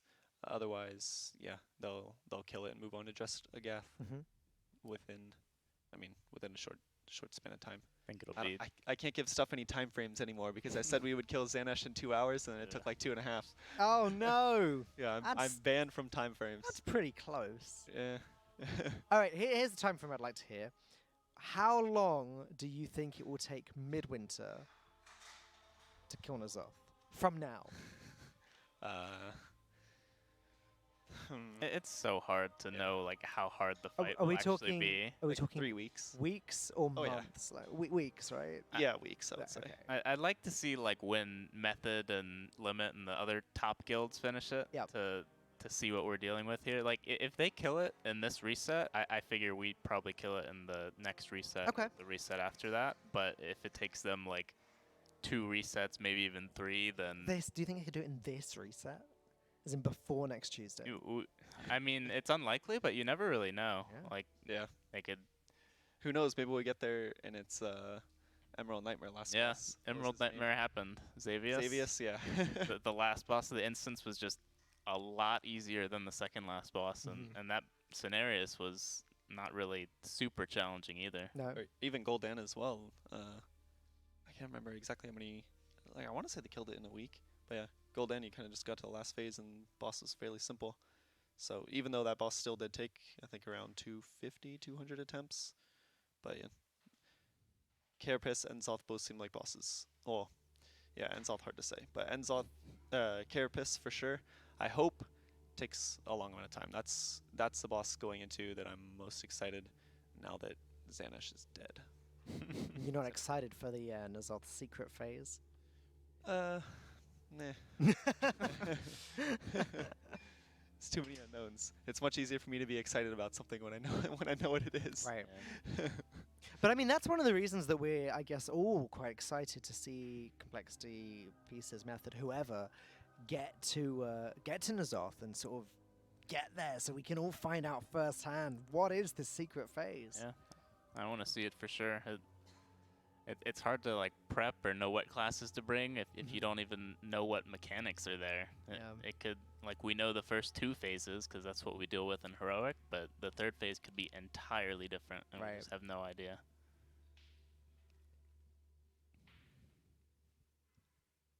Alrighty. One thing that we saw from Method yesterday, actually, just on their first kill, Rathian, was they brought 3 rogues, and we, in particular, feel like rogues aren't really the strongest this tier. So that was just I guess, an interesting decision. Like, I'm curious to know what they think rogues are so good at doing. It could have just been a boss thing too, right? Because yeah, by the time they got to Rodin, I think they were only running 1 rogue. Yeah, that is correct. They were only at Perfecto, and maybe it was just, yeah, it drops good rogue gear, and they just want to get the rogues that gears in case they are good down the line. They know the secret N'Alotha sauce already. Just haven't shared it with everyone else. The secret sauce. Like, what would a secret N'Alotha sauce taste of? I mean, it's got to be something like purple, right? It's like plum or... Plum. The secret N'Alotha plum sauce. Yeah. Available now from the Method store. No, it's really not. It's not. Gingy will get on making that. Gingy is a new like health and fitness drink. Yeah. N'Alotha plum. Why did I reroll from Mage? That is a good question, sir. Or ma'am. Turkey's Why did probably you reroll? Yeah, and I'm asking himself myself the same thing. Although, who knows what they're playing. Moonkin's fairly good, but definitely not on the level of Mage. Somebody in chat has said, it tastes like the void. What does the void taste like? That could be the, what is it, the slogan. Tagline, slogan. Yeah. Yeah. Looks like they're getting another phase 2 pull here. Oh yeah, here we go. Only 1 dead as well. They're going to be cleaning up these ads. All right, we're in for a good one then. So first thing you'll see here right now is the fire coming from the sky. So someone called get to the stairs, so they're all running out of the middle. Perfect. There it was. Looks like they lost 2 people to that. Ooh. Okay, I was wrong. Yeah, you do still have the encroaching shadows in this phase. Yeah, I don't know why I thought that. But you see those guys run out, drop those. And now they're going to be dodging fire again, so they're running back to the middle. I thought that Limit had a really, really well thought out strategy on this. Basically, they had their melee between the balcony and the middle lane, and then the range would be down kind of where that star marker is by the stairs and the middle. And that gave them the ability to either have the range bait and then the range just move to the middle, or the melee bait and then they just move to the middle. So you have less movement going on throughout your whole range, just more DPS. Something always tickles me about watching the boss like running off and then fading away. Did either of you see the percentage there? No, I didn't catch it. I didn't catch it either. I'm sure Twitch chat caught it though. Maybe I can catch it on the run back. It's 32%. 32. There you go. Okay, yeah. So on par with their best pull.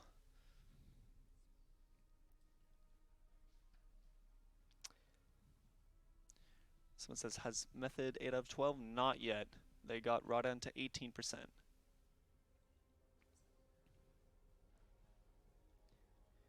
Close, but not just yet. 42.069 percentage. 42.06. Okay. Yeah. Very creative and original, Twitch chat. They wish. They would much rather be at that percentage than 31%. I'm seeing some secret phase suggestions here in the chat. Secret N'Alotha phase, Illidan shows up and we watch him smack the tentacles.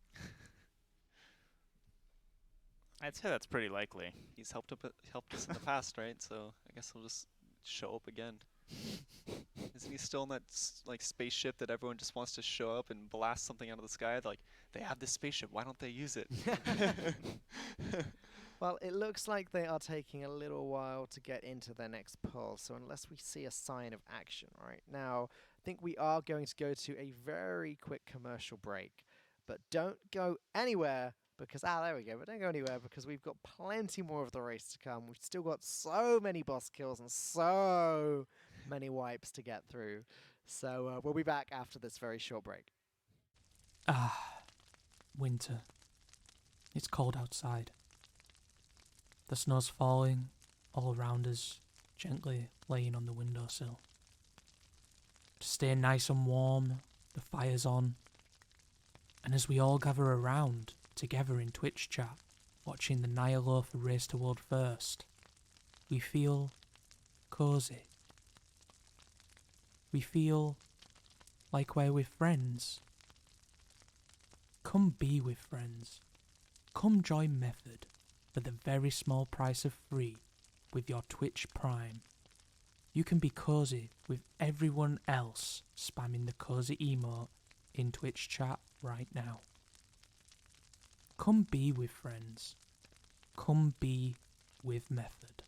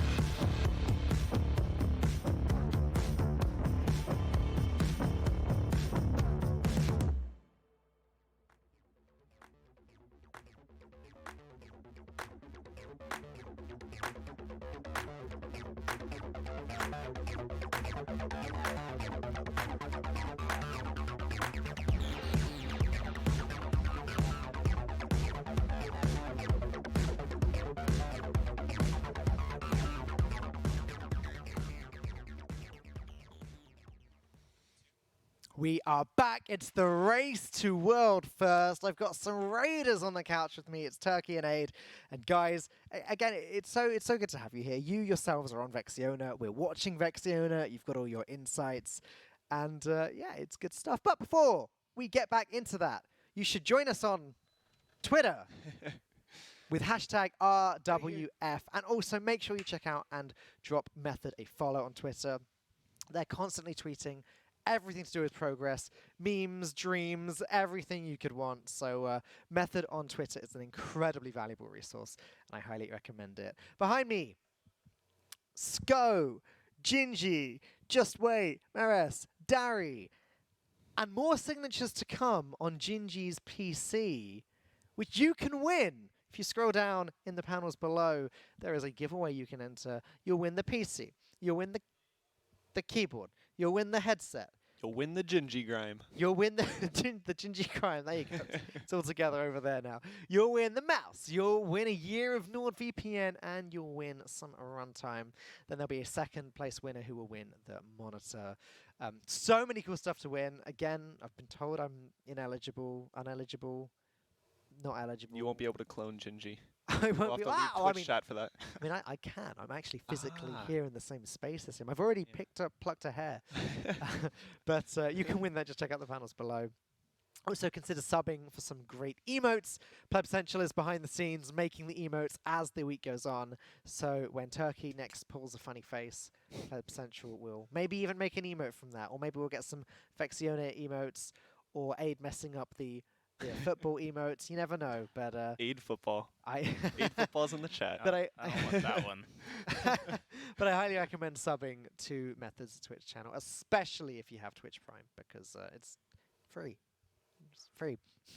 Free is good. Lastly, we are always, as ever, doing donations for Save the Children. We've just had a $5 donation from Anonymous. Thank you very much. You can see beneath me here the money that we've raised. We're aiming for 25,000, 7,500 in. I think we can smash 25,000 and get a lot deeper than that.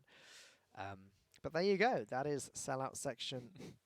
Almost finished. I just want to promote one last thing. The Method store in the panels below. We have some very cool merch, some cool t-shirts. All of the casters, I believe you guys got a Method t-shirt as well each, did you? I don't think so yet. You didn't get one yet? You need to talk to him. I haven't brought it up. Oh, we're gonna have a chat with Dari right after Better this get one. shift. But we've got some. She wanders over. We've got some very cool Method t-shirts.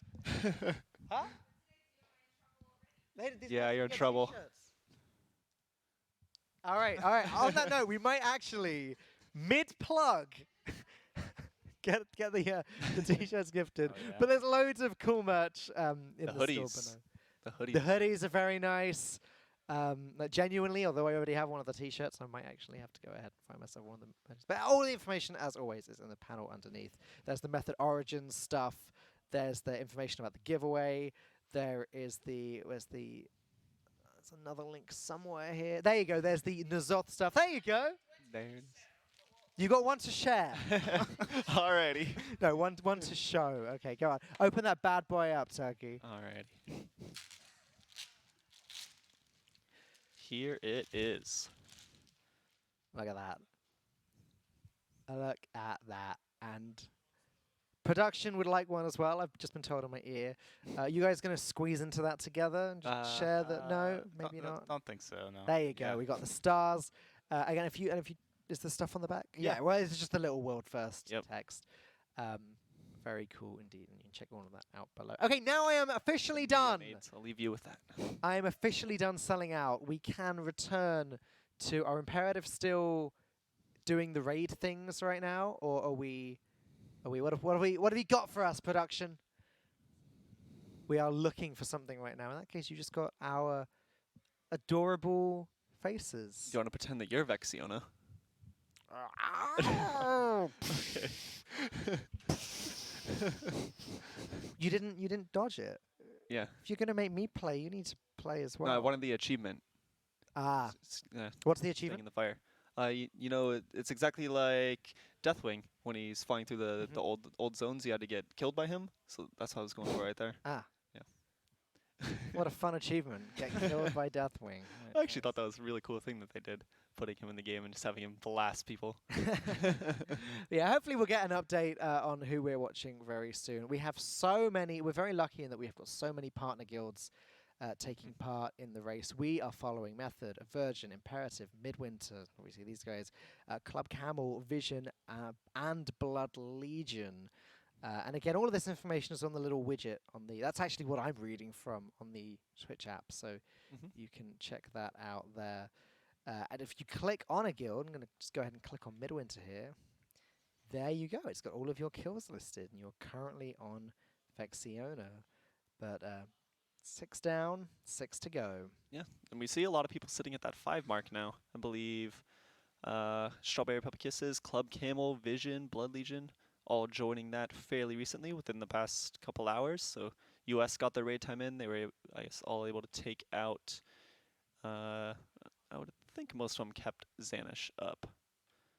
Looks like, yeah, Club Camel kept Xanish up, as well as Strawberry Puppy Kisses. So they'll be getting around to her, getting over to kick the footballs.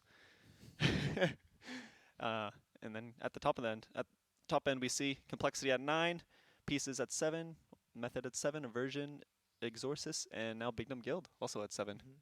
The next few days are going to be very telling, I think, as far as the rest of this race goes. At the moment, Complexity Limit are significantly ahead, and you reckon that they are close to taking out, was it Il'gynoth that they're on as well? Yeah.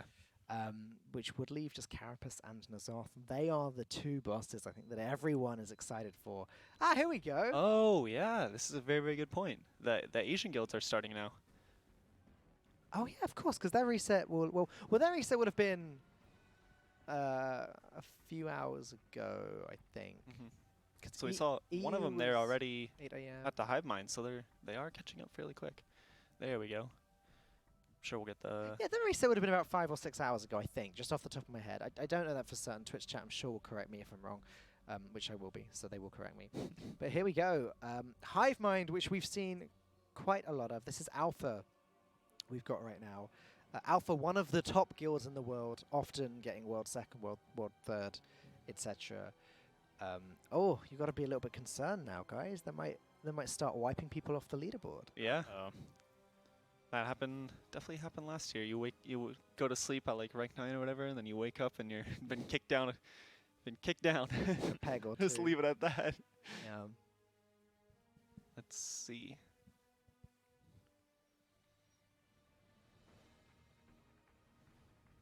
So getting somewhere on this fight. They do have a marker for those darters that you see there, so they're able to get any sort of CC rotations they need on them. And yeah, this is a fight I was mentioning to Preach earlier, where having any sort of extra HP helps immensely, just because of the devouring frenzy damage if that piles on top of with anything else. We'll try to get this lag cleared up here. Obviously, you're gonna have issues when you're kind of pulling from a more eastern website. Yep. So what were the big difficulties with the hive mind then? Because talking to Preach, my first cast was with Preach. We were actually casting you guys doing hive mind. Yep. And we were surprised at how difficult, not just yourselves, but everyone was finding hive mind. What changed about this fight? When it comes to Mythic, like what made it so much more difficult than everyone expected? I would think just the amount of damage you need to get the ads past that 20% heal. Once they hit that and start healing up, if you're not able to finish those ads off, you're pretty much just doing useless damage. You're just hitting them, they're healing it back up. You're hitting them, they're healing it back up. Otherwise, the fact when you get hit by banelings and take a 50%, like all damage you take is therefore increased by 50%. That was a major issue, at least for us. If you got hit by a baneling and then a devouring frenzy happens, you're either dead or you're sitting in bear form, which therefore means you're not killing the things that need to be killed. But mythic mechanic-wise, it's not too difficult. You just have the Echoing Void, leaves those pools for 4 more seconds that will then echo, as well as the pools of acid that are coming from, was it the banelings or the drones? It's the banelings. Okay. Which also not a huge issue. It's just a little easier to fall behind with extra ad health and all that kind of stuff when, like Turkey mentioned, if you don't kill the ads, you really need to focus on bursting them down when they have the regeneration buff, or you actually just waste all of your damage into them. So we focused a lot on prioritizing the ads and marking specific ones to make sure that they died. Because if you're kind of cleaving over everything in the entire raid, a lot of the time you'll waste all the damage because it just gets healed up. And just looking at their comp, they do have 3 mages, so they're not in the worst spot when it comes to killing the drones. The main thing that you're going to see from them is they don't have an AoE grip to bring in all the drones when they spawn. So the only way they're going to be able to get those to clump is if actual players move in closer to the bosses, and that'll kind of enable their mages, their demon hunters, to do the damage that they need to be able to beat that 20%. One tactic that we had was AoE grip them in and then have like 5+ people use a Focus Azurite Beam major, they're the Focusing Arrows major, to therefore then kill everything. This may be a little bit more difficult for them since they don't have that grip ability. So you can you can see here, the first set is fairly easy just because everyone's using their cooldowns on the pole, kind of just falls over. They're going to be wanting to kill this Ravager, which you see marked with star. If you're unable to translate, this Ravager isn't too bad. It's kind of more so a tank thing. It's just chunking the tank, and you need to just kill it. Therefore, you can relieve them. Otherwise, you're not going to have it blowing up and doing damage to other players like you will the other empowered ad in the fight, which we'll see on the next set. I think even the one at the end of the fight, which was the 3rd one, we just left it up. But in the previous attempts, we were like, okay, we need to kill someone fast. And then I saw its HP. I believe they have like 16 million HP, and the bosses for us, like a single one of them had 16 million. So I just made the call to. It just wasn't worth taking down the ad for that. Yeah. Exactly. Yep. I feel like the ad sets with the stacking damage buff that they have up now. Well, now they have both the ones that have been up the whole time, but depending on the boss that has their control over the fight active, it gives the ads a different buff. So right now you see all those ads have the regeneration buff on them, so that's what makes them a lot harder to kill. It's not a problem at all cleaning up the first set of ads because they're not healing. But when these get below, I think it's like 20, 30%. Yeah, it should be 20. They just regen so much. This was the first part of the fight that we had trouble with. The second set of ads, dodging the banelings, killing all the drones, and surviving the volatile, I believe it's called the volatile drones explosion. You either have the option to kill it, and it probably has around the same amount of HP, like 16 million, that you need to do within 20 seconds, but it also heals the last 20%, or you just need to cool down through it. And we made the decision fairly quickly after trying to kill it maybe 3 times that, okay, this really doesn't do too much. Let's just put a Devo or barrier or something there, and everyone use what they need to survive. And that also just saves you from wasting damage into that. It allows you to kill the normal drones. We made the sub train. Good job, guys. Amazing. Or Well, the hype train, yeah. yeah. Emotes galore. I love it. Come on, let's see some emotes being spammed. You got a level 5. Let's see the emotes. Let's reap the rewards, reap the benefits.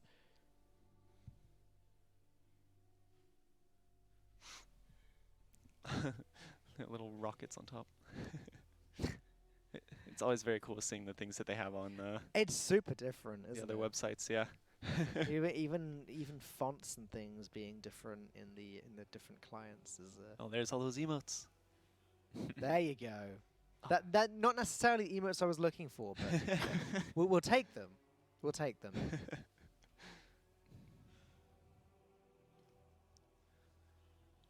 All right. Just cast coronavirus and Ooh. one-shot the boss. And that's kind of what I was saying there. That Ravager just took out the tank. And a DPS, unfortunately, before they could get the tank back up.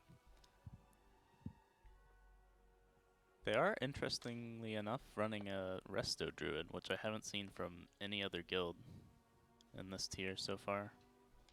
Yeah, I think the only other time I might have seen one was Blood Legion on Shadhar, if I'm remembering correctly. But yeah, that was a class that people thought would be good on Vexiona, but she ended up last phase ended up not lasting as long or getting to too many stacks as people thought, just based on the fact that you can immune and keep it on about 3 people. Alrighty, so the next set of ads we're gonna see will have the empowered drone within it that is going to explode. First, right here, we'll see the other mythic mechanics. So you see those extra pools that stay underneath their feet for 4 seconds and then kind of spike up. Not too bad. Basically, just at the beginning, don't stack and then don't move where someone else was standing. As long as you're not creating one big circle and the person in the middle isn't trapped, then you're good. Yeah, so you can see they all have kind of moved over to this blue marker. That was definitely a decision that they actually made and they called. Everyone move over to blue, get these drones under the boss, and now you'll be able to get things fairly close to dying. At this point, they are starting to heal, but hopefully they'll send up some markers and tell people exactly which ones to kill. And yeah, I believe they went into that set with 2 people already dead, so they did live through the drone explosion. Okay. And now we're on to the next set of darters. These darters also have the heal mechanic, since we haven't swapped empowerments yet, so you see them focusing down 1. They did use a Dragon's Breath there to cancel the psionic cast. And then now we're focusing X. Take that one out of the fight as well. One thing that I think Twitch chat were particularly curious about when you guys were raiding, and also when Method were doing this boss, is that for some reason Kazir always seems to die before Tekris. Was there a reason for that? Main reasoning for it, I believe, is just you're kicking Kazir.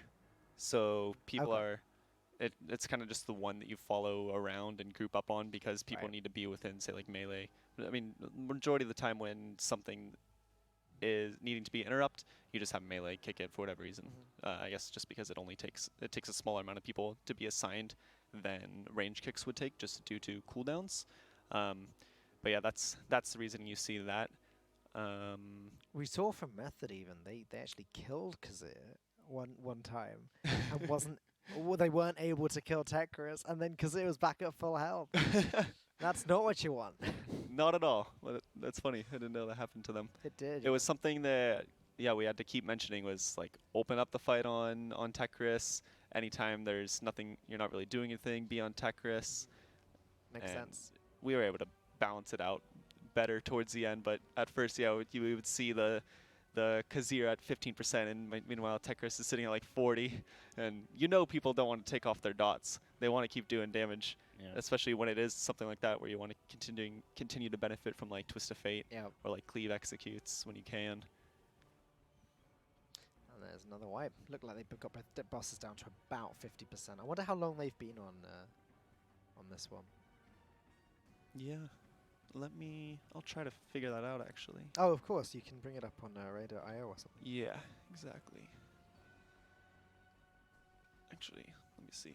Maybe Method has mentioned that the Asian guilds have started and kind of keeps track of them. Turkey is on the case. Yes, sir. And again, I'm reminded that 9 out of 12 complexity limit, they are doing such a good job. I cannot wait to see Method start today and see how quickly they get through everything. Well, I guess you guys are probably going to sleep through it, so you'll have to wake up, check Method's Twitter, and see what's happened. But I'm now planning on hopefully staying up all day and watching them. That was something that I wish I could watch them more, but yeah, a man's got to sleep, unfortunately. Absolutely, it's so important. It'll be better today because I wouldn't have rated 13, 12 hours the day before. Don't need as much sleep nowadays as I did last night. Yesterday was So if you finish here at 9, so you get to sleep by what 10, Mm-hmm. 11, 12, 1, 2, 3, 4, 5, 6. Go get breakfast, dinner. You get breakfast, dinner at Yeah. 7. You could probably get 8 hours sleep and get here for 7ish. That'd be Yeah, able to watch the last half of the raid. Yeah. Which is good. Which really means like I already seen them do and already casted over them doing Broad End, so maybe I'll be able to see them on Just Gath or even Il'gynoth.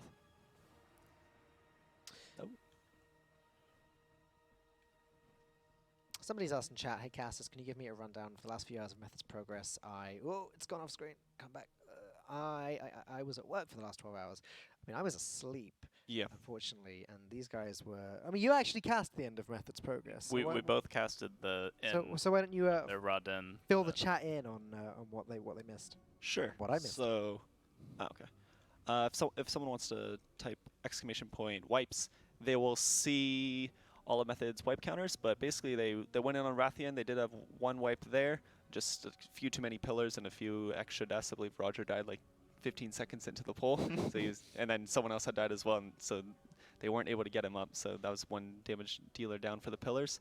Other than that, they actually ended up going to Mount second, which was interesting because from what we had seen and what other guilds have done as well, it seemed like Skitcha was a better choice, which you can also see in their poll counters.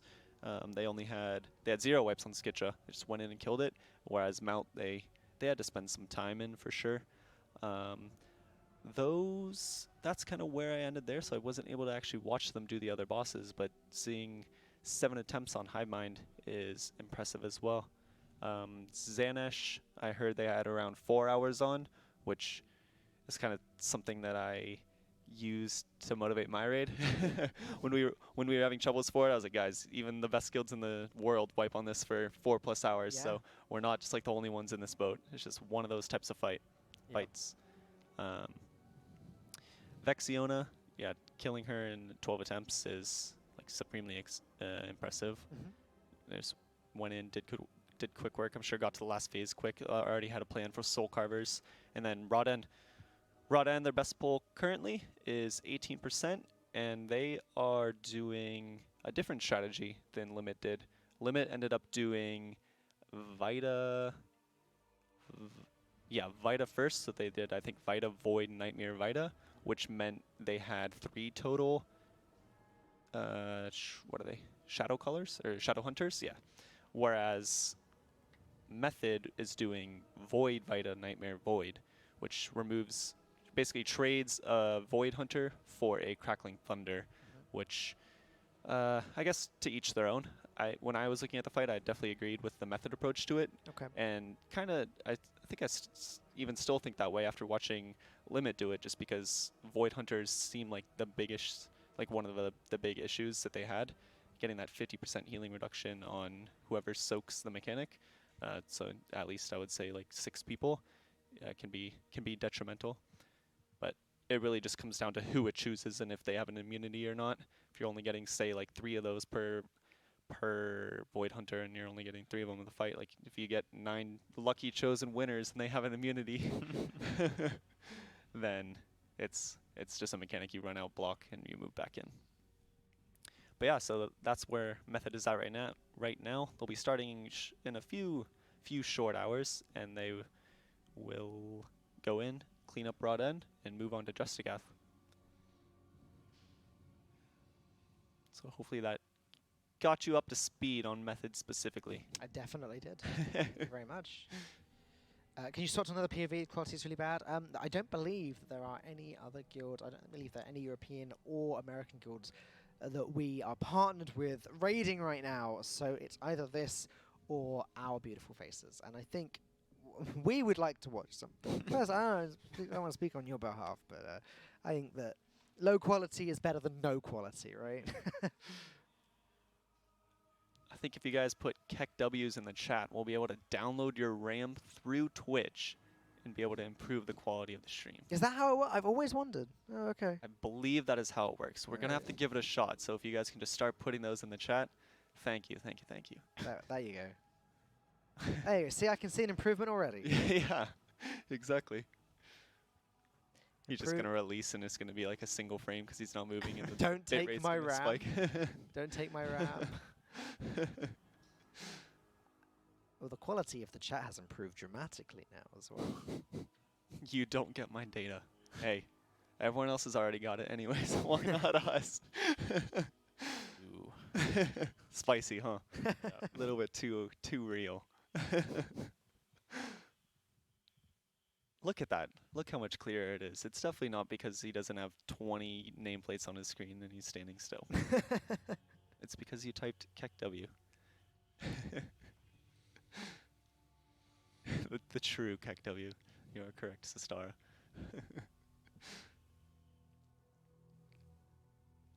All right. Have we seen them do any swaps or anything like that? No, still no AoE grip. Oh, I think they did go up to 5 healers.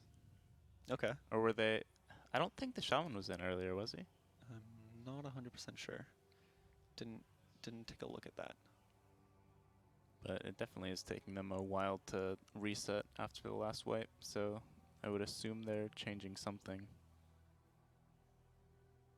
And this is what I was talking about with Preach as well, that we were kind of wondering why Hive Mind was being a block for a lot of these bosses, and one of the things I mentioned to him was, I'm sure a guild like Alpha does have the ability to get an AoE grip, but other guilds who don't really look into alts or spend much time on alts, it's just not something within their kit that they're able to have, and that can hold you back, be a huge hindrance. Apparently the shaman was in already. Okay. Yeah, I believe we 5 healed this as well, which I know some guilds have not. 5 healed it. Yeah. Interesting. The good old 3 Holy Paladin and 2 disc. I think Braum was still on his Paladin at that point. Yes, I think he switched over to shaman when we went to Shadhar. Mm-hmm. One thing that in the previous tier we were particularly impressed by was just the speed at which the Asian guilds were able to catch up with Method and Limit.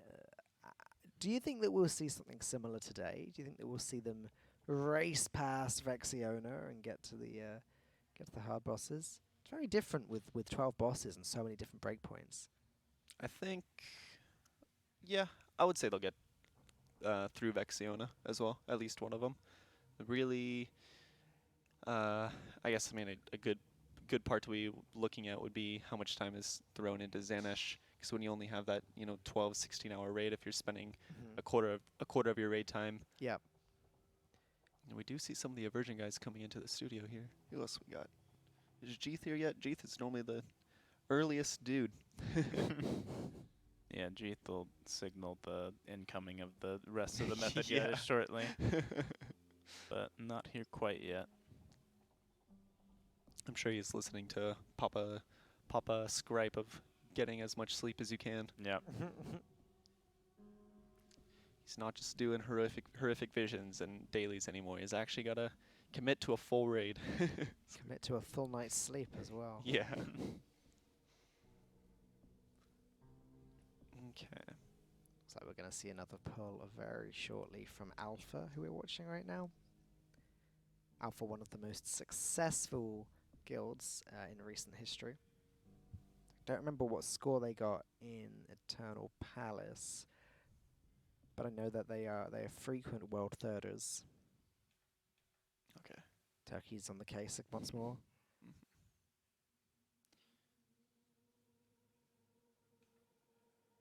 Just watching him fat finger the laptop. I hate trackpads with a passion. Yeah. Pretty sure these PCs are also like in German. Which doesn't help. The keyboard Doesn't is. help me. Correct. Yeah, so Alpha third on Nashara. There you go. World and bearing in mind they were so behind in terms of start time. Like the Asian guilds really do get the shaft when it comes to release. And you see here they are bringing a Blood Decay in, and as well this guy is hurt out. So okay, it might actually be a totally different player that they have running in a Blood Decay. Yeah, that helps clean up the ads so much that when it seemed like they were struggling where we were in that second group of ads that you need to group up while they're all getting DPS down. This late night session is turning into an early morning session. Some great insight there. Looks like we are gonna need a. For Maniac God in chat asking, There you go. what's the leaderboard right now? If you actually go to the left side of your video player there, you'll have a little custom-made extension. That second tab of the extension, the trophy symbol, will give you a whole ranking of the current race to world first. So you have complexity sitting at 9 out of 12 killed, sitting 2 bosses ahead of the pack. And then you have Pieces, Method Aversion, Exorcist, and Big Dumb Guild, both all killing Vexiona and either currently working on Raw Den for Method's case or Dressed Gath. And there's a whole bunch of guilds, on 5, including Future, which is the one that we're showing on our on-screen leaderboard when it's up. Is Future Trekkie's guild? It is, yeah. Yeah, it's really, really cool. Trekkie, Sloot, a lot of the faces. I mean, Trekkie really is time to time. Trekkie is either raiding or, Really? or casting and then back to raiding. No, he is sleeping a little. I think that's just the type of person he is. I remember at BlizzCon as well. It was just he was always around, always awake. Trekkie's a dad now. Like Trekkie needs to get used to not needing to sleep. Yeah. I always see his girlfriend, wife, I'm not sure what they are, but praising him and everything he does for her, which is awesome to see. I mean, he's a nice guy, so I didn't expect anything less. Absolutely. Yeah. Yeah. Pogs in the chat for Trekkie.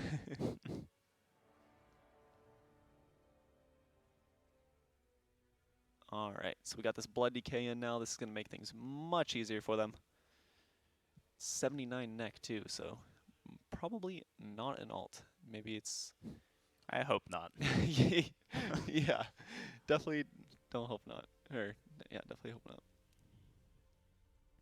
That takes a whole nother level of dedication. There's no way that anyone would subject themselves to that many islands on multiple characters. I just saw the ticker at the bottom. Shh, chat. Method is currently sleeping. Don't be too loud, guys. Don't wake them up. Trekkie's wholesome Twitter. Exactly.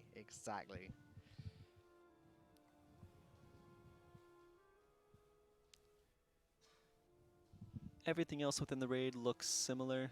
They're just summoning people back in. Maybe these people went and crafted now that they have enough shreds of insanity to get that gear. And yeah, they're getting everyone in, gonna get food buffs, and we'll get a poll in shortly here and see how much things improved with the blood decay.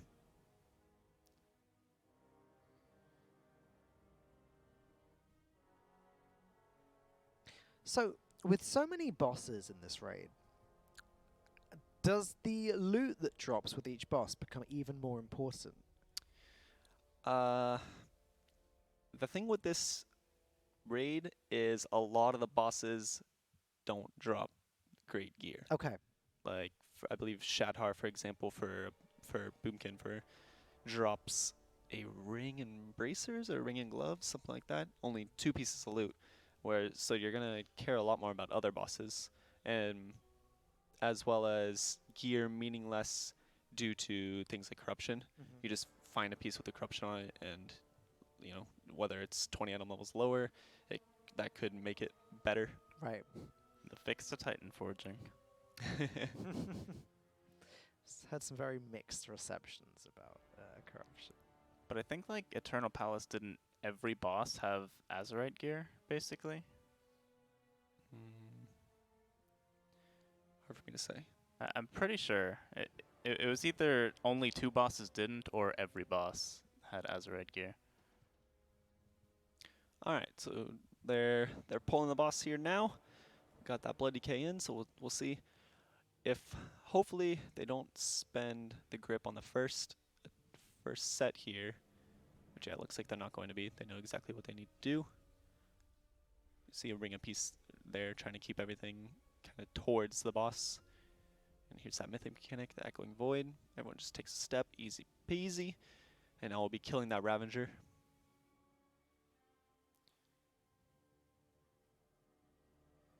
Yeah, I see someone in chat saying Ashara didn't, which is Definitely true. Mhm. I don't remember Ashara dropping any. So, I mean, once you've killed a Shara, then you're pretty Yeah. chill at that point, right? Ooh. So he did get hit by one Baneling there. And even though you're a tank, still having a 50% damage increase is not what you want to have.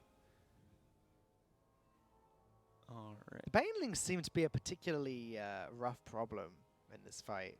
Like, it looks like they should be easy to avoid, but clearly they're not. Is that true? I think a lot of people get sucked into the trap of, hey, I'm out on the outside of the room. If one comes at me, I don't really have the greatest escape. So they're like, oh, I'll go to the middle. This will clearly work. And then you get to the middle and you realize now you have 5 times the amount of Banelings charging at your dome. But otherwise, I think it just kind of takes some experience. You're looking at so many other things, like these here. Okay, so yeah, you do have the grip. You do see the focus azurite beam. So yeah, wow, they they killed all those drones very, very, like, way quicker than their previous attempts. So they know that this is the correct move, as well as it's good for just gripping them in and giving them the ability to kill them. And also, you compare those two sizes of the green pools on the floor. That right side is taking up a large majority of the room, whereas since they were able to kill everything in the AoE grip on the left over by that blue marker, it's just pretty much a single pool. But yeah, going back to Banelings, I think it's just there's a lot of things to kind of look at, especially if you're a healer on this fight, where you just are spending the mind space elsewhere, when in reality, Banelings are the most important thing for you to dodge. Looking like a pretty good pull at the moment, though. Everyone's still alive and kicking. Yeah, and they're going basically into the easier part of the efficacy. fight now. Generally, the non-healing empowerment is just much easier. You kind of just kill the Ravager. Ravager also doesn't matter too much, and then kill the drones. So we should be able to see them get to the second healing empowerment. Mm-hmm. Ooh. Oh, okay, a lot of those health bars were getting a little bit low for a second there. If they get through this cleanly, there's really only one part of the fight that should shake them up at all. But that's probably the time that they switch control once more and we get regeneration again. That's gonna be really rough. Ooh. Yeah. Blood DK got another Baneling hit. Alright, he did survive, at least for now. The decision they have to make here is they still have a Ravager up from the previous set, and they also have a new set of Darters. So they kind of just killed that previous Ravager a little bit too slow. Oh dear. I would think the correct choice at this point would either be CC the Darters and finish off the Ravager, or just kind of forego the Ravager and just kill off the Darters. Can't really leave Darters just sitting alone, building up their stacks and getting casts off, which is what we saw there. It's all fallen apart, hasn't it? All right. Well, we are going to take a little break from watching Alpha doing that. And thank you guys for joining me on the couch. I really, really appreciate it. But we are going to check out, we have our partnered content creator, Nobble, who has helped us out, or helped me out a lot personally, learning a lot about the lore. And he has made a little video on the story of Ny'alotha. So we're going to check that one out, and we'll see you with more Race to World First straight after. This video is brought to you in collaboration with wowhead.com. Hello everyone. Last week we talked about a road into Ny'alotha, the sleeping city. With the old god Ny'alotha set free at the end of 8.2, the city is now waking up and trying to claw its way into our reality. It nearly succeeded in the Chamber of Hearts, but Kipara's heroic sacrifice prevented Azeroth's doom at the cost of losing him to Ny'alotha.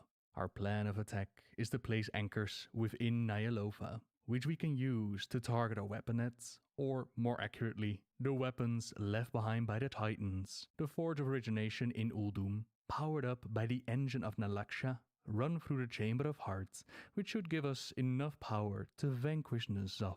Now going into his realm gives Ny'alotha the home field advantage, and if old gods have taught us anything, it's that they're really good at corrupting and driving people crazy. That's where Raytheon comes in, protecting us with a beautiful new cloak forged out of the knowledge and power stolen from horrific visions. Let us hope that it's going to be enough to hold on to our sanity. Let's venture beyond the veil of our reality and step into Ny'alotha. Come, my chosen. Witness the fate of this world. Behold the one who shall herald its coming.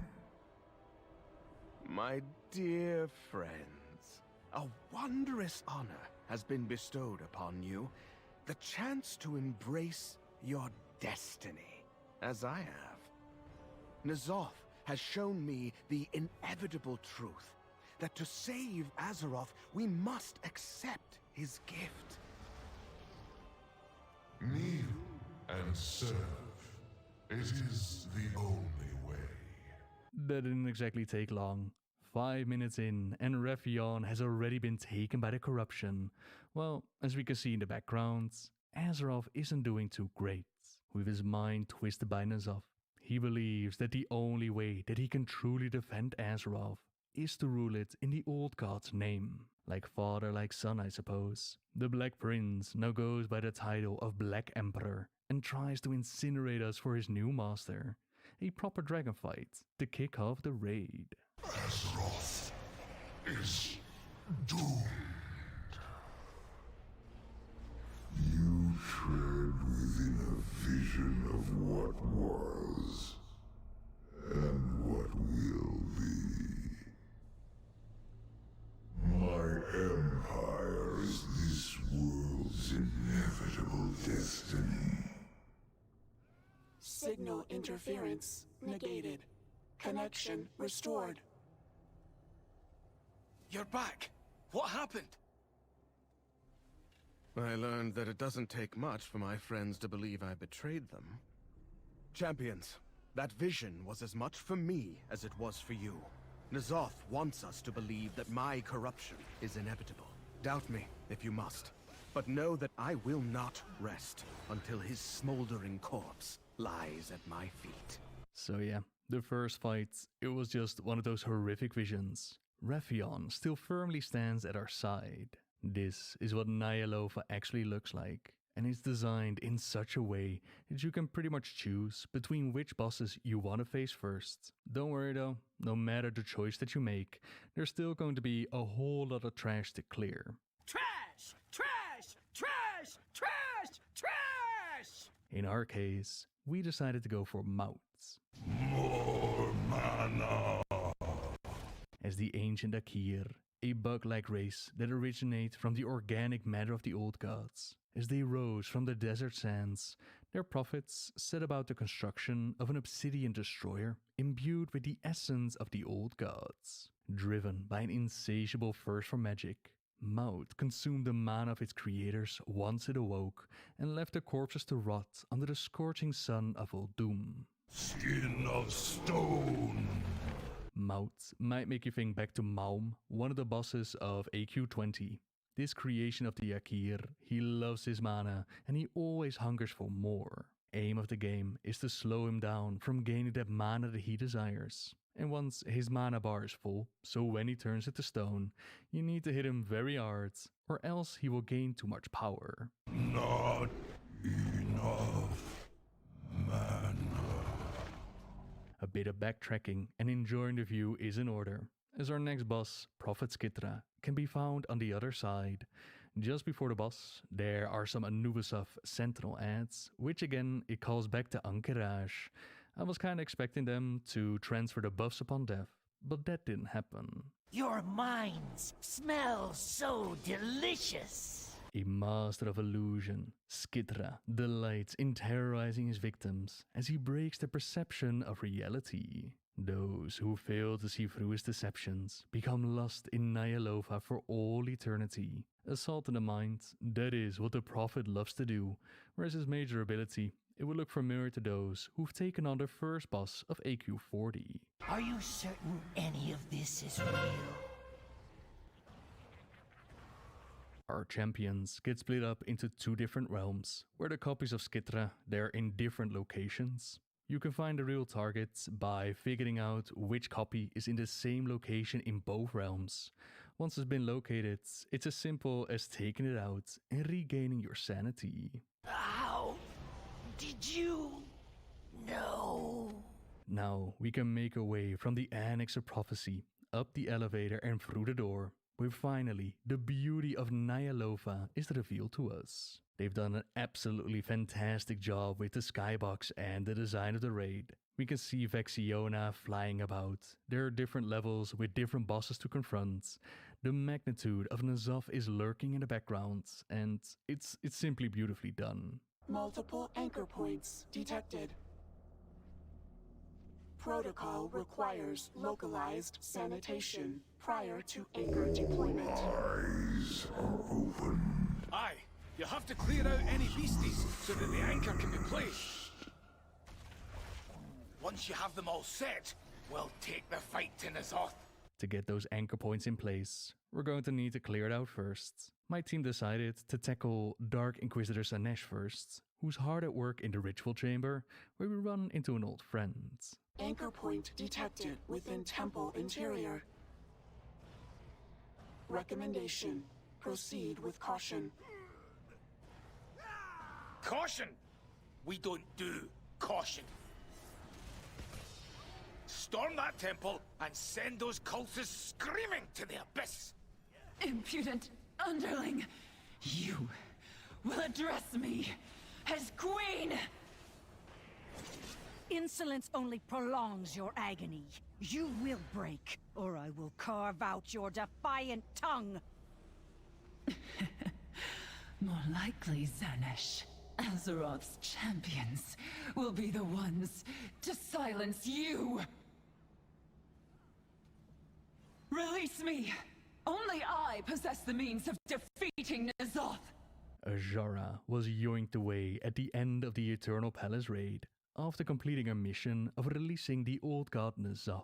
Looks like she had plans in mind of betraying the one who transformed her and her people into the Naga, saving them from a watery death after losing the War of the Ancients. Few can resist the whispers of the old gods, but those who do, like Azshara, to find themselves at the mercy of Dark Inquisitor Zanesh.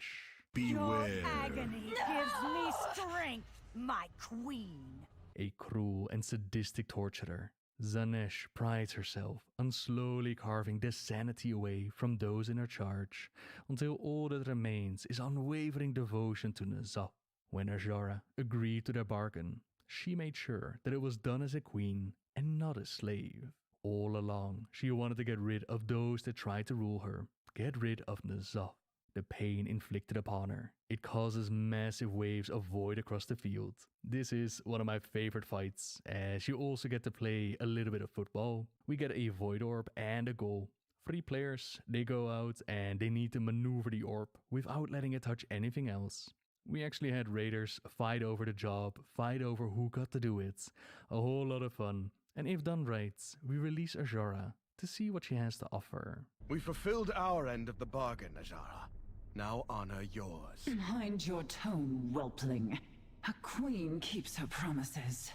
Listen closely, as I will only say this once.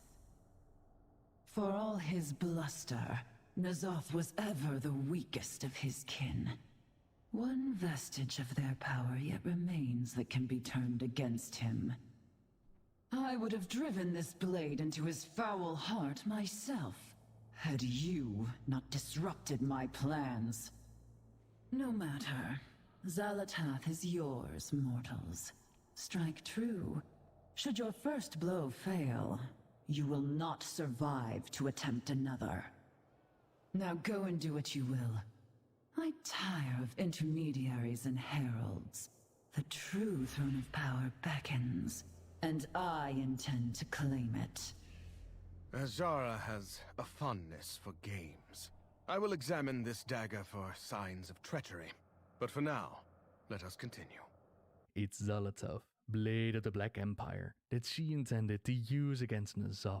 Originally, it was picked up by Shadow Priest during Legion to wield it as their artifact, overloaded when sucking the corruption out of Sargeras' blade, and then rediscovered by everyone, brought to N'Zoth at the Crucible of Storms. And Ny'alotha, she has a body now, is still out there, while the empty blade was brought back to Sylvanas, who gave it to Nathanos as he guided us to Nashetar. On the high seas, the queen of the Naga split the waters apart and welcomed us into her domain. Apparently, the blade it then moved from Nathanos to the queen, with the intent of striking out at N'Zoth. That moment never came to pass. We were a bit too much to handle, but perhaps Raytheon is going to have better luck. Azura, she just teleports away. Nobody is really going to try to stop her or hold her responsible for what she's done over the millennia. But how else are we ever going to see a potential Naga-allied race? Now that Throne of Power that she mentions, it is rather interesting. Is she going to compete with Sylvanas in what's going to happen for the Shadowlands? Or does she know of other thrones to claim? A story for the future, I suppose. For now, our path leads to Vexiona. Gather, servants of the void. It is time to receive my gift. Those who are worthy shall be remade through its power. New anchor point detected. Recommendation: terminate void disruption. If Vexiona and her dragon flight wish to be cast into darkness, then let us help them on their way. Rathian! I look forward to reuniting you with your father. She's a new kind of dragon that showed up with Battle for Azeroth, nicely in league with the Void. We seen her go around trying to recruit or transform others into service to N'Zoth. Well, here at the Twilight Landing, there seem to be plenty willing to surrender themselves to the Void. Those loyal gain access to the full dark powers offered by N'Zoth. The dragon herself loves to bathe the field in void fire, but her death, it clears the way for our very first anchor. This is not my destiny! Void corruption eradicated. Initiating anchor materialization. Good riddance. Vexiona would see all dragons kneel before N'Zoth. Well done, champions! Each anchor brings us closer to unleashing the power of the Forge against N'Zoth. Onwards towards the Hive and some of the greatest Akir forces that N'Zoth's army holds. The Hive will devour you! I shall peel the flesh from your bones! Locked in a contest of wills, the General Khazir and Tekris constantly vie for dominance over their fellow Akir. As they wrest control away from one another, the Hive shifts its tactics and obeys each of their commands with fervent loyalty. This swapping of tactics, it involves different abilities and different insectoids that swarm their fights. It also dictates if you want to tank the bosses close together or actually far apart. N'Zoth will have your flesh! Either way, the Hive cannot stand in our way of finally reaching Raden at the Terrace of Desolation. Error. Corruption at critical levels. Anchor placement terminated. Raden? It can't be. You're a servant of the Titans, of Azeroth herself. N'Zoth opened my eyes to his great truth. He freed me from the narrow confines of the Titan's path. Come, I will reveal the Master's glory and liberate you from darkness. This is sadly not a horrific vision. This is a brutal reality. Raden the Despoiled has been corrupted by N'Zoth, and some of you wondered why Azura was able to resist, while creation of the Titans could not. That simply has to do with Raden's history. He hasn't had an easy life. Being one of the keepers that actually realized that the creators were struck down by Sargeras, his depression and then isolation interrupted by Lei Shen, who stole his powers and imprisoned Ra beneath the land of Pandaria. For millennia, he rotted away, listening to the shrieks of the tormented, feeling that corruption locked away beneath the worlds, only because of our actions. And maybe a little bit of influence of Mother, was he able to believe that there was still hope out there. Maybe someone should have taken the time and tell him that the Titans are back. But regardless, that darkness that rooted in his heart, that is what N'Zoth preyed upon. Now his mighty powers, very similar abilities as he used during the Throne of Thunder, they're turned against us, and we have no choice but to put him out of his misery. Perhaps a glimmer can repel the dark. Poor Aden wasn't even able to spend some time with Mother. She doesn't even acknowledge that he perished. Ah well, another anchor placed. Time for a deep dive into Maw of Gorma, into the Maw of the Beast, with first up, Shadar the Insatiable. You enter as parasites, but will feed my perfection. That is indeed Il'gynoth whispering to us. Those of you that play during Legion, you will remember running into him during the Emerald Nightmare raid. Back then, he was part of the corruption of the Emerald Dream, and he dropped some delicious, mysterious whispers, hinting at things for the future. As he said back then, he journeyed to Ny'alotha, and now makes his return, but he will show up in just a moment. First up, there's Shadar, who's one of N'Zoth's most nightmarish creations. It feasts on the corrupted carcasses that the old god's minions discard into its domain. Tormented by ceaseless hunger, Shadar's body twists and mutates with every corpse it devours. Cut and tear my flesh, but wounds are trivial. I am beyond your abilities. I am the darkness within. Step forward and accept my embrace. At the Warren of Decay, we find a big old tentacle that's waiting for us. The grotesque amalgam of flesh, known as Drestaguff, it slumbered beneath Ny'alotha for millennia, until being awakened by N'Zoth's return. Now she rises like a revolting boil, ready to burst and spread her vile pestilence across all of Azeroth. You might not think it, but this boss is indeed a she, and major abilities used by the big tentacle in the middle, they're copied by the others around the room. You can't even hurt Drestaguff in a normal way. Only by absorbing the darkness left behind by its appendages do we get a small window of opportunity to get rid of the ancient corruption. You claw my flesh, but I am eternal. Warning.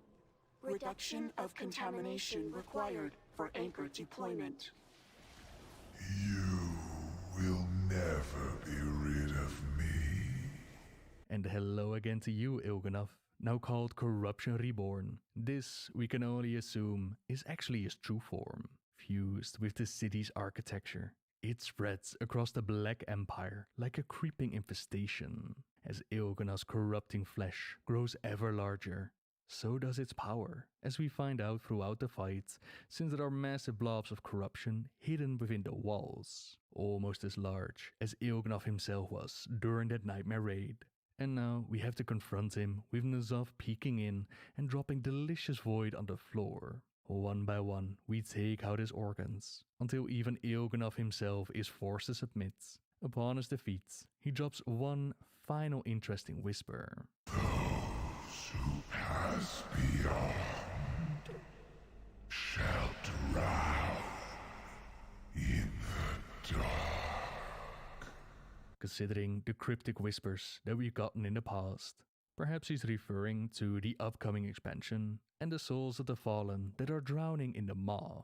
Who knows? The whispers, they've been a ton of fun to speculate about, and even now can still be applied to many different things. All anchors deployed. Calibrating beam projection. Warning. Proximity to target required for ensured accuracy. Insufficient power for subsequent activations. What Mother means is, we only get one shot at this.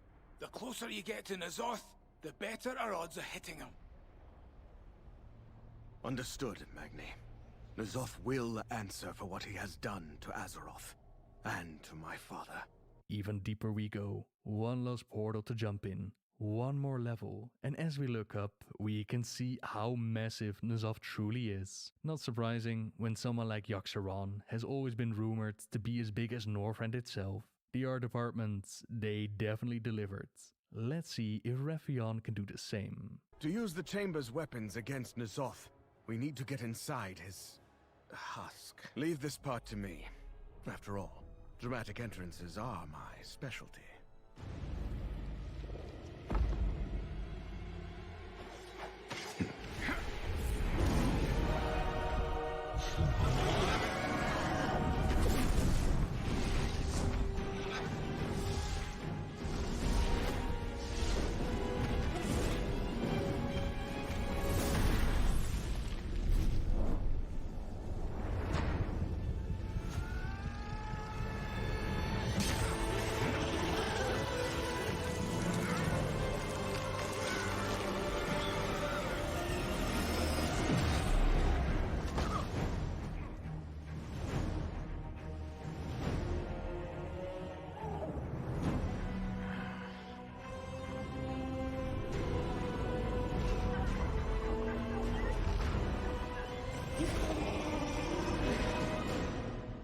Insolent whelpling!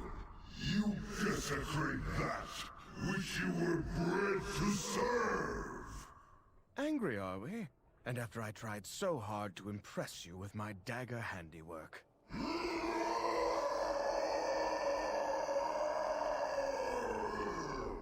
Warning. Corruption levels exceeding measurable parameters. Recalculating. That does not sound particularly encouraging, Mother. You will break like your father before you. N'Zoth's rage seems fixated upon me, champions. Perhaps you can turn that to our advantage. That cutscene is really cool, and it appears that Ny'alotha, Blade of the Black Empire, is destroyed while carving out the entrance into the carapace. The Blade's history goes as far back as the days of the Black Empire, the days that the old gods ruled the world. So in essence, we're using an artifact of their own making, of their own time periods, to gain access into the carapace. The weapon's origin is described in the lore books back from Legion. Some say that it might be a forgotten old god who was consumed by its kin in the early days of the Black Empire, while other theories, they state that Ny'alotha is the claw of Y'Shaarj, ripped from the old god's monstrous form and bestowed upon its servants for the use in ritual sacrifices. We don't know for certain what the truth might be, and all the same, the blade seems to be gone after Raytheon used it. But Ny'alotha, the being, the spirit that was inside, she's still out there somewhere. Maybe a story for the future. Your defiance will be thwarted. My strength is unending.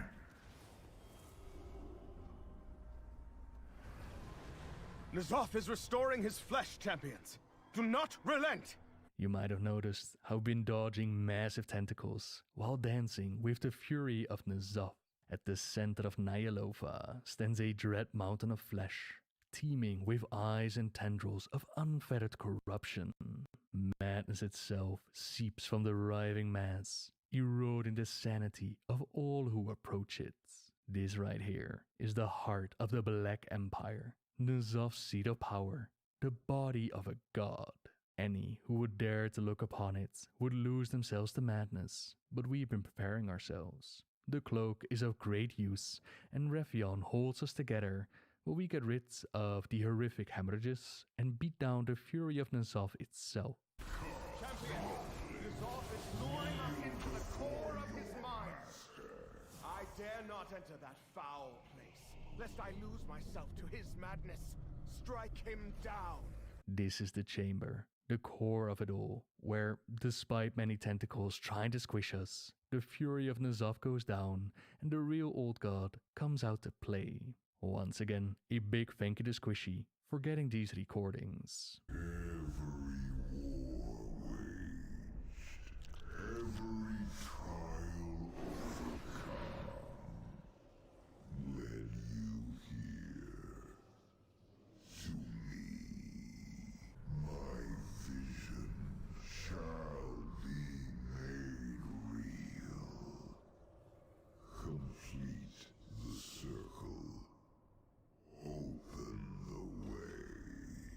an old god who claims to see everything, you are blind to the threat before you. Like with Yoxeron, N'Zoth invites us closer in, and while stepping through his portal and leaving our bodies behind, he drops some interesting stuff. The old god is flaunting his amazing achievements and power in front of us, like the corruption of Deathwing and his Black Dragon flights, which cause so much devastation. Too much to list in this video, but you might remember a little expansion called the Cataclysm. It transformed the surface of the world. Yeah, that was Deathwing in order of N'Zoth. Enter and behold the greatest of truths. Behold my betrayal and yours. We have a bargain then. I will bring both fleets crashing to the ocean floor, and your champion will deliver the dagger to me. And in turn, you will have the key required to free the old god from his bonds and leave him vulnerable. You wound me, War Chief. After all, I am as dedicated to my master as you are to your subjects. Indeed. Just to be certain that once you have what you need, you dispose of your guests. Let none of the heroes escape. I admire your ruthlessness, Windrunner. It seems our interests are aligned. At present. At present. Treacherous Banshee. Do you think I am blind to the darkness you seek to unleash? Only I can save this world. His betrayal and ours. The Horde picking up Ny'alotha and bringing it to their war chief. She then traded the blade to Azshara in exchange for her help in getting rid of us. Azshara planning to use it against N'Zoth. But the old god, he was aware of this. He wanted her to believe that she was in control, while ultimately he was free of his chains and she was tormented in Ny'alotha. The darkness that Azshara is aware of. There will be the events of Shadowlands, so things to come in the future. Champion! N'Zoth is bridging dimensions to assault the Chamber of Heart. We have to defeat him before he corrupts the soul of Azeroth.